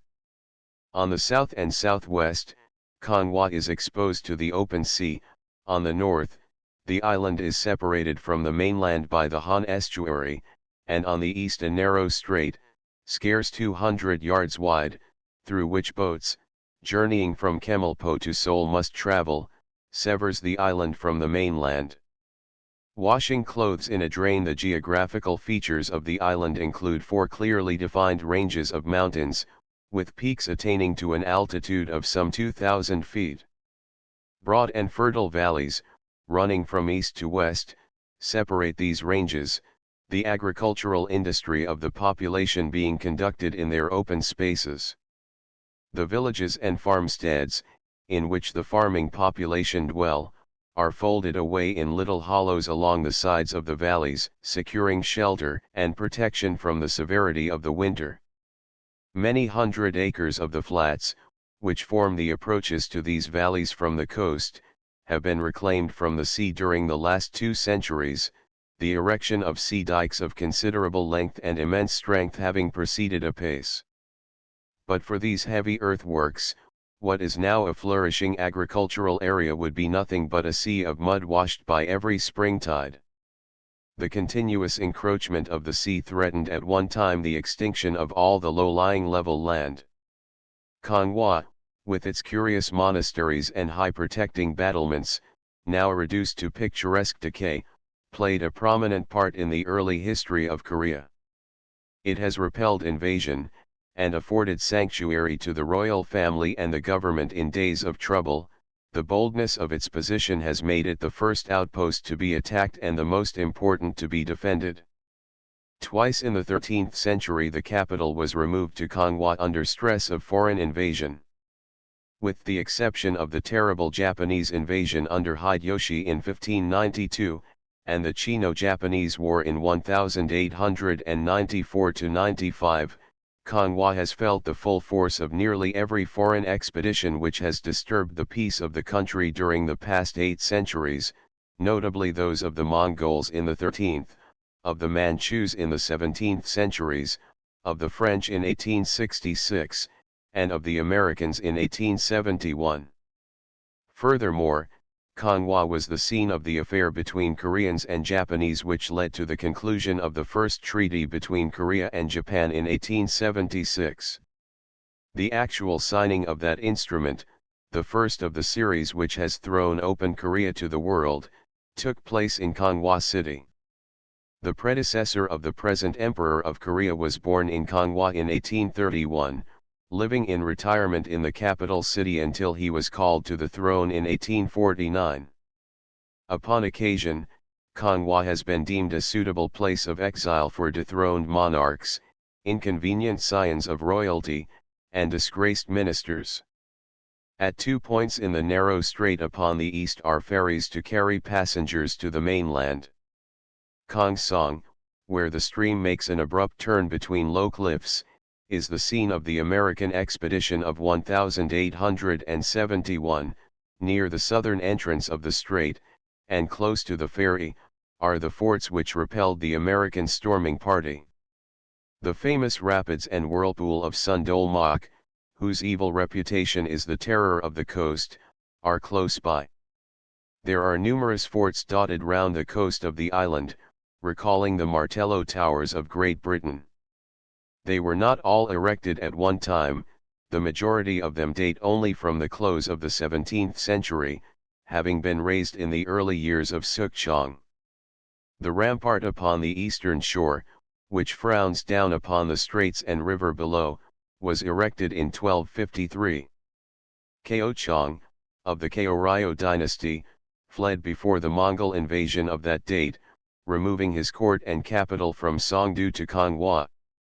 Kakkachi, where there is a second ferry, is a few miles beyond Kongsong. At the point where the ferry plies, the hill of Munsu rises 1,200 feet high from the water's edge. From a junk a short distance from the shore it appears to block the straits, so closely do the cliffs of Konghua gather to the mainland. This little place became the headquarters of the French Expeditionary Force in 1866. The capital of the island, Konghua City, is a battlemented citadel, with walls 15 li in circumference, and 4 pavilion city gates. It is a garrison town, beautiful in its combination of green vistas and ancient, crumbling walls. The Chino-Japanese War, so fatal to many of the old institutions of Korea, diminished the ancient glory of Konghua. For 260 years prior to this campaign, Konghua ranked with Songdo, Kongchiu, Siuwon, and Kayan as one of the Otu, or 5 citadels, upon which the safety of the empire depended. It controlled a garrison of 10,000 troops, the various officials numbered nearly 1,000. The change in the destiny of the kingdom brought a turn in the fortunes of the island, and it is now administered by an official of little importance. It is still, however, the seat of government for a widely scattered region, and the center of trade and industry for some 30,000 people. Agriculture is the staple industry, stone quarrying and mat making are other means by which the population exists. At the water's side there are salt pans, a certain amount of fishing, a little pottery making, smelting, the weaving of coarse linen, to which work the wives of the farmers devote themselves, complete the occupation of the inhabitants. One pursuit, horse breeding, for which Konghua was once famous, is now completely abandoned. There are 9 monasteries under the government of the island. 7 are situated upon the island, the chief of these is the fortified monastery of Chengdeung, the Temple of Histories, the sometime pillar of defense of the kingdom, 30 li south of Konghua, famous as the scene of the reverse suffered by the French troops in 1866. Munsu Sa, standing upon the mainland opposite, is included in this little colony of Buddhistic retreats, as is another, upon the island of Mahiumtu, called Pomun Sa, famous for the wildness of its scenery and for a natural rock temple in the side of the hill upon which it stands. The monks of Chengdeung Sa enjoyed military rank until quite recently. They were regarded as soldiers in times of national distress, they received government allowances, food, and arms, in order to maintain them in a state of efficiency. Buddhism has lost much of its hold upon the islanders, although it existed before 1266. There is a branch of the English mission, Seoul, in Konghua, under the administration of the Reverend Mark Napier Trollope, whose notes upon this island were presented in a paper which their author read before the local branch of the Royal Asiatic Society during my stay in Korea. They materially assisted me to collect the interesting data from which these few paragraphs have been compiled. I stayed 5 weeks in Konghua Monastery, preparing the skeleton of this present volume. Having gone there for a week at the outside, I found the quiet and solitude of the spot such a sanctuary from trouble, and such a panacea to the nerves, that I was loath to abandon it. After a few days in the cramped confinement of the native junk which had conveyed me from Chemulpo, delaying much en route, it was pleasant to stretch my limbs again upon the shore. Landing one morning at daybreak, I fell upon the unsuspecting guardian of the English mission, Father Trollope, and moved off at a later hour in the day across country to the monastery. The monks were not at all disturbed by my intrusion. Although strangers are not such frequent visitors to this monastery as to those in the Diamond Mountains, their presence excites no comment, and they are allowed to go their way with that kindly indifference to their existence which is, under the circumstances, the height of courtesy. The chief abbot was informed of my arrival, and, after a little explanation, ordered a very airy building to be prepared for my reception. It was well raised from the ground, and, situated just below the main courtyard, afforded a magnificent view of the entire domain. In the distance I could see the farmlands of the island and the sparkle of the sunlight upon the water. More within the picture, and quite near to my new home, were two wells, a running stream, and a stretch of mountain slopes, cool, fragrant, and overgrown with scrub and bush. Temples revealed themselves in a sea of foliage, through which the drifting breezes played soft music. At one end of this hall of entertainment were placed the cooking and eating paraphernalia, in the middle my camp bed, and, overlooking the landscape, an improvised writing table with my books and papers. There was no element of unrest in the setting of my little camp. Every morning the chief abbot welcomed me to the glories of another day. In the evening we, through the medium of my interpreter, talked together upon an amazing variety of subjects: Buddha and Christ, this world and the next, Paris, London, America. Duties in the monastery would prevent these new friends from coming on certain nights, but they always forewarned me of their absence, never disturbing me at my work, never taking me by surprise. The sense of consideration and courtesy which their kindly hospitality displayed was manifested in countless ways. The small return which it was possible to make quite shamed me before them. Frequently, at midnight, when my lights were burning, the abbot would walk across from his own apartments and force me to bed with many smiles and much gentle pressure, covering my manuscript with his hands and nodding towards my camp bed. There was no screen to the front of my building, so it was always possible for them to observe the stranger within their gates. This inspection was most quietly carried on. Indeed, if I turned to the open courtyard, those who, perhaps, had been noting the structure of my camp bed, or the contents of my valise, hanging to air upon a stout rope, flitted away like ghosts. I was left, as I wished, in peaceful contemplation of my work and the splendor of the scenery around me. Catering arrangements were quite simple during my stay in this monastery. Rice and eggs and fowls were procurable from the villages beyond the walls of the temple, and rice flour or vegetables could be procured from the butterman of the monastery. It was my plan to take breakfast about 10 o'clock in the morning, and to dine about 6 o'clock in the evening. Between these hours was my time for writing, and I was always fully occupied. Before breakfast I walked abroad or prepared my notes of the work for the day. After dinner I received my callers, arranging anything of interest in my notes when they were gone. Usually I witnessed the midnight gathering of the monks, listening, with pleasure, to the booming of the great bell of the monastery and the accompanying peals of smaller bells of less melodious volume and much shriller tone. The vibration in the air, as these wonderful noises broke upon it, filled the high woods with melody and the deep valleys with haunted strains as of spirit music. After the midnight mass, when the echoes had died away, the delight of the moment was supreme.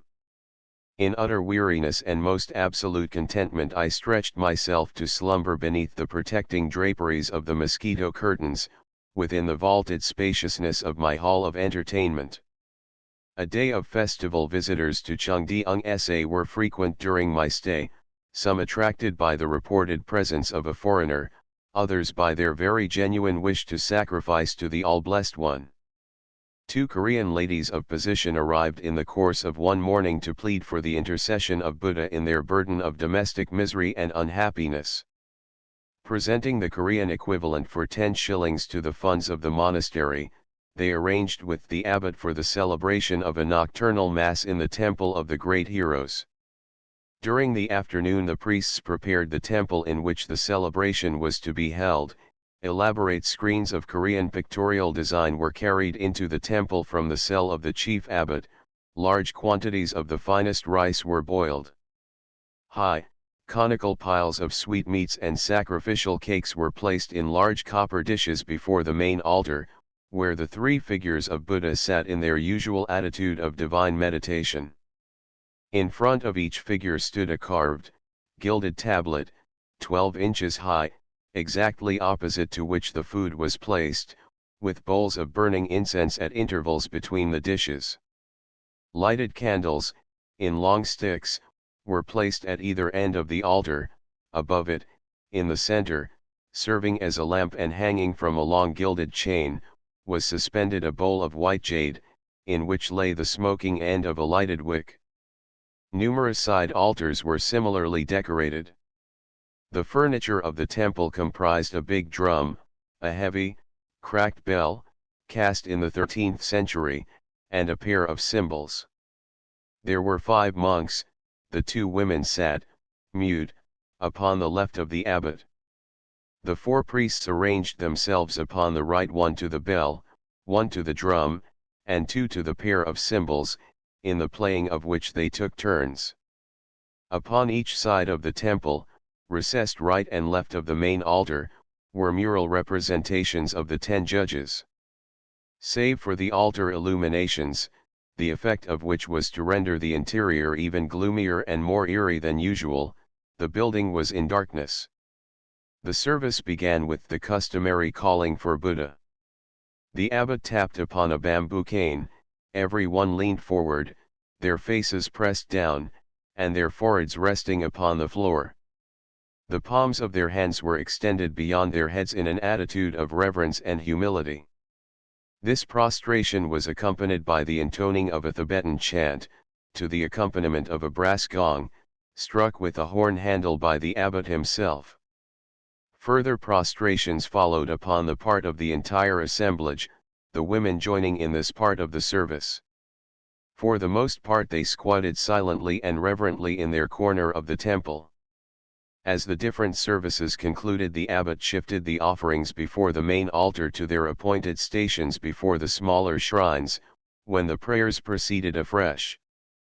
Protracted overtures were made to the picture of the 10 judges, before which the service apparently became fully choral. One priest danced amazing and grotesque steps, strangely reminiscent of a Kafir war dance, the sole of one foot striking the floor to the accompaniment of a clash of cymbals as the other leapt into the air. Another priest played upon the cracked bell, and a third kept up a dull, monotonous thumping on the drum.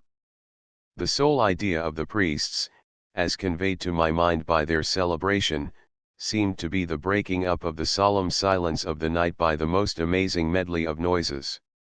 At intervals, in the course of the unmusical colloquy between the drums, the cymbals, and the big bell, the monks chanted their dirges, which were, in turn, punctuated by the dislocated tapping of the abbot's brass bell and wooden knocker. It was deafening, the most penetrating discord of which I have ever been the unfortunate auditor. With the conclusion of the exercises upon the cymbals, which were beaten together in a wide, circular sweep of the arms, then tossed aloft, caught, and clanged together after the fashion of the South African native with his spear and shield, the performing priest returned to the companion who relieved him. His more immediate activities over, he stood aside laughing and talking with his colleagues in a voice which quite drowned the chants in which his companions were engaged. Then, panting with his late exertions, he proceeded to fan himself with the most perfect unconcern, finally examining the hem of his jacket for lice, his search repaying him, he returned to his seat upon the floor and lifted up his voice with the others. After the sacrifices and prayers had been offered before the main altar and those upon the right and left, extra tables of fruit, apples, dates, nuts, cakes and incense, together with the previous dishes of rice, cakes, incense and bread, were spread before a small shrine placed in front of the screen. Rice was piled into a bowl, and, while the other monks were laughing and chattering among themselves in the temple itself during the progress of the sacrifice, the two women approached the shrine and made obeisance 3 times, then touching each dish with their fingers, bowed again and retired to their corner. At the same time 3 priests, breaking from the group that were talking by the doors of the building, sat down in the center of the temple upon their praying mats, 7 or 8 feet from the shrine. While one chanted Korean prayers from a roll of paper, another struck and rang the brass bell repeatedly, and the third hammered the gong. Throughout this part of the service the others chatted volubly, until they, too, joined in a chorus and paean of thanksgiving, breaking off from that to chant, in low, suppressed tones, a not unimpressive litany. Repetitions of the services I have described continued all night. Sometimes there was more noise, sometimes less, occasionally there was none, the tired, quavering voices of the sleepy priests tremulously chanting the requisite number of litanies. The women, who sat with wide-opened eyes, watched with interest and were satisfied. The priests seemed bored. Personally I was tired, dazed and stunned by the uproar. During the progress of this strange service, I was struck by the utter absence of that devotional fervor which was so characteristic of the priests in the principal monasteries of the Diamond Mountains. The ceremony presently shifted from the Temple of the Great Heroes to the spacious courtyard in front of it. Here, when numerous fires had been lighted, the abbot and 3 priests, together with the 2 Korean women, moved in procession. Their march was accompanied by the striking of many gongs and bells. The monks offered prayers round heaps of pine branches, which had been thrown together and lighted at the different spots. Chants and prayers were repeated, and the same clashing of instruments went on as before. It was not until a heavy rain descended that the worshippers returned to the seclusion of the temple. I felt, somehow, quite grateful to that shower of rain. In the morning, my interpreter told me that this progress in the courtyard formed a part of services which accompanied the offering of special prayers for rain. It would be a curious coincidence if this were so. Next day, at the hour of my breakfast, there was some desire to continue the celebration. My head was still aching with the jarring discord of the bells, gongs, and cymbals of the previous entertainment, and at the sight of the preparations my appetite vanished. Breakfast became impossible, I relinquished it to pray for peace. Happily this blessing was granted me, and it was decided to hold no further service, the rain, I presume, having appeared, and to devour the sacrifices. All that day the monks and their 2 guests ate the offerings. It was therefore a day of undisturbed quiet, and as my prayer also had been granted, each was satisfied, and we were a happy family. Russian post on the Korean frontier. My little holiday passed all too quickly. One day I found myself preparing very sorrowfully to return to Seoul. This accomplished, the news of my intended journey was quickly bruited abroad by my servants. During these days curio dealers crowded the compound of the station hotel, where, made very comfortable by the kindly forethought of Mr. and Mrs. Emberley, I was still living. There is little enough to buy in Seoul: quaint, brass cooking utensils, iron, inlaid with silver, tobacco boxes, jade cups, fans, screens, and scrolls. My purchases were few: the native furniture, massive presses, and cabinets faced with copper plates, and small tea tables, attracting me more than anything else. The emperor had already sent a present of silk and fans to my hotel, and, with these few remaining articles, my stock of Korean relics was completed. The dealers were importunate, and crowded into the private apartments of the hotel like bleating sheep into a pen. Remonstrances were in vain, and I found the specific cure for their pestiferous attentions to be administered best in the shape of a little vigorous kicking. They took the cuffing with much good humor, and retired to the courtyard, where, at intervals in the day, a plaintive voice would be heard calling upon His Highness to inspect the treasures of his slave. His Highness, however, had concluded his inspection. The atmosphere in these hot days in Seoul was very bad, the air was heavy with malodorous vapor, the days were muggy and the nights damp. The steaming heat of the capital emphasized the wisdom of an immediate departure, and I hastened my exodus, touched up with a little ague and a troublesome throat. The endless business of obtaining servants, guides, and horses was repeated, until at last the day of my removal was arranged and the hour of actual departure fixed. The prospect was alluring. A journey from Seoul to Vladivostok, through a wild and desolate region, nearly 800 miles in length, lay before me. Much of it was unexplored. It was the chance of a lifetime, and, in thus embarking upon it, I was very happy. My last farewells were said, my last calls had been paid. The kindly hospitality of Seoul is not forgotten. The day had come at last, the horses were pawing in the courtyard. My effects, my guns and camp bed, my tent and stores, were packed and roped. The horses had been loaded, the hotel account had been settled, when my interpreter quietly told me that my servants had struck for $10 Mexican 1 sovereign monthly increase in the wages of each. Mr. Emberley stood out against the transaction. I offered to compound with half, they were obdurate.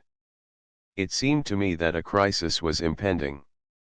I was too tired and too cross to remonstrate. I raised my offer to $8, it was refused. The servants were dismissed. Uproar broke out in the courtyard, which Mr. Emberley pacified by inducing the boys to accept my last offer, a rise of $8 Mexican. My head servant, the brother of my interpreter, repudiated the arrangement, but the significance of this increase had assumed great importance. It was necessary to be firm. I think now that it was unwise to have entertained any change at all in the standard of payment. Upon the question of the additional $2 I stood firm, nothing more would be given. The interpreter approached me to intimate that if his brother did not go he also would stay behind. I looked at him for a moment, at last understanding the plot, and struck him. He ran into the courtyard and yelled that he was dead, that he had been murdered. The grooms in charge of the horses gathered round him with loud cries of sympathy. Mr. Emberley called them to him and explained the position of affairs. I strode into the compound. The head groom came up to me, demanding an increase of $30, Korean currency, upon the terms which he had already accepted. He wanted, further, 3/4 of the contract price to be paid in advance, 1/4 was the original stipulation. I refused the $30, and thrashed him with my whip. The end of my journey for the moment had come, with a vengeance. The head groom stormed and cursed and ran raving in and out of the crowd. He then came for me with a huge boulder, and, as I let out upon his temple, the riot began. My baggage was thrown off the horses and stones flew through the air. I hit and slashed at my assailants and for a few minutes became the center of a very nasty situation. Servants and grooms, my interpreter, and a few of the spectators went at it keenly while the fight continued. In the end, Mr. Emberley cleared his courtyard and recovered my kit, but I was cut a little upon the head and my right hand showed a compound fracture. Native heads are bad things to hammer. Postponement was now more than ever essential. My fears about my health were realized. By nightfall upon the day of this outbreak signs of sickness had developed, the pain had increased in my hand and arm, my head was aching, my throat was inflamed. I was advised to leave at once for Japan. Upon the next day I sailed, proposing to go to Yokohama and thence to Vladivostok, starting the expedition from the Russian fortress. However, by the time my steamer arrived at Japan, I was in the clutch of enteric fever. Further travel was out of the question, and when they moved me from an hotel in Yokohama to a cabin upon a Japanese steamer, which was to carry me to England, in my mind I had bidden farewell to the countries of this world, for the doctor told me that I was dying. Appendix I Schedule of train service: leave day arrive Port Arthur Tuesday and Thursday, Moscow 13 days, 2 hours, 42 minutes. Dalny through trains from Moscow arrive at Dalny and Port Arthur on Wednesdays and Saturdays. The train comprises first and second class cars and dining car. The cost of the journey is almost prohibitive if compared with ocean steamer charges. The train service is very unreliable and subject to many interruptions. The steamers of the Chinese Eastern Railway Company are scheduled to make the connection with Korea upon arrival of the train. Time required, from 24 to 48 hours. The estimate of the length of time occupied by the journey between Korea and Japan upon the completion of the Seoul-Fusan Railway is 44 hours. Kemalpo or Seoul to Fusan 10 hours. Fusan to Moji by sea 4, Moji to Kobe 15, Kobe to Tokyo 15. Appendix 2 Return of all shipping entered at the open ports of Korea during the year 1902. Flag Kemalpo Fusan 1 Sand sailing steam number of vessels tons number of vessels tons number of vessels tons number of vessels tons number of vessels tons number of vessels tons British 3 7198 1 4800 Korean 167 4031 187 34877 12 308 77 32600 and 33 5 190 94 22057 Chinese 73 406 French 1 1744 German 1 1379 Italian 1 2791 Japanese 205 12945 299 186,050 943 28,447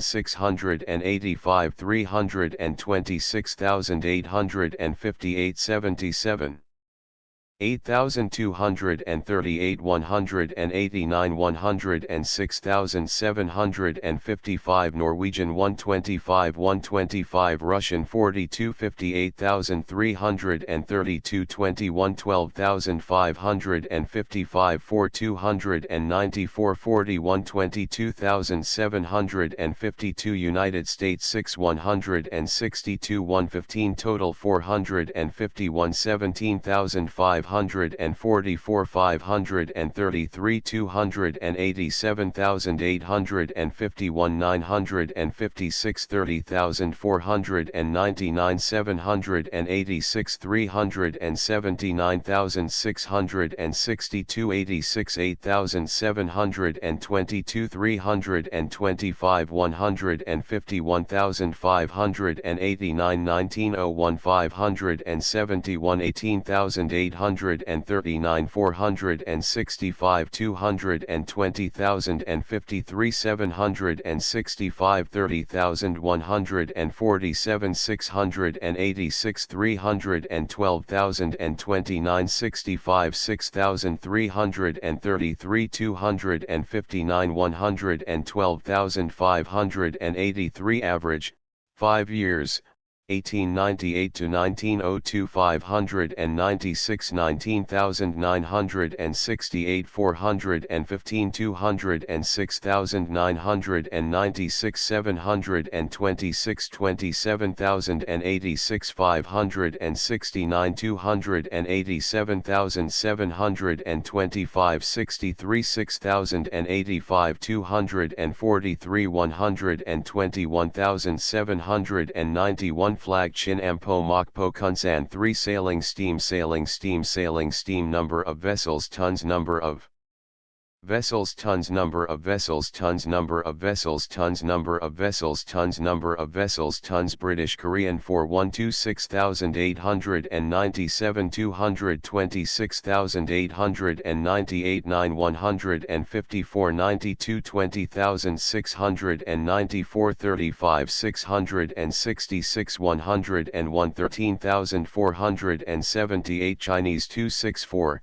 311314118 French German Italian Japanese 126 5349 52 31263 62 3672 281 144422 33 818 66 22297 Norwegian Russian United States 53 1408 31 465 Total 855 16,767 283 58,626 72 3,830 373 165,116 69 1,492 167 35,775 1901 870 18,424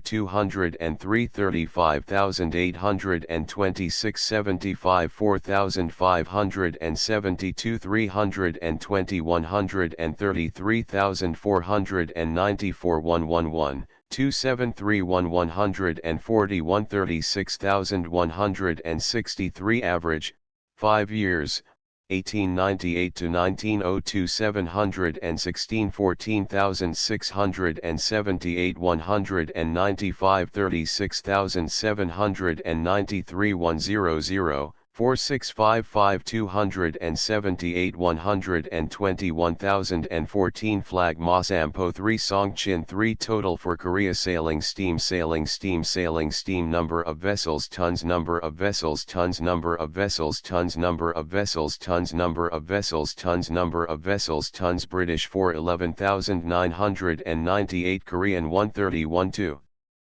847 92 14,298 641 12,277 845 165,782 Chinese 339 3531 French 1744 German 1379 Italian 2791 Japanese 61796 205 28902 9858 127 30646 1516 61123 1904 877,193 Norwegian 250 Russian 97583 4 294 113 100 and 1222 United States 59 1570 32 480 Total 62 827 207 29,749 9 858 228 52,527 2,560 80,539 2,902 1,160,895 1901 72 1,033 169 20,223 4 294 196 32,565 2,533 82,373 2,439 900 and 2,936 Average, 5 years, 1898 to 1902 2,331 75,352 2053 833,334 Note Japanese shipping, steamers of the Nippon Yusen Kaisha, Osaka Shosen Kaisha and the Hori Company, easily occupies the first place. The Korean share in the trade is increasing, and Russian steamers show a larger tonnage in Korean ports than before.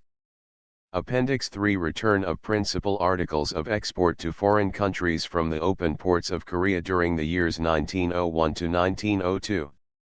Articles 1902-1901 Average, 5 years, 1898 to 1902 Quantity value pound barley lbs 359,600 395 100,000 133 111 1165 beans, all kinds 107,887,600 186,293 114,273,600 194,115 185,839 Beshtemeyer 312,666 6,517 447,466 6,827,199 Cattle and livestock head 6,552 19,383 13,611 17,288 11,5 14 4 Copper lbs 264,400 4,041 300,000 533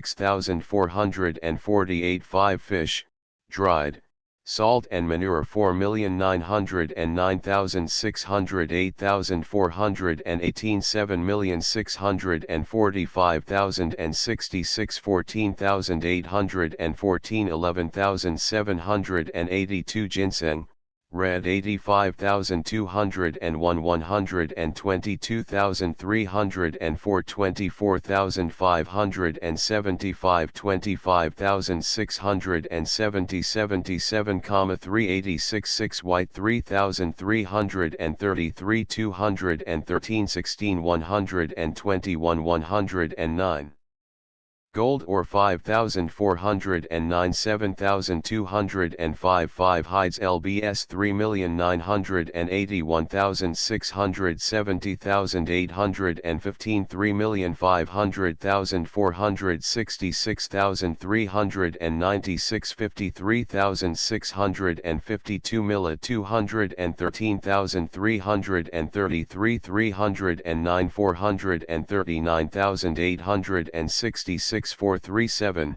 1539 Nutgalls 67,866 875 99,866 1,308 1,866 Paper 173,066 3,164 133,200 2,575 3,161 Rice 126,401,066 359,804 184,566,266 427,459 314,081 Seaweed 2,596,666 9,354 3,027,600 9,118 8,744 Skins of all kinds pieces 29,600 62,239 21,077 1,392 2039 Tallow lbs 421,466 3,015 306,266 2,185 1,055 Whale flesh and blubber 4,737 22,858 11,410 Wheat lbs 11,751,333 18,022 2,787,866 3,682 9,523 Other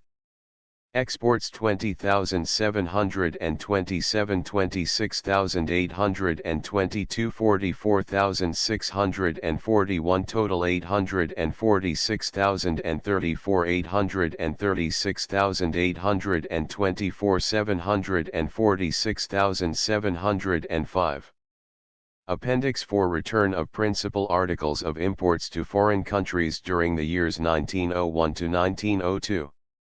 Articles 1902-1901 Average, 5 years, 1898 to 1902 Quantity value pound cotton goods shirtings, grey and white British pieces 389,730 172,515 402,156 176,892 159,763 Japanese 18,926 3,934 19,236 3,933 2,328 Tea cloths 18,771 4,169 29,798 6,782 4,400 Drills British and American 20,045 9,274 34,970 16,250 9,546 Japanese 2032 1,036 919 188 298 Turkey Red cloths British 6,357 1,873 6,815 1928 1934 Japanese 9,763 1,539 10,274 1904 1,726 Lawns and muslins 100,513 10,133 95,460 9,750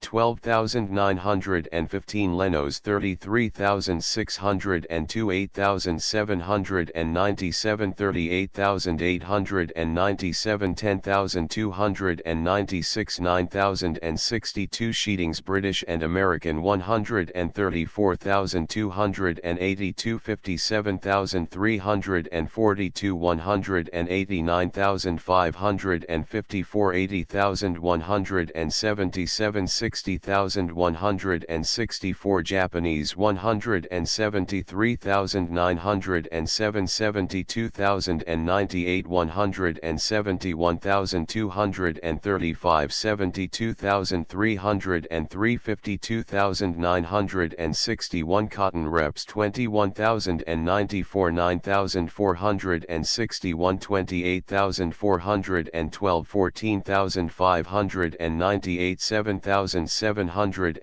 Japanese piece goods 658,462 65,407 909,811 88,069 75,405 piece goods non-Japanese 39,356 3,054 39,699 3,517 8,600 Yarn British and Indian LBS 111,333 3,923 120,933 4,193 5,641 Japanese 4,154,533 98,933 5,028,800 119,781 105,454 Chinese 412 Other cottons 23,282 33,235 42,003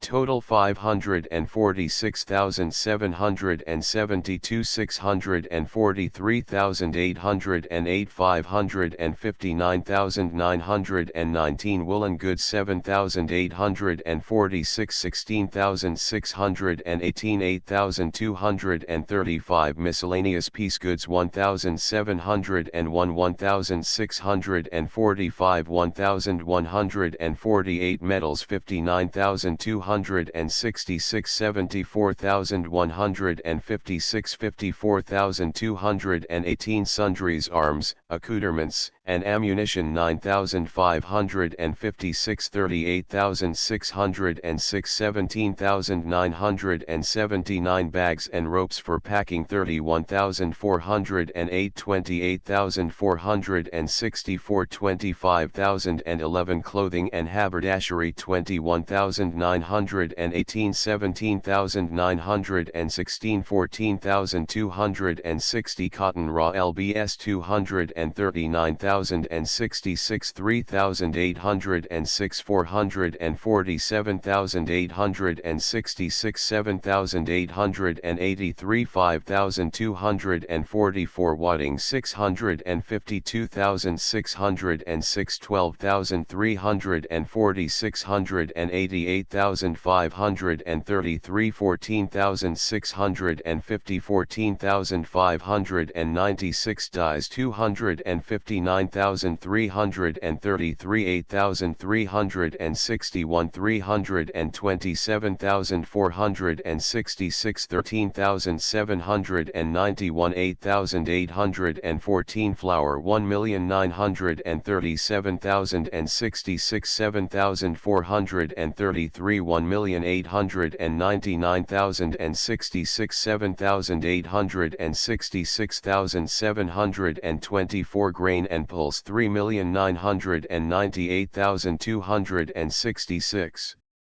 9,337, 3,110,133, 6,348, 14,495. Grass cloth 57,310, 53,979, 46,823. Machinery 14,608, 12,546, 8,816. Matches gross 576,629, 18,110, 562,338, 17,747, 15,991. Mining supplies 46,659, 39,267, 28,859. Kerosene oil American gallons 3,461,980, 77,988. 2,463,631, 62,833. 55,691. 7 Japanese 760, 17, 19,265. 30,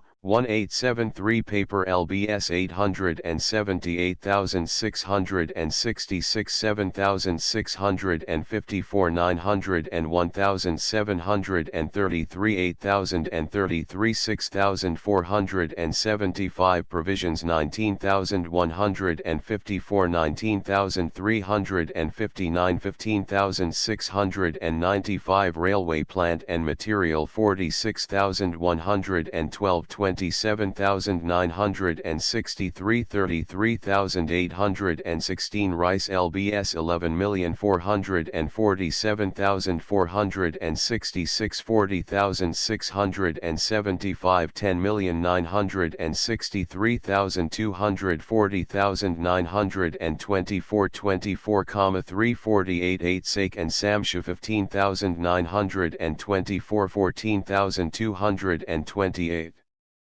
13,247 Salt lbs 17,491,733 7,998 28,845,200 13,879 13,031 Silk Piece Goods 86,444 125,381 81,911 Sugar lbs 2,501,615,039 1,992,933 12,588 10,984 Tobacco, cigars, and cigarettes 20,273 17,425 14,576 Other sundries 188,642 161,838 135,910 Total 766,766 764,038 615,169 Grand total 1,382,351 1,500,265 1,238,689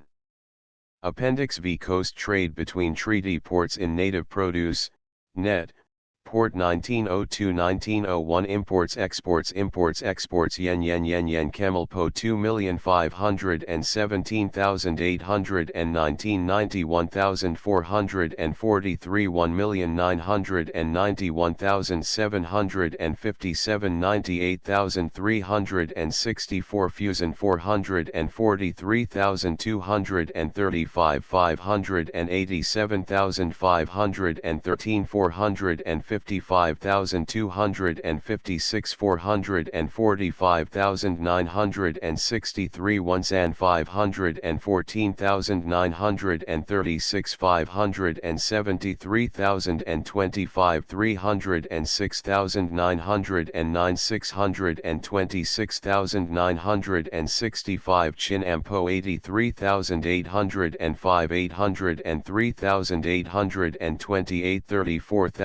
34,662 708,561 Mokpo 105,577 817,359 104,926 456,632 Kunsan 73,691 527,187 57,122 472,850 Masampo 10,896 191,547 15,173 110,968 Xiangqin 94,997 84,892 78,439 74,829 Total 3,844,956 3,676,794 3,044,244 2,995,132 Coast trade 97,521,756,039,376 Appendix 6 Customs Revenue Year Amount Exchange Currency Sterling Yen Pound SD 1902 1,204,776 122,783 201 half 1901 1,325,414 135,303 201 half 1900 1,097,095 1 109,710 20 1,899 900 2,955 90,296 20 1,898 1,451 100 1,087 20 1/4 average, 5 years 111,836. Appendix 7 Gold export to foreign countries year amount currency sterling exchange yen pound SD 19,025,064,106 516,961 201 half 19,014,993,351 509,738 201 half 19,3,633,000 53,363,305 20 1,899 2,933,382 293,338 20 1,898 2,375,725 240,047 20 1/4 from value 1902 1901 1900 yen camel po 2,538,101 2,556,095 1,927,665 fusion 104,915 122,968 121,809 1 san 1,361,500 181,668,245 1,425,576 Jin Ampo 1,053,800 646,043 158,000 Mokpo 5,710 5,064,106 4,993,351 3,633,050 to value 1902 1901 1900 yen China 59,805 136,150 567,670 Japan 5,004,300 4,857,201 3,065,380 total 5,064,106 4,993,351 3,633,050 exchange sterling, 2s. 0 1/2 D2s. 0D.1/2 2s. 0D. Appendix 8 Table of Minerals Gold. Hamkyong. Pyongan. Wanghai. Kyongkayi. Kangwon. Cheungkyong. Kyolakyongsiang. Silver.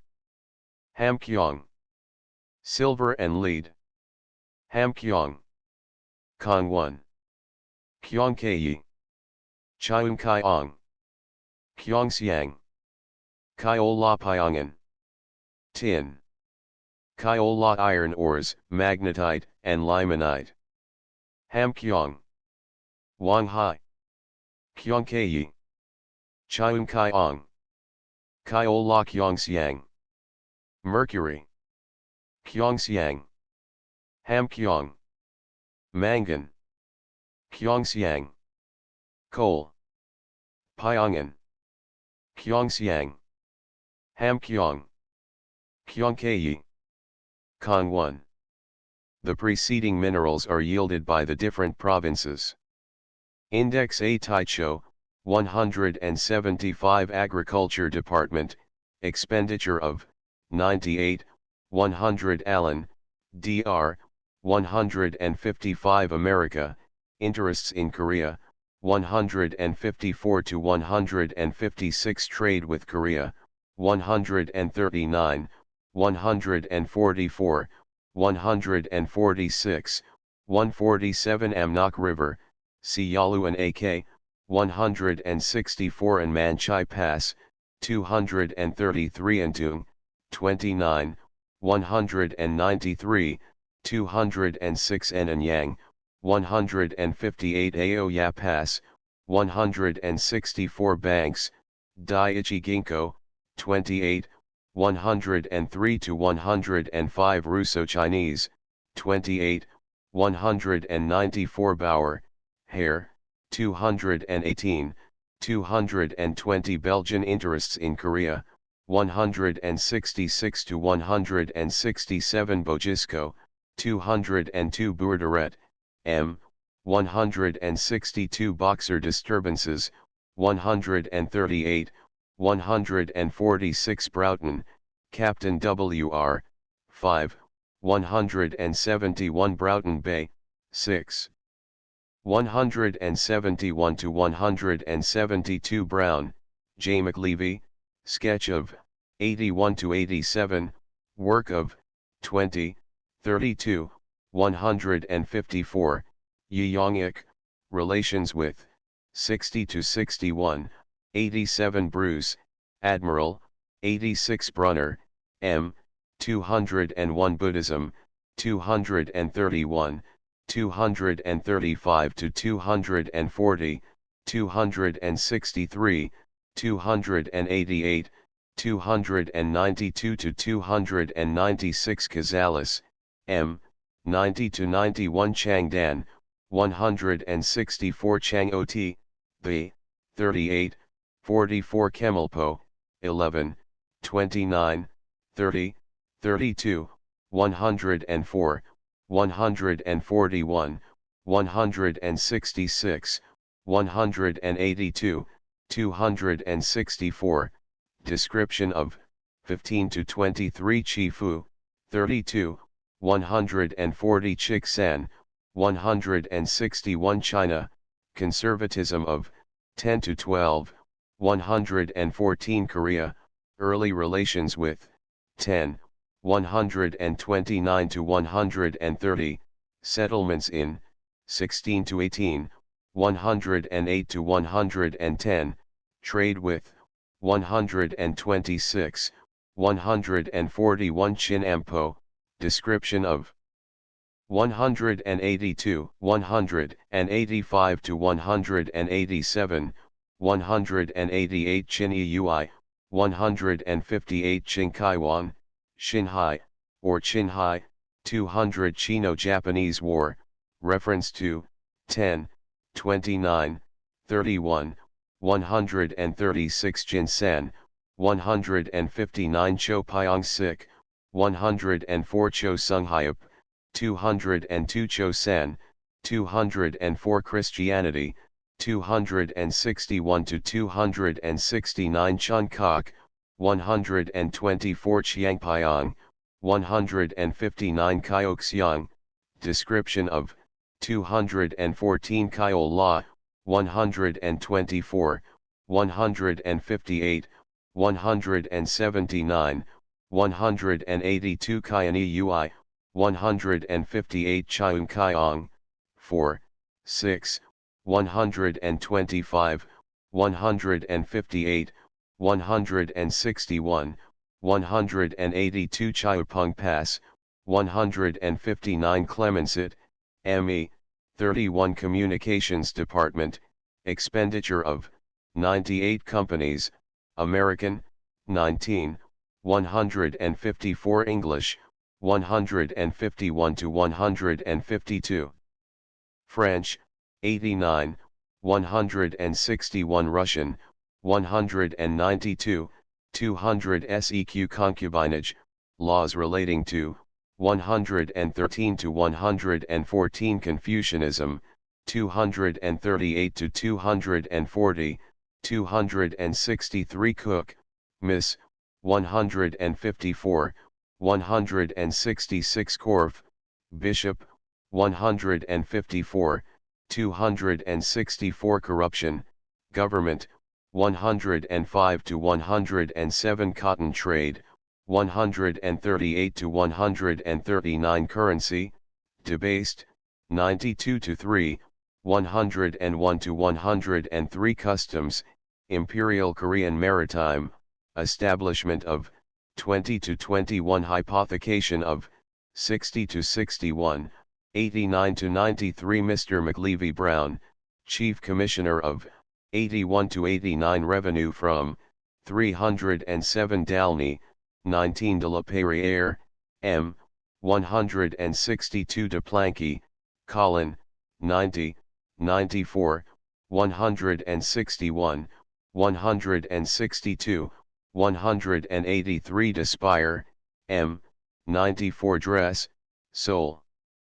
In, 35 to 40 Drought, effects of, 253 to 257 Dijlet, 7 Dun River 171 Duroc, 7 Education Department, expenditure of, 98, 100 Education in Korea, 27 to 8, 65, 108 to 111 Emberley, Mr., 152, 296, 299 Emperor of Korea, the, character of, 62 to 69 Mr. McLevy Brown, attitude towards, 87 to 89 Power of, 59, 114 to 115 Religion of, 239 England, see Great Britain Ian San, 187, 217 Farming,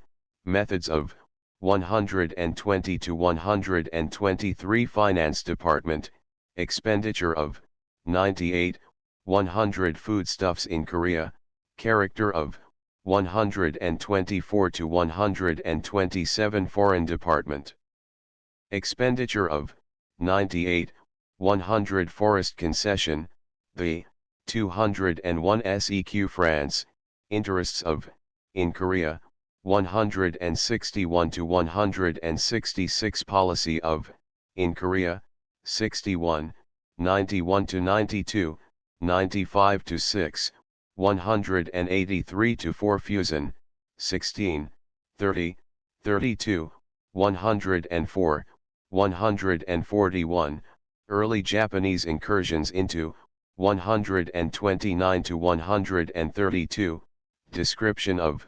176 to 178 Fusion, Old, 159, 176 to 177 Germany, interests of, in Korea, 166 Trade with Korea, 146, 147 Giesing, 52 SEQ Gold, export returns, 308 Mining, 217 to 220 Government corruption, 105 to 107 Great Britain, interests of, in Korea, 149 to 154 Policy of, in Korea, 91, 95 to 96, 184. Settlement in Korea, 18 Trade in the East, lack of enterprise, 141 to 147 Gubbins, JG, 87, 88, 90, 95 Haichu, 164 Haiyang River, 226 Hall, Basel, 6 Hamkyong, 9, 126, 175, 176, 189 Han River 21, 163, 164, 280 to 283 Honshu, 163 Hanju, 164 Haram, 123 Hart, Sir Robert, 20, 81 Hayashi, Mr., 205 Hermit Kingdom, the, 41, 43 Hideyoshi, 49, 285 Home Department, expenditure, 98, 99 Hulbert, Professor H.B., 108 Wang Hai, 125 Haiyan Peng, 159 Iam Chin River, 163, 164 I Myong, 190 Industries, Domestic, 117. SEQ, 121 to 123, 180 to 181 Fishing and Fish Drying, 247 to 249 Mining, 217 to 220 Salt Making from Sea Water, 249 Irrigation, 122 Island, Round, 21 Rose, 21 Japan, Daiichi Ginkgo instituted, 103 to 105 Early relations between Korea and, 1, 4, 49, 128 to 134 Foreign goods counterfeited by, 167 to 169 Interests of, in Korea, 156 to 161, 172 to 173 Korean currency, action regarding, 102 to 103 Policy of, in Korea, 134 to 137 Russia, attitude towards, 194 to 200 Settlements in Korea, 16 to 18, 136 to 137, 160 to 161 Trade with Korea, 138 to 139, 141, 144, 146 Jordan, Mr., 152, 184 Kakkachi, 286 Kakpai Pass, 228 Kal Ganai, 228 Kong, Lady, 68 Kongkyoe, 216 Kongkyong, 158 Kong Song, 286 Konghwa, 284 to 296 Kongwon, 8, 125, 126, 175, 176 Kapsan, 216 Kaochai, 198 Kyum River 158, 182 Kyum Kong San, 227, 229, 232 Kyum San, 159 Ki Ja, 123 Kim Yuang Chun, 68 No Ken Haor, 217 Kobe, 32 Ko Chong, 286 Kong Chiu, 158 Konishi, 132 Korea, Character of People, 117 to 120, 222, Court of, 59 SEQ, 70 to 80, Customs and Dress of the People.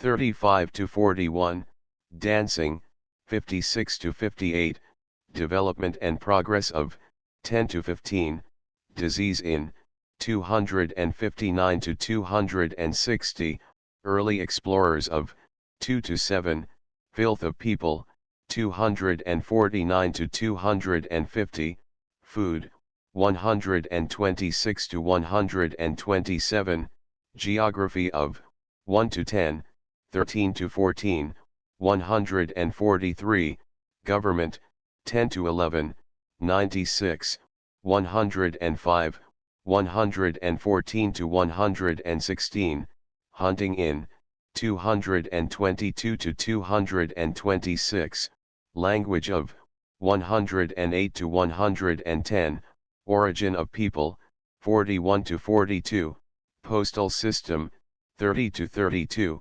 Slavery in, 49 to 52, Superstition, 7 to 10, 251 to 252, 256 to 257, Telegraphic Communication, 26, 28 to 30, Trade and Shipping, 20 to 23, 138 to 147, 302 to 306, Traveling in, 270 to 280 American Interests in, 154 to 156.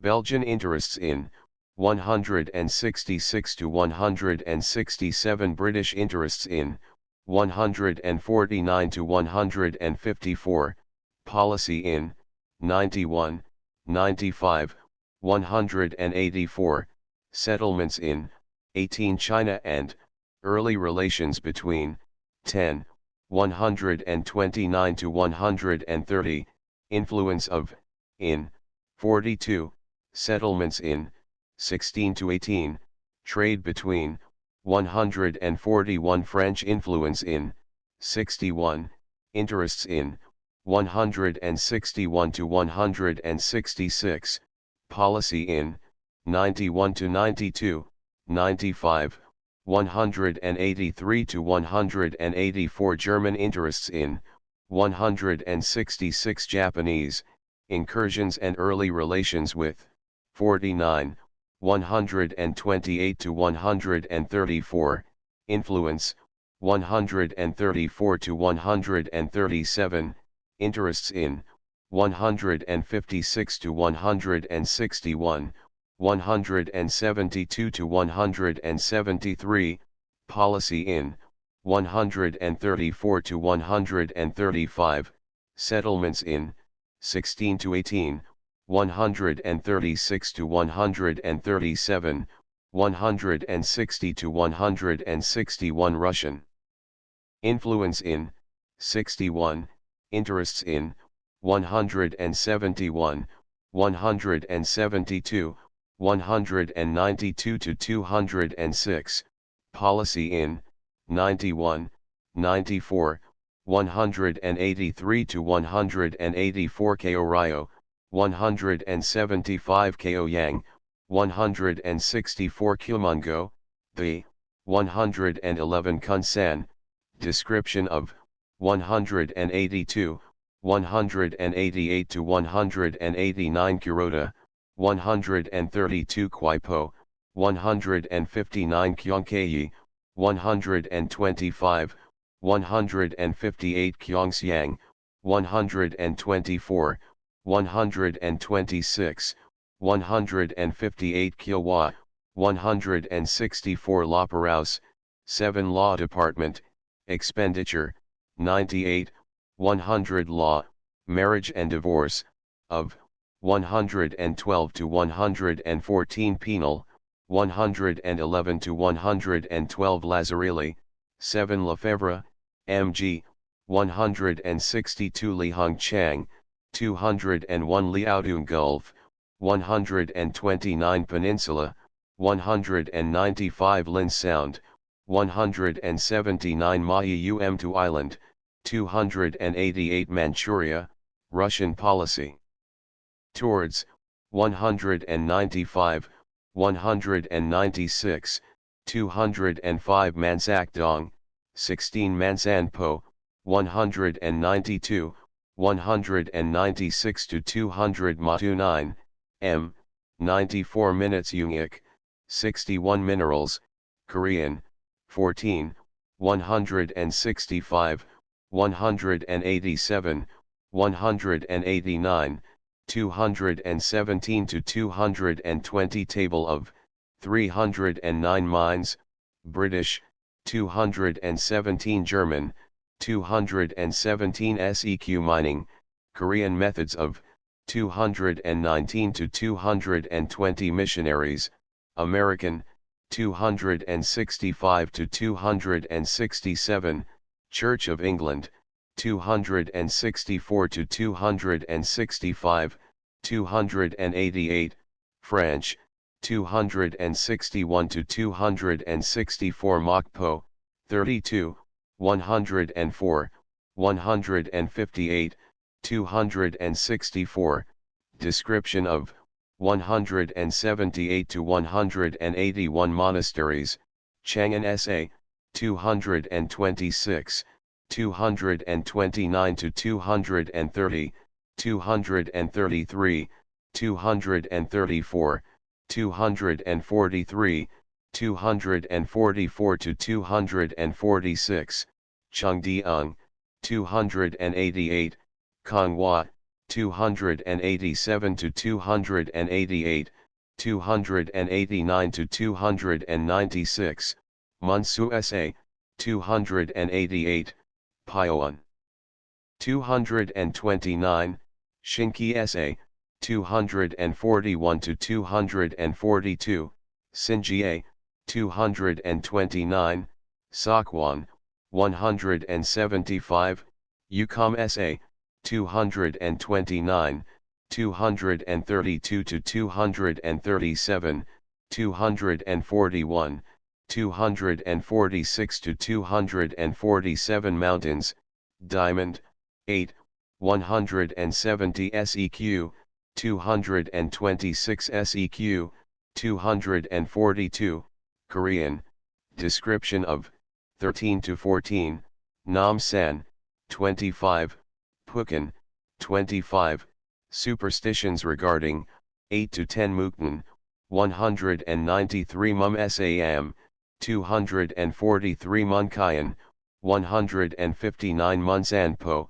164 Munsu, Hill of, 287 Nagasaki, 28, 32 Nagium, the, 111 Nak Tong River, 159 Nampu, 200 Nuchang, 138 Nodol, 158 Om, Lady, 61, 65 to 69, 87, 239 Onmun, 109, 110 Anyang, 158 Oppert, 60 Santong, 158 Paektu San, 13. Pavlov, M, 94, 183, 193, 198 Pedlas Guild, 105 Pellissier, 7 Police Department, expenditure of, 98, 100 Pomon SA, 288 Ponies, Korean, 271 to 273 Pofung, King, 229 Po-Ri, 125 Port Arthur, 19, 32, 171, 172, 196, Hamilton, 200 to 201, Lazarev, 171, Postal Union 30, 31 Prince Jerome's Gulf, 6 Productions, Farm, 122 to 127, 143 Puti Chong Pass, 233, 234 Pyok Tong, 204 Pyongan, 125, 126, 175, 176, 217 Pyeongtaek, 158 Pyongyang, 29, 132, 155, 162, 164, description of, 182, 185, 187 to 188 Quell Part, 2. 6, 124, 267 Railways, Seoul Kemalpo, 156, 157, 158, Seoul Fusion, 19, 156 to 160, 177, Trans-Siberian, 19, 163, 171 Rainfall, 257 to 259 Revenue, sources of, 96 to 101, 307 Rice crop, importance of, 153 to 154 Russia, interests in Korea, 171, 172, 192 to 206, Japan, attitude towards, 194 to 200, policy in Korea, 61, 91, 94 to 96, 183 to 184, Policy in Manchuria, 195, 196, Yong'anpo, Appropriation of, 201 to 206 Ru Yongsan River, 179 Riangsan, 159 Ryongsan, 159 Ryansan, 159 Sangno, the 49 to 50 Schwartz, 7 Seoul, 16.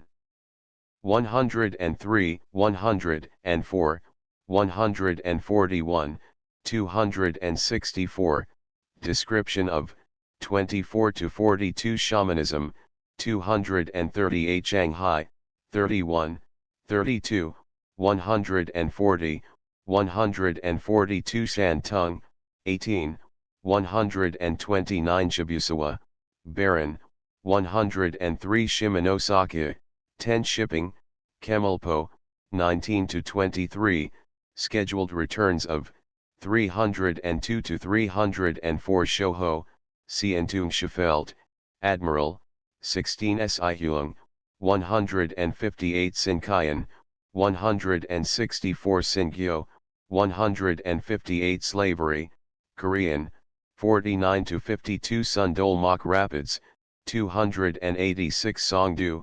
162, 163 Steamship Companies, Nippon Yusen Kaisha, 32, 142, Osaka Shosen Kaisha, 32, 142 to 3 Sukchong, 286 Sinwon, 158 Seokkyokayan, 159 Seonkayan-po, 184 to 185. 187 Seongchik, 247 Seongchin, 182 Tabok Mountains, 167 Tadong River, 185 to 186 Taiwan-kun, 65 Taiwankyo, 158 Taiku, 159 Taku, 32 Bal Yang Pass, 226 Tapkok, 124 Taxation, 96 to 97 Taichangchin, 216 Temples, Buddhist, 235, 236, 288, 292 to 295 Tiger, the Korean, 224 Tokyo, 19 Tonkaokai, 166,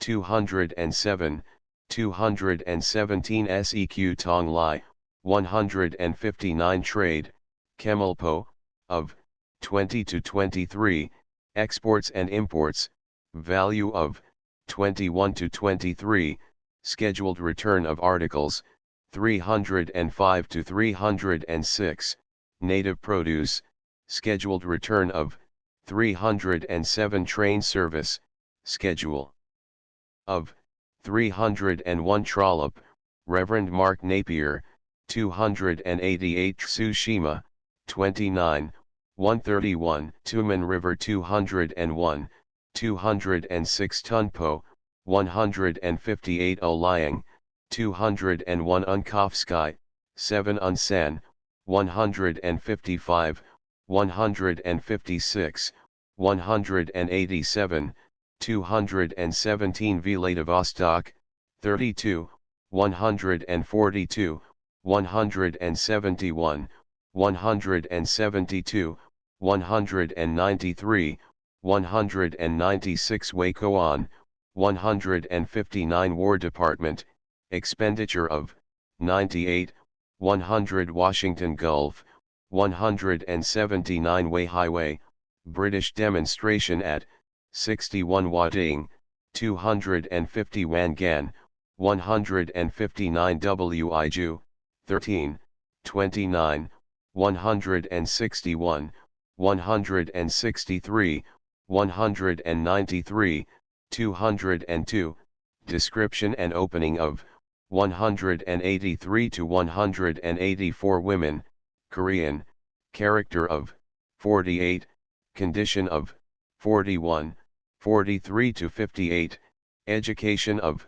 108 to 111 1 san, 30. 32, 141, 142, 143, 193, description of, 170 to 176 Yalu River, 161, 201, 206 Enyaman, 117, 118, 249 Yang River, 159 Yangsan, 159 Yangtze, 145 Yang Huaqian, 164 Yicha Sun, 54 Yi Yongik, character of, 62, customs loan, attitude regarding, 90, Daiichi Ginkgo, opposition to, 104 to 105, Mr. McLevy Brown, relations with, 60 to 61, 87, transactions of, 106 to 107 Yokohama, 142 Yong'anpo, 183, 184, Russian appropriation of, 193, 201 to 206 Yongkayan, 202, 204, 206 Yongdong, 159 Yongsan, 158 Yongtongpo. 156, 158 printed by Ballantyne, Hanson & Co. London and Edinburgh. Transcribers note, the map is clickable for a larger version. Map of Korea prepared by Angus Hamilton 1904. Transcribers note, the cover image was omitted from some printings of the book, including this one, where the front and back covers are both blank. Footnotes 1. The Japanese government, on December 22, 1903, decided to find the capital necessary for the immediate completion of the railway. An additional £1,000,000 has been allotted for this purpose, and the line will be finished within the course of 1904. 210 li equal 3 English miles. 3 opened May 1, 1899. 4 large rise in price owing to increased demand at Vladivostok and elsewhere. 5 no returns for 1898. 6 to China by Korean government. 7 highest on record. Large direct import in sailing vessels from America. 8 large quantity imported from Saigon by government to relieve national distress.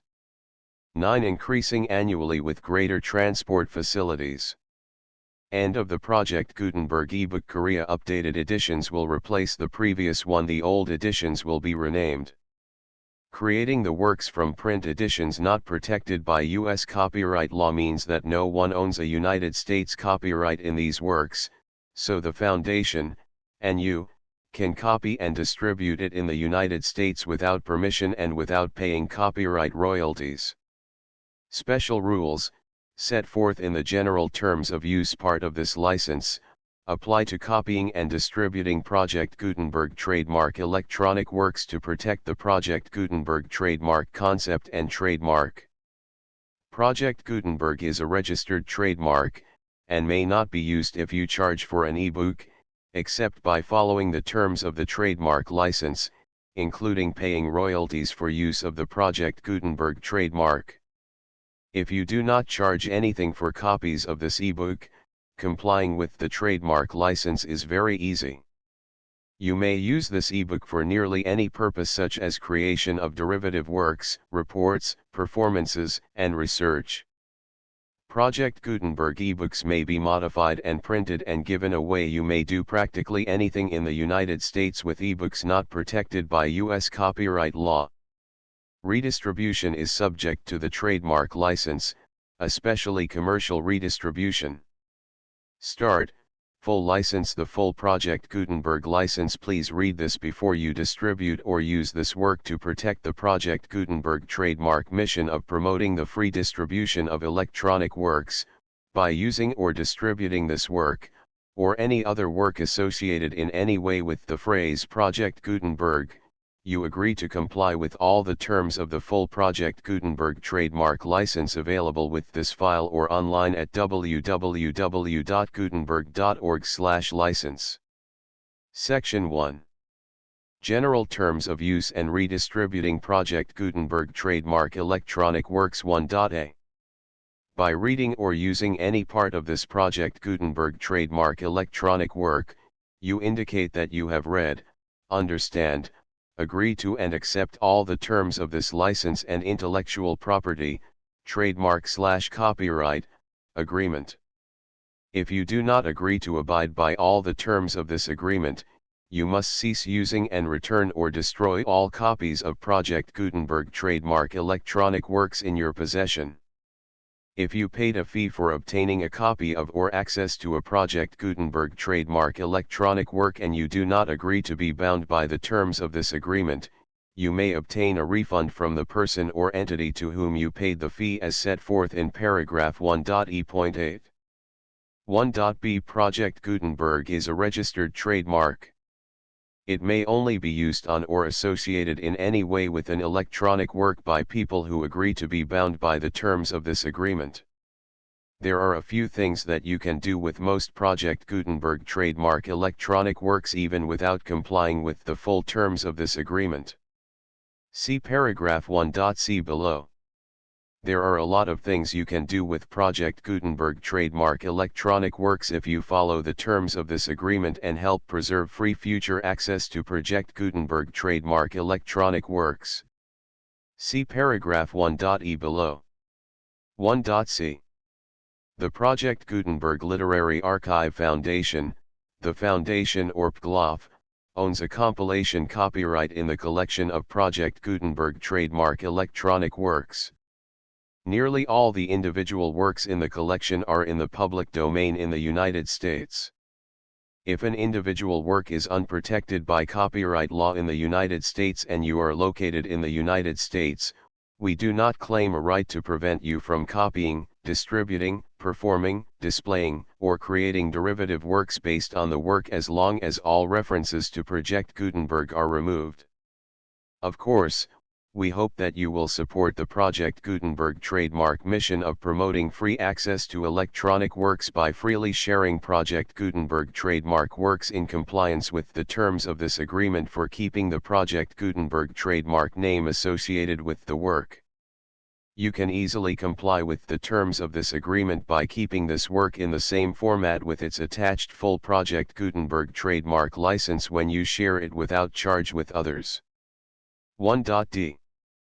The copyright laws of the place where you are located also govern what you can do with this work. Copyright laws in most countries are in a constant state of change. If you are outside the United States, check the laws of your country in addition to the terms of this agreement before downloading, copying, displaying, performing, distributing or creating derivative works based on this work or any other Project Gutenberg trademark work. The Foundation makes no representations concerning the copyright status of any work in any country other than the United States. 1.e Unless you have removed all references to Project Gutenberg, 1.e.1. The following sentence, with active links to, or other immediate access to, the full Project Gutenberg trademark license must appear prominently whenever any copy of a Project Gutenberg trademark work, any work on which the phrase Project Gutenberg appears, or with which the phrase Project Gutenberg is associated, is accessed, displayed, performed, viewed, copied or distributed. This ebook is for the use of anyone anywhere in the United States and most other parts of the world at no cost and with almost no restrictions whatsoever. You may copy it, give it away or reuse it under the terms of the Project Gutenberg license included with this ebook or online at www.gutenberg.org.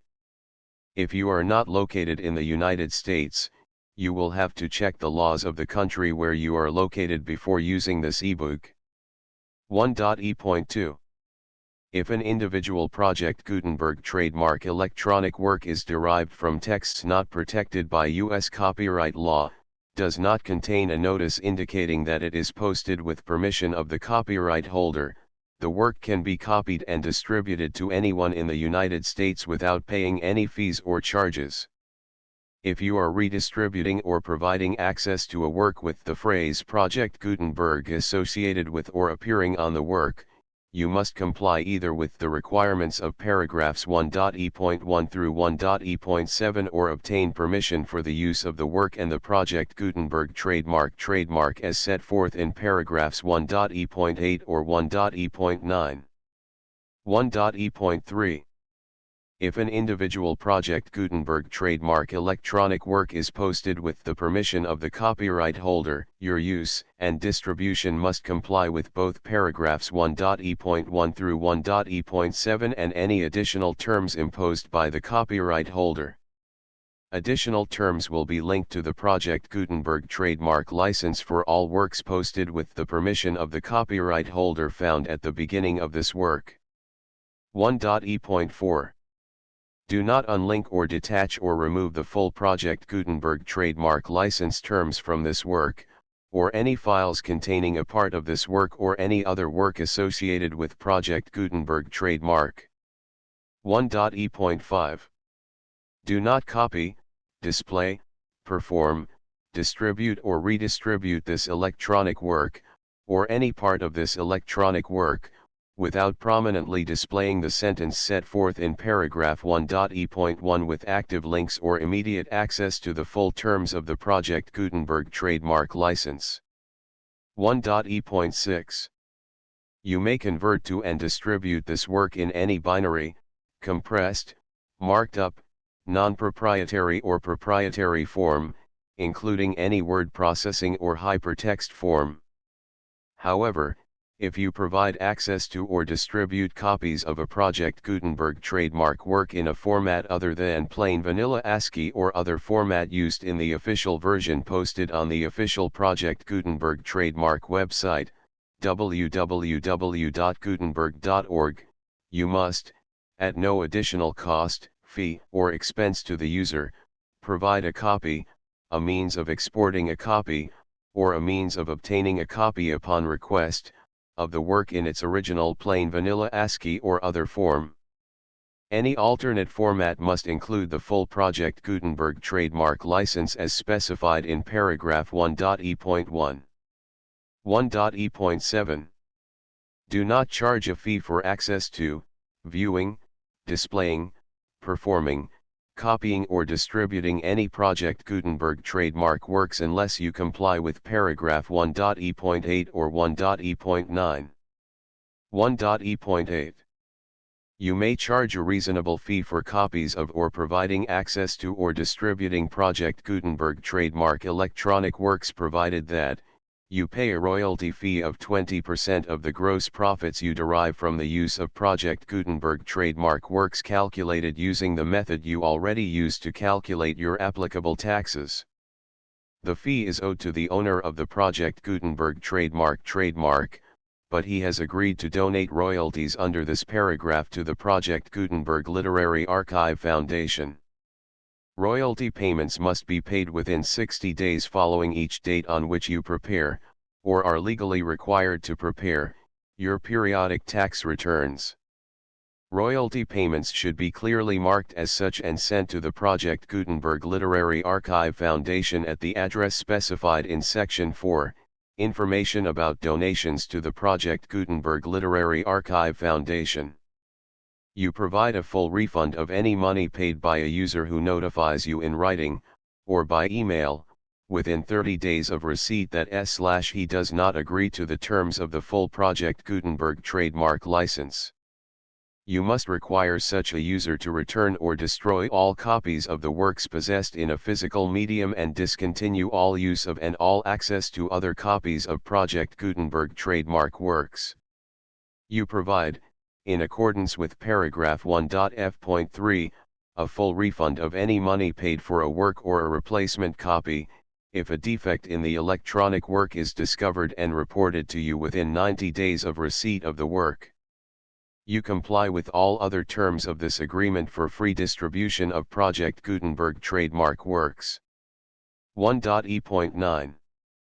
If you wish to charge a fee or distribute a Project Gutenberg trademark electronic work or group of works on different terms than are set forth in this agreement, you must obtain permission in writing from the Project Gutenberg Literary Archive Foundation, the manager of the Project Gutenberg trademark.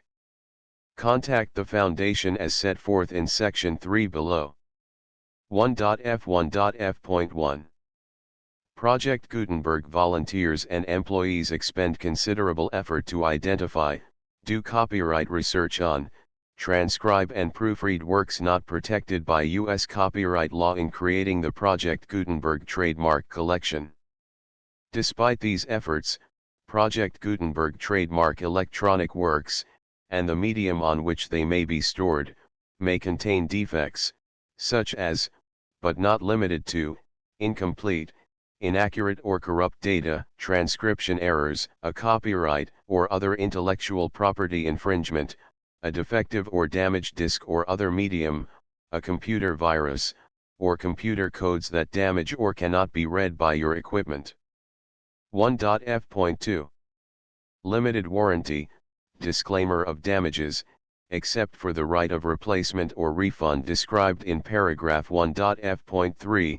The Project Gutenberg Literary Archive Foundation, the owner of the Project Gutenberg trademark, and any other party distributing a Project Gutenberg trademark electronic work under this agreement, disclaim all liability to you for damages, costs, and expenses, including legal fees.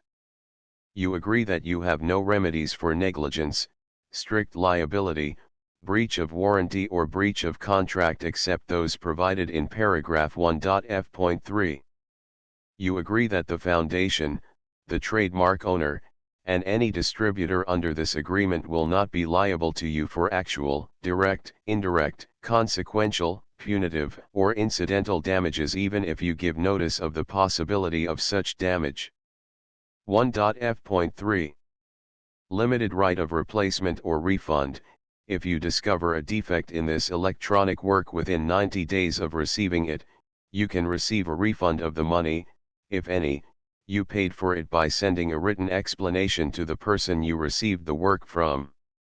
If you received the work on a physical medium, you must return the medium with your written explanation.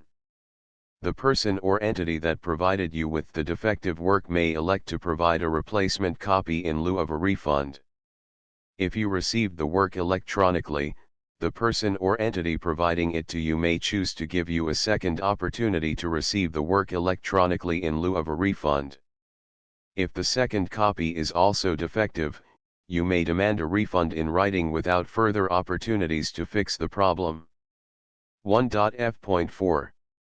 Except for the limited right of replacement or refund set forth in paragraph 1.f.3, this work is provided to you as is, with no other warranties of any kind, express or implied, including but not limited to warranties of merchantability or fitness for any purpose. 1.f.5. Some states do not allow disclaimers of certain implied warranties or the exclusion or limitation of certain types of damages. If any disclaimer or limitation set forth in this agreement violates the law of the state applicable to this agreement, the agreement shall be interpreted to make the maximum disclaimer or limitation permitted by the applicable state law. The invalidity or unenforceability of any provision of this agreement shall not void the remaining provisions. 1.f.6. Indemnity.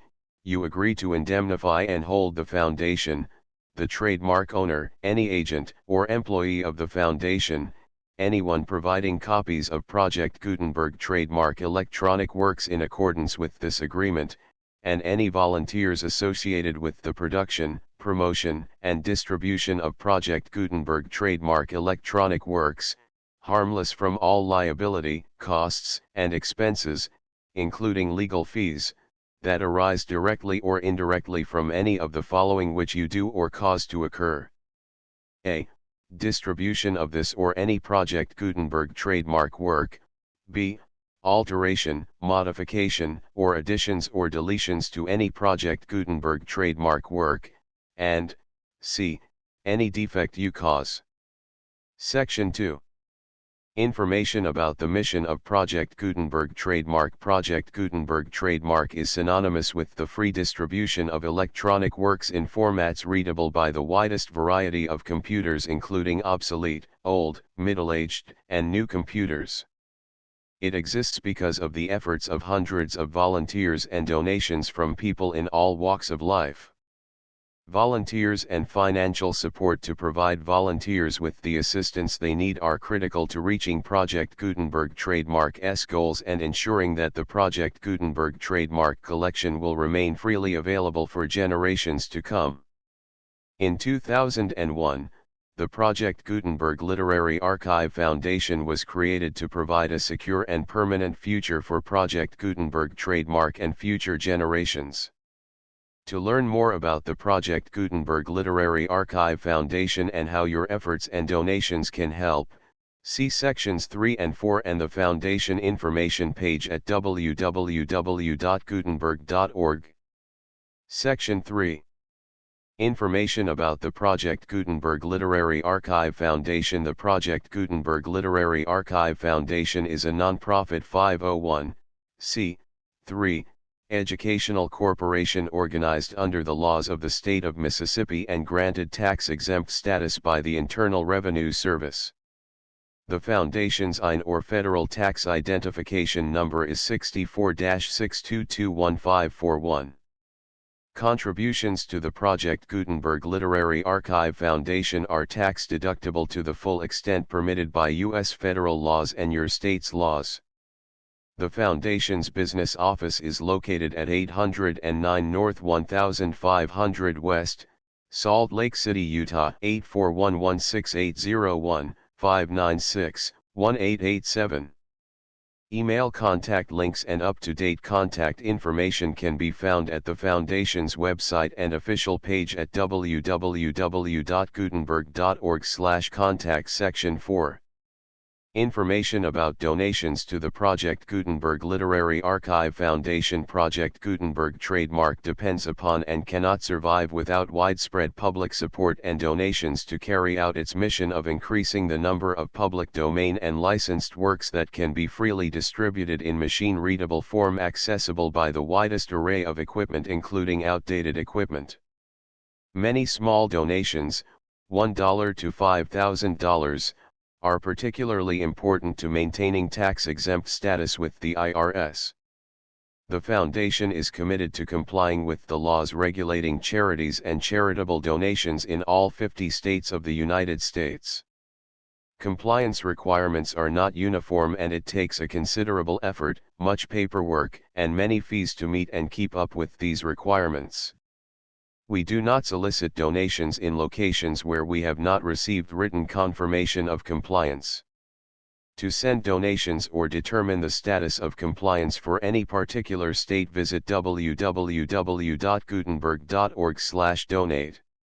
While we cannot and do not solicit contributions from states where we have not met the solicitation requirements, we know of no prohibition against accepting unsolicited donations from donors in such states who approach us with offers to donate.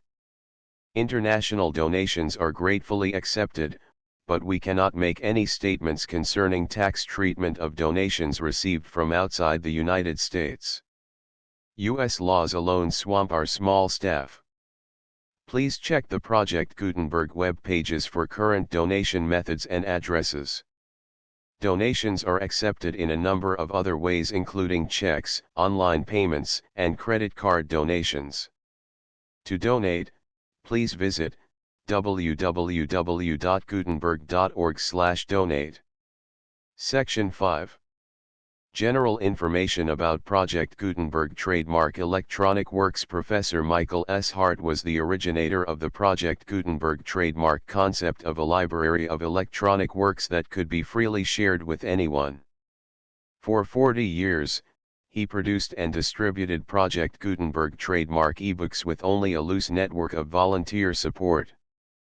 Project Gutenberg trademark ebooks are often created from several printed editions, all of which are confirmed as not protected by copyright in the U.S. unless a copyright notice is included. Thus, we do not necessarily keep ebooks in compliance with any particular paper edition. Most people start at our website, which has the main PG search facility, www.gutenberg.org.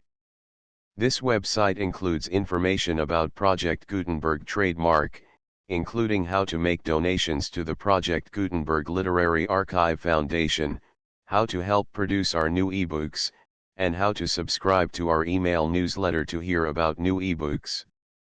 Back.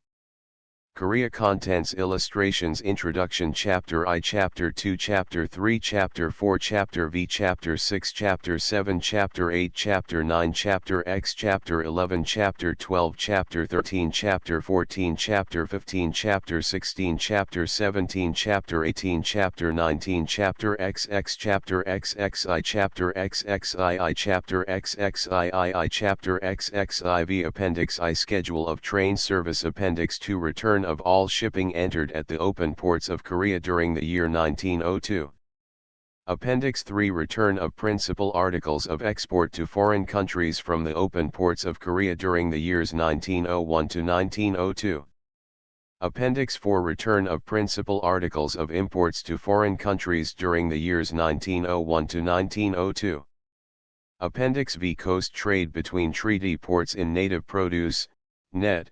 Appendix 6 Customs Revenue Appendix 7 Gold Export to Foreign Countries Appendix 8 Table of Minerals Index Footnotes The full Project Gutenberg License 234 V6 7 8 9 X 11 12 13 14 15 16 17 18 19 XXXXI XXII XXIII XXIV XXV XXVI XXVII XXVII XXI XXXXXXI XXXI XXXII Thursiv XXXV 30 38 XL Sli Sli 1 2 3 4 5 6 7 8 9 11 13 14 15 16 17 18 19 21 22 23 24 25 26 27 28 29 30 31 32 33 34 35 36 37 38 39 40 41 42 43 44 45 46 47 48 49 50 51 52 53 54 55 56 57 58 59 60 61 62 63 64 65 66 67 69 70 71 72 74 76 77 78 79 80 81 82 83 85 86 87 88 89 90 91 92 94 95 96 97 98 99 100 101